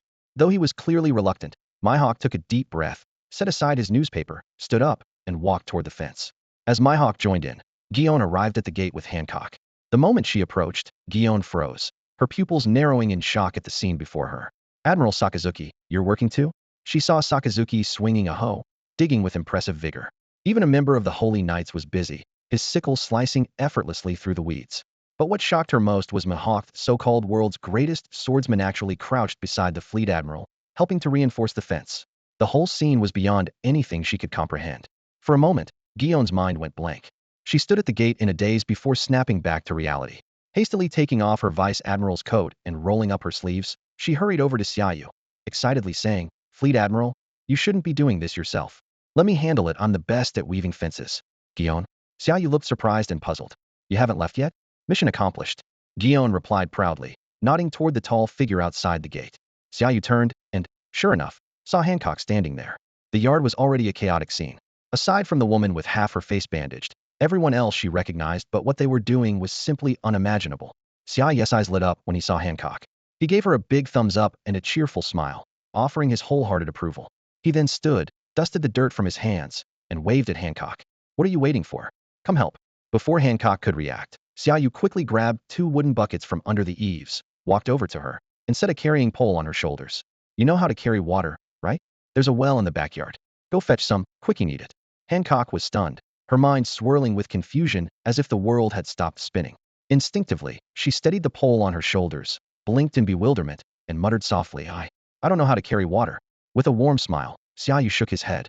Someone as tall as you shouldn't let that go to waste. Before he finished speaking, Xia Yu turned to the Holy Knight, who had just finished cutting the grass. Hey, you go teach Hancock. There are 2 buckets by the well. The knight looked like he was about to crack. His face was full of disbelief. How would I know how to do that? I'm a member of the Holy Knights. Xia Yu raised an eyebrow, giving him a half-amused, half-serious look. Then do you want me to send you away? The knight was so furious he nearly choked. Fine, give me the pole. This damn man, how infuriating. Junzi stood by the well in the backyard, her face flushed with anger. She had just finished cutting grass and was now being forced to fetch water. As she used her powers to lift the heavy, water-filled buckets from the well with bandages, she muttered curses under her breath. Sweat dripped down her forehead, and her resentment only grew. She was a proud member of the Divine Knights, recognized for her talent since her teenage years, and personally favored by Grandmaster Jellingushing. Back in the Holy Land, she never had to do menial work like this. She had servants to attend to her every need. But ever since Xia Yu showed up, everything had changed. It was bad enough to be knocked back to the Holy Land twice by his conqueror's hockey, but now he's making me fetch water. She grumbled through gritted teeth. Even if I weren't a member of the Divine Knights, I'm still a woman. As a marshal, how could he have so little decency, making a woman do such hard labor? Unlike Junzi's constant complaining, Hancock, usually known for her arrogance and strong-willed nature, was unusually quiet. She stood nearby, occasionally casting complex glances into the distance. The reason was simple. Junzi was a member of the Divine Knights. Sold into the Holy Land as a child, Hancock was no stranger to this powerful and mysterious order. She knew very well that the Divine Knights were not only responsible for protecting the celestial dragons and maintaining their dominance, but their leader even had the authority to judge and execute celestial dragons. Hancock's eyes flickered as her thoughts raced. For someone of such high status to be ordered by Xia Yu to fetch water, what did that mean? It means the days when the Navy admirals had to rush to the celestial dragon's aid at a moment's notice are over, Hancock realized. If I can secure this man's protection, I'll never have to fear those celestial dragons again. Nor will I have to worry about the world government threatening Amazon Lily to force me into things I don't want. But then the real question arose. What could she do to earn this man's protection? Standing by the water buckets, Hancock's imagination ran wild, her heart pounding faster and her pale cheeks flushing as if she were burning with fever. Junzi, still fuming, didn't notice Hancock's changing expression. This was her first time fetching water, but she wasn't weak. She didn't even bother with a shoulder pole, simply grabbing both buckets and marching toward the front yard, though clearly unwilling.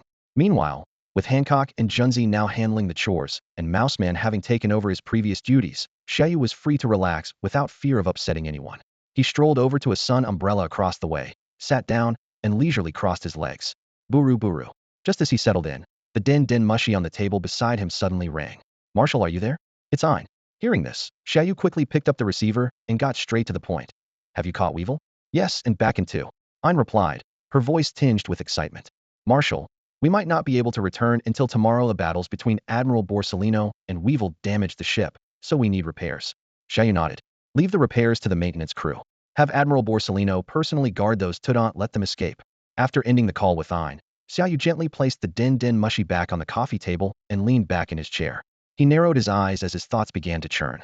The capture of Weibel and his mother was certainly a major victory for the Navy, but it wasn't enough. This wasn't just about avenging teacher ZFA and the fallen trainees. It was also the perfect chance to send a message to all the outlaws roaming the seas.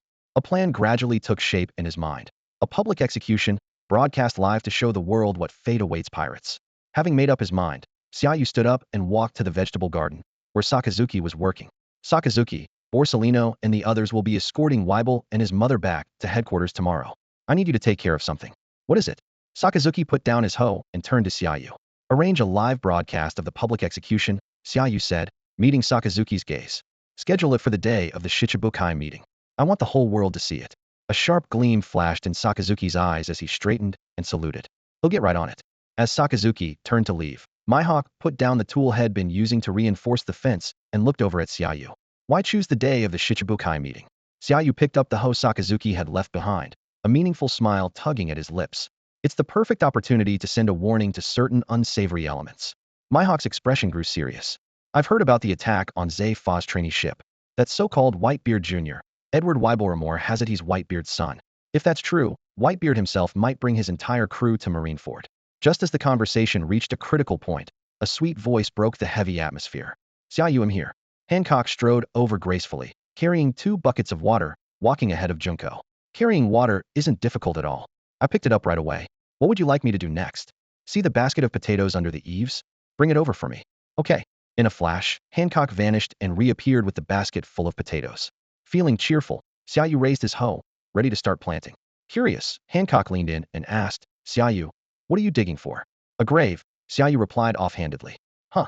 Hancock's cheeks turned pink as her imagination ran wild. Are we meeting your parents already? Her unexpected train of thought left everyone momentarily stunned. Xia Yu looked confused. Mihawk was visibly shocked, and Junko could only sigh in silence. Hopefully, a good night's sleep will clear my mind. The following afternoon, Marineford's port was packed with people. Led by Xia Yu, all the officers of the Marine headquarters stood in neat formation, creating a solemn and dignified atmosphere. Xia Yu stood at the center, flanked on his right by Zephyr, Sengoku, and Garpwo was still wrapped in bandages, and on his left by the Admiral Sakazuki and Kazan. Unusually, the Vice Admirals, with Gion at the forefront, were not standing behind Xia Yu but were lined up opposite him, their eyes fixed on the warship slowly approaching the harbor. Atop the high wall on one side of the port, Mihawk, with his supreme-grade sword strapped to his back, narrowed his eyes as he observed the transformed marine force under Xia Yu's leadership. Not far from him, Hancock, draped in a floral-patterned cape, and Junzi, wearing a newsboy cap and the cloak of the Knights of God, stood gracefully on either side. As the warship docked, a massive man, Edward Weevil, knelt on the deck, tightly bound and looking utterly defeated. Nearly 7 meters tall, with a crescent-shaped white mustache, the burly man was in a sorry state, blood still seeping from the stump of his right arm. Next to him, also tied up, was a petite elderly woman, Miss Bakken. Her leopard print coat was stained with dried blood, and her sunglasses now hung loosely around her neck. The sight of these prisoners instantly brought back painful memories for Zephyr. 3 years ago, as an admiral, he had personally overseen a trainee ship that was attacked by Weevil, leaving only 2 students, Ein and Binz, as survivors. Now, confronted with his enemy in the flesh, Zephyr's clenched fists and trembling body betrayed his intense emotion. Though Weevil was not very bright, he had inherited the monstrous strength of a young Edward Newgate, also known as Whitebeard. His mother, Bakkenho's full name was Backengorm Stussy, was a former member of the Rocks Pirates and claimed to be Whitebeard's lover, raising Weevil to believe he was Whitebeard's son. Although Edward Newgate never confirmed or denied this, Weevil's formidable power was undeniable. If not for Xia Yu, his prized student, giving him hope in the Marines, Zephyr might have left headquarters long ago to pursue his enemies on his own. Now, with Xia Yu capturing the culprits responsible for the tragedy as his first act upon taking office, he had truly lived up to his teacher's expectations. When Zephyr saw Ein and Binz appear on deck, standing behind Borsellino, tears welled up in his clouded eyes, and the immense weight he had been carrying seemed to fall away all at once. Sengoku watched his old friend lose his composure, a sigh catching in his throat as he silently placed a comforting hand on Zephyr's shoulder. At that moment, Ein and Binz leapt off the warship ahead of Borsellino and quickly approached Xia Yu, snapping to attention and saluting smartly. "Admiral." Xia Yu nodded slightly, his voice gentle. "You've done well." Those simple words struck a chord deep within the 2 young officers, and their eyes instantly turned red with emotion. As the only survivors of the training ship, they had been haunted by nightmares for the past 3 years. Every sleepless night, the bloody attack replayed in their minds with agonizing clarity. They had begged Sengoku in secret many times for permission to join the hunt for the culprit, but out of concern for their safety, he had always refused. Though Sengoku had promised to bring the murderer to justice, as time passed and the threat of pirates grew, the case was gradually pushed aside. If not for Xia Yu's coup that earned him the title of Fleet Admiral, the true culprit might have gone on to become one of the 7 warlords, just as Xia Yu had foreseen. Ein fought back her tears and shook her head firmly. "It was nothing, sir." Xia Yu stepped forward, his tone still warm. "Go get some rest. Tomorrow, when the execution takes place, the 2 of you will be in charge." They straightened up and saluted once more. "Yes, sir." Once they had withdrawn, the gentleness vanished from Xia Yu's face, replaced by the steely resolve of the Fleet Admiral who had forced the Holy Land to back down with a coup. He strode over to Weevil and Bakken, emanating a chilling aura. Bakken, bound tightly, suddenly looked up in fear. "Who are you?" "Fleet Admiral of the Navy, Xia Yu," he replied coldly, looking down at her. Bakken was stunned for a moment. When she saw Sengoku, Garp, and Zephyr at the harbor, a sinister smile crept onto her face. She ignored Xia Yu and struggled to her feet. "Sengoku, has the Navy run out of people? You've made a kid the Fleet Admiral? You'd better let us go, or Edward Newgate will come for you. Look at him." She nodded toward Weevil, Newgate's own son. "Are you really going to start a war over a ship full of trainees? That's not like you, Sengoku." Before she could finish, a heavy punch sent Bakken flying. She crashed into the ship's railing and fell to the deck. Xia Yu was on her in an instant, pinning her head to the ground with his foot, his killing intent clear as day. "Bakken, do you really think I don't exist? I don't care who he is. Attacking a Navy training ship and killing our own is a capital crime. Even if he were a god's son, I'd execute him all the same." Naval Headquarters Prison. The sound of the iron doors opening echoed through the dim hallway as Bakken and her son, Edward Weevil, were escorted separately into their own solitary cells. Weevil's towering figure, so reminiscent of Whitebeard, immediately caused a stir throughout the cell block. prisoners pressed against the bars, their shocked voices overlapping. Is that Whitebeard? The new Fleet Admiral dares arrest the world's strongest man. Don't be stupid. Look at his age. Whitebeard was in his 70s or 80s. He looks just like him. Could he be his son? The new Fleet Admiral must be making an example out of them. This is going to be interesting. Mixed in with their chatter was the underlying fear of death. I heard all the inmates who've killed someone are headed to the gallows. We probably don't have many days left. Bakken frowned as she listened to the whispers around her, the footprint left by Xia Yu still visible on her face. She turned to the prisoners in the neighboring cells and asked in a low voice, "Do any of you know what's the story with this new Fleet Admiral? Who are you? And who's that kid who looks exactly like Whitebeard?" One curious prisoner pressed against the bars and asked back. Bakken struggled to her feet, shackles clanking, her gaze sharp. "You guessed right. He's Edward Weevil, Whitebeard's second coming. Now tell me, who exactly is this young Fleet Admiral?" "You must just arrived and missed the news," the leading prisoner explained. "His name is Xia Yu. He became Fleet Admiral through a coup.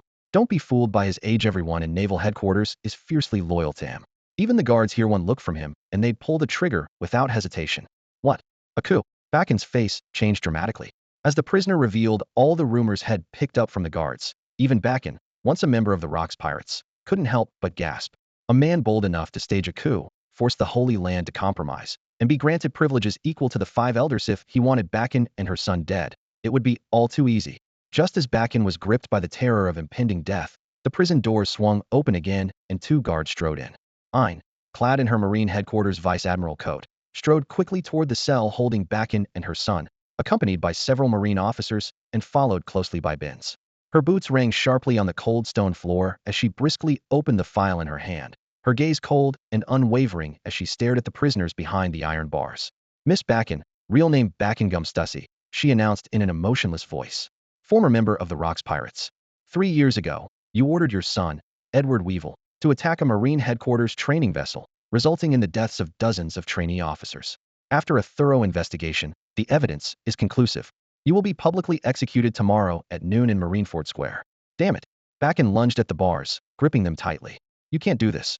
There are so many criminals and impelled down who have attacked the Marines, so why are you only executing us?" Aine ignored her hysteria, turning instead to Weevil and his severed arm. "Edward Weevil, 3 years ago you slaughtered dozens of trainee officers on your mother's orders. The investigation has confirmed your crimes, and you will be executed tomorrow at noon in Marineford Square as well." After snapping the file shut and handing it to Binns, Aine stepped forward, looking down at Bakken from above. "Do you know how long we've waited for this day? 3 years. Binns, Zephyr Sensei, and I have all waited 3 long years. Thanks to Lord Xia Yu, you and your son have finally run out of places to hide."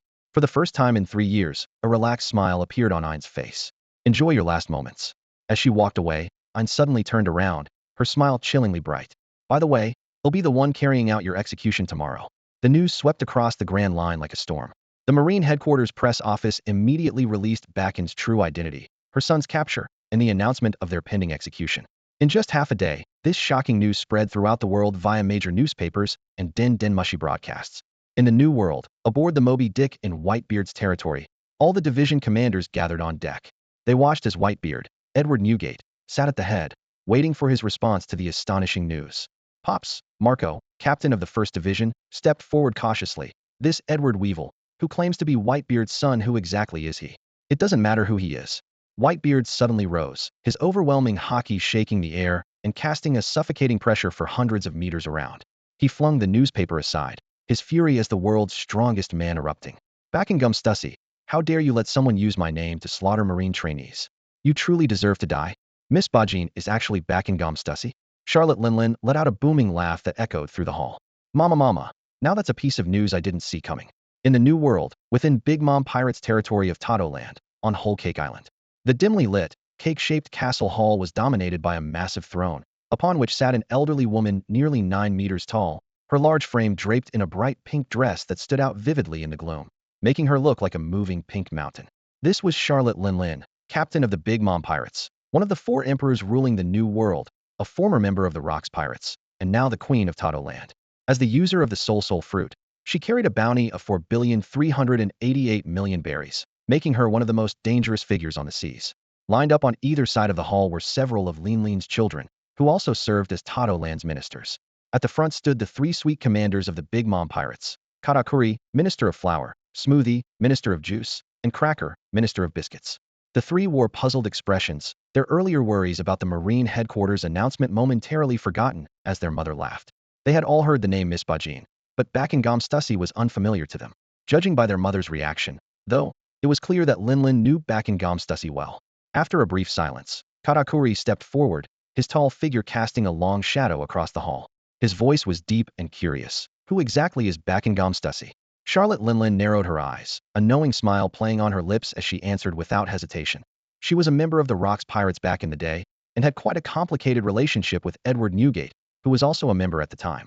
But after the Rocks Pirates broke up, Bakingam Stussy disappeared. At this point, Linlin suddenly reached out with her enormous hand, picking up a newspaper that looked like a mere scrap beside her. Her eyes gleamed with curiosity. Whitebeard Jr. He looks almost exactly like a young Newgate. I wonder how Newgate will react when he sees this news. Mom, the real issue isn't how Newgate will react. Smoothie, the Minister of Juice, who had been standing silently beside Kakuri, looked up with a serious expression, worry flickering in her eyes. From his appearance and name, it's easy to suspect that Whitebeard Jr. might actually be related to Whitebeard by blood, which is clearly what the Marines are hinting at. After forcing the world government to sign the Mary Geos Accord, the new Fleet Admiral who rose to power through a coup will definitely turn his attention to the Grand Line. By capturing Whitebeard Jr., who has ties to Whitebeard, and broadcasting his execution live, the Marines aren't just trying to intimidate pirates, they're watching to see how the four emperors of the New World will respond. Linlin waved her massive hand dismissively, the gesture tracing a wide arc through the air. You're worried that Whitebeard Jr. really is Whitebeard's son, and that a war with the Marines could drag Tato Land into the conflict? Don't worry, I know Whitebeard far too well. He won't go to rescue Whitebeard Jr., and he certainly doesn't care about Bakingam Stussy's fate. To him, his real family are the members of the Whitebeard Pirates. Whether it's Edward Weevil or Bakingam Stussy, neither of them are true family in his eyes. Charlotte Linlin paused for a moment, an unusually serious expression appearing on her face. She stared intently at the newspaper in front of her and spoke in a low voice. This young Fleet Admiral of the Navy headquarters is someone we need to keep an eye on. He's still so young, yet possesses such terrifying resolve. A single mutiny put him in the top position, and then he forced the Holy Land to sign an unequal treaty. His power and ambition are not to be underestimated. Before she finished speaking, Charlotte Linlin's gaze suddenly hardened. Her body tensed abruptly, and the gentle expression on her face was instantly replaced by fury. She snatched up the newspaper and, with a ripping sound, tore it to shreds. The air itself seemed to grow heavy with the sudden surge of her rage. The atmosphere in the room became tense in an instant. Katakuri, quick to sense his mother's change in mood, flashed a look of warning. He shouted, "Smoothie, Cracker, get out now." A series of loud crashes echoed through the hall as Charlotte Linlin's anger spiraled out of control. She grabbed anything within reach and hurled it in all directions without a second thought. Splinters of tables and chairs flew everywhere, and the walls cracked under the onslaught. Smoothie and Cracker dodged frantically, but seeing that her rampage showed no sign of stopping, a chill ran down their spines. "Go." Katakuri stood his ground, his voice urgent yet steady. "Mama's craving fit is starting it out. He'll hold her back." "Damn it," he cursed inwardly. Of all the times for this to happen, her cravings had to flare up right now. At moments like these, not even her own children were safe. Cracker's face twisted in frustration, and with a muttered curse, he turned and sprinted for the exit. Smoothie hesitated for just a second, then spun around and called out, "Let's go together." The three of them shot out of the hall like arrows, racing down the corridor and away from the chaos. Only when they were a good distance away did they dare to stop. Even then, the sound of crashing and smashing from behind continued to echo, and the oppressive sense of danger seemed to follow them like a shadow. They couldn't help but glance nervously over their shoulders. Smoothie exhaled deeply, her expression grave as she looked at Katakuri. The Navy's public execution of Whitebeard Jr. might seem unrelated to us on the surface, but it's clearly sending a message. The new Fleet Admiral, Xia Yu, obviously has no intention of maintaining the so-called balance in the New World. Forcing the Holy Land to compromise, just imagine what he's capable of. Katakuri was silent for a moment, worry flickering in his eyes. Had heard all about the recent events, gathering information from every major newspaper and the Big Mom Pirates network of spies. At first, he hadn't paid it much mind. After all, most of the New World was under the Four Emperors' control, and the influence of the Navy and world government in these waters was almost negligible. Only the G5 branch posed any real threat. But Xia Yu had barely taken office before stunning everyone it publicly executed the infamous Miss Bakken and Whitebeard Jr. After a long pause, Katakuri finally spoke. "We'll talk when Mama calms down. For now, head back to your territories." There was a trace of unease in his eyes, but he quickly regained his composure. Meanwhile, inside the royal palace of Dressrosa, Doflamingo, as flamboyant as ever, picked up a glass of juice, and drained it in one gulp. As he stood, hands in his pockets and his back slightly hunched, a mocking smile curled at his lips. He looked down at the city streets from above, a cold glint in his eyes. To execute Whitebeard Jr. publicly during the Shichibukai summit, are you trying to send us a warning, Xia Yu? A smirk spread across his face. If that's how it is, there's no way I'm missing this Shichibukai meeting. With a soft sound, Doflamingo sprang into action, unleashing the power of his paramecia type, string fruit. His hand shot out, threads lashing through the air and hooking onto a passing cloud. Then, moving swiftly from cloud to cloud, he soared toward Navy headquarters like a bird in flight, his speed as swift as the wind. As soon as the Marine headquarters released its news bulletin, the Sabaody archipelago erupted with excitement. On this unique nexus connecting the world's major powers, reporters from across the globe sprang into action. Massive screens were quickly installed in the squares and bustling areas of each district, their glowing displays heralding the broadcast of a major event. Information brokers watched the archipelago's every move with hawk-like intensity, maintaining near constant, high-frequency contact with their informants embedded within various factions, determined not to miss the slightest development. Meanwhile, the den mushi of adventurers rang off the hook, as information raced through the black market at astounding speeds. Pirates, lured by the news and risking exposure to the Navy, quietly landed from all directions. After disembarking, they blended cautiously into the teeming crowds, their faces lit with anticipation and excitement for the globally anticipated live execution. Shaki's ripoff bar was packed like never before, the sudden execution announcement drawing an unprecedented crowd. In less than an hour, the small bar was bursting at the seams. Without exception, everyone present was a pirate who had arrived at Sabaody in the past 2 days, originally planning to head to Ryugu Kingdom 10,000 meters beneath the sea.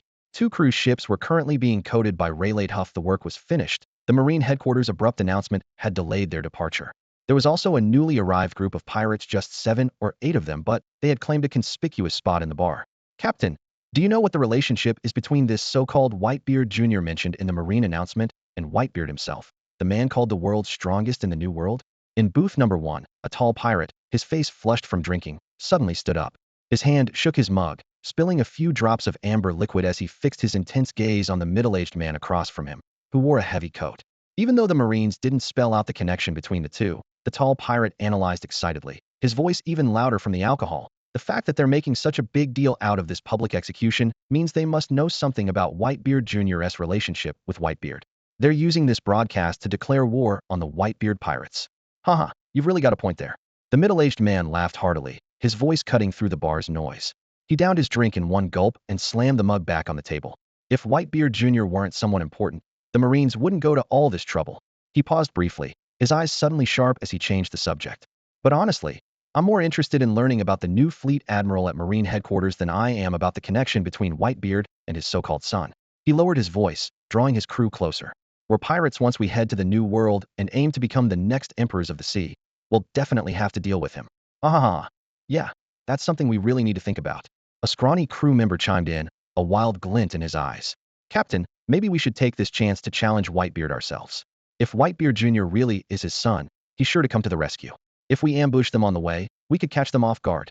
If we take down the Whitebeard pirates, you'll be the next Yonko, Captain. Yahaha. As the crew showered him with flattery, the middle-aged captain's expression grew smug. The alcohol and praise went to his head, and he stroked his chin, trying to look thoughtful. It's true, Whitebeard's getting old. Maybe it's time for someone else to take the title of world's strongest man. With that, the pirates around him raised their mugs and shouted in unison, to the captain. Standing behind the bar, Shaki didn't cast a single look of contempt at these ignorant braggarts. On the Grand Line, every era has seen its share of reckless, clueless adventurers.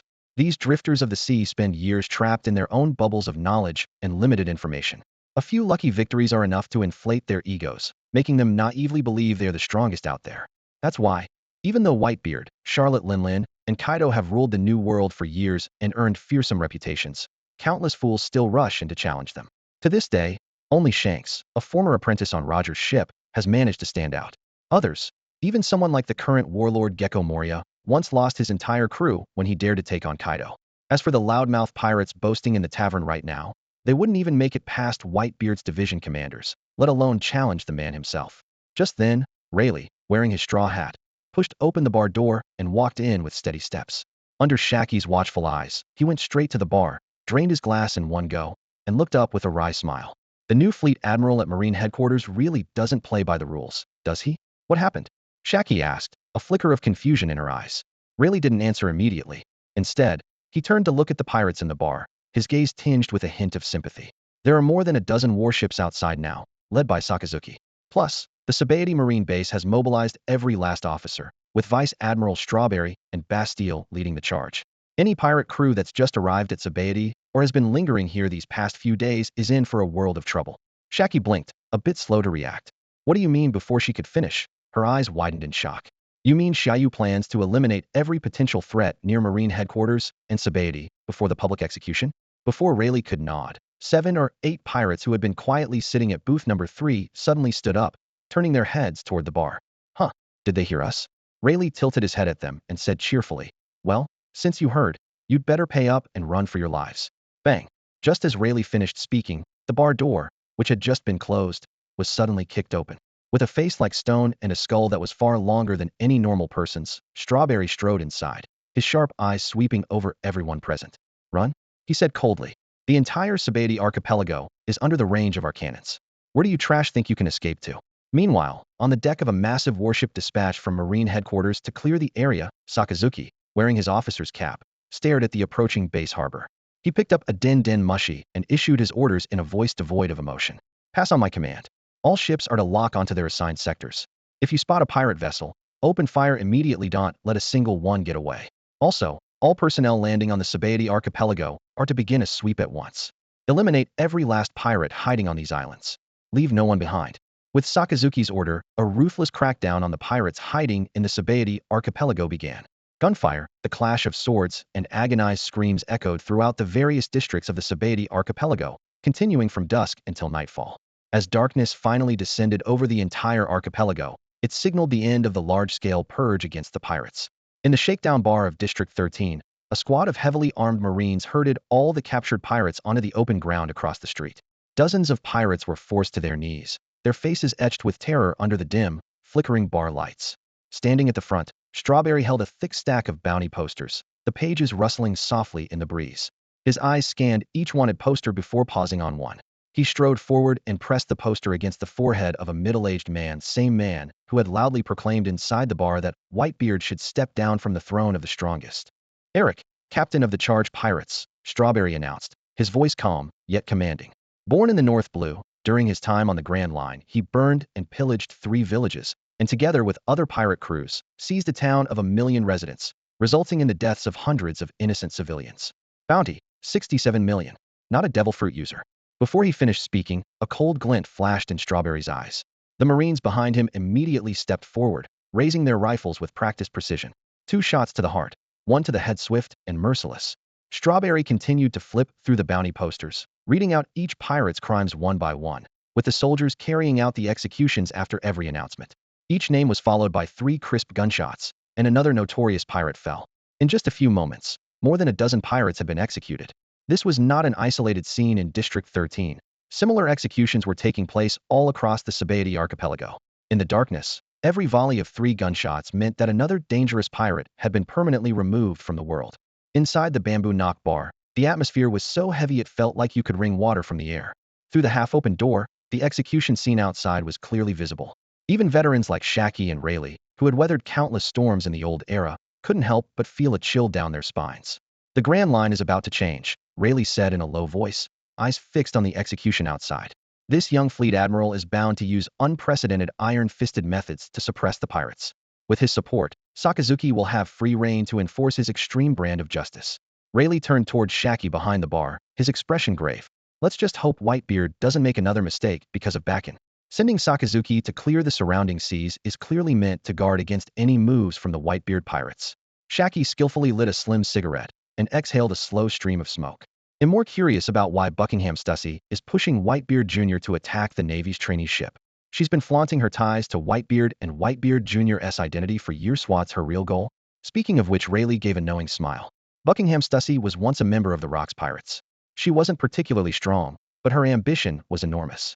After the Rocks Pirates disbanded and Whitebeard, Roger, and Shiki became the 3 great powers, she approached Whitebeard, hoping to recapture the glory of the Rocks era. Unfortunately for her, Whitebeard only wanted to build a warm family, not chase after domination, and they parted ways. So, is it actually possible that Whitebeard Jr. is Whitebeard's biological son? Shaki blinked. It's hard to say, Rayleigh replied, shaking his head. Stussy also has another background. She was part of MADS, the research group famous for developing weapons of mass destruction, peaceful technology, and even cloning. With those resources, it wouldn't be impossible for her to create a Whitebeard Jr. I see, Shaki mused. If Whitebeard really has a son, he'll try to rescue him. If he doesn't show up, then something's definitely off. Wait. Rayleigh suddenly remembered something, his tone urgent. Shouldn't you be more worried about Hancock?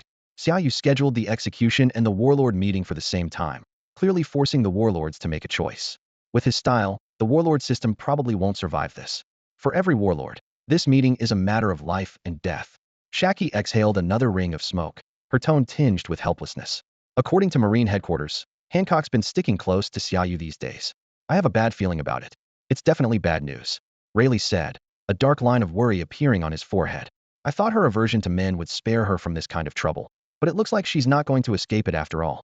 At those words, a rare blush crept across Xiaqi's face.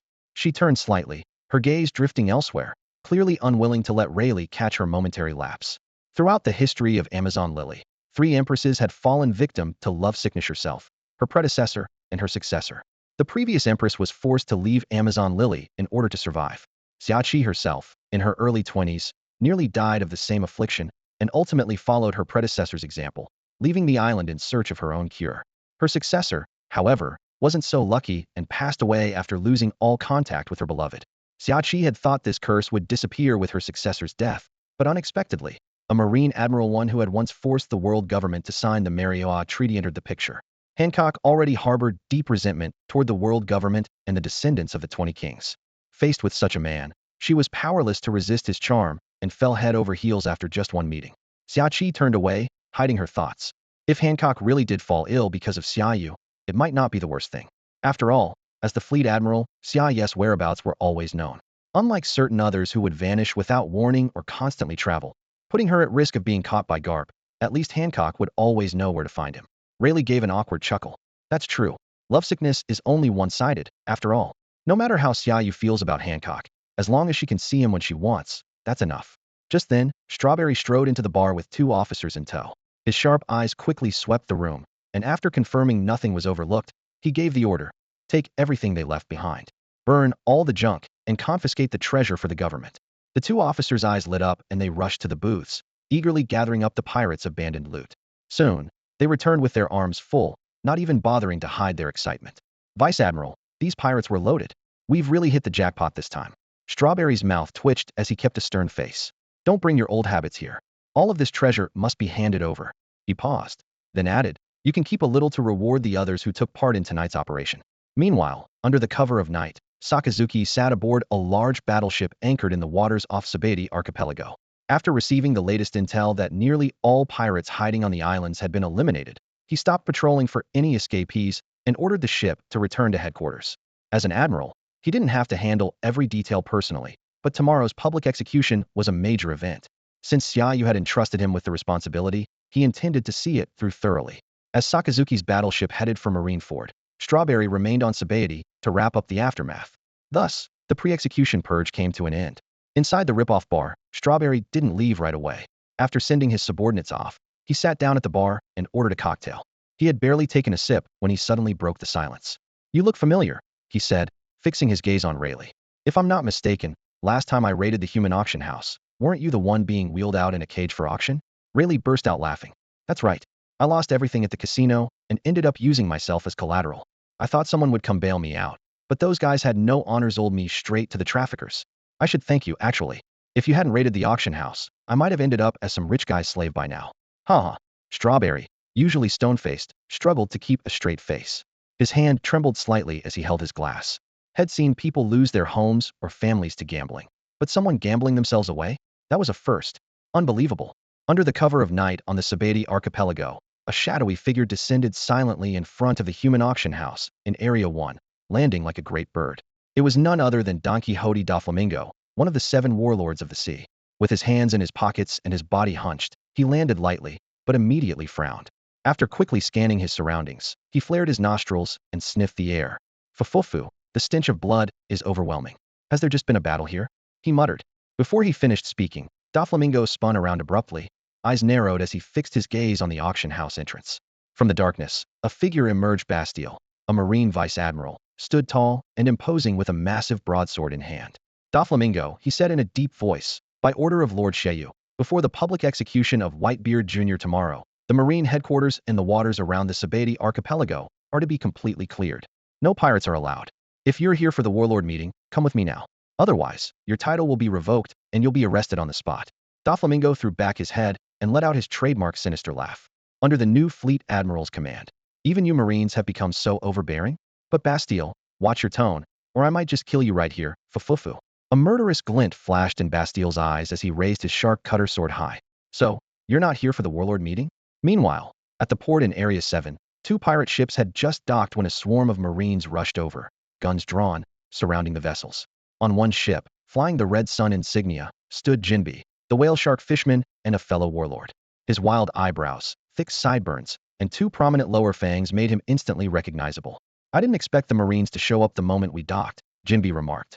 The Navy's attitude has changed so much in just a few days. Impressive.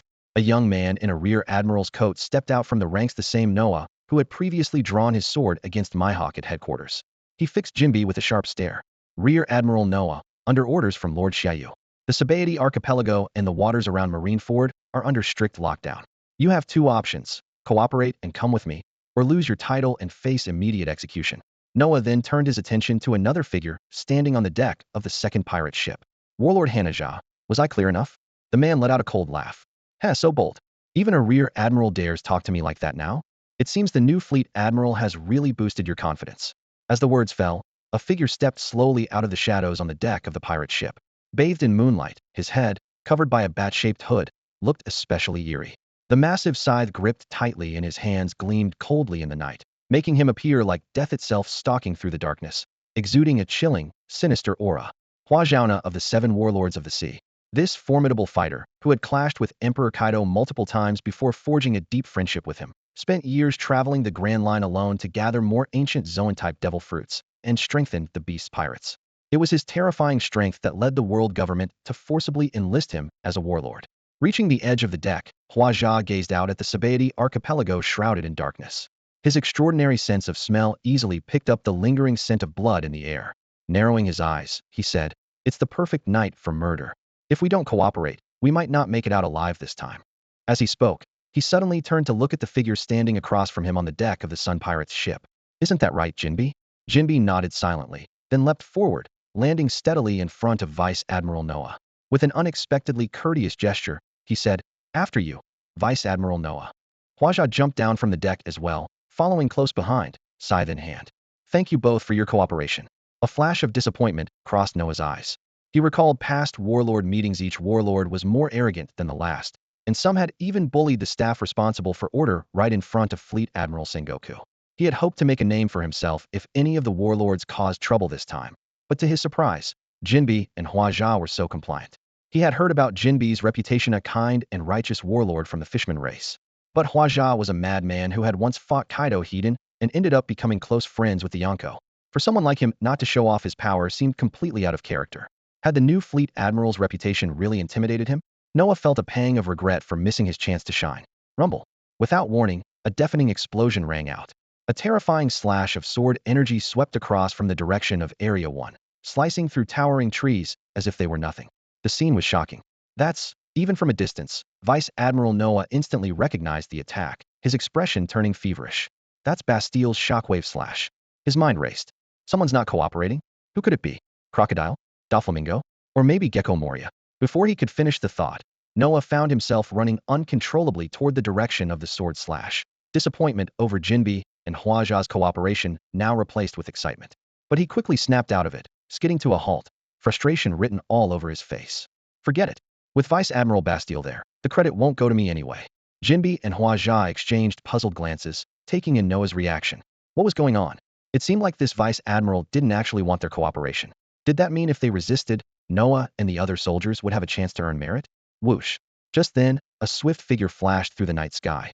In the next instant, Doflamingo, dressed in his flamboyant style, landed lightly in front of them, his toes pointed in his signature shoes. With one hand on his hip, he hunched over, letting out his trademark sinister laugh.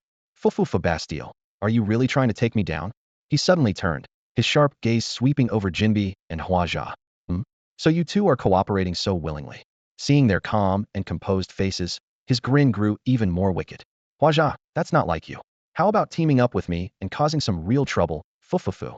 Doflamingo, if you want to die, don't drag me down with you, Huajia replied, glancing at the quickly approaching pursuers, his voice low and steady. Tomorrow is Whitebeard Jr.'s execution. If you stir up trouble now, you'll die a horrible death. Smell that blood in the air? The Navy must have just carried out a major purge across the Sabeti archipelago before we arrived. Before Doflamingo could respond, Jinbi spoke up. Get a grip, Doflamingo. The Navy isn't going to let the warlords do as they please anymore. Navy headquarters. Under the cloak of night, the execution platform stood tall in the center of Marineford Square. In preparation for tomorrow's public execution of Edward Weibel and Miss Backen, everyone at Navy headquarters from the admirals down to the ordinary soldiers had been busy all day. With the completion of the platform, the preliminary preparations finally came to an end. Late at night, the soldiers on duty completed their shift change, and officers at all levels gradually left, leaving the headquarters in a deepening silence. Only the lights in the Fleet Admiral's office remained bright, casting a warm glow through the window into the night. Inside the office, Xia Yu was focused on reviewing documents. He handed the completed paperwork to Guillaume, who stood across the desk and accepted them with practiced ease. Admiral, let me take care of these files, Guillaume said, her tone laced with concern as she noticed the fatigue on Xia Yu's face. It's late, you should get some rest. Xia Yu ignored her advice, picking up another document as he spoke. In planning to reform a century-old system at Navy headquarters, especially regarding the 3 admirals. I want to add 3 more positions. He looked up at Guillaume.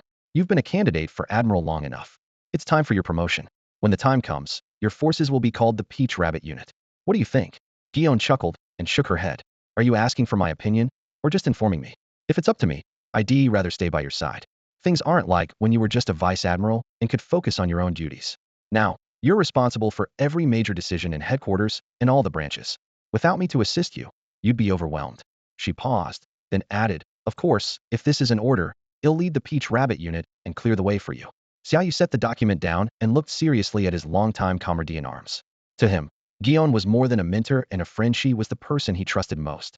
But knowing her sense of duty, justice, and exceptional ability, he hated to see such talent confined to an assistant's role. Admiral Peach Rabbit, Xia Yu suddenly smiled. Could you make me a cup of coffee? More coffee? Guillaume blurted out. If you keep drinking, you'll never get any rest tonight. I wasn't planning to rest anyway. Xia Yu shrugged helplessly. You have no idea how lively my house is right now.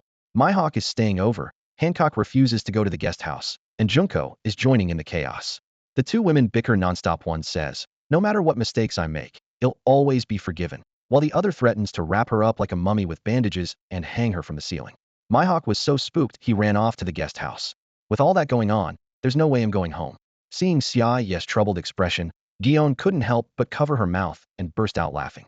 But she quickly stifled her laughter and gently reminded him, since you can't go home, why not stay at Vice Admiral He's place for the night? She's at headquarters right now, busy helping Lord Kong merge CP9 into CP0 after the CP9 chief was taken out. At this, Xia Yu's mouth twitched, a trace of helplessness flashing in his eyes. Are you really unaware, or just pretending? If I spend the night at Vice Admiral He's place, you know the whole Navy will be gossiping about me and Conque by tomorrow morning. You're right. Guillaume blinked her bright eyes, thought for a moment, and offered a better suggestion. Then why not come to my place? Ever since you were investigated, my mother has been worried about you. Even now, she still asks about you almost every day. It's too late to bother her. Xia Yu refused firmly, waving his hand and glancing at the stack of paperwork on the desk. He'll just finish these files and make do in the office tonight. Guillaume was about to say something when the din mushy on the desk suddenly rang. She immediately stepped back, her expression turning serious as she switched into work mode. Xia Yu picked up the receiver, and a clear voice came through. Fleet Admiral, this is Noah. Hanazuna and Jinbei, the 2 warlords, have been brought to the Navy base at Sabeti Archipelago. Tomorrow morning, they'll depart with Vice Admiral Bastille and Doflamingo. That's my report. Loyalty.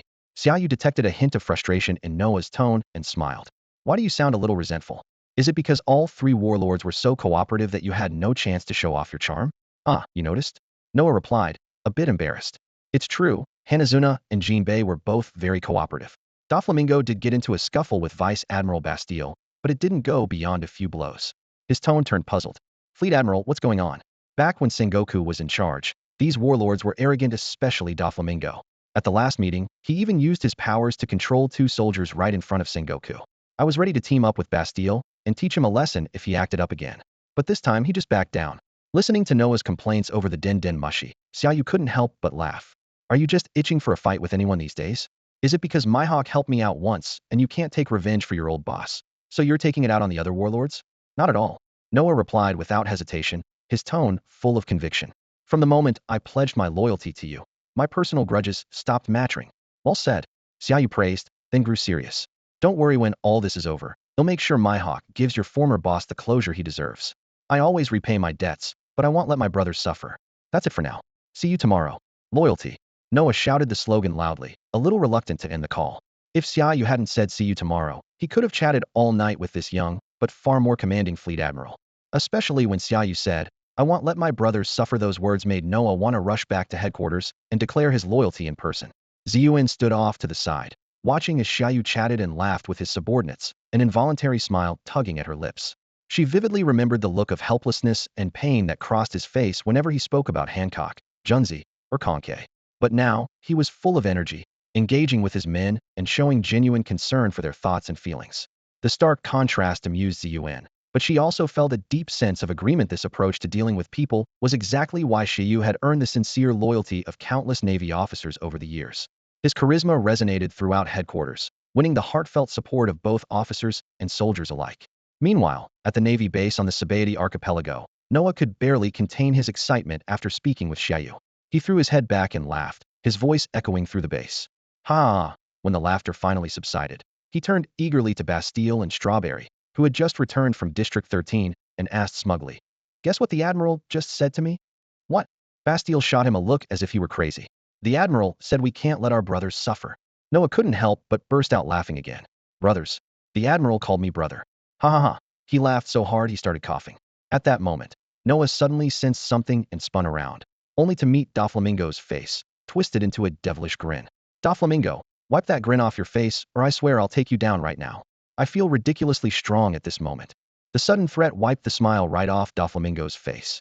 His eyes, hidden behind his sunglasses, nearly popped out of their sockets. He hadn't even done anything, just smiled. Since when did the Navy start policing people for smiling?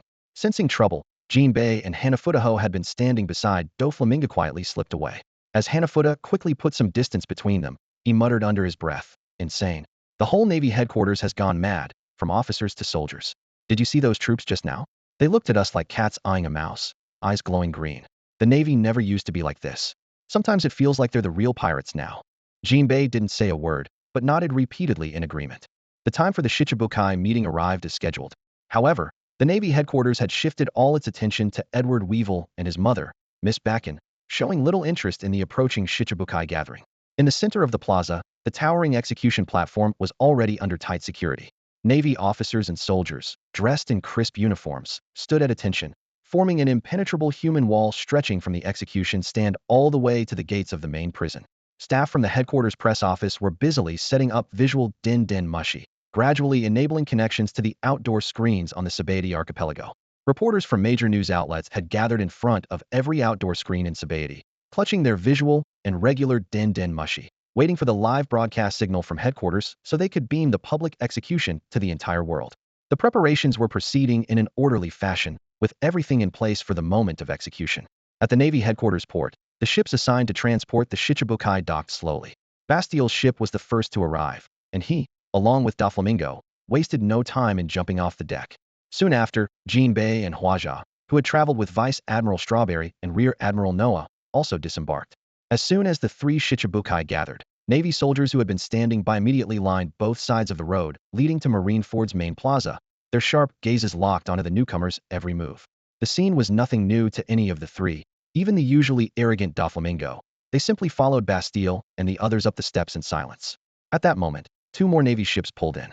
As if he had eyes in the back of his head, Doflamingo turned to look. When he recognized the figures on deck, he gave a knowing smile. Looks like it's not just the three of us after all. The new arrivals were Crocodile and Gecko Moria, both members of the Shichibukai.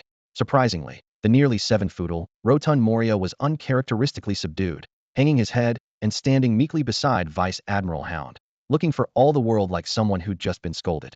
It was clear he hadn't escaped this special treatment from the ambitious Navy soldiers. In contrast, Crocodile was as nonchalant as ever. He stood alone on the deck, clad in a black fur coat, his slick back hair gleaming, a cigar clamped between his teeth, radiating an air of utter disdain. When his eyes met Doflamingo's from above, he burst out laughing. Doflamingo, you look a little different today. Did the Navy guards assigned to you threaten you, or something? If that's really the case, you've certainly opened my eyes. Doflamingo shoved his hands in his pockets, turned to face Crocodile, and flashed a mocking grin. The heavenly Yiksha who dared to attack the celestial dragon's heavenly gold and threaten the world government just to become a warlord now, you're telling me you can swallow your pride like this? Gwahaha. A glint of amusement flickered behind Doflamingo's sunglasses. How about a bet? If you can turn around and look at those soldiers behind you without being threatened, you'll admit defeat. Crocodile's lips twitched, but he couldn't help glancing over his shoulder. What are you looking at? Immediately, an officer stepped forward from the ranks of Marines behind him and barked at Crocodile without the slightest courtesy. Get down there now.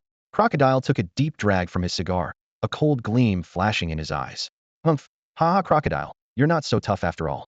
Doflamingo was clearly delighted by the scene. Doflamingo, Jinbe, Hinazawa. Suddenly, Noah, who was walking between the two, spun around and fixed his gaze on the three warlords. Move it. If you make me late, once this warlord meeting is over, I'll request permission from the Fleet Admiral to hunt you all down myself. Noah, that's enough, Strawberry interjected in time, putting a stop to his threats.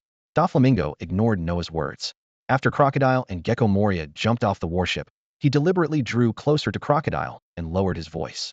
Sandcroc, this meeting is no simple matter. If anything goes wrong, how about we join forces to escape? I have a feeling the new Fleet Admiral has ulterior motives letting even the rank-and-file soldiers order us around. I bet he's looking for an excuse to wipe us out all at once. Crocodile said nothing, simply walking past Doflamingo alongside Gecko Moria. As a seasoned warlord, had already sensed something was off about this meeting. Ever since the warships intercepted them, the hostility from every level of the Navy had been impossible to miss. The soldiers accompanying them were on edge, ready to strike at the slightest provocation. Though none of these Marines, not even Vice Admiral Styles, were a real threat to him, Crocodile knew better than to act rashly. Any wrong move would draw the Navy's wrath and possibly lead to a fate like Whitebeard's. More importantly, he needed to figure out what this new Fleet Admiral, who'd seized power through a coup, was really after. This dangerous game could be just the chance he needed. Led by several high-ranking officers, the five of them passed through the tense ranks of Marines and entered the plaza at Marineford. The oppressive atmosphere made even these hardened veterans of the Grand Line narrow their eyes warily. At the center of the plaza stood a towering execution platform. Thousands of grim-faced soldiers stood in perfect formation, with sentries watching every angle from the surrounding fortifications. The Navy's flag snapped in the wind. Opposite the execution platform, a long table draped in white cloth sat atop a raised dais, with more than a dozen officers in Vice Admiral cloaks standing at attention, hands clasped behind their backs. The entire square was packed with thousands, yet not a sound could be heard.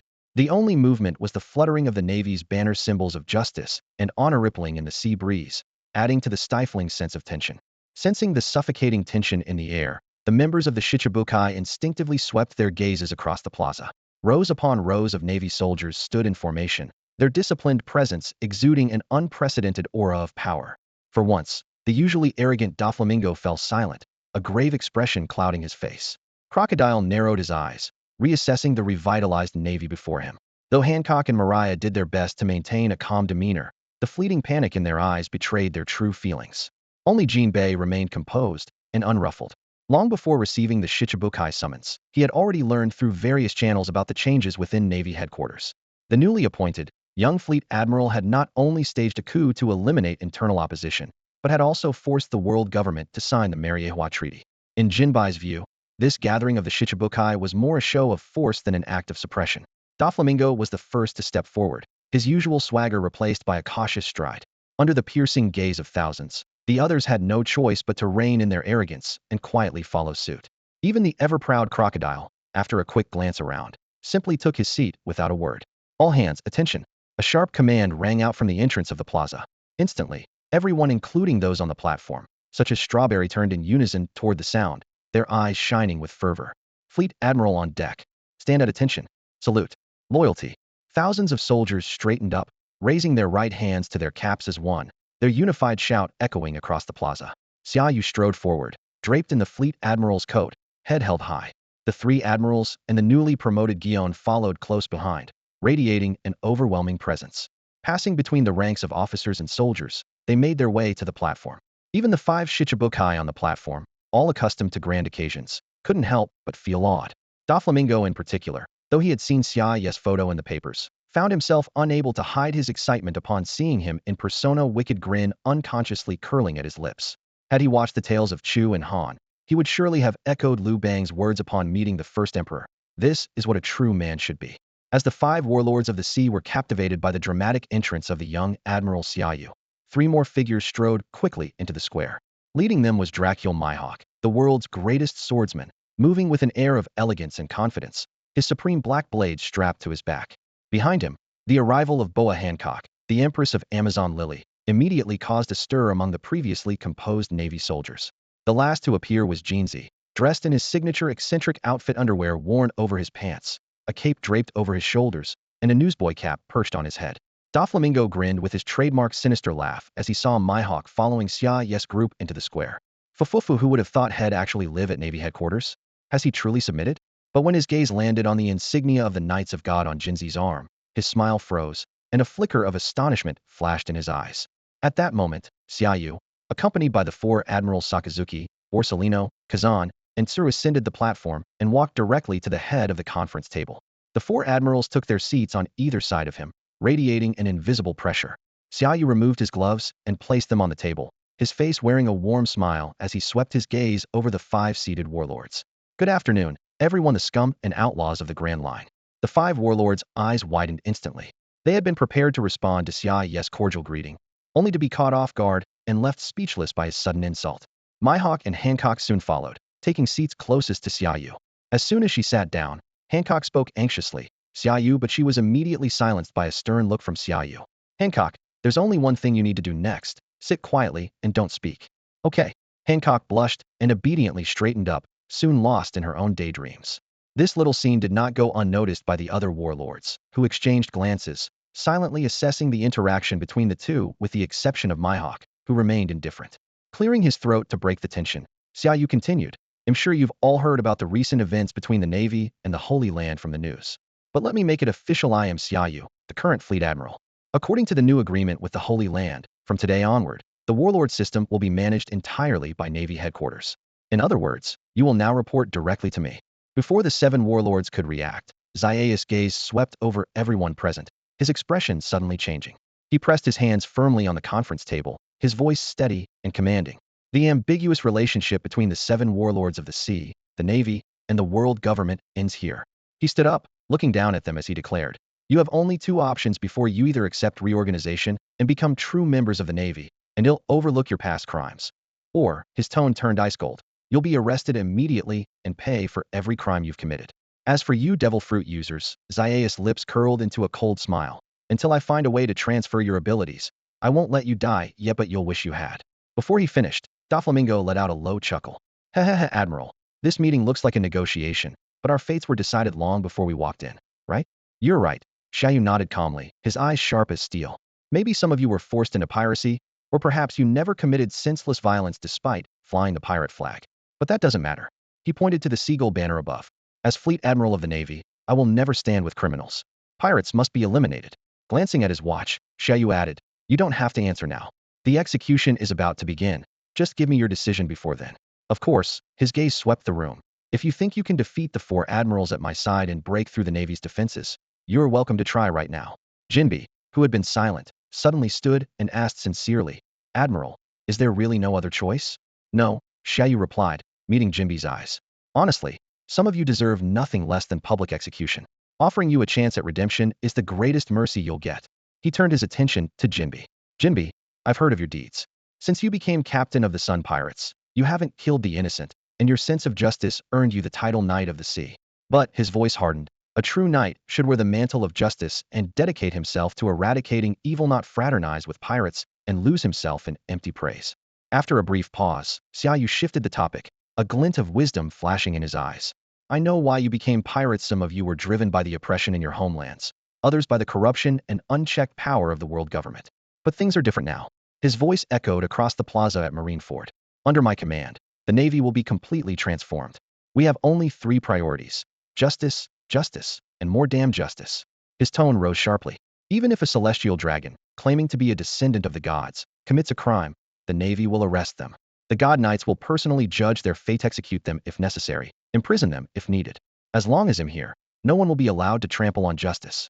Xia Yu's swept over the assembled warlords Hanazoa, Moria, Crocodile, Do Flamingo and finally landed on Jinbei. His voice turned sharp and commanding. I even wrote the authority to arrest celestial dragons into the Marineford Treaty and forced the world government to compromise, giving you the chance to redeem your self-assistant. That a tremendous act of mercy? As his words faded, the entire plaza fell into a heavy silence, broken only by the Navy flag snapping in the sea breeze, like the tolling of a funeral bell. The four admirals reacted differently. Borsellino and Kuzan's eyes sparkled with intrigue, while Sakazuki was fired up by Xia Yu's determination and resolve. True justice stands above everything. That phrase echoed in Sakazuki's mind, his eyes blazing with burning resolve. In the midst of the tense atmosphere, Hancock suddenly looked up, stars shining in her eyes. I accept. In her mind, she had already imagined marrying Xia Yu and starting a family. Xia Yu saw this and immediately developed a headache. Had been deliberately avoiding this hopeless romantic by staying in his office, but it seemed he still couldn't escape her. All right, let's keep the silence going, Xia Yu said helplessly. Okay, Hancock replied sweetly, drifting back into her daydreams. At that moment, Ayn, dressed in her Vice Admiral uniform, strode quickly to the foot of the platform and saluted smartly. Fleet Admiral, the execution will begin in 10 minutes. Should we start the broadcast now? On the Sabaody archipelago, a crowd anxiously waited in front of a giant outdoor screen for the live broadcast of the upcoming public execution. The screen was still dark, and the air was thick with tension. There are only 10 minutes left until the execution. Why hasn't Marine headquarters started yet? A nervous reporter muttered, his leg bouncing with impatience. Relax. Didn't Marine headquarters say they'd hold the execution together with the meeting of the 7 warlords? It's normal for things to run a bit late, someone nearby replied. The Bubble Plaza in District 13 was packed with eager reporters and information brokers. For them, this public execution was a rare chance to make a fortune. Whoever broke the news first would gain the upper hand in this event. After all, not every place had direct access to the live broadcast. In one corner of the plaza, Rayleigh sat quietly on a bench beneath a tree. Shaki stood beside him, a cigarette burning slowly between her fingers as she watched the screen suspended in the air. Just then, a man wearing a bamboo hat hurried by and discreetly handed Shaki a slip of paper. Shaki glanced at the note, then crushed it into powder. It seems Whitebeard isn't paying any attention to the execution of Whitebeard Jr. The Whitebeard pirates haven't made a move, and the Moby Dick is still anchored in their own territory. As expected, Rayleigh smiled knowingly. If Whitebeard Jr. were truly his son, given how much Whitebeard values family, he would never let him wander alone. Meanwhile, in the New World, aboard the massive Moby Dick in Whitebeard Pirates territory, Division Commander Marco hurried toward the bow of the ship. Whitebeard sat there, surrounded by 4 tubes. Dad, are we really not going to do anything? Marco asked. The other commanders stood up as well, all waiting for Whitebeard's answer. Whitebeard sighed. Edward Weevil may bear my name, but he's not my son. My sons are all of you. After speaking, he sighed again to himself. He knew the truth about Edward Weevil's identity. If that boy were really his son, Bakken would have brought him to Whitebeard long ago. The fact that she never did was proof enough that she knew the truth herself. Whitebeard turned to Marco, a rare gentleness in his eyes. Marco, my son, the execution of Bakken and her son might not be a bad thing for you all. If they survived, after I'm gone, your greatest threat wouldn't be the Marine Sit, would be this so-called Whitebeard Jr. Dad, I don't get it, Marco said, blinking in confusion. Whitebeard gazed at everyone with a grave expression, slowly revealing a long-buried secret. Miss Bajin's real name is Bajingham Stussy. Back when we were with the Rocks Pirates, we were crewmates, he said, his eyes deep with memory. Because of things that happened in the past, she still harbors a deep hatred for me. All these years, she's kept out of my sight, just waiting for the right moment. He paused before continuing. If the day comes when I'm gone, she will surely turn her vengeance on you all. That so-called Whitebeard Jr. at her side will be used to pick you off one by one, until she seizes all the territories of the Whitebeard Pirates. Actually, Whitebeard's voice grew lower. That Whitebeard Jr. does have a connection to me, but he's not my son's, a clone, created in my image. As far as I know, Bajingham Stussy first experimented with cloning herself using the MADS Research Institute. I'm not sure if her own clone was a success, but clearly, the clone made from me turned out quite well. At this, Whitebeard suddenly let out a chuckle. Well, maybe not too well. I've heard this Whitebeard Jr. isn't exactly the brightest. Gu-ra-ra-ra. His familiar laughter echoed across the deck, and all the captains and crew, including Marco, felt a sense of relief. When they first heard about Bajin and Whitebeard Jr. in the Navy's news bulletins, everyone assumed the man was Whitebeard's biological son, and their hearts had been heavy. After all, Whitebeard Jr. looked so much like their captain that, if he really was about to be executed, they would have had to act. Meanwhile, in the New World, the other 3 great pirate emperors also received reports that the Whitebeard pirates were staying put on Whole Cake Island in Tato Land. Katakuri stood outside the cake castle, gazing thoughtfully at the open castle doors. Just as Mama predicted, Whitebeard doesn't care about Edward Weevil's fate. That Whitebeard Jr. really isn't his son, after all. Katakuri, the execution broadcast is about to start. Smoothie, Cracker, and other Charlotte family officers hurried over, Smoothie holding a den mushi. Although they couldn't connect directly to Marine headquarters, they could relay the broadcast from the open-air screens on Sabaody Archipelago through their intelligence agents. Just then, a cool, clear voice sounded. "I'm not particularly interested in Whitebeard Jr.'s execution." A pale-skinned woman in a red skirt and purple cape strode elegantly to the side of the towering Smoothie. She was Charlotte Gillette, the 18th daughter of the Charlotte family, a butter fruit user who had just turned 25. With a light leap, Gillette took the den mushi from Smoothie, squinting as she spoke. "But I am curious to see Xia Yu, the one who staged a coup and became Fleet Admiral." As soon as she finished speaking, the den mushi activated, projecting the broadcast onto the screen opposite them. At the same time, the open-air screens on Sabaody Archipelago lit up, displaying a clear view of Marineford Plaza. The camera slowly zoomed in, and Xia Yu, draped in the Fleet Admiral's cloak, appeared before everyone's eyes. As the live broadcast began, the eyes of the world turned to this public execution. From the territories ruled by the 4 emperors in the New World to the Revolutionary Army's headquarters, from major news agencies to the halls of power and gardens at the Holy Land's world government headquarters, everyone was waiting for this moment. Some stared intently at the screens connected to the visual den mushi, while others sat by ordinary den mushi, holding their breath in anticipation. On the plaza at Marineford, the young Fleet Admiral, Xia Yu, rose from the meeting area where the 7 warlords were gathered and strode toward the edge of the high platform. As his commanding figure appeared before the visual den mushi, everyone present and all those watching the broadcast couldn't help but hold their breath. At his waist hung Guillaume's sword, and his right hand rested lightly on the hilt as the sea breeze whipped around him, making his admiral's cloak billow dramatically. With each gust of wind, Xia Yu's tall and powerful silhouette stood out even more. Hancock's gaze grew distant as she watched from the meeting table, and even Guillaume seemed momentarily distracted. The howling wind only made the silence of the moment feel even heavier. After several seconds of silence, Xia Yu stepped forward, and his calm, yet clear voice carried across the entire plaza. "To all who are watching this execution, champions of justice, scum, and those who have chosen the path of evil, good afternoon." His eyes were sharp as blades. "My name is Xia Yu, the current Fleet Admiral of the Navy. Remember this name, for it will haunt some of you as a nightmare you cannot escape." He went on, "I believe most of you already know, Buckingham Stussy, once a member of the Rocks Pirates and known to the world as Miss Bacon, ordered her son Edward Weevil to attack a Navy training vessel, leaving only 2 cadets alive. After a thorough investigation, both have been found guilty and sentenced to death." Xia Yu suddenly raised his voice, his presence intensifying. "Today, I am holding this public execution to send a clear message to all those who continue to trample on justice and order." He stepped forward, his gaze electrifying. "The Navy's heroes will not be disrespected. Justice will not be defiled." As soon as the words "justice cannot be trampled upon" rang out, the entire atmosphere at Marine headquarters froze. Led by Sakazuki, all the admirals and officers straightened their backs, marched forward in unison, and raised their hands in salute. Immediately after, a thunderous shout echoed across the plaza. Loyalty. This single cry embodied the fervor of everyone in Marine headquarters, shaking not only the 7 warlords standing in Marineford Square, but also the countless viewers watching the live broadcast. "Fufufu, how exhilarating!" Doflamingo's eerie laughter broke the silence, though a hint of contemplation flashed in his eyes. Even someone as cunning and politically savvy as him had to admit that the young Fleet Admiral before them was a natural-born leader.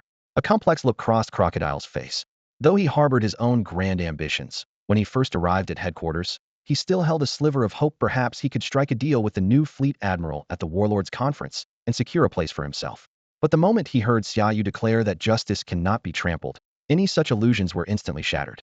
This admiral was clearly not someone they could bargain with. In Xia Yu's eyes, these pirates were nothing more than troublesome ants. Huaxia sat quietly beside Moria, deep in thought. Though he had already left the Beast's pirates, his loyalty to Kaido remained. He knew all too well that once the execution began, their fates would be sealed. They could either submit and become Xia Yu's pawns, or die. But surrender was clearly not an option for him. Among the other 7 warlords, none were quieter than Mihawk and Hancock. Hancock, in particular, seemed lost in her own world, her eyes betraying a swirl of complicated emotions. Xia Yu paused for a moment, glanced at the time, then turned back to the camera and spoke again. The brief silence made the atmosphere even more intense as his tone became colder and more resolute. 16 years ago, when Pirate King Roger was executed, he spoke a single sentence that sparked the Great Pirate Era. In these 16 years, countless people became pirates in search of the great treasure Roger left on the final island. And along the way, countless ordinary people have suffered, families destroyed, lives torn apart. His pace quickened, his words filled with unwavering determination. To the oppressed people of the world, I say this in this live broadcast. Whatever your country cannot handle, the Marines will handle. Whoever the world government cannot eliminate, the Marines will eliminate. As he spoke, Xia Yu's voice grew louder, ringing with passion and authority. In short, I will bring an end to the 16-year-long great pirate era. Whether pirates, human traffickers, or the privileged nobles who once stood above all, anyone who stands in my way will be crushed for justice. The world fell silent for a moment, stunned by his declaration, before erupting into deafening cheers. In Sabaody Archipelago and public squares across the globe, the shouts exploded like a volcanic eruption, sweeping across entire islands. Ordinary citizens, long oppressed by pirates and nobles, wept tears of joy as they cheered, "Long live Lord Xia Yu! Long live the Marines! Long live justice!" Standing atop the platform, Xia Yu remained expressionless as the shouts rose and fell. He turned to look at Ayn and Binz, who were already prepared below. His sharp gaze swept over them as he gave his order in a deep, commanding voice. "Bring the criminals to the execution platform. Carry out the sentence immediately." Within the borders of all nations, the image transmitted by the visual Den Den Mushi showed members of the Charlotte family gathered together, their eyes fixed on the tall, commanding figure on the screen.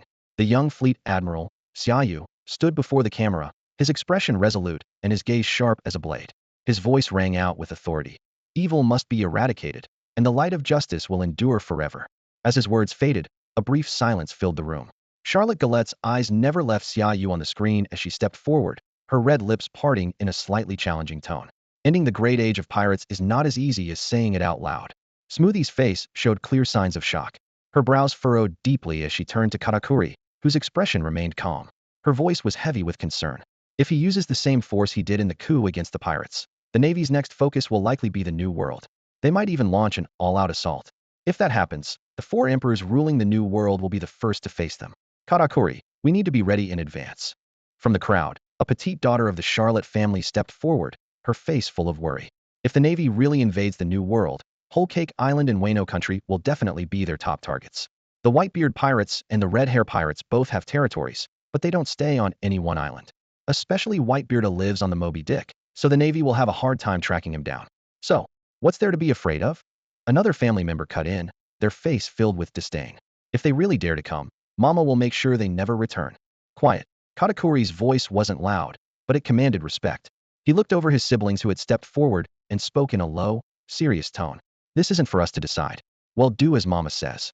Before he could finish, a familiar laugh echoed through the room. Mama. Wearing a floral dress and with a massive frame, Charlotte Linlin strolled in, instantly drawing the attention of all her children. Linlin walked straight up to the screen, tilting her head as she scrutinized the young admiral. With just one glance, her eyes sparkled with a strange light. What a formidable Fleet Admiral. I've heard he led the Navy to force the Holy Land to back down, signed the Mariehwa Treaty, and even won autonomy for the Navy. Quite impressive. She tapped her chin thoughtfully. Now that the Navy has autonomy, that means they're no longer under the world government's orders. Suddenly, Linlin turned to Katakuri, a glint in her eyes. "Katakuri, go and prepare an invitation for this promising young Fleet Admiral to attend a tea party." Then, sweeping her gaze over her daughters and pointing at them one by one, she added with a sly smile, "If he's willing to come, you're all already married. Itlbu Galette. As long as this young admiral is willing to attend the tea party, you'll be the one to marry him and bring him into the Charlotte family." As soon as Charlotte Linlin finished speaking, the meeting room fell silent. All the Charlotte children stared wide-eyed, almost shouting at once. "Mom, you've decided just like that?" Before anyone could protest, Linlin had already made her decision. She turned and strode out, leaving her children exchanging bewildered glances. Once Linlin's figure had disappeared, Smoothie turned to Galette with a blank expression. "Was Mom sleepwalking just now?" "Doesn't seem like it," Galette replied, shaking her head. She glanced up at the screen on the wall, her eyes narrowing as a smile played at her lips. "A marriage alliance with the Navy's admiral? That's a fresh idea. But will he agree? What are you thinking, Galette?" Cracker stared at her, noticing the hint of interest in her expression. He quickly snapped, "Mom might be confused, but why are you following along with this nonsense?" Galette just smiled. "Cracker, Mom isn't confused." Katakuri picked up the conversation, his voice steady. "This would have been impossible before, but now the Navy has autonomy. In a sense, the Navy is an independent force. Everything is up to Admiral Xia Yu. If he's willing, the world government can't interfere." He paused, frowning slightly. Still, even if Xia Yu accepts the invitation, there's no way he'd agree to a marriage alliance. Not unless the new world only had Tado land and the Big Mom pirates didn't exist. As long as the Big Mom pirates are around, there's no way an admiral would form an alliance with a pirate crew. Smoothie frowned. So, do we send the tea party invitation to Xia Yu? Send it. Katakuri nodded firmly.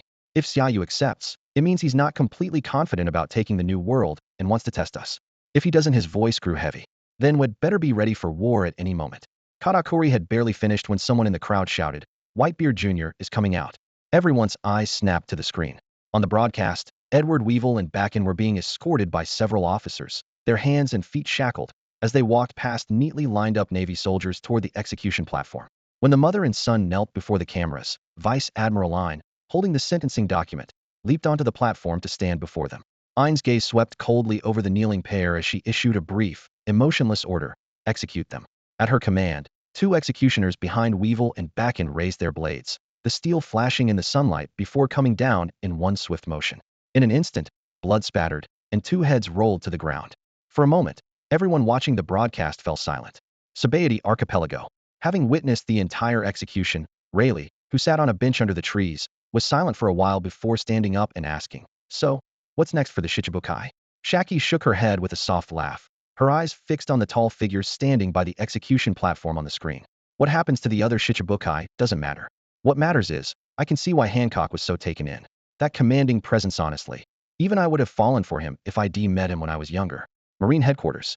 The moment the two heads fell, a sudden gust of wind swept over the high walls, whipping the Navy flags and rushing across the plaza, sending Admiral Xia Yu's cloak billowing atop the platform.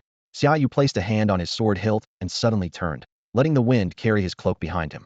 His gaze, sharp as a blade, swept over each of the Shichibukai seated at the table, and he got straight to the point. "The execution is over. Now it's your turn to make a choice." Without waiting for a response, Xia Yu stepped forward, his powerful aura radiating without restraint, an invisible, overwhelming pressure bearing down on the Shichibukai. "Soho among you is willing to pledge loyalty to me?" Neither the 7 warlords in the room, nor the Navy officers of all ranks, nor even the viewers glued to the live broadcast, had anticipated what would happen next. The moment the execution was carried out, Xia Yu immediately turned his gun toward the 7 warlords on the platform, exerting an invisible pressure. As soon as Xia Yu finished speaking, the atmosphere in the room became razor-sharp, filled with an almost palpable tension. Sakazuki lifted his head slightly, his eyes flashing coldly as he scanned the warlords seated around the conference table. More than a dozen officers flanking the platform instinctively reached for their weapons, the charged silence broken only by the faint sound of blades scraping against their scabbards.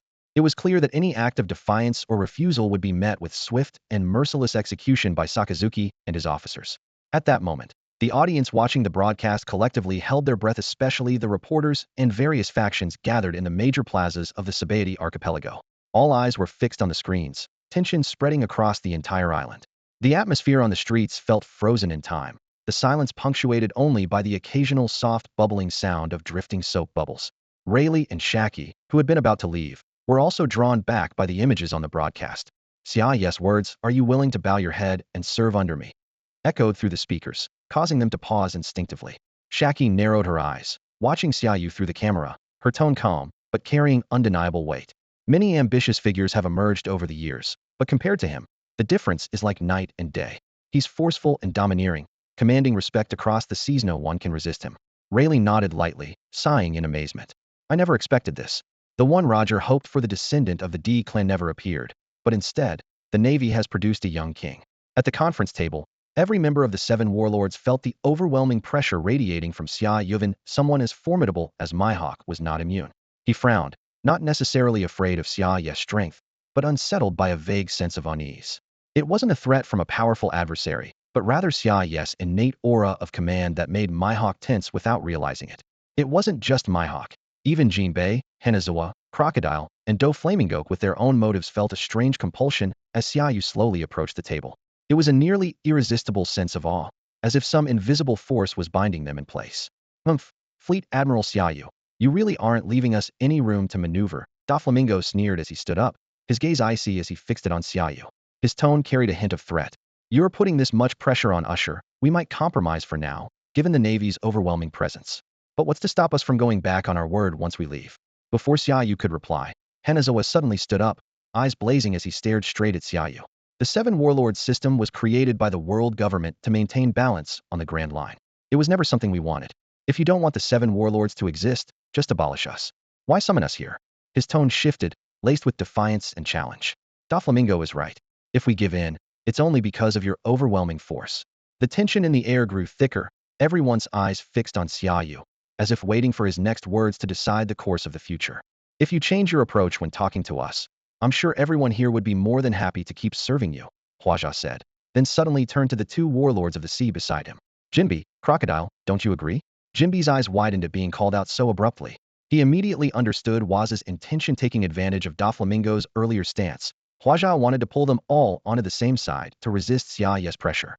But the situation made Jinbi curse inwardly, for admirals were standing watchfully at Xia Yu's side. Young officers lined both sides of the platform, and the entire Marineford was brimming with killing intent.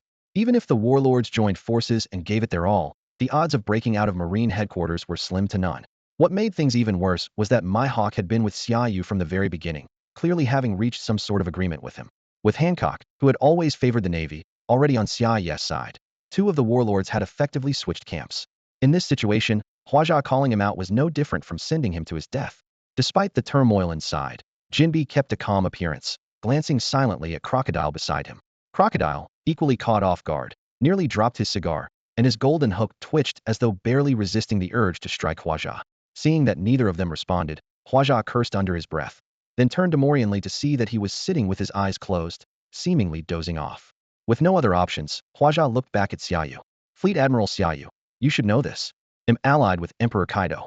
If you take me out, I get it. Xia Yu interrupted, stepping forward as his sword, Kempira, flashed from its sheath. In the next instant, he brushed past Wazano burst of Conqueror's haki, no blinding blade, just a ripple of air. When Xia Yu turned around, he was holding Waza's severed head, eyes still wide with shock. The sight stunned everyone present. Warlords, naval officers, and even viewers watching the broadcast could hardly believe what they saw. Mihawk, the first to recover, stared at Xia Yu in disbelief. How is this possible? As a master of observation haki, Mihawk quickly realized the silent kill. Xia Yu had not only suppressed Waza's observation haki, but also that of every warlord present. The unspoken warning was clear. Even outside Marine headquarters, Xia Yu could take them down one by one. Waza's headless body crashed to the floor. Xia Yu casually tossed the still twitching head onto the conference table, his overwhelming presence filling the room. Anyone else? Step forward. As the words, laced with murderous intent, faded away, silence fell over the room once again. Waza's severed head lay on the ground, his eyes still wide open. The sight instantly extinguished all traces of arrogance from Doflamingo. He slowly sank back into his seat, his face as dark as iron. No one understood the implications better than Doflamingo. Huaxia was not only one of the Beast's pirates' top officers, but also one of Kaido's most trusted lieutenants. Over the years, Huaxia had traveled far and wide to seek out Zoan-type devil fruits, all to strengthen the Beast's pirates. Now, with Huaxia executed publicly by Xia Yu, the consequences would be unimaginable if Kaido currently in Wano was watching the broadcast. Doflamingo clenched his fists. Kaido had been preparing for a world-shaking war, and now, with his most trusted subordinate killed, he would surely start that war ahead of schedule. At this moment, Doflamingo was faced with a brutal choice. Submit to Xia Yu and face the wrath of Kaido, known as the world's strongest creature, or stand defiant like Huaxia and meet certain death. For the first time, Doflamingo felt a chill of fear. Just then, Hancock suddenly rose from her seat. The infatuated look she wore before was gone, replaced by solemn determination. She stepped forward, bowed her head slightly, and said in a firm voice, Hancock, Empress of Amazon Lily, pledges allegiance to the Marshal. Watching the broadcast from Sabaody Archipelago, Shaki and Rayleigh were not surprised by Hancock's decision to submit, but her seriousness caught them off guard. They quickly realized why. This moment was about more than the Shichibukai, as individuals, it was about the future of the forces behind them. For Hancock especially, she was both a Shichibukai and the Empress of Amazon Lily. Years ago, she accepted the invitation to join the Shichibukai to protect her kingdom. Now, with the system changing, she had to make another choice as Empress. At that moment, Gecko Moria, who had been resting with his eyes closed, suddenly stood up with his signature laugh. He bowed deeply to Xia Yu. Gecko Moria pledges loyalty to the Marshal. Before his words had even faded, Moria stepped forward and, to everyone's surprise, dropped to one knee. Marshal, I have a humble request. I'm sure you're well aware of Hanazawa's background, Marshal, so I won't say much more about that. Moria laughed, his signature chuckle echoing as he dropped to one knee. He then looked up at Xia Yu, his eyes shining with anticipation. Hanazawa has been slain by you, Marshal. Kaido will be furious. They were close allies, and their trust ran deep. If Kaido ever goes to war with the Navy, please take me with you. I want to fight for revenge. His voice was low and urgent. Xia Yu nodded coolly, his gaze icy. You want revenge for the crew Kaido killed? Fine, they'll grant you that. But there's one condition from now on. Your pirate crew must disband. Every member must report to Navy headquarters within 7 days and submit to reorganization. As soon as he finished speaking, Xia Yu's eyes shifted quickly to Jinbe and the others, as if he no longer cared about Moria's response. Before Jinbe, Crocodile, or Doflamingo could react, the long silent Mihawk suddenly stood up, his tone grave. Xia Yu, don't forget our agreement. He drew his black blade, its cold gleam flashing, and strode forward resolutely. Standing before Xia Yu, he met his eyes and spoke in a low voice. Dracul Mihawk pledges allegiance to the Navy Marshal. Crocodile and Doflamingo were stunned. They hadn't expected Mihawk to surrender so decisively, beating them to it. The two exchanged a quick glance, a shared understanding passing between them. At that moment, Jinbe also stood up, bowing deeply with sincerity in his voice. Jinbe pledges allegiance to the Marshal. Then Crocodile and Doflamingo rose as well, declaring in unison, Crocodile, Doflamingo, pledge allegiance to the Navy Marshal. As their voices faded, the room fell silent once more. But while the scene inside was tense and quiet, the audience watching the live broadcast was in an uproar. In the Dressrosa Kingdom of the New World, the Don Quixote family members had been anxiously following Doflamingo's movements ever since he left the palace.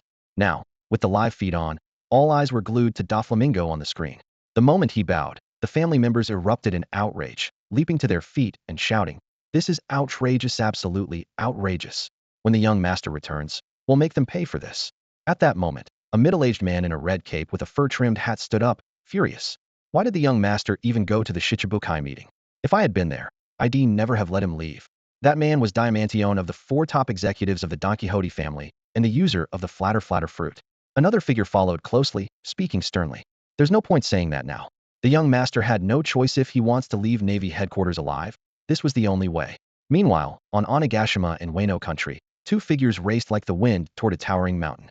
Soon, they reached its base, where a massive figure sat quietly, the air thick with the stench of alcohol and the faint sound of muffled sobs. Hanazawa. Suddenly, a furious roar erupted, filled with uncontrollable grief and rage, shaking the very air. In the next instant, a terrifying shockwave exploded from the mountain's base, obliterating trees and flowers within 100 meters and flinging the 2 newcomers away. Governor, something terrible has happened. Struggling to their feet, the 2 shouted toward the figure at the mountain's base. The Hanazawa All-Star has been beheaded, and Doflamingo has also chosen to submit to the Navy. As their words echoed, the figure at the base of the mountain stood abruptly, unleashing a tidal wave of overwhelming pressure that swept out in all directions. Within the borders of Tato Land, members of the Charlotte family watched everything unfold through the live broadcast. When the scene showed Huaxia being executed and the other warlords bowing to the Marine Fleet Admiral, the viewing hall fell into a heavy silence. At the very front, Katakuri stood with a furrowed brow, his expression grim. His signature scarf rose and fell with his tense breathing, and worry flickered in his eyes. War is about to begin. Huaxia's death will definitely provoke Kaido's furious retaliation. Katakuri looked up, staring at the image of the warlords submitting to the Marines, his voice low and grave. Once Kaido declares war on the Marines, Mama will inevitably be dragged into it. Damn it. How did things spiral out of control so quickly? Katakuri, what's going on? His younger siblings asked in confusion. Isn't it just that Huaxia was executed? What does this have to do with Kaido? You fools. Katakuri snapped, his tone sharp. Huaxia was once one of Kaido's top 3 commanders. Even after he left the Beast's pirates, they maintained an alliance. All these years, under the guise of a warlord, he's been hunting devil fruits for Kaido. But what does that have to do with the Charlotte family? It has everything to do with us. Katakuri lowered his voice. Mama and Kaido were both once members of the Rocks Pirates. Back then, Kaido was even. He paused abruptly. Never mind, you're too young for those details. The point is, if Kaido goes to war, he'll almost certainly come to Mama for support. Smoothie, who had been silent, frowned and turned to ask about the tea party invitations, but before she could speak, a violent tremor shook the castle. Immediately after, Charlotte Linlin's thunderous voice echoed through the hall. Kaido, calm down. Now is not the time to go to war with the Marines. Under that young Fleet Admiral, the Marines are more united than ever. Her tone shifted to exasperation. Hey Kaido, I know Waz's death pains you, but you're crying so hard I can't even talk to you. Contact me again when you've calmed down. Before her words had even faded, Linlin's voice rose sharply. Katakuri, Smoothie, Cracker, Snack, get in here now. The 4 of them rushed to the main hall. Charlotte Linlin sat on her massive chair, her face dark with anger. She slammed her fist on the armrest and roared. That bastard Huajia? He's finally quiet in death, but he's left me with a huge mess. She suddenly looked up at Katakuri. Kaido wants revenge for Huajia and plans to go to war with the Marines. He's also asking for my support. Katakuri, what do you think? Katakuri stepped forward and replied steadily. Mama, haven't you always hoped Galette would marry Xia Yu? If we choose to ally with Kaido now, this war could destroy your dream. Xia Yu's rise was like a storm sweeping across the seas. He seized the position of Fleet Admiral through a military coup, forced the world government to sign the Treaty of Mary Geos, and then, in front of the world, executed Whitebeard II and beheaded Hanazuna, striking fear into the remaining warlords. These earth-shaking events unfolded in quick succession, each carried out with overwhelming force, leaving the world no time to catch its breath. At Marineford, the Navy headquarters, the flag bearing the seagull emblem flapped in the wind. Over 10,000 Marines stood at attention, their eyes fixed on the high platform. Sakazuki, Borsellino, Kazan, and Tsuru stood on the stage, closely watching Xia Yu's every move. The 6 remaining warlords aside from the executed Hanazuna kept their heads bowed, waiting in silence for Xia Yu's command. After surveying the crowd, Xia Yu returned to his seat as the flag fluttered overhead. He handed his sword, Kenpira, to Tsuru, then glanced at the 6 warlords, a warm smile suddenly appearing on his face. What's wrong? Does lowering your head before me hurt your pride? Don't be so tense. Take a seat. To Katakuri, all of this signaled a massive shift. As a key figure in the Charlotte family and hailed as their greatest creation, he stood beside Smoothie, explaining his thoughts to his mother, Charlotte Limlin. He believed it was best to avoid direct confrontation, as the Navy was no longer an organization that valued balance and stability, but rather a powerful war machine operating at Xia Yu's command. Xia Yu's gaze landed on Doflamingo. Back when you became one of the warlords, it was no different from submitting to me now. Especially you, Doflamingo, threatened with the celestial dragons and heavenly tribute, showing some ambition, but that's all. The world government chose you because of your lineage and your knowledge of the Holy Land secrets. You humbled yourself before Kaido just to return to Mariewa, acting like a child. It was only because Sengoku was too cautious in the past, tolerating your arrogance for the sake of maintaining balance. Did you really think Navy headquarters couldn't put you in your place? Xia Yu's voice echoed through the chamber. But that era ends now. From this moment on, the Grand Line will never be the same. The tides of power have shifted. As Xia Yu's calm words, the roles of offense and defense have switched, echoed out. The highly anticipated livestream came to an end. Everyone who heard Xia Yu's statement, whether they were part of the Revolutionary Army, the major powers along the Grand Line, the chambers of authority in the Holy Land, or the mysterious flower chamber, was left utterly baffled. Their confusion was understandable. Since the dawn of the Great Age of Sail, the Navy had always been the aggressor. Whenever pirates were spotted, the Navy would immediately launch a pursuit, never showing any mercy. For most pirates, especially those operating in Paradise, the first half of the Grand Line, their first instinct upon seeing a Navy warship was to run for their lives, not to fight. The unwritten rule of the seas had always been that the Navy took the offensive, while the pirates fled. But now, Xia Yu had declared, the roles of offense and defense have switched. Did this mean the Navy was going to take a defensive stance? Were they going to hole up in their main bases and branches, leaving pirates free to pillage and wreak havoc across the Grand Line? In the power chamber of the Holy Land, as the live stream ended, the 5 Gorosei, dressed in formal attire, exchanged uneasy glances, the tension in the air palpable. What exactly did Xia Yu mean by his last words? Izambaron, the finance god of war, who always carried a samurai sword, was the first to break the silence, his brow deeply furrowed. Topman, the law god of war, tapped his finger on the armrest, thought for a moment, then waved his hand dismissively. I'm not sure, but I doubt it's as straightforward as we think. Rather than speculate blindly, we should just wait and see what he does next. His voice was low and firm. In any case, since Lord M has chosen to let things unfold, we should keep our distance. Xia Yu's wrath is one thing, but if we upset Lord M, I'm sure you all understand the consequences. As soon as Topman finished, he suddenly changed the subject, turning to look at Shepherd Jew Peter, the agriculture god of war, and Marcus Mars, the environment god of war, with a trace of resignation in his tone. You two should get ready. Sengoku and Zephyr have already arrived at the Holy Land. A flash of reluctance crossed their faces, but they stood up without hesitation and left the chamber. Watching their backs disappear through the grand doors, Topman turned his gaze back to their empty seats and muttered to himself, they used to serve under us, and now we're equals. Izambaron, Saturn, are you ready to work alongside them? Meanwhile, in the office of the Supreme Commander at World Government Headquarters, Kong had just finished watching the livestream with Sengoku, Zephyr, Garp, and Vice Admiral Tsuru. He let out a long sigh, as if a burden had been lifted from his shoulders. He turned to Sengoku and Zephyr, hesitated for a moment, and finally reminded them, you two time to head to the Chamber of Power. No rush, no rush, Sengoku replied, waving his hand with a sly grin, a box of rice crackers tucked under his arm. We're Gorosei, know what's the hurry? Let Topman and the others wait for a change. When I was Fleet Admiral, I always had to wait for them whenever I wanted a meeting. Now that we're equals, it's their turn to wait. He popped a rice cracker into his mouth, then glanced over at Zephyr. You know, I have you to thank for my moment in the spotlight at this age raising such an outstanding student. With a student like that, what more could a teacher ask for?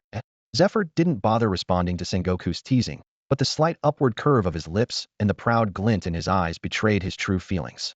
Even those subtle changes in his expression spoke volumes about what he felt inside. Indeed, it wasn't just the Warring States period that benefited also owed much to Xia Yu. Of course, whether or not he became one of the five elders was never the real issue.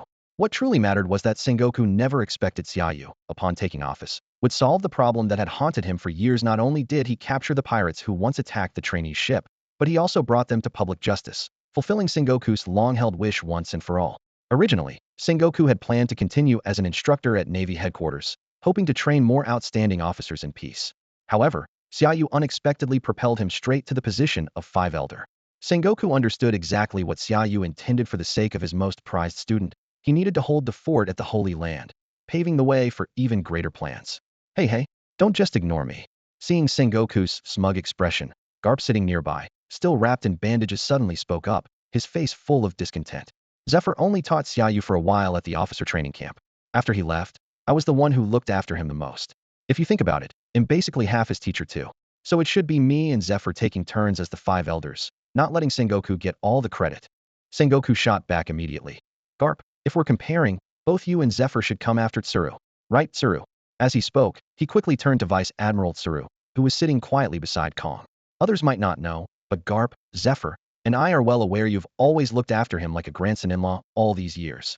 That's right. I almost forgot about that. Garp took the opportunity to snatch a rice cracker from Sengoku, munching as he asked curiously, what about Peacock? Is she still with the Blade unit? She can come back to headquarters now. Anyway, everyone Heirai's been gossiping about her and Xia Yu for years. Even if it's just rumors, we could always make them come true, right? Ha ha, you two old fools. Tsuru shot them both a glare, scolding irritably. Can't you just keep your mouth shut? That's enough. Sitting at the Supreme Commander's desk, Kong swept his gaze from Tsuru to Sengoku and Garp, finally settling on Zephyr, his face as stern as ice. So now that someone's made it, everyone else gets to share the glory? Am I just an outsider now?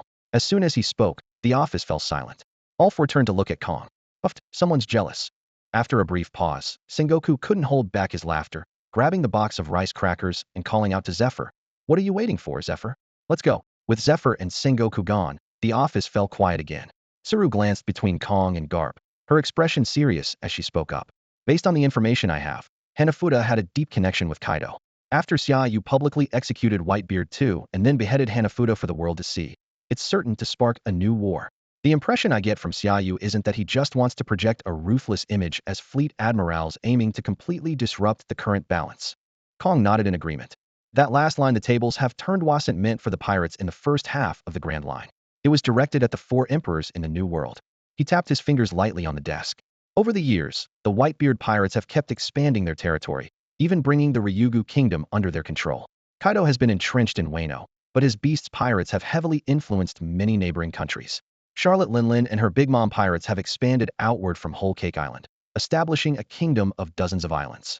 Even the red-haired pirates, who only recently became one of the four emperors, quickly claimed their own domain after rising to power in the New World. His tone grew heavier.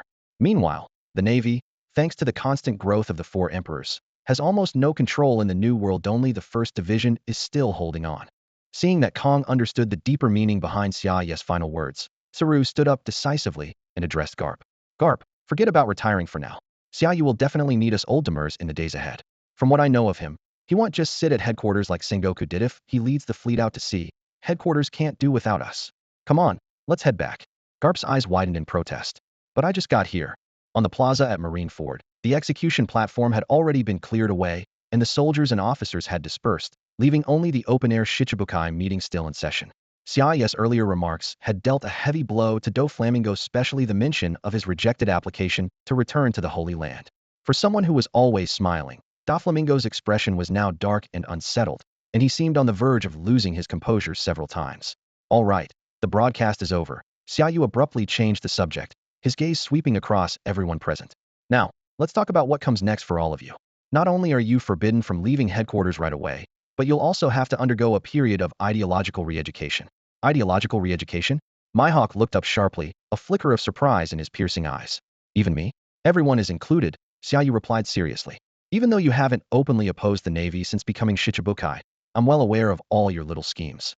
He looked meaningfully at Doflamingo and Crocodile, especially the two of you, one running illegal operations in the underworld as Joker, the other founding Baroque works in Alabasta under the alias Mr. Zero. Both men's expressions shifted subtly at his words. Before they could respond, Xia Yu fixed his gaze on Crocodile. Crocodile, you haven't started your Jinsokyo project yet, have you? The sudden question made Crocodile stiffen and shoot to his feet, staring at Xia Yu in disbelief. After taking a deep breath, he forced himself to appear calm. Admiral Xia Yu, just how much do you know? Xia Yu's lips curled into a knowing smile. Are you surprised because Baroque Works has been exposed? Or is it the so-called top-secret Jinsokyo project? He paused for effect. Or maybe it's because I know that Nico Robin, the so-called devil child, is part of your organization? The moment that name was mentioned, the other Shichibukai all reacted. Jinbei and Moria both looked up, while Doflamingo shot Crocodile a meaningful glance, a sly smile tugging at his lips. Crocodile froze in place, inwardly thrown into turmoil. Nico Robin, as the sole survivor of the O'Hara incident, was one of the very few who could read the ancient script. That was precisely why he had taken the risk of bringing her into his ranks, carefully keeping her identity a secret. And yet, Xia Yu had revealed it so casually. Once the world government learned that he had sheltered Nico Robin, not only would Crocodile lose his status as a warlord, but he might even face death. Yet, at the very moment such a secret was about to be revealed, Xia Yu mentioned it casually and without hesitation, proving that every move Crocodile made had already been under his watch. Xia Yu deliberately let Crocodile sense this. With a slight smile, he waved his finger lightly and said, "Relax. Whether it's you, Doflamingo, or that so-called loser who's been slacking off ever since Kaido defeated him, you have no secrets from me. If I really wanted to deal with you, I wouldn't have waited until now." Seeing the shock in Crocodile's eyes, Xia Yu remained composed, his smile unwavering. "From now on, he'll personally lead you all down the path of justice. And the first step toward justice is a transformation of your mindset." As soon as he finished speaking, Xia Yu turned his gaze to Doflamingo. "As for your subordinates or family members," he paused, his eyes sharp as a blade. "Doflamingo, you have two choices. First, like Moria, the Don Quixote family members report to headquarters within 7 days. Second, Admiral Sakazuki will take over the Dressrosa Kingdom, and every member of the Don Quixote family will be handed over to him." Doflamingo nearly fell out of his chair. He quickly steadied himself, stood up straight, and his gaze turned dark and deep. "So, claiming the Dressrosa Kingdom is your real goal, Fleet Admiral Xia Yu." His eyes narrowed, and though his voice still carried a threatening edge, he was no longer as confident. "I can submit to you, but Dressrosa must remain under the Don Quixote family's control." "Understood," Xia Yu replied crisply, nodding. Sakazuki, who had been standing silently at Xia Yu's side the entire time, stepped forward without hesitation and replied coldly, "Yes, sir." "You know what to do?" Xia Yu ordered simply. "Lead the Akainu unit immediately and arrest every single member of the Don Quixote family." Sakazuki paused for a brief moment, but then, without the slightest hesitation, picked up the Den Mushi. "Akainu unit, assemble. Target Dressrosa." But just as he was about to give the final order, Xia Yu's tone suddenly shifted. "No, don't arrest them. Eliminate them, all of them." "Yes, sir." Sakazuki responded instantly, his voice as icy as ever. Picking up the Den Mushi again, he issued the command, "Akainu unit, assemble. Target Dressrosa Kingdom. You have 10 minutes to gather." At that moment, Doflamingo's face went pale. It was as if his heart had taken a heavy blow. He shot out of his chair and spoke urgently, "Xia Yu, must you really go this far? Dressrosa is the Don Quixote family's." Before he could finish, Xia Yu mercilessly cut him off. "You missed your chance to choose." "Sakazuki, go," Xia Yu said coldly. "When you reach Dressrosa, if they resist, wipe them out, all of them. If they surrender and cooperate, take them in and wait for my orders." "Yes, sir." Sakazuki stood up straight, saluted, and turned to the Den Mushi. "Target Dressrosa. Assemble in 10 minutes." With Sakazuki's orders, the Akainu unit's Vice Admirals, Rear Admirals, and Commodores all rushed out of the building and headed straight for the port. At the same time, 1,200 soldiers swiftly and orderly boarded the 4 warships docked by the shore, ready to set sail. No one expected Xia Yu to be so forceful. Doflamingo was completely panicked. This was Sakazuki, after all. If Xia Yu had sent either Tsuru or Akiji, Doflamingo might have had a slim chance of survival. But Xia Yu had chosen to send Sakazuki. Just imagining Sakazuki arriving in Dressrosa and engulfing the entire royal palace in magma sent chills down Doflamingo's spine and left him struggling to breathe. Without the slightest hesitation, as Sakazuki leapt from the platform and headed straight for the port, Doflamingo frantically pulled out his din mushy and fumbled to press the button, completely disregarding the stares from those around him and his usual calm demeanor. Practically shouting into the receiver, he barked, "All Don Quixote family members, listen up. The moment Admiral Sakazuki's fleet arrives at Dressrosa, do not resist, fully cooperate with Admiral Sakazuki." A confused voice came from the other end. "Young master? What's going on?" Doflamingo's eyes were vicious, his tone nearly a snarl. "If you don't want to be wiped out, do as I say. Now." He hung up without mercy, put away the din mushy, and cast a nervous glance at Xia Yu. In that moment, the cold, calculating heavenly Yuxia was gone, replaced by fear and helplessness. He understood now that Xia Yu's dominance far exceeded anything he had imagined, beyond anything he thought he could control. Xia Yu remained calm, speaking softly. "The only thing you can do now is pray that every member of the Don Quixote family follows your orders to the letter. Otherwise, Sakazuki won't show any mercy. He'll annihilate them all. Even if a few manage to escape, they'll just be fugitives with nowhere to go. Of course, there's another option. You could kill me, rally the Don Quixote family, and fight your way out of Marine headquarters to stop Sakazuki." As soon as Xia Yu finished, Guillaume immediately gripped the hilt of her sword and stepped forward, her eyes icy and sharp. Kazan and Borsellino also shifted slightly, their presence radiating the quiet pressure of Marine Admirals, enveloping the entire room. Facing these admirals, whom he had always regarded with caution, Doflamingo's composure completely collapsed. His former bravado and will to resist were utterly crushed. Slumping back into his chair, his face was etched with despair and helplessness. The feeling was more intense than ever. Had never imagined Xia Yu's pressure could be so overwhelming. At first, had naively thought Xia Yu just wanted the warlords to bow their heads.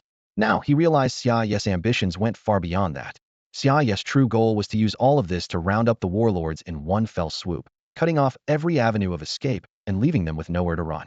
The power they had painstakingly built over the years seemed to crumble in an instant.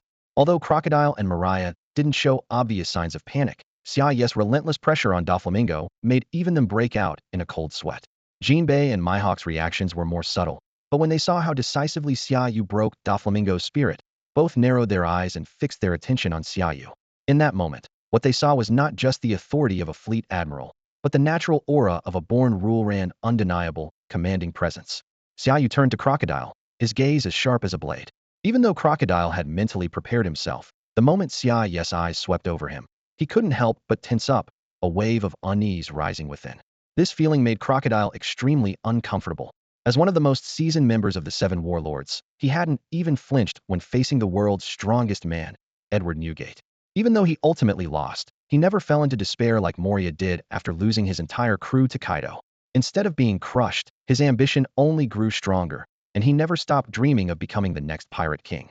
With such lofty ambitions, and after weathering countless storms, Crocodile always considered himself fearless in the face of any powerful opponent. Yet now, after witnessing Xia Yu press Doflamingo to his limits and reveal that he knew all of their secrets, Crocodile found himself unable to meet the eyes of this much younger fleet admiral. "Crocodile, what's with that reaction?" Xia Yu turned to look at him, noticing that the cigar was about to slip from Crocodile's mouth. Blinking in confusion, he asked, "Am I that scary?" "Scary doesn't even begin to cover it. You're practically a devil."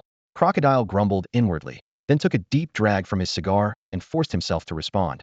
"What can I do for you, Admiral Xia Yu?" "Now that's more like it." Xia Yu spread his hands and glanced at Doflamingo. "If you were as cooperative as Crocodile, would be done here and heading out for dinner already." Without waiting for Doflamingo's reply, Xia Yu got straight to the point. "Crocodile, bring every member of Baroque Works to Marine headquarters. And forget about your so-called Fantasia plan. Alabasta doesn't have the Pluton you're looking for." Crocodile's eyes widened again, and he stared at Xia Yu in shock. "Just how much do you know about us? Didn't I just say? You have no secrets from me." Xia Yu shrugged and continued. "Since I know all about your plans and ambitions, I also know that Alabasta doesn't have what you want. If you pledge your loyalty to me, they'll personally take you to the Alabasta Royal Palace so you can see for yourself. I'm sure the King of Alabasta would show me that courtesy."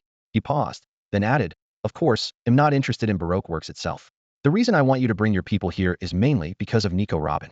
At that, Crocodile's eyes darkened. "You're planning to hand Nico Robin over to the world government? Hand her over to the world government?" "No, I need her ability to read the poneglyphs." Xia Yu stood up, walked over to Crocodile, and patted him on the shoulder before strolling to the edge of the platform. With his back to everyone, he gazed out at the horizon and spoke calmly. "I said I would end the great pirate era, and I mean it. But to do that, it's not enough just to wipe out the lawless pirates at sea. The real source of all this is Raftel's so-called One Piece Roger spoke of. So, I'm going to find that source and cut it off. To reach Raftel, I need to gather all 4 road poneglyphs and have their inscriptions deciphered to draw the final map. When Xia Yu calmly declared his intention to go to Raftel, not only were the 7 warlords caught off guard, but the 3 admirals Borsellino, Kazan, and Mamasaji also looked up in shock at their young commander. Even Mihawk, usually so composed, was visibly shaken and blurted out, "You're sending a fleet to Raftel?" Xia Yu narrowed his eyes, his presence suddenly intensifying. His admiral's coat billowed dramatically behind him. Glancing back at the 7 warlords, a smile appeared at the corner of his lips. His tone, usually casual, now thundered like a clap of lightning. "If Roger could do it, so can I." The Shichibukai meeting ended as the sun set, casting its golden light across the sky.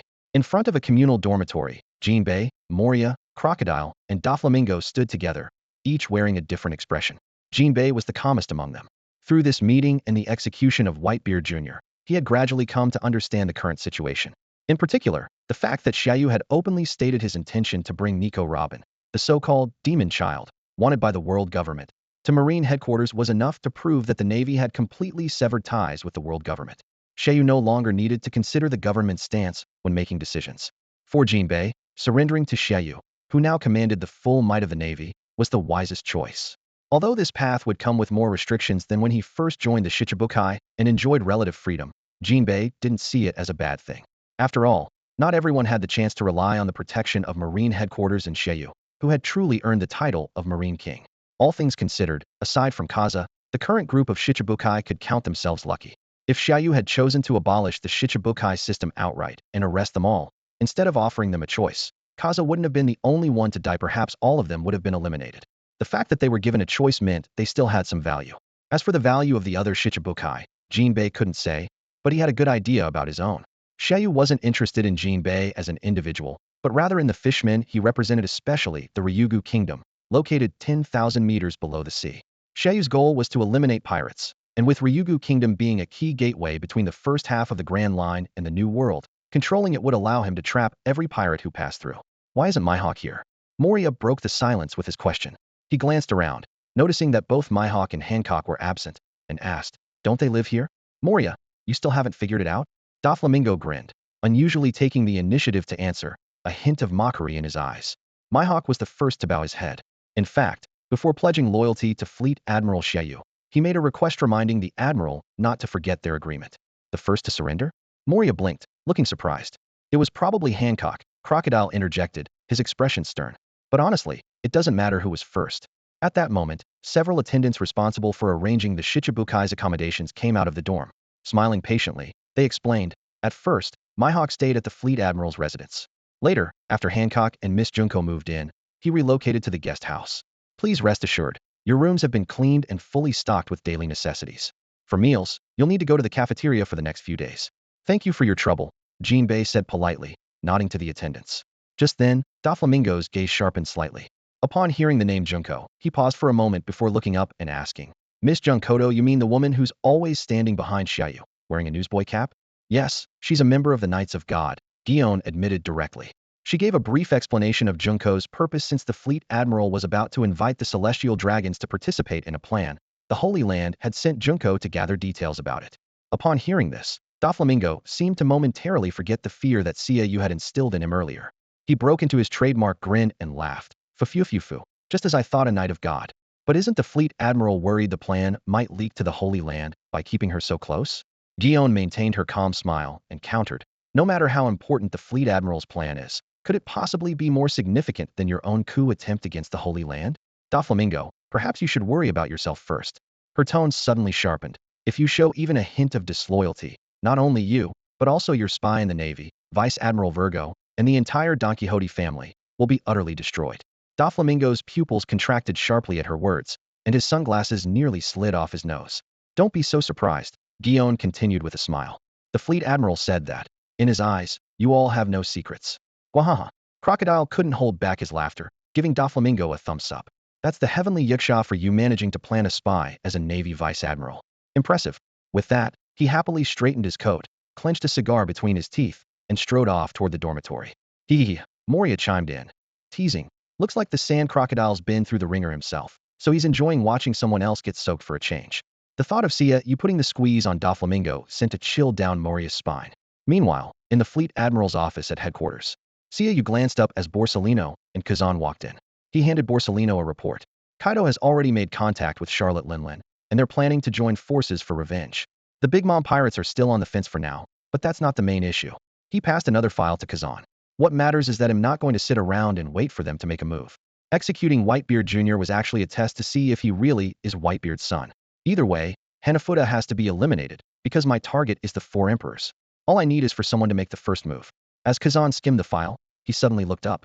You want to relocate Marine headquarters to the first branch in the New World? Xia Yu nodded. You and Sakazuki will be in charge of this. Absorbing the Don Quixote family is just a cover. Tonight, take the Blue Pheasant unit and secretly move to the first branch. You'll keep an eye on both the beasts and Big Mom pirates. If you spot any unusual activity, suppress it immediately. Should the 2 crews form an alliance, report to me at once. I'll come to the New World and fight alongside you. Hearing the news that Xia Yu would personally journey to the New World to fight alongside them, Kazan's hand trembled slightly as he gripped the file. Go on, Xia Yu said with a gentle smile, turning to Kazan.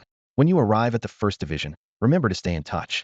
Kazan nodded lightly, then turned and strode toward the office door without hesitation. Just as he took his first step, Xia Yu's voice called out from behind. Kazan, does the burning justice you believed in before the O'Hara incident still remain? Kazan froze mid-step, a storm of emotion surging within him. He straightened his back and turned to face Xia Yu directly.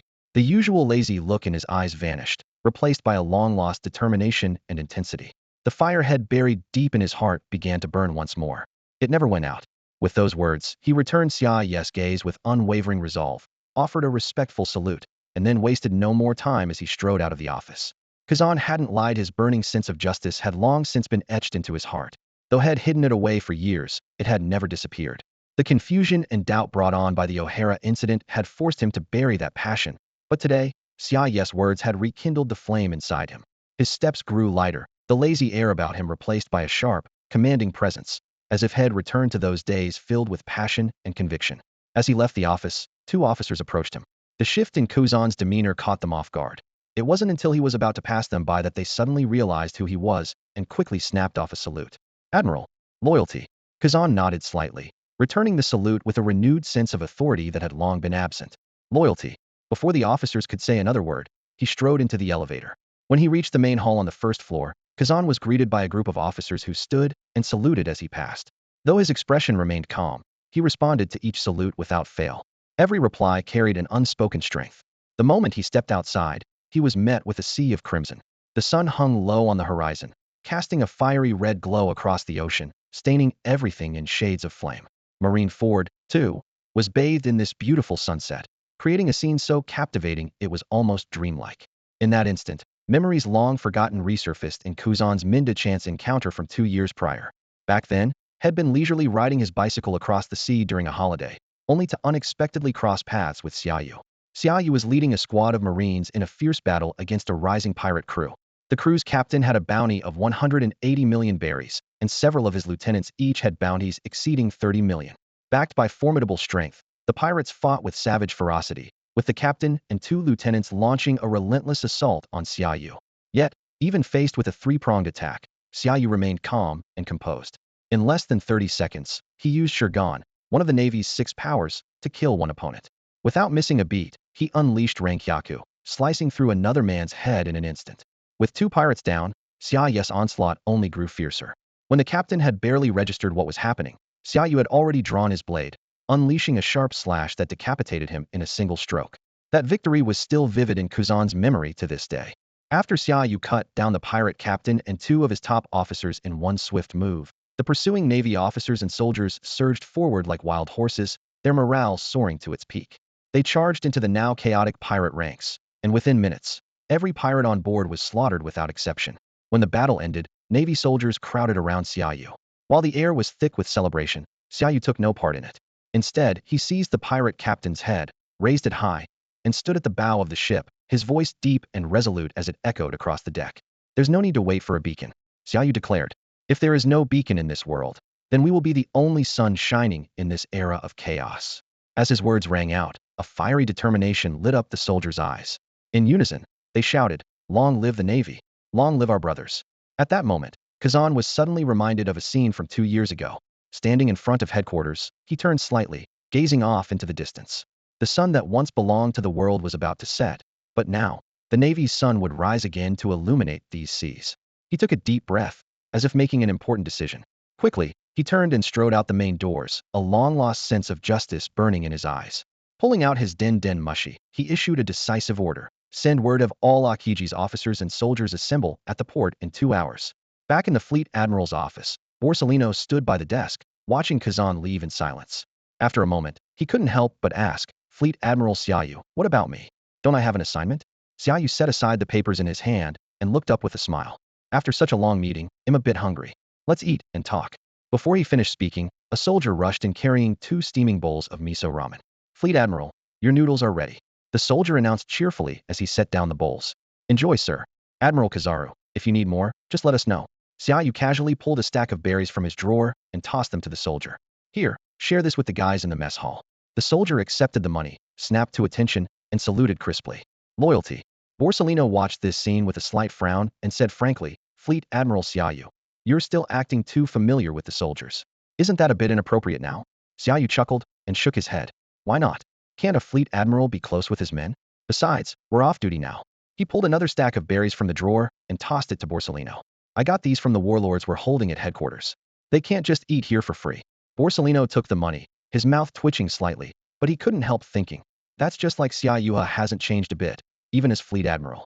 If Xia Yu were still a vice admiral, Borsellino would never have accepted the money. But coming from the fleet admiral, refusing would just seem petty.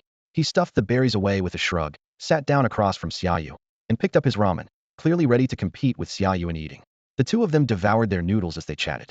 Head to the Revolutionary Army's headquarters, Xia Yu said suddenly, his words slightly muffled by mouthfuls of noodles. Meet with Dragon on my behalf. If he genuinely wants to build a new world of harmony, freedom, equality, and dreams not just for the D-clan, then maybe we can consider working with the Revolutionary Army. He paused, swallowed his noodles, and pulled out a piece of ginger from his bag, handing it to Borsellino. The Revolutionary Army is too idealistic. Creating a new world isn't as simple as toppling the world government. Even if they succeed, maybe freedom and dreams will flourish, maybe even grow larger than before. But true equality and harmony? That's impossible unless the world is free of thieves. Borsellino pondered for a moment, then gave a wry smile. Kizaru said nothing, simply slurping up his noodles with gusto. His mind was in turmoil. Xia Yu's sudden request for him to visit the Revolutionary Army headquarters and meet with Dragon had put him in an awkward position. He vividly remembered that night of the mutiny, when Xia Yu had laid out his entire background in front of him, details he thought were well hidden. It was this secret dossier that made him choose silence during the mutiny.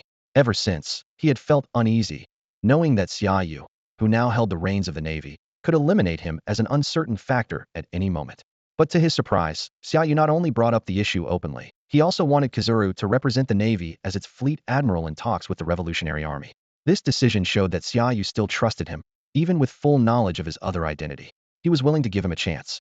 Such magnanimity and boldness were worthy of respect. After all, if anyone else in Navy headquarters discovered his secret, they would never treat him as an equal, let alone go out of their way to prepare his favorite ginger. Just then, having finished his noodles in record time, Xia Yu wiped his mouth and suddenly changed the subject. This is your moment to choose. If you return to Navy headquarters after meeting with Dragon, it means you've let go of your ties over there. If you can't make that choice, then stay with them. Standing up, Xia Yu continued, I'm giving you the freedom to decide. But the next time we meet, I'll see for myself just how heavy your speed really is. Borsellino adjusted his glasses, his expression turning serious. So it's finally my turn. Don't worry, Admiral Xia Yu. I'll give you an answer you'll be satisfied with. With that, he returned his focus to the noodles in front of him. Suddenly, the den mushi on the desk began to ring. Xia Yu answered it without hesitation. Navy headquarters, Xia Yu speaking. It's me. The voice on the other end was Imus, low and restrained. You are bringing Nico Robin to Navy headquarters to decipher the ancient texts? Xia Yu glanced at the clock on the wall, a note of surprise in his voice. You just got Junzi's report? I thought she'd update you right after the 7 warlords meeting. Yes, I do plan to assemble a fleet to search for the road poneglyphs, and ultimately reach Laugh-Tale. His tone suddenly cooled. Also, don't use that interrogative tone with me again. If I'm ever in a bad mood, I might just move in and stay at the Room of Flowers for a while. There was a long silence on the other end, perhaps because the mysterious old monster was at a loss for words. But from the den mushi's calm expression, it seemed Imu was not angered by Xia Yu's response. After a brief silence, Im regained composure and spoke calmly. Your coup, the treaty with the world government, and those lawless pirates roaming the seas don't concern me. What matters is the person who can decipher the ancient script. I won't interfere with your actions, but you need to agree to one condition. Xia Yu, unwilling to waste any more time, got straight to the point. I know what you're worried about. It's the Void Century, isn't it?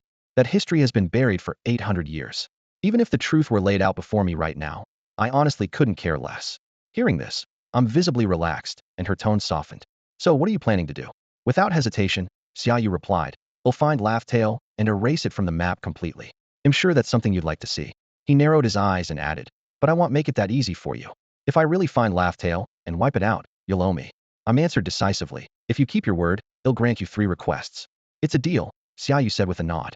As the sun set, casting an orange glow over Marine headquarters, dusk approached. After a brief conversation with Tsuru, Xia Yu left the main building and headed alone towards the residential quarters. As he reached the gate, he noticed 2 garments hanging on the clothesline in the yard, swaying gently in the breeze. Strangely, despite the laundry, there was no sound coming from the house. The whole place felt unusually quiet, almost eerie. What's going on? Xia Yu muttered, pushing open the gate and glancing around, unsettled by the sudden silence. Did they argue themselves out and sign a ceasefire? Head purposely stayed back to eat ramen with Borsellino at the office, worried that if he came home too early, he'd walk in on another round of fighting between Hancock and Junko. He never quite understood why the two clashed so much, but ever since they'd moved in, peace had been a rare commodity. He could understand Hancock's temper. She was the Empress of Amazon Lily, spoiled and headstrong. Junko, on the other hand, had made a dramatic entrance, exuding the cool confidence of a true queen. Yet after less than 2 hours with Hancock, Shed transformed into a Spitfire, and their constant bickering had even scared off the world's top swordsman, who dared not stay any longer. But soon, Xia Yu realized why. Junko might appear aloof and arrogant, a trait shaped by her position as a member of the God Knights, but it was all just a facade. Beneath that icy exterior was the heart of a young girl. In the original story, she was a diehard fan of Brooke, the Soul King. One was a fangirl, the other obsessed with romance. It was no surprise they couldn't get along. But what's going on today? Xia Yu wondered, glancing around the yard again. Still no sign of any commotion from any room or corner. He blinked in confusion, then pushed open the living room door and stepped inside. The moment he entered, he froze in surprise. Sitting on the sofa, wearing a Vice Admiral's coat, was Vice Admiral Tsuru. She sat comfortably on a chair, legs crossed, leisurely reading a newspaper. Vice Admiral Tsuru? Xia Yu blurted out in astonishment. To his surprise, Vice Admiral, he had actually returned to headquarters and was now sitting in his living room. Xia Yu paused in shock, quickly took off his marshal's coat, and hurried over to Vice Admiral He. When did you get back? Why didn't you let me know in advance? Vice Admiral, he put down the newspaper and looked up at Xia Yu, her tone calm but tinged with amusement. You're a busy marshal now. How could I dare trouble you? A wave of guilt washed over Xia Yu. He knew he still felt apologetic to Vice Admiral He because of the coup he had started. He quickly pulled over a chair and sat across from her, grinning sheepishly. I might ignore others coming back, but when you return, I have to greet you in person. Vice Admiral, he shot him a glare. How could I not come back? Others may not understand you, but I do. Now that you're a marshal, you're not going to just sit in headquarters and give orders like in the Warring States era. If you suddenly get fired up and run off to catch pirates, doesn't someone need to keep an eye on things here? Xia Yu nodded vigorously. That person has to be you, Vice Admiral He. Her expression softened a little, and she pointed toward the kitchen. You must be starving after a long day. I made you something to eat, your favorites. Great. Xia Yu beamed, standing up despite his embarrassment. He thought to himself, if I'd known Vice Admiral He was back, and even made me dinner, I wouldn't have bragged about that huge bowl of ramen with Borsellino at the office. Luckily, ever since the system boosted my abilities to their peak, my appetite has grown. An extra meal is no problem. He brought the food out from the kitchen and set it on the dining table. As he picked up his bowl and chopsticks, a question suddenly occurred to him. He turned to Vice Admiral He, who was still reading her newspaper. Vice Admiral He, when you came back, there wasn't anyone else at home, was there? There was, she replied, eyes still fixed on the paper. She casually pointed outside to the clothesline, where 2 pieces of clothing fluttered in the breeze. Out there, Xia Yu glanced over and saw 2 garments hanging on the line, Hancock and Junzi, both transformed into clothes by Vice Admiral He's wash fruit ability. He couldn't help but frown, his facial muscles twitching involuntarily. This is perfect. I can finally enjoy a peaceful meal. At the dining table, Xia Yu picked up a piece of meat and was about to eat when he suddenly stood up and changed his seat, turning his back to Vice Admiral Tsuru and facing the main entrance instead. Vice Admiral Tsuru kept her eyes on the newspaper in her hands and said calmly, Don't worry, they'll be fine. I'm not worried about them dying, Xia Yu replied, blinking as his gaze fell on 2 human-shaped clothes fluttering on the clothesline in the yard. I'm just curious what they did to make you so angry. It wasn't anything too serious, Vice Admiral Tsuru explained evenly. I walked into the yard and saw them ready to fight. I tried to warn them, but Hancock came over, pointed at me, and claimed that she would be forgiven no matter what she did. Then she even kicked the kitten that had followed me in. Xia Yu's mouth twitched slightly. Hancock had really brought this on herself. This time she could do as she pleased back on Amazon Lily, since she was the Empress. But here at Marine headquarters, to act so rudely toward Vice Admiral Tsuru? Tsuru, famous for her poise and strength in her youth, had fought alongside legends like Garp and Sengoku for years. Even someone as arrogant as Doflamingo had to restrain himself in front of her, given her powers as the wash-wash fruit user.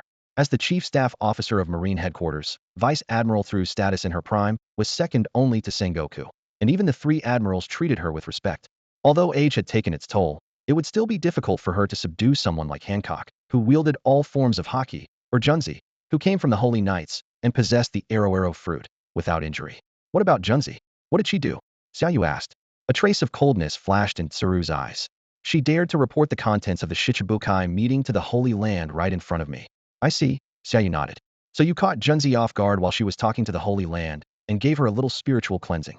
Hancock probably didn't expect you to not only reject her apology, but also take action immediately. With that, Xia Yu quickly finished his meal, picked up his chair, and went out to the yard, sitting directly across from the two who had been turned into clothes. Despite their altered appearances, Hancock and Junzi were clearly still conscious. They had seen Xia Yu enter the yard but refused to speak up in such an embarrassing state. To their surprise, Xia Yu not only approached but also looked them over with great interest. Xia Yu, I feel a bit dizzy. Hancock finally spoke up. Could you please ask Vice Admiral Tsuru to let me down for now? Seeing there was no way to avoid it, Hancock had to speak up. At that moment, she was hanging upside down from a clothesline, swaying in the breeze, her voice coming out in fits and starts, making the whole scene rather comical. Beside her, Junzi was also hanging upside down, but chose to play possum with her eyes closed, as if pretending not to see could somehow shield her from the embarrassment. Marshal! Marshal! Suddenly, a flurry of urgent shouts came from outside the courtyard gate. Moments later, a group of over a dozen Navy officers came stumbling to the entrance, but none dared to step inside. Xia Yu looked up and couldn't help but widen his eyes. Every single officer had a black eye or a swollen face, clearly fresh from a fierce fight. Marshal, you have to stand up for us. The leading officer stepped forward, aggrieved. Rear Admiral Noah got into a fight with Mihawk. We were worried that Rear Admiral Noah would be at a disadvantage, so we went to help him. But that bastard Mihawk started hitting us with wooden sticks instead. Honestly, would rather be cut down by a supreme-grade sword than suffer this humiliation. That's right. We're your soldiers, Marshal. We'd rather die standing than live on our knees. The other officers chimed in, their voices growing more passionate. Calm down. Xia Yu quickly interrupted them. Tell me clearly, did Rear Admiral Noah go looking for Mihawk for revenge? Not exactly revenge, the leading officer muttered, his voice fading. Rear Admiral Noah said he wanted to test Mihawk's swordsmanship. Test Mihawk's swordsmanship? Xia Yu was taken aback for a moment, then understood. That was just like Noah. As one of his most trusted officers, Noah hadn't just mastered armament and observation. Hockey had even picked up some of Xia Yu's catchphrases and habits. If Noah wanted to test Mihawk, why did you all get involved? Xia Yu couldn't help but laugh at his battered subordinates. We wanted to test him too, the officers replied sheepishly. Xia Yu saw through them instantly. They just wanted to avenge Noah's former superior. Let's go. This is the perfect chance to settle things between Noah and Mihawk once and for all. As Xia Yu turned to leave, Hancock and Junzi, still hanging from the clothesline, began to panic. Junzi tried to keep calm, but every time she swayed in the wind, she shot Xia Yu a pleading look. Hancock, on the other hand, simply called out his name. Her voice immediately caught the attention of the officers following Xia Yu. Just as a few of them turned toward the courtyard, a timely gust of sea breeze whipped up the laundry on the line, perfectly hiding the two women from view. What was that sound? Did someone call for the marshal? Must have been our imagination. There's no one in the yard. Yeah, let's just go. The officers quickly looked away and followed Xia Yu out, leaving Hancock and Junzi exchanging helpless glances in the wind. Holy Land, Mariehua. Under the moonlit sky, the sprawling mansions of Panga City glowed brightly, with bursts of laughter and pained cries echoing through the night. In the courtyard of one such mansion, Shepherd Jupiter and Marcus Maz sat side by side, both forced into a temporary leave since Sengoku and Zephyr had taken turns joining the five elders. Their gazes were dark as they stared at the bright moon hanging high above. Suddenly, a white figure flashed by. A man in a white robe and mask appeared before them, bowing respectfully.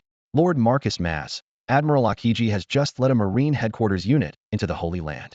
Marcus Maz turned to Shepherd Jupiter. Akainu led his forces during the day, and now Akiji arrives at night. What is Xia Yu planning? Is he preparing to launch a major offensive in the New World? Shepherd Jupiter narrowed his eyes, his voice heavy with gloom. Don't worry. Their time in the spotlight won't last long. Marcus Maz, however, showed a faint, meaningful smile. To me, Xaia's actions might actually work in our favor. Seeing Shepherd Jupiter's puzzled look, Marcus Maz waved for the white-robed man to leave. Once the man had disappeared beyond the courtyard wall, Marcus Maz began to explain. Right now, Xia Yu controls the Marine headquarters, holds the ultimate weapon of war at its peak. The only reason Lord Emu has humbled himself to meet his demands is to keep that blade under our control and use it to clear out the Grand Line for us. He continued, if he fails, those in the Grand Line will tear him apart.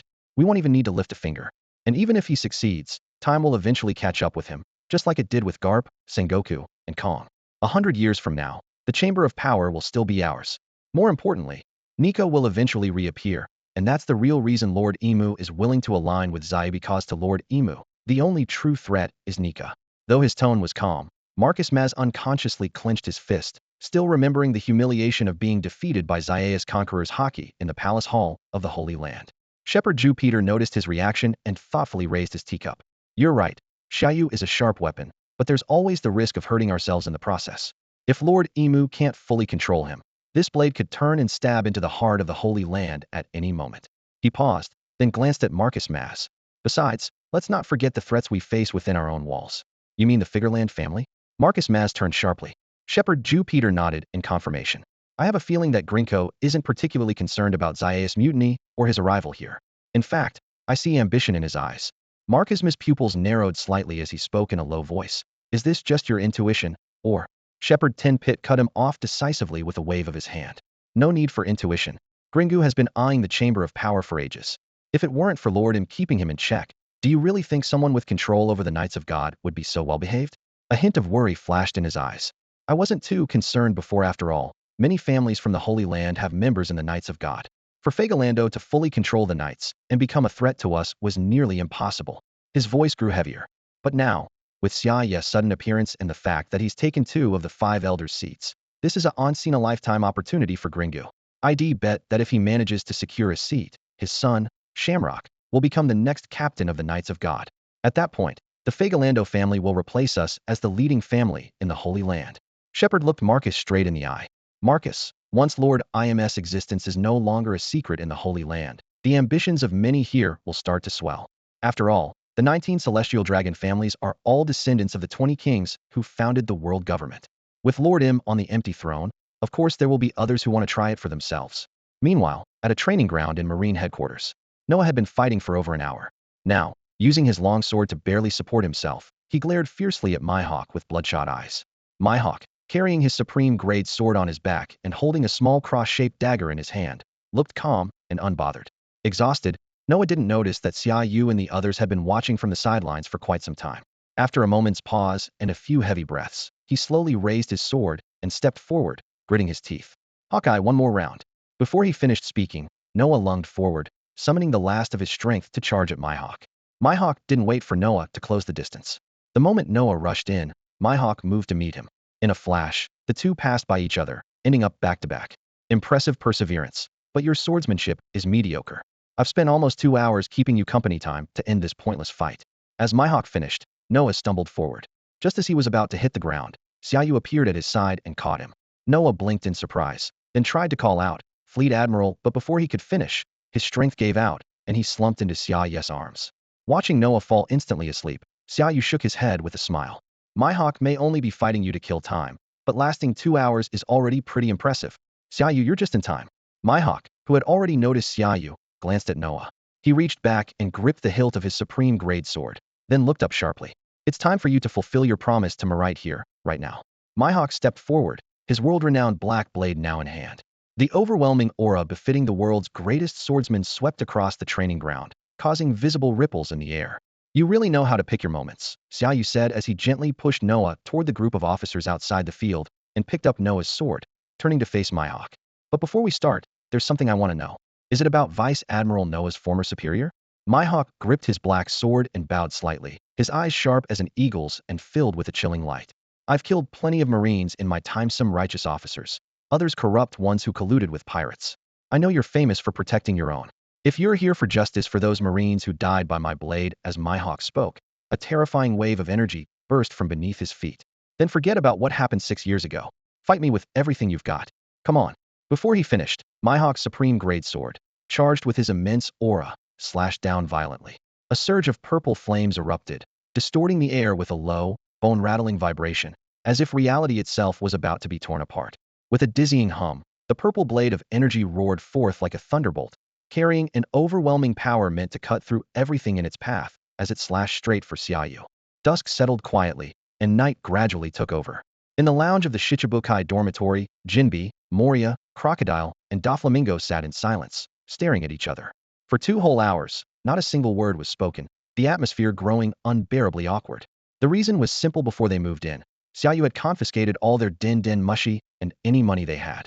Aside from the clothes on their backs, these 4 notorious Shichibukai were now completely penniless. Crocodile was especially frustrated. His cigars had been taken away, and even having a smoke to calm his nerves was now an impossible luxury. In going for a walk, Jinbi finally broke the silence, standing up and heading for the door. "I'll join you," Crocodile offered, unusually for him, his voice tinged with irritation. "Given our current circumstances, if we're not careful, we might just get on the wrong side of the Marine officers." He shot a look at Doflamingo. "Especially you. If I remember right, at the last Shichibukai meeting, you turned quite a few officers and soldiers into your puppets." Doflamingo flashed his signature grin. "Fufufu, I almost miss Fleet Admiral Sengoku now. If you all want to go together, let's go," Jinbi said, glancing back at them. With a flick of his fingers, a few berries appeared in his palm. Crocodile's eyes lit up instantly. "That's Jinbi for you, always generous. But, honestly, that's not even enough for a single cigar, since I only smoke." Before he could finish, Jinbi cut him off with a glare. "Who said I was buying you cigars? Bees easy. Suddenly, a dizzying low-frequency vibration swept in from the distance, visible ripples surging across the roof of the dormitory. "Is that a flying slash?" As the ripple flashed past, both Doflamingo and Crocodile looked up toward the window in unison and exclaimed, "Hawkeye?" Before the words had even left their mouths, the 2 of them leapt out, using their devil fruit abilities to land directly on the rooftop. Jinbi and Moria quickly followed, and the 4 of them stared toward the training grounds, where the slash had originated. On the field, a terrifying purple blade of energy clashed head-on with an even more overwhelming blackened sword wave, sending continuous low-frequency tremors through the air. Shockwaves rippled out in every direction, each collision making the very air visibly tremble. Before the 4 could react, the 2 intertwined slashes suddenly shot skyward, vanishing into the dark night above. Boom! Thunder cracked across the sky. Moments later, a bright rift tore through the night, golden light pouring down and illuminating Marineford, which had just been swallowed by darkness. It looked as if a heavenly gate had suddenly opened in the night sky, leaving the 4 Shichibukai swallowing nervously, while Marine officers everywhere stopped in their tracks or crowded to their windows, staring up in stunned disbelief at the unbelievable scene. A sword splitting the heavens, parting the clouds to reveal the sun? Outside the training grounds, Mihawk and Xia Yu's sword waves collided fiercely, sending a shockwave that instantly knocked the pursuing Navy officers off their feet. Bathed in golden sunlight, the officers stared in stunned silence at the astonishing scene before them. With a casual swing, Xia Yu blocked Mihawk's sword wave, but his brows suddenly furrowed. In the next instant, an unexpected explosion interrupted Mihawk, who was about to launch another attack. Xia Yu's long sword shattered into dust in his hand and scattered in the wind. Even Mihawk, the world's greatest swordsman, couldn't help but gasp at this sight, one that would shock swordsmen everywhere. Standing at the pinnacle of swordsmanship, he immediately understood what had happened. Xia Yu's skill had reached a level where an ordinary sword simply couldn't withstand his power. In that last exchange, Xia Yu had infused his blade with both armament haki and conqueror's haki. But even so, the ordinary sword couldn't bear the overwhelming force. Mihawk finally realized why Xia Yu hadn't brought his usual sword to the Shichibukai meeting and had instead used the golden Kanpira from Ziyuan. Hold on, Xia Yu said, turning toward the weapons rack at the edge of the grounds. "Let me grab another one, and we'll keep going." Mihawk's face twitched. In his eyes, it was pointless. No weapon on that rack would survive. He glanced up at the sky, now dimmed by the closing gates of heaven, and knew that if Xia Yu had been wielding Kanpira, the outcome would already be clear. After a brief silence, Mihawk took a deep breath and called out to Xia Yu, who was already at the weapons rack. "There's no need to continue. Let's end our duel here, as we agreed." Xia Yu had just chosen a new blade and turned around in confusion. Before he could speak, a system notification rang in his mind. "Ding, Mihawk, who issued the challenge, has conceded. According to the system's judgment, you are victorious. You have been randomly rewarded with one of the supreme grade great swords. Would you like to claim it now?" Surprised to receive a reward so easily, Xia Yu blinked, but didn't claim it right away. Instead, he looked at Mihawk and said, "Since our duel ends here, let's talk about you and Vice Admiral Noah. I wasn't in the Navy when you took out his former superior, but he's under my command now. Still, you helped me in the past, and everyone in the Navy knows I always repay my debts. From now on, you'll serve as the Navy headquarters swordsmanship instructor. responsible for training officers like Noah who use swords, Xia Yu announced in a raised voice. The salary is 100,000 berries a month. How does that sound? Mihawk turned to look at Noah, who was being carried by another officer, his expression cold as he replied, "Have them assemble at the training ground by noon tomorrow." Noon? Xia Yu was momentarily confused. Didn't you say the Shichibukai are required to attend ideological reformation sessions? Mihawk's mouth twitched slightly. Right, right, I almost forgot about that, Xia Yu said, suddenly realizing. Without another word, Mihawk strode out of the training ground. What are you all standing around for? As Mihawk left, Xia Yu turned to the officers outside the field. Hurry up and take Noah back. The officers were still reeling from the shock of Mihawk's astonishing sword strike. Remembering how they had previously ganged up on Mihawk, cold sweat broke out on their backs. If not for the protection of the Fleet Admiral, Mihawk alone could have easily dealt with all of them. What made them feel even more ashamed was that, emboldened by the Admiral's support, they had repeatedly provoked Mihawk without ever considering that. If Mihawk hadn't rescued the Admiral from that deserted island years ago, they wouldn't hold their current positions. Overcome with shame, the officers lowered their heads, avoiding Xia Yu's gaze, and quietly carried Noah off the field. Watching their reactions, Xia Yu shook his head with a faint smile. Ever since the signing of the Marineford Treaty, had noticed a growing sense of arrogance among the officers and soldiers at headquarters, but he chose not to intervene. With the possibility of a new war looming, suppressing morale wasn't a wise move after all. As the saying goes, momentum is everything in battle. Just then, a system prompt sounded. Host has received a random reward, one of the 12 supreme grade swords. Would you like to claim it now? Claim it, Xia Yu answered without hesitation. Space warped suddenly, and a uniquely designed long blade appeared out of thin arrow Western-style hilt, a slender blade, and a slightly wider, crescent-shaped tip. Congratulations, host, you have received a supreme grade sword. This blade is named Ace, once wielded by the former pirate king, Roger. You may keep the original name or rename it. Would you like to rename it? The Pirate King's sword? Xia Yu examined the blade closely and couldn't help but complain. I'm the Fleet Admiral of the Navy, and am using the Pirate King's sword? Although he was a little reluctant, he quickly made up his mind. Rename it. This blade will be called Justice. Supreme Great Blade, Justice, name registered successfully. As the system notification sounded, the Supreme Great Blade in Xia Yu's hand emitted a clear hum, the blade vibrating slightly. A strange and powerful aura burst forth from the sword, as if protesting its new name. Before Xia Yu could react, images flashed before his eyes, projected from the blade's aura like scenes from a movie. The figure that appeared most frequently was the sword's previous owner, Joel D. Roger. In the first scene, a young Roger, wearing a straw hat, stood on a ship and reached out to someone. Although the image vanished in an instant, Xia Yu's acute observation haki allowed him to recognize that person as Silvers Rayleigh, now retired and living on the Sabaody archipelago. Just as the scene faded, Roger's bold and wild voice echoed faintly. How about turning the world upside down with me, Rayleigh?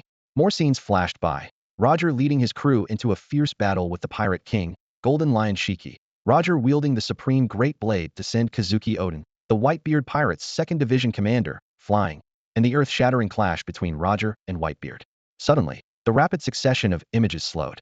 Roger was shown kneeling on the execution platform, shackled in chains. He shouted loudly, "You want my treasure? Go find it. I left everything in one place." After declaring the start of the Great Age of Pirates, Roger seemed to sense something, snapping his head up to lock eyes across time and space with Xia Yu, who now held the newly named Justice Blade. In the next instant, the visions shattered and disappeared. The blade trembled violently, emitting a dizzying resonance. A terrifying pressure erupted from the sword, materializing into blazing clouds that threatened to break free from Xia Yu's grip. Stored Conqueror's haki, huh? Interesting. Sensing the change in the blade, Xia Yu narrowed his eyes and tightened his grip, pouring his own Conqueror's haki into the sword like a raging tide. Buzz buzz buzz buzz buzz buzz.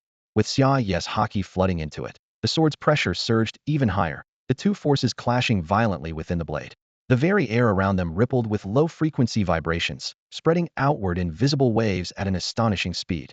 This sudden collision of Conqueror's haki sent shockwaves through everyone nearby. Mihawk, who had just returned home, Crocodile, on his way back to the dormitory, Crane, who was at Xia Yu's house, Garp, who was relaxing in his own courtyard after returning to headquarters with Crane, and every Marine officer present. All were stunned by the overwhelming aura that erupted from the blade. Before anyone at Marineford could react, the low, dizzying rumble in the air suddenly intensified.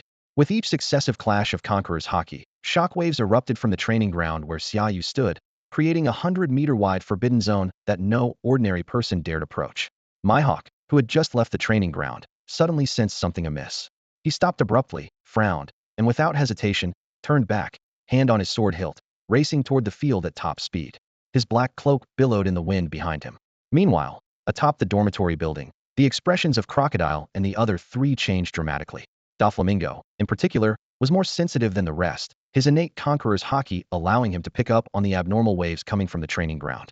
A flash of excitement crossed his eyes, his lips curled into a grin, and, without hesitation, he unleashed the power of the string fruit. Gripping an invisible thread, he shot toward the training ground like an arrow. Interesting, Crocodile muttered in a low voice, then transformed into a swirl of sand and followed close behind. Jinbe and Moria exchanged glances, then each used their abilities to rush toward the field as well. Just as Gion finished arranging the Shichibukai's accommodations and returned home, she was unfastening her sword to rest when a sudden sense of dread washed over her.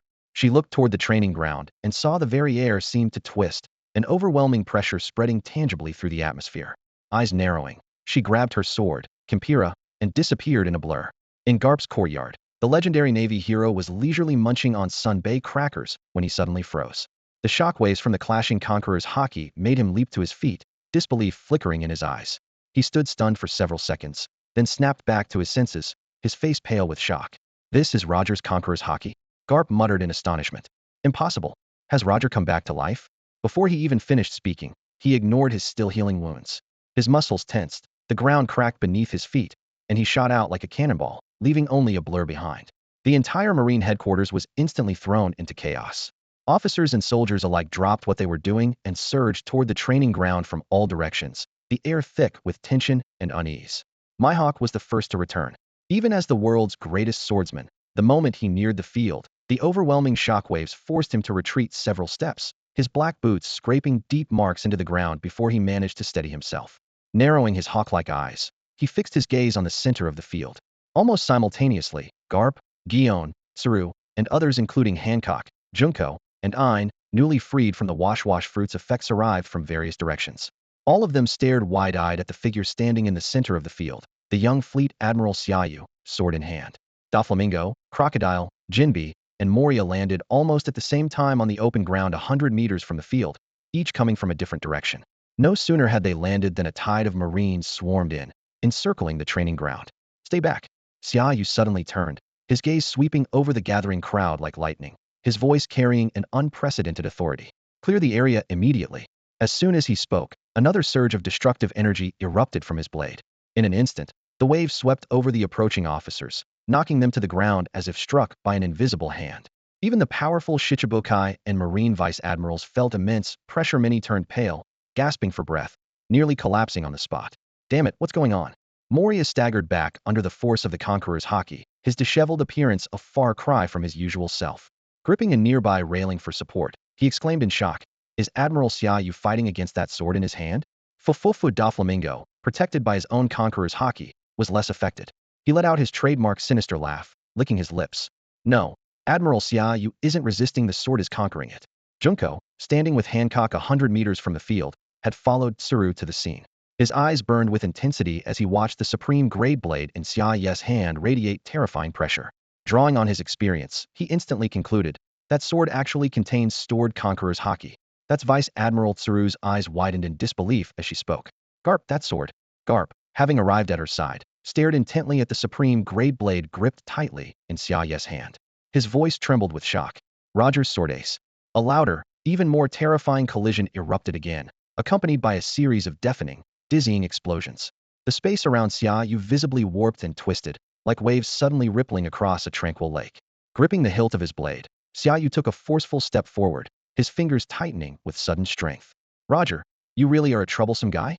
Even after 16 years, you still refuse to rest in peace. To think you stored such overwhelming conqueror's haki in this sword, he said coldly. But ace is a thing of the past. Now, this blade stands for my justice that will rule the world. Before his words had even faded, Xia Yu raised the hilt of the sword in front of him with his right hand, while his left hand, now enveloped in both armament and conqueror's haki, grasped the blade itself. Like skewering meat on a stick, his left hand slid rapidly along the blade toward the tip in a flash. The moment his hand touched the tip, the low-frequency tremors that had been shaking the air suddenly fell silent. The violent clash of conqueror's haki came to an abrupt halt, and the invisible pressure that had blanketed the entire area quietly dissipated. Everyone within 100 meters of the training ground instantly felt relief, with many collapsing to the ground as if a weight had been lifted from their shoulders. Even Mihawk, who had arrived first and held his ground through sheer strength, was no exception. As the crushing pressure vanished, he let out a long breath, feeling an almost absurd sense of pardon. More importantly, the pride he held in his heart was shattered once again by Xia Yu's overwhelming power. Had just witnessed Xia Yu forcibly straighten the foxman-shaped supreme grade blade into a straight-edged sword with sheer, unstoppable force. Not only was Mihawk, the world's greatest swordsman, left in shock, but Garpwo had cornered Roger several times and even fought alongside him was utterly stunned to see Xia Yu so easily and brutally reshape Roger's sword. It was no exaggeration to say that no one present understood Roger better than Garp, nor was anyone more familiar with his strength. Had nearly fallen to this very blade more than once. Yet this supreme grade sword, which had followed Roger across the seas and defeated countless formidable foes, was now subdued by Xia Yu's raw and simple might. Under the astonished gazes of Mihawk and Garp, Xia Yu suppressed the Conqueror's haki stored within the blade, and, using both armament and Conqueror's haki, forced the blade straight. Then, he suddenly turned and swept his gaze over the marine officers and warlords surrounding the training ground. In the next moment, he raised the supreme grade blade high above his head. This sword is one of the 12 supreme grade blades that vanished after Roger's execution 16 years ago. Whatever name it once had no longer matters now. It is called Justice. After a brief pause, Xia Yu took a step forward, sword pointing at the soldiers and officers who had fainted during the clash of Conqueror's haki, and shouted in a commanding voice, "All of you get up." Now, as Xia Yu's voice rang out, a surge of powerful, yet remarkably gentle energy swept through the area like a spring breeze. Officers and soldiers who had been knocked unconscious by the clash of Conqueror's haki began to open their eyes, looking around in confusion. "Stand up." Xia Yu's command was firm and commanding. Though still disoriented, the newly awakened officers and soldiers instinctively sprang to their feet, straightening their backs and facing Xia Yu with perfect posture. Whether it was the ordinary soldiers who had just regained consciousness or the high-ranking officers like Garp and Ziyuan, who had withstood the earlier shockwave, all eyes were now fixed on Xia Yu. The scene was silent, but in every gaze burned fervent admiration, reverence, and loyalty. The atmosphere was electric, so intense that even the Shichibukai present could feel their blood stirring with long-lost excitement. Meanwhile, out at sea in the New World, a massive fleet pressed forward through a torrential downpour. Led by Admiral Kazan, the group of warships that had entered the New World from the Holy Land cut through the rough waves, heading straight for the Navy's first branch port. The first branch, backed by the Red Line, held immense strategic importance. With most of the New World under the control of the four emperors, this outpost had become the world government's final line of defense. Its defense was so critical that seasoned vice admirals from headquarters were stationed here year-round. Unless the very core of the world government collapsed, neither the vice admirals nor the officers stationed here would ever abandon their posts, not even for major meetings at Marine headquarters. The Navy's presence in the New World wasn't limited to the first branch. There was also the fifth branch, closest to the four emperors' territory and commanded by Vice Admiral Virgo. In short, the fifth branch served as the forward fortress, while the first branch was the ultimate stronghold at the Red Line. The second, third, and fourth branches, on the other hand, had long since fallen overrun by the relentless advance of pirates and lost in the struggle between the four emperors. Rain poured down in sheets as the vice admiral of the first branch led all officers and soldiers, clad in raincoats, to form neat ranks at the port, ready to welcome the approaching fleet. The lead warship docked smoothly, and Kazan, also in a raincoat, wasted no time. He leapt down to stand before the base commander. "Attention! Salute!" At the commander's order, the soldiers standing in the rain snapped their hands up in a salute to Kazan, shouting in unison, "Loyalty!" "I'm here on a secret order from the Fleet Admiral," Kazan announced, taking a step forward and raising his hand in salute, mimicking Xia Yu's stance. His usual laid-back demeanor was gone, replaced by a sense of determination. "I don't want word of my arrival at the first branch to get out," he continued. "From now on, all officers and soldiers of the first branch will rotate with the personnel I've brought. Those rotating out will be assigned to new posts and must maintain round-the-clock communication with Admiral Sakazuki's fleet en route to Dressrosa. All intelligence agents on external assignments are to closely monitor every development in the New World. If there's any sign of Big Mom's crew or if any of Kaido's ships leave their usual territory in Wano, report to me immediately." The next morning, the sun was shining and a gentle breeze filled the air. Inside the sanctum's chamber of authority, Sengoku lounged comfortably on a spacious sofa, one leg casually draped over the other. He held a box of potato chips had never tried before, the crisp crunch echoing clearly in the vast hall. Across from him, Izambaron, the god of finance, stood restlessly, while Topman, the god of law, sat at the edge of the sofa. Satan, the god of science and defense, leaned against the wall. All three wore expressions of impatience. "Sengoku, can you stop eating already?" Izambaron finally snapped, stepping forward. This is the chamber of authority, not your snack bar. And where's Zephyr? It's the first day of his official appointment as one of the 5 elders, and he's late. Sengoku leisurely popped another chip into his mouth, replying with calm indifference, Izambaron, don't speak to me in that condescending tone. Am now Sengoku the Buddha, god of the environment, on equal footing with you all. Yu Izambaron was about to explode, but a warning look from Topman made him hold back. As much as Sengoku's attitude was infuriating, now that he was serving as the rotating god of the environment, they could no longer order him around. Suppressing his anger, Izambaron changed the subject. Where's Zephyr, the god of agriculture? He's out cultivating land, Sengoku replied, glancing toward the floor-to-ceiling windows. Beyond Panga Square, near the artificial forest on the eastern edge, Zephyr, with a single arm, was busy leading a dozen staff members in weeding and digging.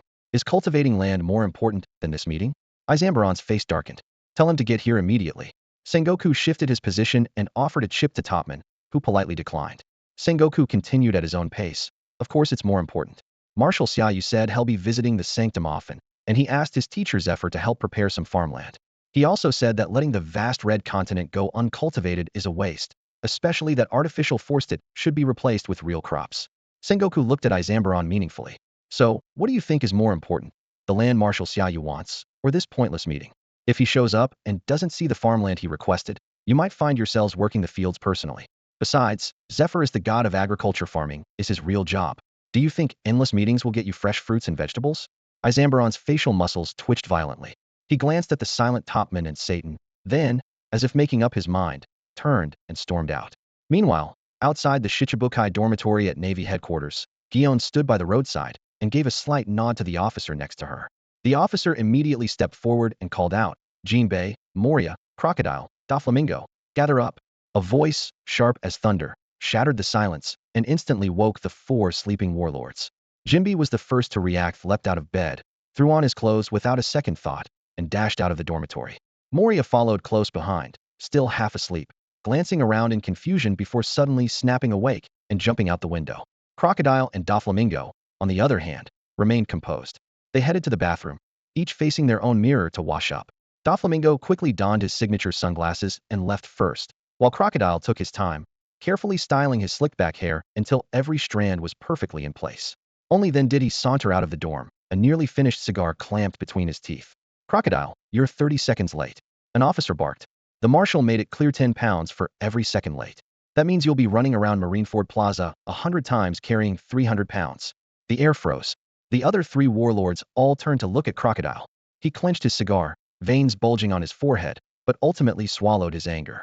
After witnessing Xia's strength and kingly presence last night, he understood the situation perfectly. This was about survival and perhaps a rare opportunity. Straightening his back, Crocodile stepped out of line and followed the officer toward the plaza. None of the others showed a hint of ridicule. After seeing a true king, they all shared the same resolve. Gion arrived just in time to lead the remaining 3 to the training grounds, where Hancock, Mihawk, and Kazan were already waiting. Leaning against the weapon rack, Xia Yu asked about Crocodile's whereabouts, and after hearing the reason, began the day's lesson. Today is simple, Xia Yu said, walking up to the 6 of them. I'm going to teach you a set of exercises to improve your health and discipline. He snapped his fingers. Music. Immediately, a broadcast echoed across Marineford. Let's begin the 8th set of radio calisthenics. March in place. Go. The moment the broadcast started, Ziyuan immediately stepped forward and began marching in place to the rhythm. At first, the 6 people present managed to keep their composure, but as Ziyuan demonstrated stretching and chest-expanding exercises, their expressions grew increasingly colorful. The first to crack was Mihawk, the world's greatest swordsman. By the time Ziyuan moved on to the 5th exercise, Mihawk's usually stern face was filled with disbelief. He thought to himself, the world's greatest swordsman, and I'm stuck here doing some kind of radio calisthenics? Does this mean there are 7 sets before this one? For a moment, he even started to question his decision to join this so-called Reformation program. For the Holy Knight Core Junzi, the humiliation hit even sooner. By the 3rd exercise high kicks, her eyes widened, and she instinctively pulled her cloak tighter around herself. She wasn't one of the warlords, yet for some reason Xia Yu had called her here. To make matters worse, she was wearing shorts today, and the thought of doing high kicks in front of everyone made her wish she could disappear on the spot. Jinbei looked completely lost, as if his soul had left his body. Moria, despite his resolve to be loyal to Xia Yu, was clearly not built for this sort of activity. Doflamingo managed to keep a calm exterior, but the twitch at the corner of his mouth betrayed his inner turmoil. Hancock, on the other hand, seemed unusually focused, perhaps because it was her first time seeing radio calisthenics. When the 8-part routine finally ended, Xia Yu struggled to keep a straight face as he addressed them. All of you are famous throughout the Grand Line. I trust you've memorized these moves. Don't underestimate this routine. Sometimes the simplest exercises are the hardest to master. Now, put aside your former titles and start your lives anew. As soon as he finished speaking, Xia Yu clapped his hands, and the dreaded broadcast began again. Though reluctant, the 6 followed Yuan's lead and started marching in place. Just then, Crocodile, having just finished his punishment task, was led toward the training ground by an officer. At first, he didn't think much of it when he saw Mihawk and the others moving in such a strange way. But as he got closer and saw the utter despair on their faces, he immediately sensed something was wrong. Crocodile stopped in his tracks, cleared his throat to signal the officer ahead to halt, and asked with a serious expression, "Did I just finish running 100 laps?" The officer blinked in confusion, about to speak, when Crocodile turned to glare at him with a stern expression. "You must have miscounted. I'm sure I ran 10 laps less," Crocodile declared firmly, and then added, "You don't want to get punished for poor supervision, do you? They'll go back right now and run another 20 laps. No, they'll start over and run 100 laps from the beginning." "I didn't miscount," the officer replied, shaking his head with conviction. "Rules are rules. Now go join the others for the 8th set of radio calisthenics." This routine was invented by the Fleet Admiral himself when he was just a captain. Almost everyone at headquarters knows it. It's a lot easier than running laps with weights. Crocodile's mouth twitched. He, the president of Baroque Works, the man who once challenged the world's strongest, Whitebeard Sir Crocodile, was being made to do childish exercises. He'd rather run all day carrying 1,000 pounds than do this. But he knew there was no way out, so he reluctantly followed the officer to the training ground. As soon as they arrived, Xia Yu's den mushy rang. It was Akainu, reporting that all members of the Don Quixote family had been brought under control. Xia Yu immediately ordered a warship to escort them to headquarters to prevent any trouble in Dressrosa. After giving his instructions, Xia Yu looked up at Doflamingo, who was doing the 7th set of jumping exercises. He couldn't help but laugh. "Can't you stand up straight?" Doflamingo ignored him, continuing to jump in a defiant pose. He wanted to stand straight, but his habit of hunching made it difficult. Still, to avoid being singled out by Xia Yu, he forced himself to straighten up a bit. Xia Yu shook the den mushy. "Good news from Dressrosa. Family members are cooperating. You can focus on your reform here without worry." As soon as he finished speaking, he followed the broadcast and called out, "8th set. Cool down exercises. 1, 2, 3, 4. 2, 2, 3, 4. Go. 2 more calls came in. First, Dalmatian reported that all Baroque Works members had been put on a warship. Then Strawberry called to say he was returning with Moria's subordinates. The entire morning passed with the endless sound of the radio broadcast and Xia Yu's steady stream of calls. When Xia Yu finally announced the end of the session, Mihawk, Crocodile, and Doflamingo vanished in an instant, while Jinbe, Moria, and Kyunko collapsed on the spot, relieved. Only Hancock was still full of energy. She ran up to Xia Yu, cupping her face in her hands. "Xia Yu, did I do well? If you liked it, I can keep dancing for you." At her words, Jinbe and Moria shot her a look, then bolted away at once. Kyunko glanced at Hancock, exasperation clear in her eyes at Hancock's hopeless infatuation, and quickly slipped away as well. Of course, Xia Yu had no fondness for the 8th set of radio calisthenics. Even if Hancock, the most beautiful woman in the world, performed it for him, he wouldn't be impressed. Whenever he thought back to his school days before he crossed over, the blaring music of those calisthenics always gave him a headache. During morning exercises, he would either hide in a corner of the school building or drift off in the crowd, lost in thought. It was precisely because he had suffered so much from the 8th set of radio calisthenics that he decided the 7 warlords should experience this kind of joy as well.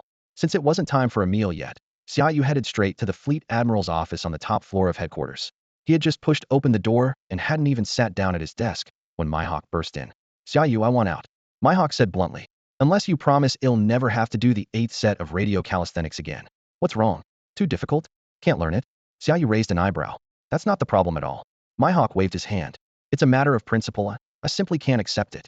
"Relax." Xia Yu pulled a bag of walnuts from his drawer and sat down at the coffee table. "Have some walnuts and take your time." He glanced around for something to crack them open, and finally his gaze landed on the supreme grade sword hanging on the wall. He got up, took the treasured blade down, and casually used the back of it to smash the walnuts open. "Wait." Mihawk's eyes widened.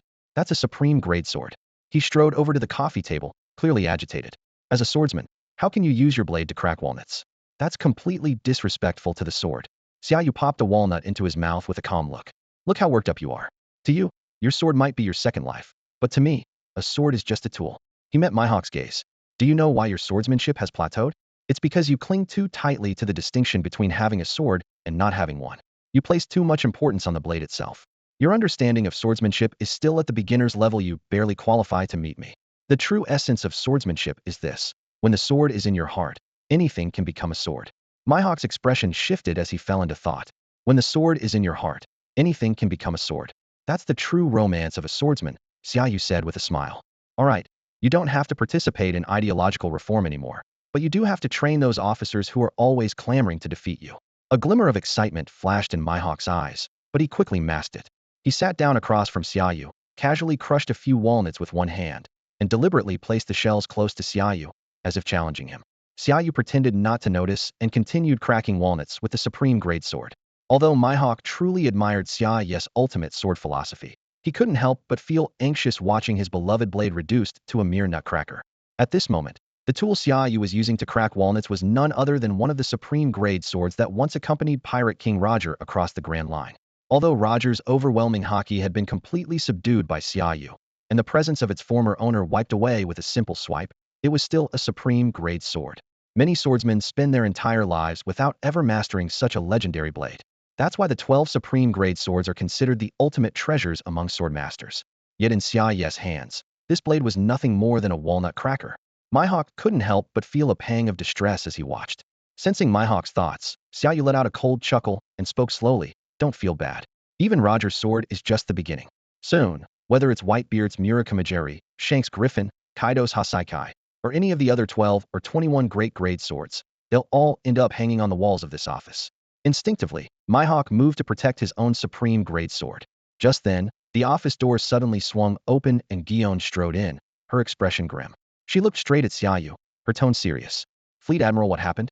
Xia Yu absent-mindedly rolled 2 walnuts in his hand and replied, Go ahead. Mihawk isn't an outsider.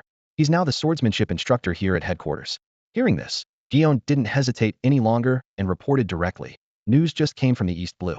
Colonel Stock, who was on his way to take command at the 16th branch, was ambushed by the Arlong pirates while clearing out pirates in his new territory. She paused, her gaze heavy. There were no survivors, not Colonel Stock, nor any of his crew. Crack. The walnuts in Xia Yu's hand were crushed to dust in an instant, the powder slipping between his fingers. As the fragments scattered, a heavy silence fell over the office. Neither Mihawk nor Gion dared to utter a word. Gion, especially, understood just how much Xia Yu cared for his subordinates, particularly those who had fought by his side since the early days. Colonel Stock was one of those trusted veterans, seen as family. The silence stretched for several tens of seconds. At last, Xia Yu abruptly stood up and strode toward the door without a word. After a few steps, as if suddenly remembering something, he turned back, his voice hoarse. Gion, I think I lost something. Help me find it. Gion immediately picked up the supreme grade sword, Justice, from the coffee table and held it close. Xia Yu nodded and whispered, Yes, my sword.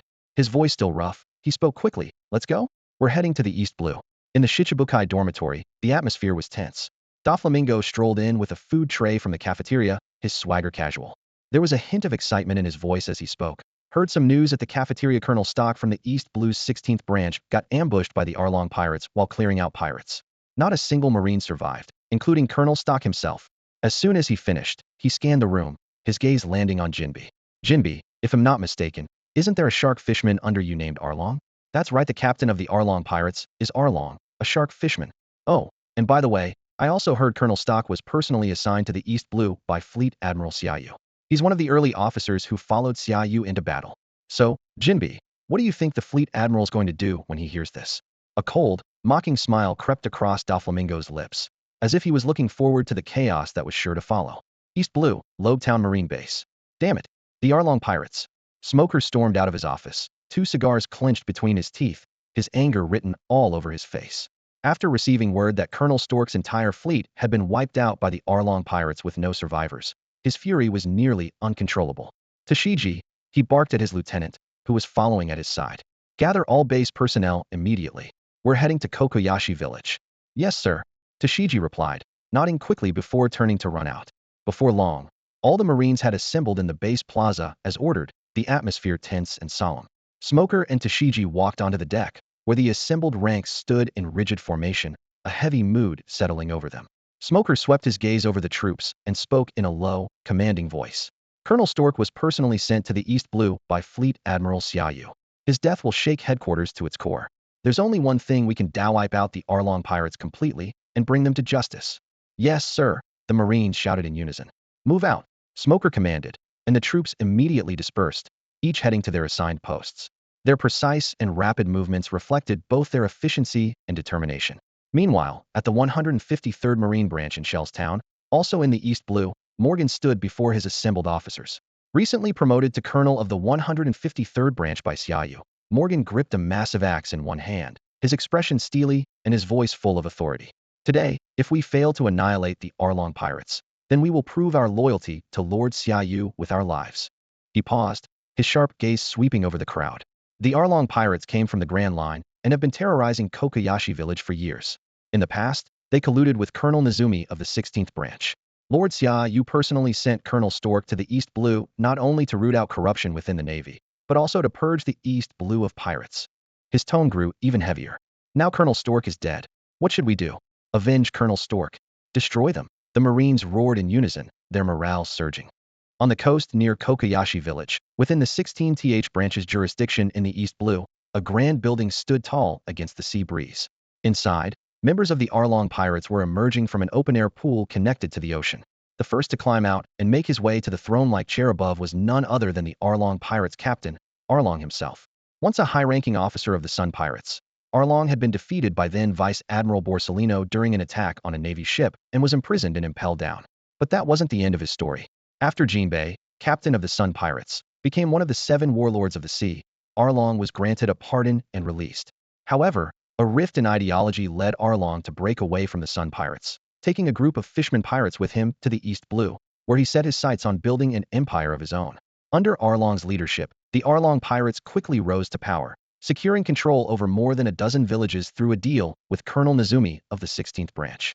With ruthless, oppressive policies, they extorted large sums of money from the villagers in exchange for their lives. Those who couldn't pay were executed by Arlong himself.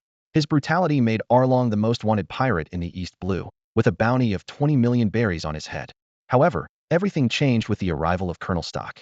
This new colonel, transferred directly from Navy headquarters to the 16th Branch, wasted no time making his mark. He launched a swift and ruthless campaign against corruption within the branch, publicly executing the previous colonel, Mouse, without trial to demonstrate his iron-fisted leadership. Immediately after, Colonel Stock ordered a full-scale crackdown on the pirates operating in their jurisdiction. It was at this moment that representatives from several villages under the control of the Arlong pirates came to the 16th Branch to plead for help, tearfully recounting their suffering. When Colonel Stock learned that Kokoyashi village and more than 20 nearby villages were being terrorized by the brutal Arlong pirates, he ordered his warships to set sail, without hesitation. Shahahaha. Arlong sat proudly on his throne in Arlong Park, bursting into triumphant laughter. What a bunch of foolish humans. The Navy? They're just pathetic humans too. At that moment, several of his officers emerged from the pool. Kissing Fishman Chu, with a bounty of 5.5 million berries, sneered. They actually dare to challenge us in these waters? They must have a death wish. Octopus Fishman Hachi climbed out of the pool, worry etched on his face.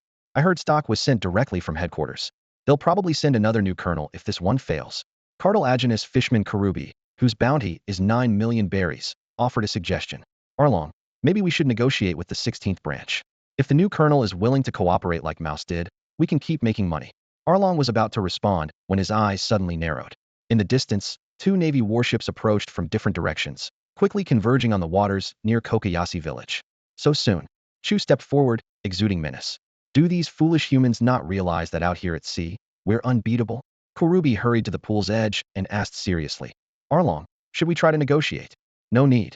Arlong sprang to his feet, a bloodthirsty grin spreading across his face. Let's wipe them out in one go. Yeah. The members of the Arlong pirates cheered in unison. Get ready for battle. Ah, these foolish Navy officers are going to be my sacrifice. A few warships silently cut through the calm surface of the sea, making their way through the windless belt where massive sea kings lurked. As the fleet emerged from this dead silent region, the engines suddenly roared to life, and the ships surged ahead into the East Blue. The sea breeze came rushing in, whipping up towering waves that slammed against the hulls. The seagull flags atop the masts snapped in the wind, a striking display of the Navy headquarters authority. News of this event flashed back to Logatona, prominent city at the entrance to the Grand Line, known as the town of beginnings and endings. In Logtown's chaotic red light district, a gang of delinquent youths was swaggering toward a bar. Leading the pack was Bartolomeo, a teenager with spiky grass-green hair. One of his followers glanced around nervously, anxiety written all over his face. Boss Bartolomeo, Isn't it too risky to try and take over territory right now? He whispered. Even though the sheriff's with us, the new chief is no pushover. I heard he's a devil fruit user from H. Pirates won't even act up under his nose. Hey, ha ha ha. Bartolomeo waved him off. Colonel Smoker's out at sea hunting pirates. This is our chance. We have to claim this turf before he gets back. Well, win for sure. With a rallying shout, the group surged toward the bar like a wave. But before they could reach the entrance, the doors suddenly burst open. A group of panicked pirates stumbled out, colliding head-on with Bartolomeo's gang. The pirate captain immediately drew his gun, pressing it to the forehead of one of the delinquents and snarled, "If you don't want to die, get out of the way." "Captain, who are you talking to?" A frantic voice crackled out from a den mushy. "Don't waste time. Something big is about to happen in the East Blue." A merchant ship just docked with news. A fleet just crossed the comm belt, and it's led by the new Fleet Admiral, Xia Yu, the same one who executed Whitebeard Jr. on live broadcast. The pirate captain's face went pale. The Fleet Admiral himself is coming to the East Blue? You have no idea, Captain. The voice on the den mushy grew even more urgent. The Arlong pirates attacked one of the Fleet Admiral's closest subordinates, a Marine colonel from the 16th branch. And it gets worse. The Fleet Admiral isn't coming alone. He's bringing a newly appointed admiral and several vice admirals. This isn't just about dealing with the Arlong pirates. There's something much bigger going on. They mobilized such a massive force for only one reason. They were about to launch a ruthless retaliation across the East Blue, and every pirate would be caught in the crossfire. Hearing this, the pirate captain immediately panicked. The gun he had pressed against the delinquent's head was forgotten as he hesitated no longer. Not wanting to get entangled with these rogue town gangsters, he quickly pulled out a bag of berries and threw it at Bartolomeo's feet before turning and fleeing at full speed. Bartolomeo blinked in surprise, clearly confused by what had just happened. He muttered to himself, "What's going on? Am I really that famous now? Did I just scare a pirate into paying for his life? Maybe I really do have what it takes to be the boss of Rogue Town." Meanwhile, at the famous Sea Restaurant Bar Thai in the East Blue, the usually calm atmosphere was suddenly shattered by a surge of noise. Some guests put down their bowls, chopsticks, and wine glasses, rushing out to the deck to see what was happening. "What's going on? Why are there so many warships in these waters all of a sudden?" One guest exclaimed in shock. "Wait, isn't that? The man on the deck of that warship looks really familiar." Another person shouted. "That's right, I remember now. That's the new Fleet Admiral, Xia Yu, the one who spoke to the cameras during Whitebeard Jr.'s public execution at Navy headquarters." Someone else realized, eyes wide. "So impressive, so cool, do you think I could ask him out?" "Cool." Another shook their head. "That's the least of it. He became Fleet Admiral in his 20s, a real role model for all of us. He even forced the Holy Land to sign the Marineford Treaty. In the past several centuries, no one else has accomplished that. And it's not just the Fleet Admiral. Look at the female officer next to him. She's wearing an admiral's coat from Navy headquarters." "What? There's a female admiral here?" a guest blurted out in surprise. "I thought there were only 3 admirals, and they're all men. Who's this woman?" "She's definitely wearing an admiral's coat, and the people around her are all vice admirals from headquarters. This is huge. What's happened in East Blue to bring the Fleet Admiral, an admiral, and so many vice admirals all at once?" More and more guests abandoned their meals, crowding the deck or pressing against the windows to catch a glimpse of the distant sea, their voices buzzing with speculation. 100 meters from the restaurant, several warships advanced in a fan-shaped formation, exuding an overwhelming presence. At the front of the lead ship stood Xia Yu, cloaked in his Fleet Admiral's coat. His gaze was sharp as a blade, and an unintentional aura of menace radiated from him. Even at that distance, every guest in the restaurant and every chef in the kitchen hallway felt an almost suffocating pressure. Zeph, the old chef, stood in the kitchen corridor, his eyes following the warship's approach, fixed on the imposing figure of the young Fleet Admiral at the bow. Sanji, still a teenager, looked on with curiosity, whispering, "That's Fleet Admiral Xia Yu, the one who led the execution of Whitebeard Jr. live from Navy headquarters, right? He's even more impressive in person than in the newspapers." Sanji turned to Zeph, eager for his opinion. Zeph nodded, his gaze never leaving the warship, his expression serious. "Impressive? Of course he is. He seized power and became Fleet Admiral in his 20s, forced the Holy Land to sign the Marineford Treaty. No one's pulled off something like that in 500 years. As the warship sailed past the floating restaurant, Xia Yu suddenly turned, his piercing gaze sweeping over the restaurant and locking onto Zeph and Sanji, standing on the deck. In that instant, Zeph felt a chill shoot up his spine. He shuddered and quickly looked away, afraid to draw any more attention from the Fleet Admiral. It wasn't until the warships had sailed off into the distance that Zeph let out a shaky breath, his voice trembling slightly. That kind of presence, East Blue is in for trouble. The warship, having just passed the floating restaurant, continued to accelerate. Guion, draped in her admiral's coat, strode quickly across the deck to stand before Xia Yu. Holding a den mushy, she bowed slightly and reported, "Fleet Admiral, Colonel Smoker and Morgan have successfully wiped out the Arlong pirates." All members are now in custody. Before she finished speaking, An arrived in a hurry, her own Vice Admiral's coat billowing behind her. Report. There's a fleet of pirate ships ahead, at least 30 vessels. Xia Yu frowned. 30? An quickly flipped through the East Blue pirate records in her hand. Judging by their flags, it's the Krieg pirates, the biggest pirate force in East Blue. They've evaded the Navy multiple times and kept expanding. Our records show they now have over 3,000 crew members. 3,000? Xia Yu's eyes flashed coldly. All ships, full speed ahead. We'll crush them directly. That won't be necessary. A voice came from inside the cabin. Mihawk, bearing his supreme grade sword, stepped onto the deck. Such pirates hardly warrant the Fleet Admiral's attention. Leave them to me. He stood before Xia Yu and asked in a low voice. Do you want them captured alive, or should I wipe them out? Leave none alive, Xia Yu replied, his tone icy. Mihawk hesitated for a moment. 3,000 lives. But seeing the steely resolve in Xia Yu's eyes, he understood at once. Understood. Without another word, Mihawk leapt from the deck, landing swiftly on his coffin-shaped boat, and sped toward the pirate fleet ahead. On deck, not one of the officers, including Jian, voiced any objection to Xia Yu's order. They stood straight and silent, their faces calm. This was a stark contrast to the past once. They would have suggested giving those forced into piracy a chance at redemption. But ever since the sacrifice of Colonel Stock, every pirate in East Blue now faced the full wrath of the Fleet Admiral. More importantly, following Xia Yu had taught them a harsh truth. Mercy to pirates was cruelty to the Navy and innocent civilians. No one understood this better than Zephyr, the former admiral known for never executing pirates. Yet in the end, his wife and child were killed by pirates, and just a few years ago, an entire ship of trainee officers perished at sea. As one of only 2 survivors from the ill-fated trainee ship, An wholeheartedly agreed with Admiral Xia Yu's perspective. The first thing Admiral Xia did after taking command was to publicly execute the pirates who had attacked the trainee ship. His decisive action and the principles he promoted strengthened Ain's resolve to follow him for life. The warship didn't slow down after Mihawk left. If anything, it picked up speed as he dashed ahead like a flash of lightning. Inside the main cabin, Doflamingo let out his signature harsh laugh. Fufufu. Looks like Hawkeye is treating himself as a full-fledged Marine now. He turned to Jinbe, who was huddled alone in the corner, his tone openly mocking. Did you hear that, Jinbe? The Arlong pirates have been completely taken down. If you don't want Kokoyashi village to get dragged into this, you'd better join Mihawk and help wipe out those pirates. Take out a few more, and maybe you'll cool off Admiral Xia's temper. Before he could finish, a dizzying hum swept over the warship, growing louder by the second. The 7 warlords fell silent at once.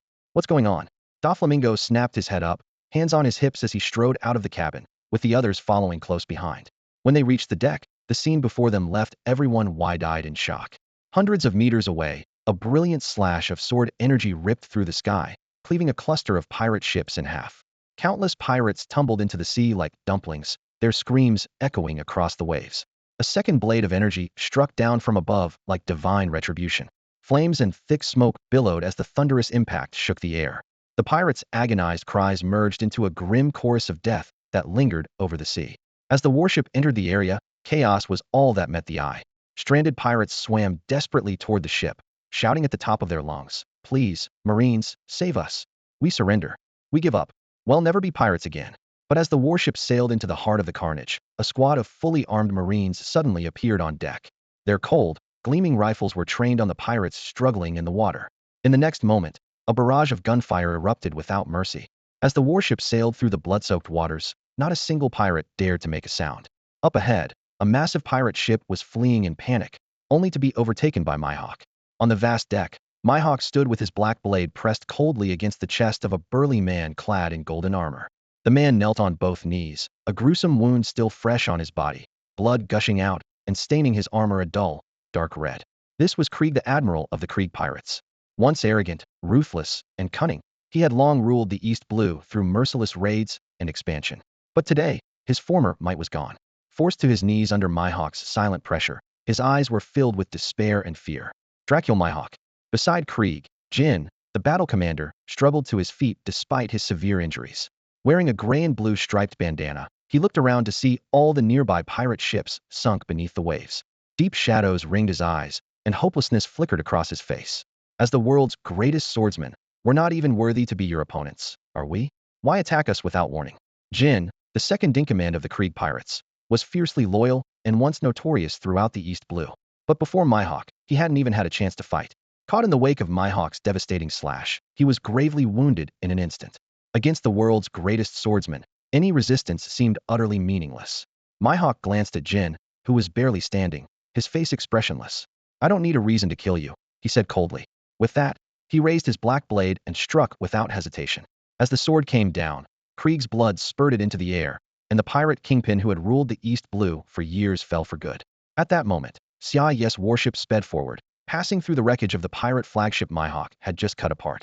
Aside from a few Shichibukai on deck who watched coldly, the Navy officers seemed to ignore the scene entirely. They stood behind Xia Yu, their eyes fixed on the distant Kokoyashi village. Mihawk nodded slightly to Xia Yu, who stood at the bow of the ship, then turned and swiftly executed Jin. Without pausing, he leapt onto a small, battered boat and quickly caught up with the warship ahead. Meanwhile, the villagers of Kokoyashi, startled by the sudden battle, rushed out of their homes like frightened rabbits and gathered in the village square, their faces filled with confusion and fear. At the same time, Captain Smoker and Morgan led their warships in a fierce clash with the Arlong pirates, as the air filled with the smell of gunpowder and blood. At long last, the Navy has come to take on Arlong and his crew. Oh, please, brave officers, do your best to capture every last one of them. Don't shout so loudly. Rumor has it a Navy ship led by an officer was ambushed by Arlong's gang and wiped out. If these Marines can't defeat them now, Arlong's crew will surely come after you next. Aegean, do you know where these Marines came from? An anxious voice cut through the commotion in the crowd. Yeah, Aegean, you're the village constable, you must know something about them, right? Another person pressed urgently. Aegean looked tense, his forehead creased in worry as he glanced toward Arlong Park. He was a middle-aged man with a windmill hat and scars across his face. He felt a deep sense of unease. Now isn't the time to worry about the outcome of the fight. Nami is still in Arlong Park if she gets caught in the crossfire. Before he could finish, his anxiety deepened and he hurried off toward the village square. Aegean was the resident officer of Kokoyashi village. Years ago, when Arlong's crew suddenly attacked, he had risked his life to protect Belmir, a single mother, and her adopted daughters, Nami and Nojiko. But he was badly beaten and left with scars that would never fade. Every time he recalled those days, a surge of anger rose inside him. Aegean! Aegean! A desperate shout snapped him out of his thoughts. A teenage girl with short blue hair came running from outside the village, pushing through the crowd and rushing to Aegean, her voice trembling with excitement. It's over. The Navy has subdued Arlong's crew. Let's go get Nami out of there. Really? Aegean froze, barely able to believe what he was hearing. It's true, Aegean. I saw it with my own eyes. I even heard 2 Marines say their admiral is coming to Kokoyashi village soon. The admiral? Aegean's eyes widened in shock, his heart pounding with disbelief. The admiral himself? How can that be? It's true. The Marines said so themselves. Nojiko was nearly in tears with joy, nodding desperately, her eyes shining with hope. This is incredible. Aegean couldn't contain his emotions. Tears welled up in his eyes as he stood stunned with excitement. The Navy admiral is coming in person. Kokoyashi village is saved. Aegean, why are you crying? Nojiko clearly didn't understand his reaction and urged him. Let's hurry and find Nami.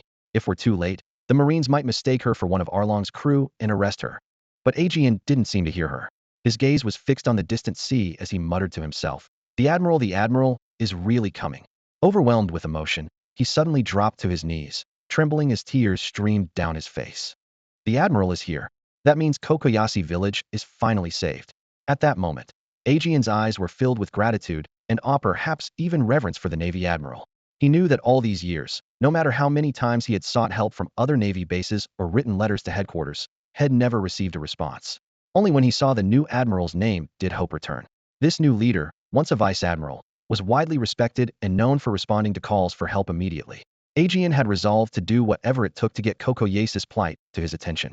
He never imagined, though, that the admiral would come to the East Blue in person and even visit their tiny, unknown village.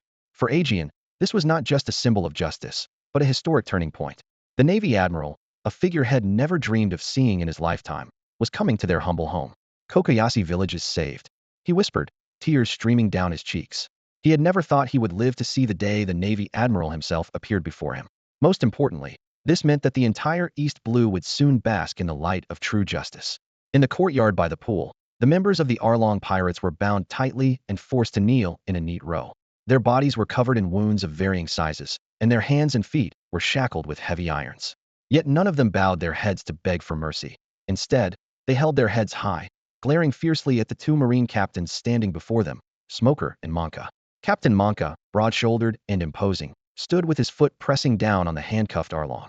Resting on his shoulder was a blood-stained axe, and every time Arlong made the slightest movement, Monka would ruthlessly slam the back of the blade onto him. Though Monka himself was covered in gruesome wounds, he appeared unusually exhilarated, a hint of fanaticism in his eyes. If it hadn't been for the news that Fleet Admiral Xia Yu was on his way, these fisherman pirates would have already been executed on the spot. The battle had been far tougher than expected. Arlong's strength had greatly exceeded Monka's estimation. If Captain Smoker from Lowtown hadn't arrived in time, Monka might have met the same fate as Captain Stock. The warship's cannon fire had been useless against Arlong, who could even bite through whistling cannonballs with his massive jaws. During the fight, several soldiers were severely injured, and Monka himself was bitten twice, nearly losing his arm to Arlong's huge saw blade. Even after Smoker dealt with two of Arlong's officers and rushed over to help, it still took both of them working together to finally subdue Arlong. Captain Monka, an adjutant hurried over to report. We've finished searching the entire park. No other pirates found. But according to one of the fishmen, they have a sea cow companion named Momo. A cold glint flashed in Monka's eyes. Find it and kill it. We'll stew it up for the men to recover their strength. I want every last worm in this park dug up and crushed. The soldiers sprang into action. Some grabbed hoes and shovels to dig up the ground, while others suited up in diving gear and jumped into the pool, swimming out toward the sea to search for any sign of Momo. Off to the side, Smoker stood with two cigars between his lips, watching the soldiers actually start digging for worms. He couldn't help but twitch at the spectacle, but he said nothing. Instead, he gazed seriously out over the distant sea. The news that Fleet Admiral Xia Yu was coming to the East Blue had taken him by surprise. He knew that Xia Yu had always been fiercely protective of his own back at headquarters, but he hadn't expected that even after becoming Fleet Admiral, Xia Yu would still be so personally involved, coming all the way to the East Blue for the loss of a single captain. Clearly, Xia Yu had set out for the East Blue at full speed the moment he received the news. Although he had once been considered the troublemaker of the division, he knew deep down that Xia Yu's personal visit to the East Sea was definitely about more than just honoring Colonel Stokes' sacrifice. There were sure to be follow-up actions. These actions wouldn't simply be about cleaning up the East Sea, but would likely involve new policies targeting the Navy itself. Meanwhile, villagers from Kokoyashi village, having heard the news, arrived one after another, gathering in dense crowds outside the battered gates of Arlong Park. On the battlefield, Navy soldiers were still busy clearing away the traces of battle. Through the damaged gates, the villagers could clearly see the source of their nightmares: Arlong and his gang, tightly bound and forced to kneel, with Arlong himself pinned under Colonel Monka's foot like a defeated dog. Once it was confirmed that Arlong's entire crew had been captured, the villagers could no longer contain the emotions they had suppressed for years. Some wept tears of joy, the drops tracing lines down their wrinkled cheeks. Others threw their fists in the air, shouting, "Long live the Navy!" Many more simply collapsed to the ground, as if a massive weight had been lifted, their shoulders trembling uncontrollably. Ever since Arlong's gang had taken over Kokoyashi village, they had lived each day under the shadow of death. Even with protection money at the ready, they never felt safe, always fearing that Arlong's crew would, on a whim, decide to kill them for no reason at all. Standing at the very front of the crowd, Aegean and Nojiko didn't join in the celebrations. Instead, they anxiously searched the group of captured fishmen, but couldn't find the familiar face they were looking for. Aegean, I don't see Nami. Nojiko's voice trembled with worry as she scanned every member of Arlong's crew. Before she finished speaking, she pushed past the two Navy guards at the gate, running into the park and calling out at the top of her lungs, "Nami! Nami! Hey, young lady!" Two soldiers who were cleaning up the battlefield quickly rushed over to block her. "You can't go in there. I'm looking for my sister." Nojiko choked out, her voice heavy with despair. "My sister was taken here by Arlong's gang. Please, officers, can you help me find her?" At that moment, Tashiji strode over, motioning for the two soldiers to step aside before turning to Nojiko. Wait. Before Tashiji could ask anything, Aegean broke through the guards, stumbling up to Tashiji and urgently explaining, "Officer, Nojiko didn't mean any harm. Please, we just..." Tashiji seemed to understand Aegean's concerns and immediately interrupted, "Don't worry, we're the Navy, and we stand for justice. If your loved one was really taken by Arlong's crew, we'll help you find her." Her tone was firm and sincere. "Of course, I know the former Navy colonel in this district caused you a lot of pain, but that's all in the past. The officer who colluded with Arlong has already been executed." After a brief pause, Tashiji turned to Nojiko, her voice softer. "Are you sure your sister is in this park? We searched the whole place just now and didn't find any humans apart from the fishmen." "I'm sure." Nojiko nodded emphatically, determination shining in her eyes. "Nami told me she was living here." She pointed to the top of the tallest building inside the compound. "All right, they'll help you search," Tashiji said without hesitation, turning to lead Nojiko for another look. But just as Tashiji turned around, she was met with a strange sight. Monka and all the Navy soldiers from the 153rd Division suddenly stopped what they were doing, snapped to attention, and saluted toward the sea. Even the usually laid-back Smoker straightened up, his expression solemn as he faced several large warships that had just appeared on the horizon. Following everyone's gaze, Tashiji's eyes widened in shock. She called out urgently, "The Admiral is here. All hands salute." Before she had finished speaking, Tashiji herself straightened up, joining the other Navy soldiers from Logtown Base, as they all turned to face the sea. And more was yet to come. That's all for today. Thank you so much for watching. I hope you guys enjoyed. If you wish to have another part of this recap, please give us at least 1,000 likes. Please don't forget to comment and subscribe to our channel for more content like this. Until next time.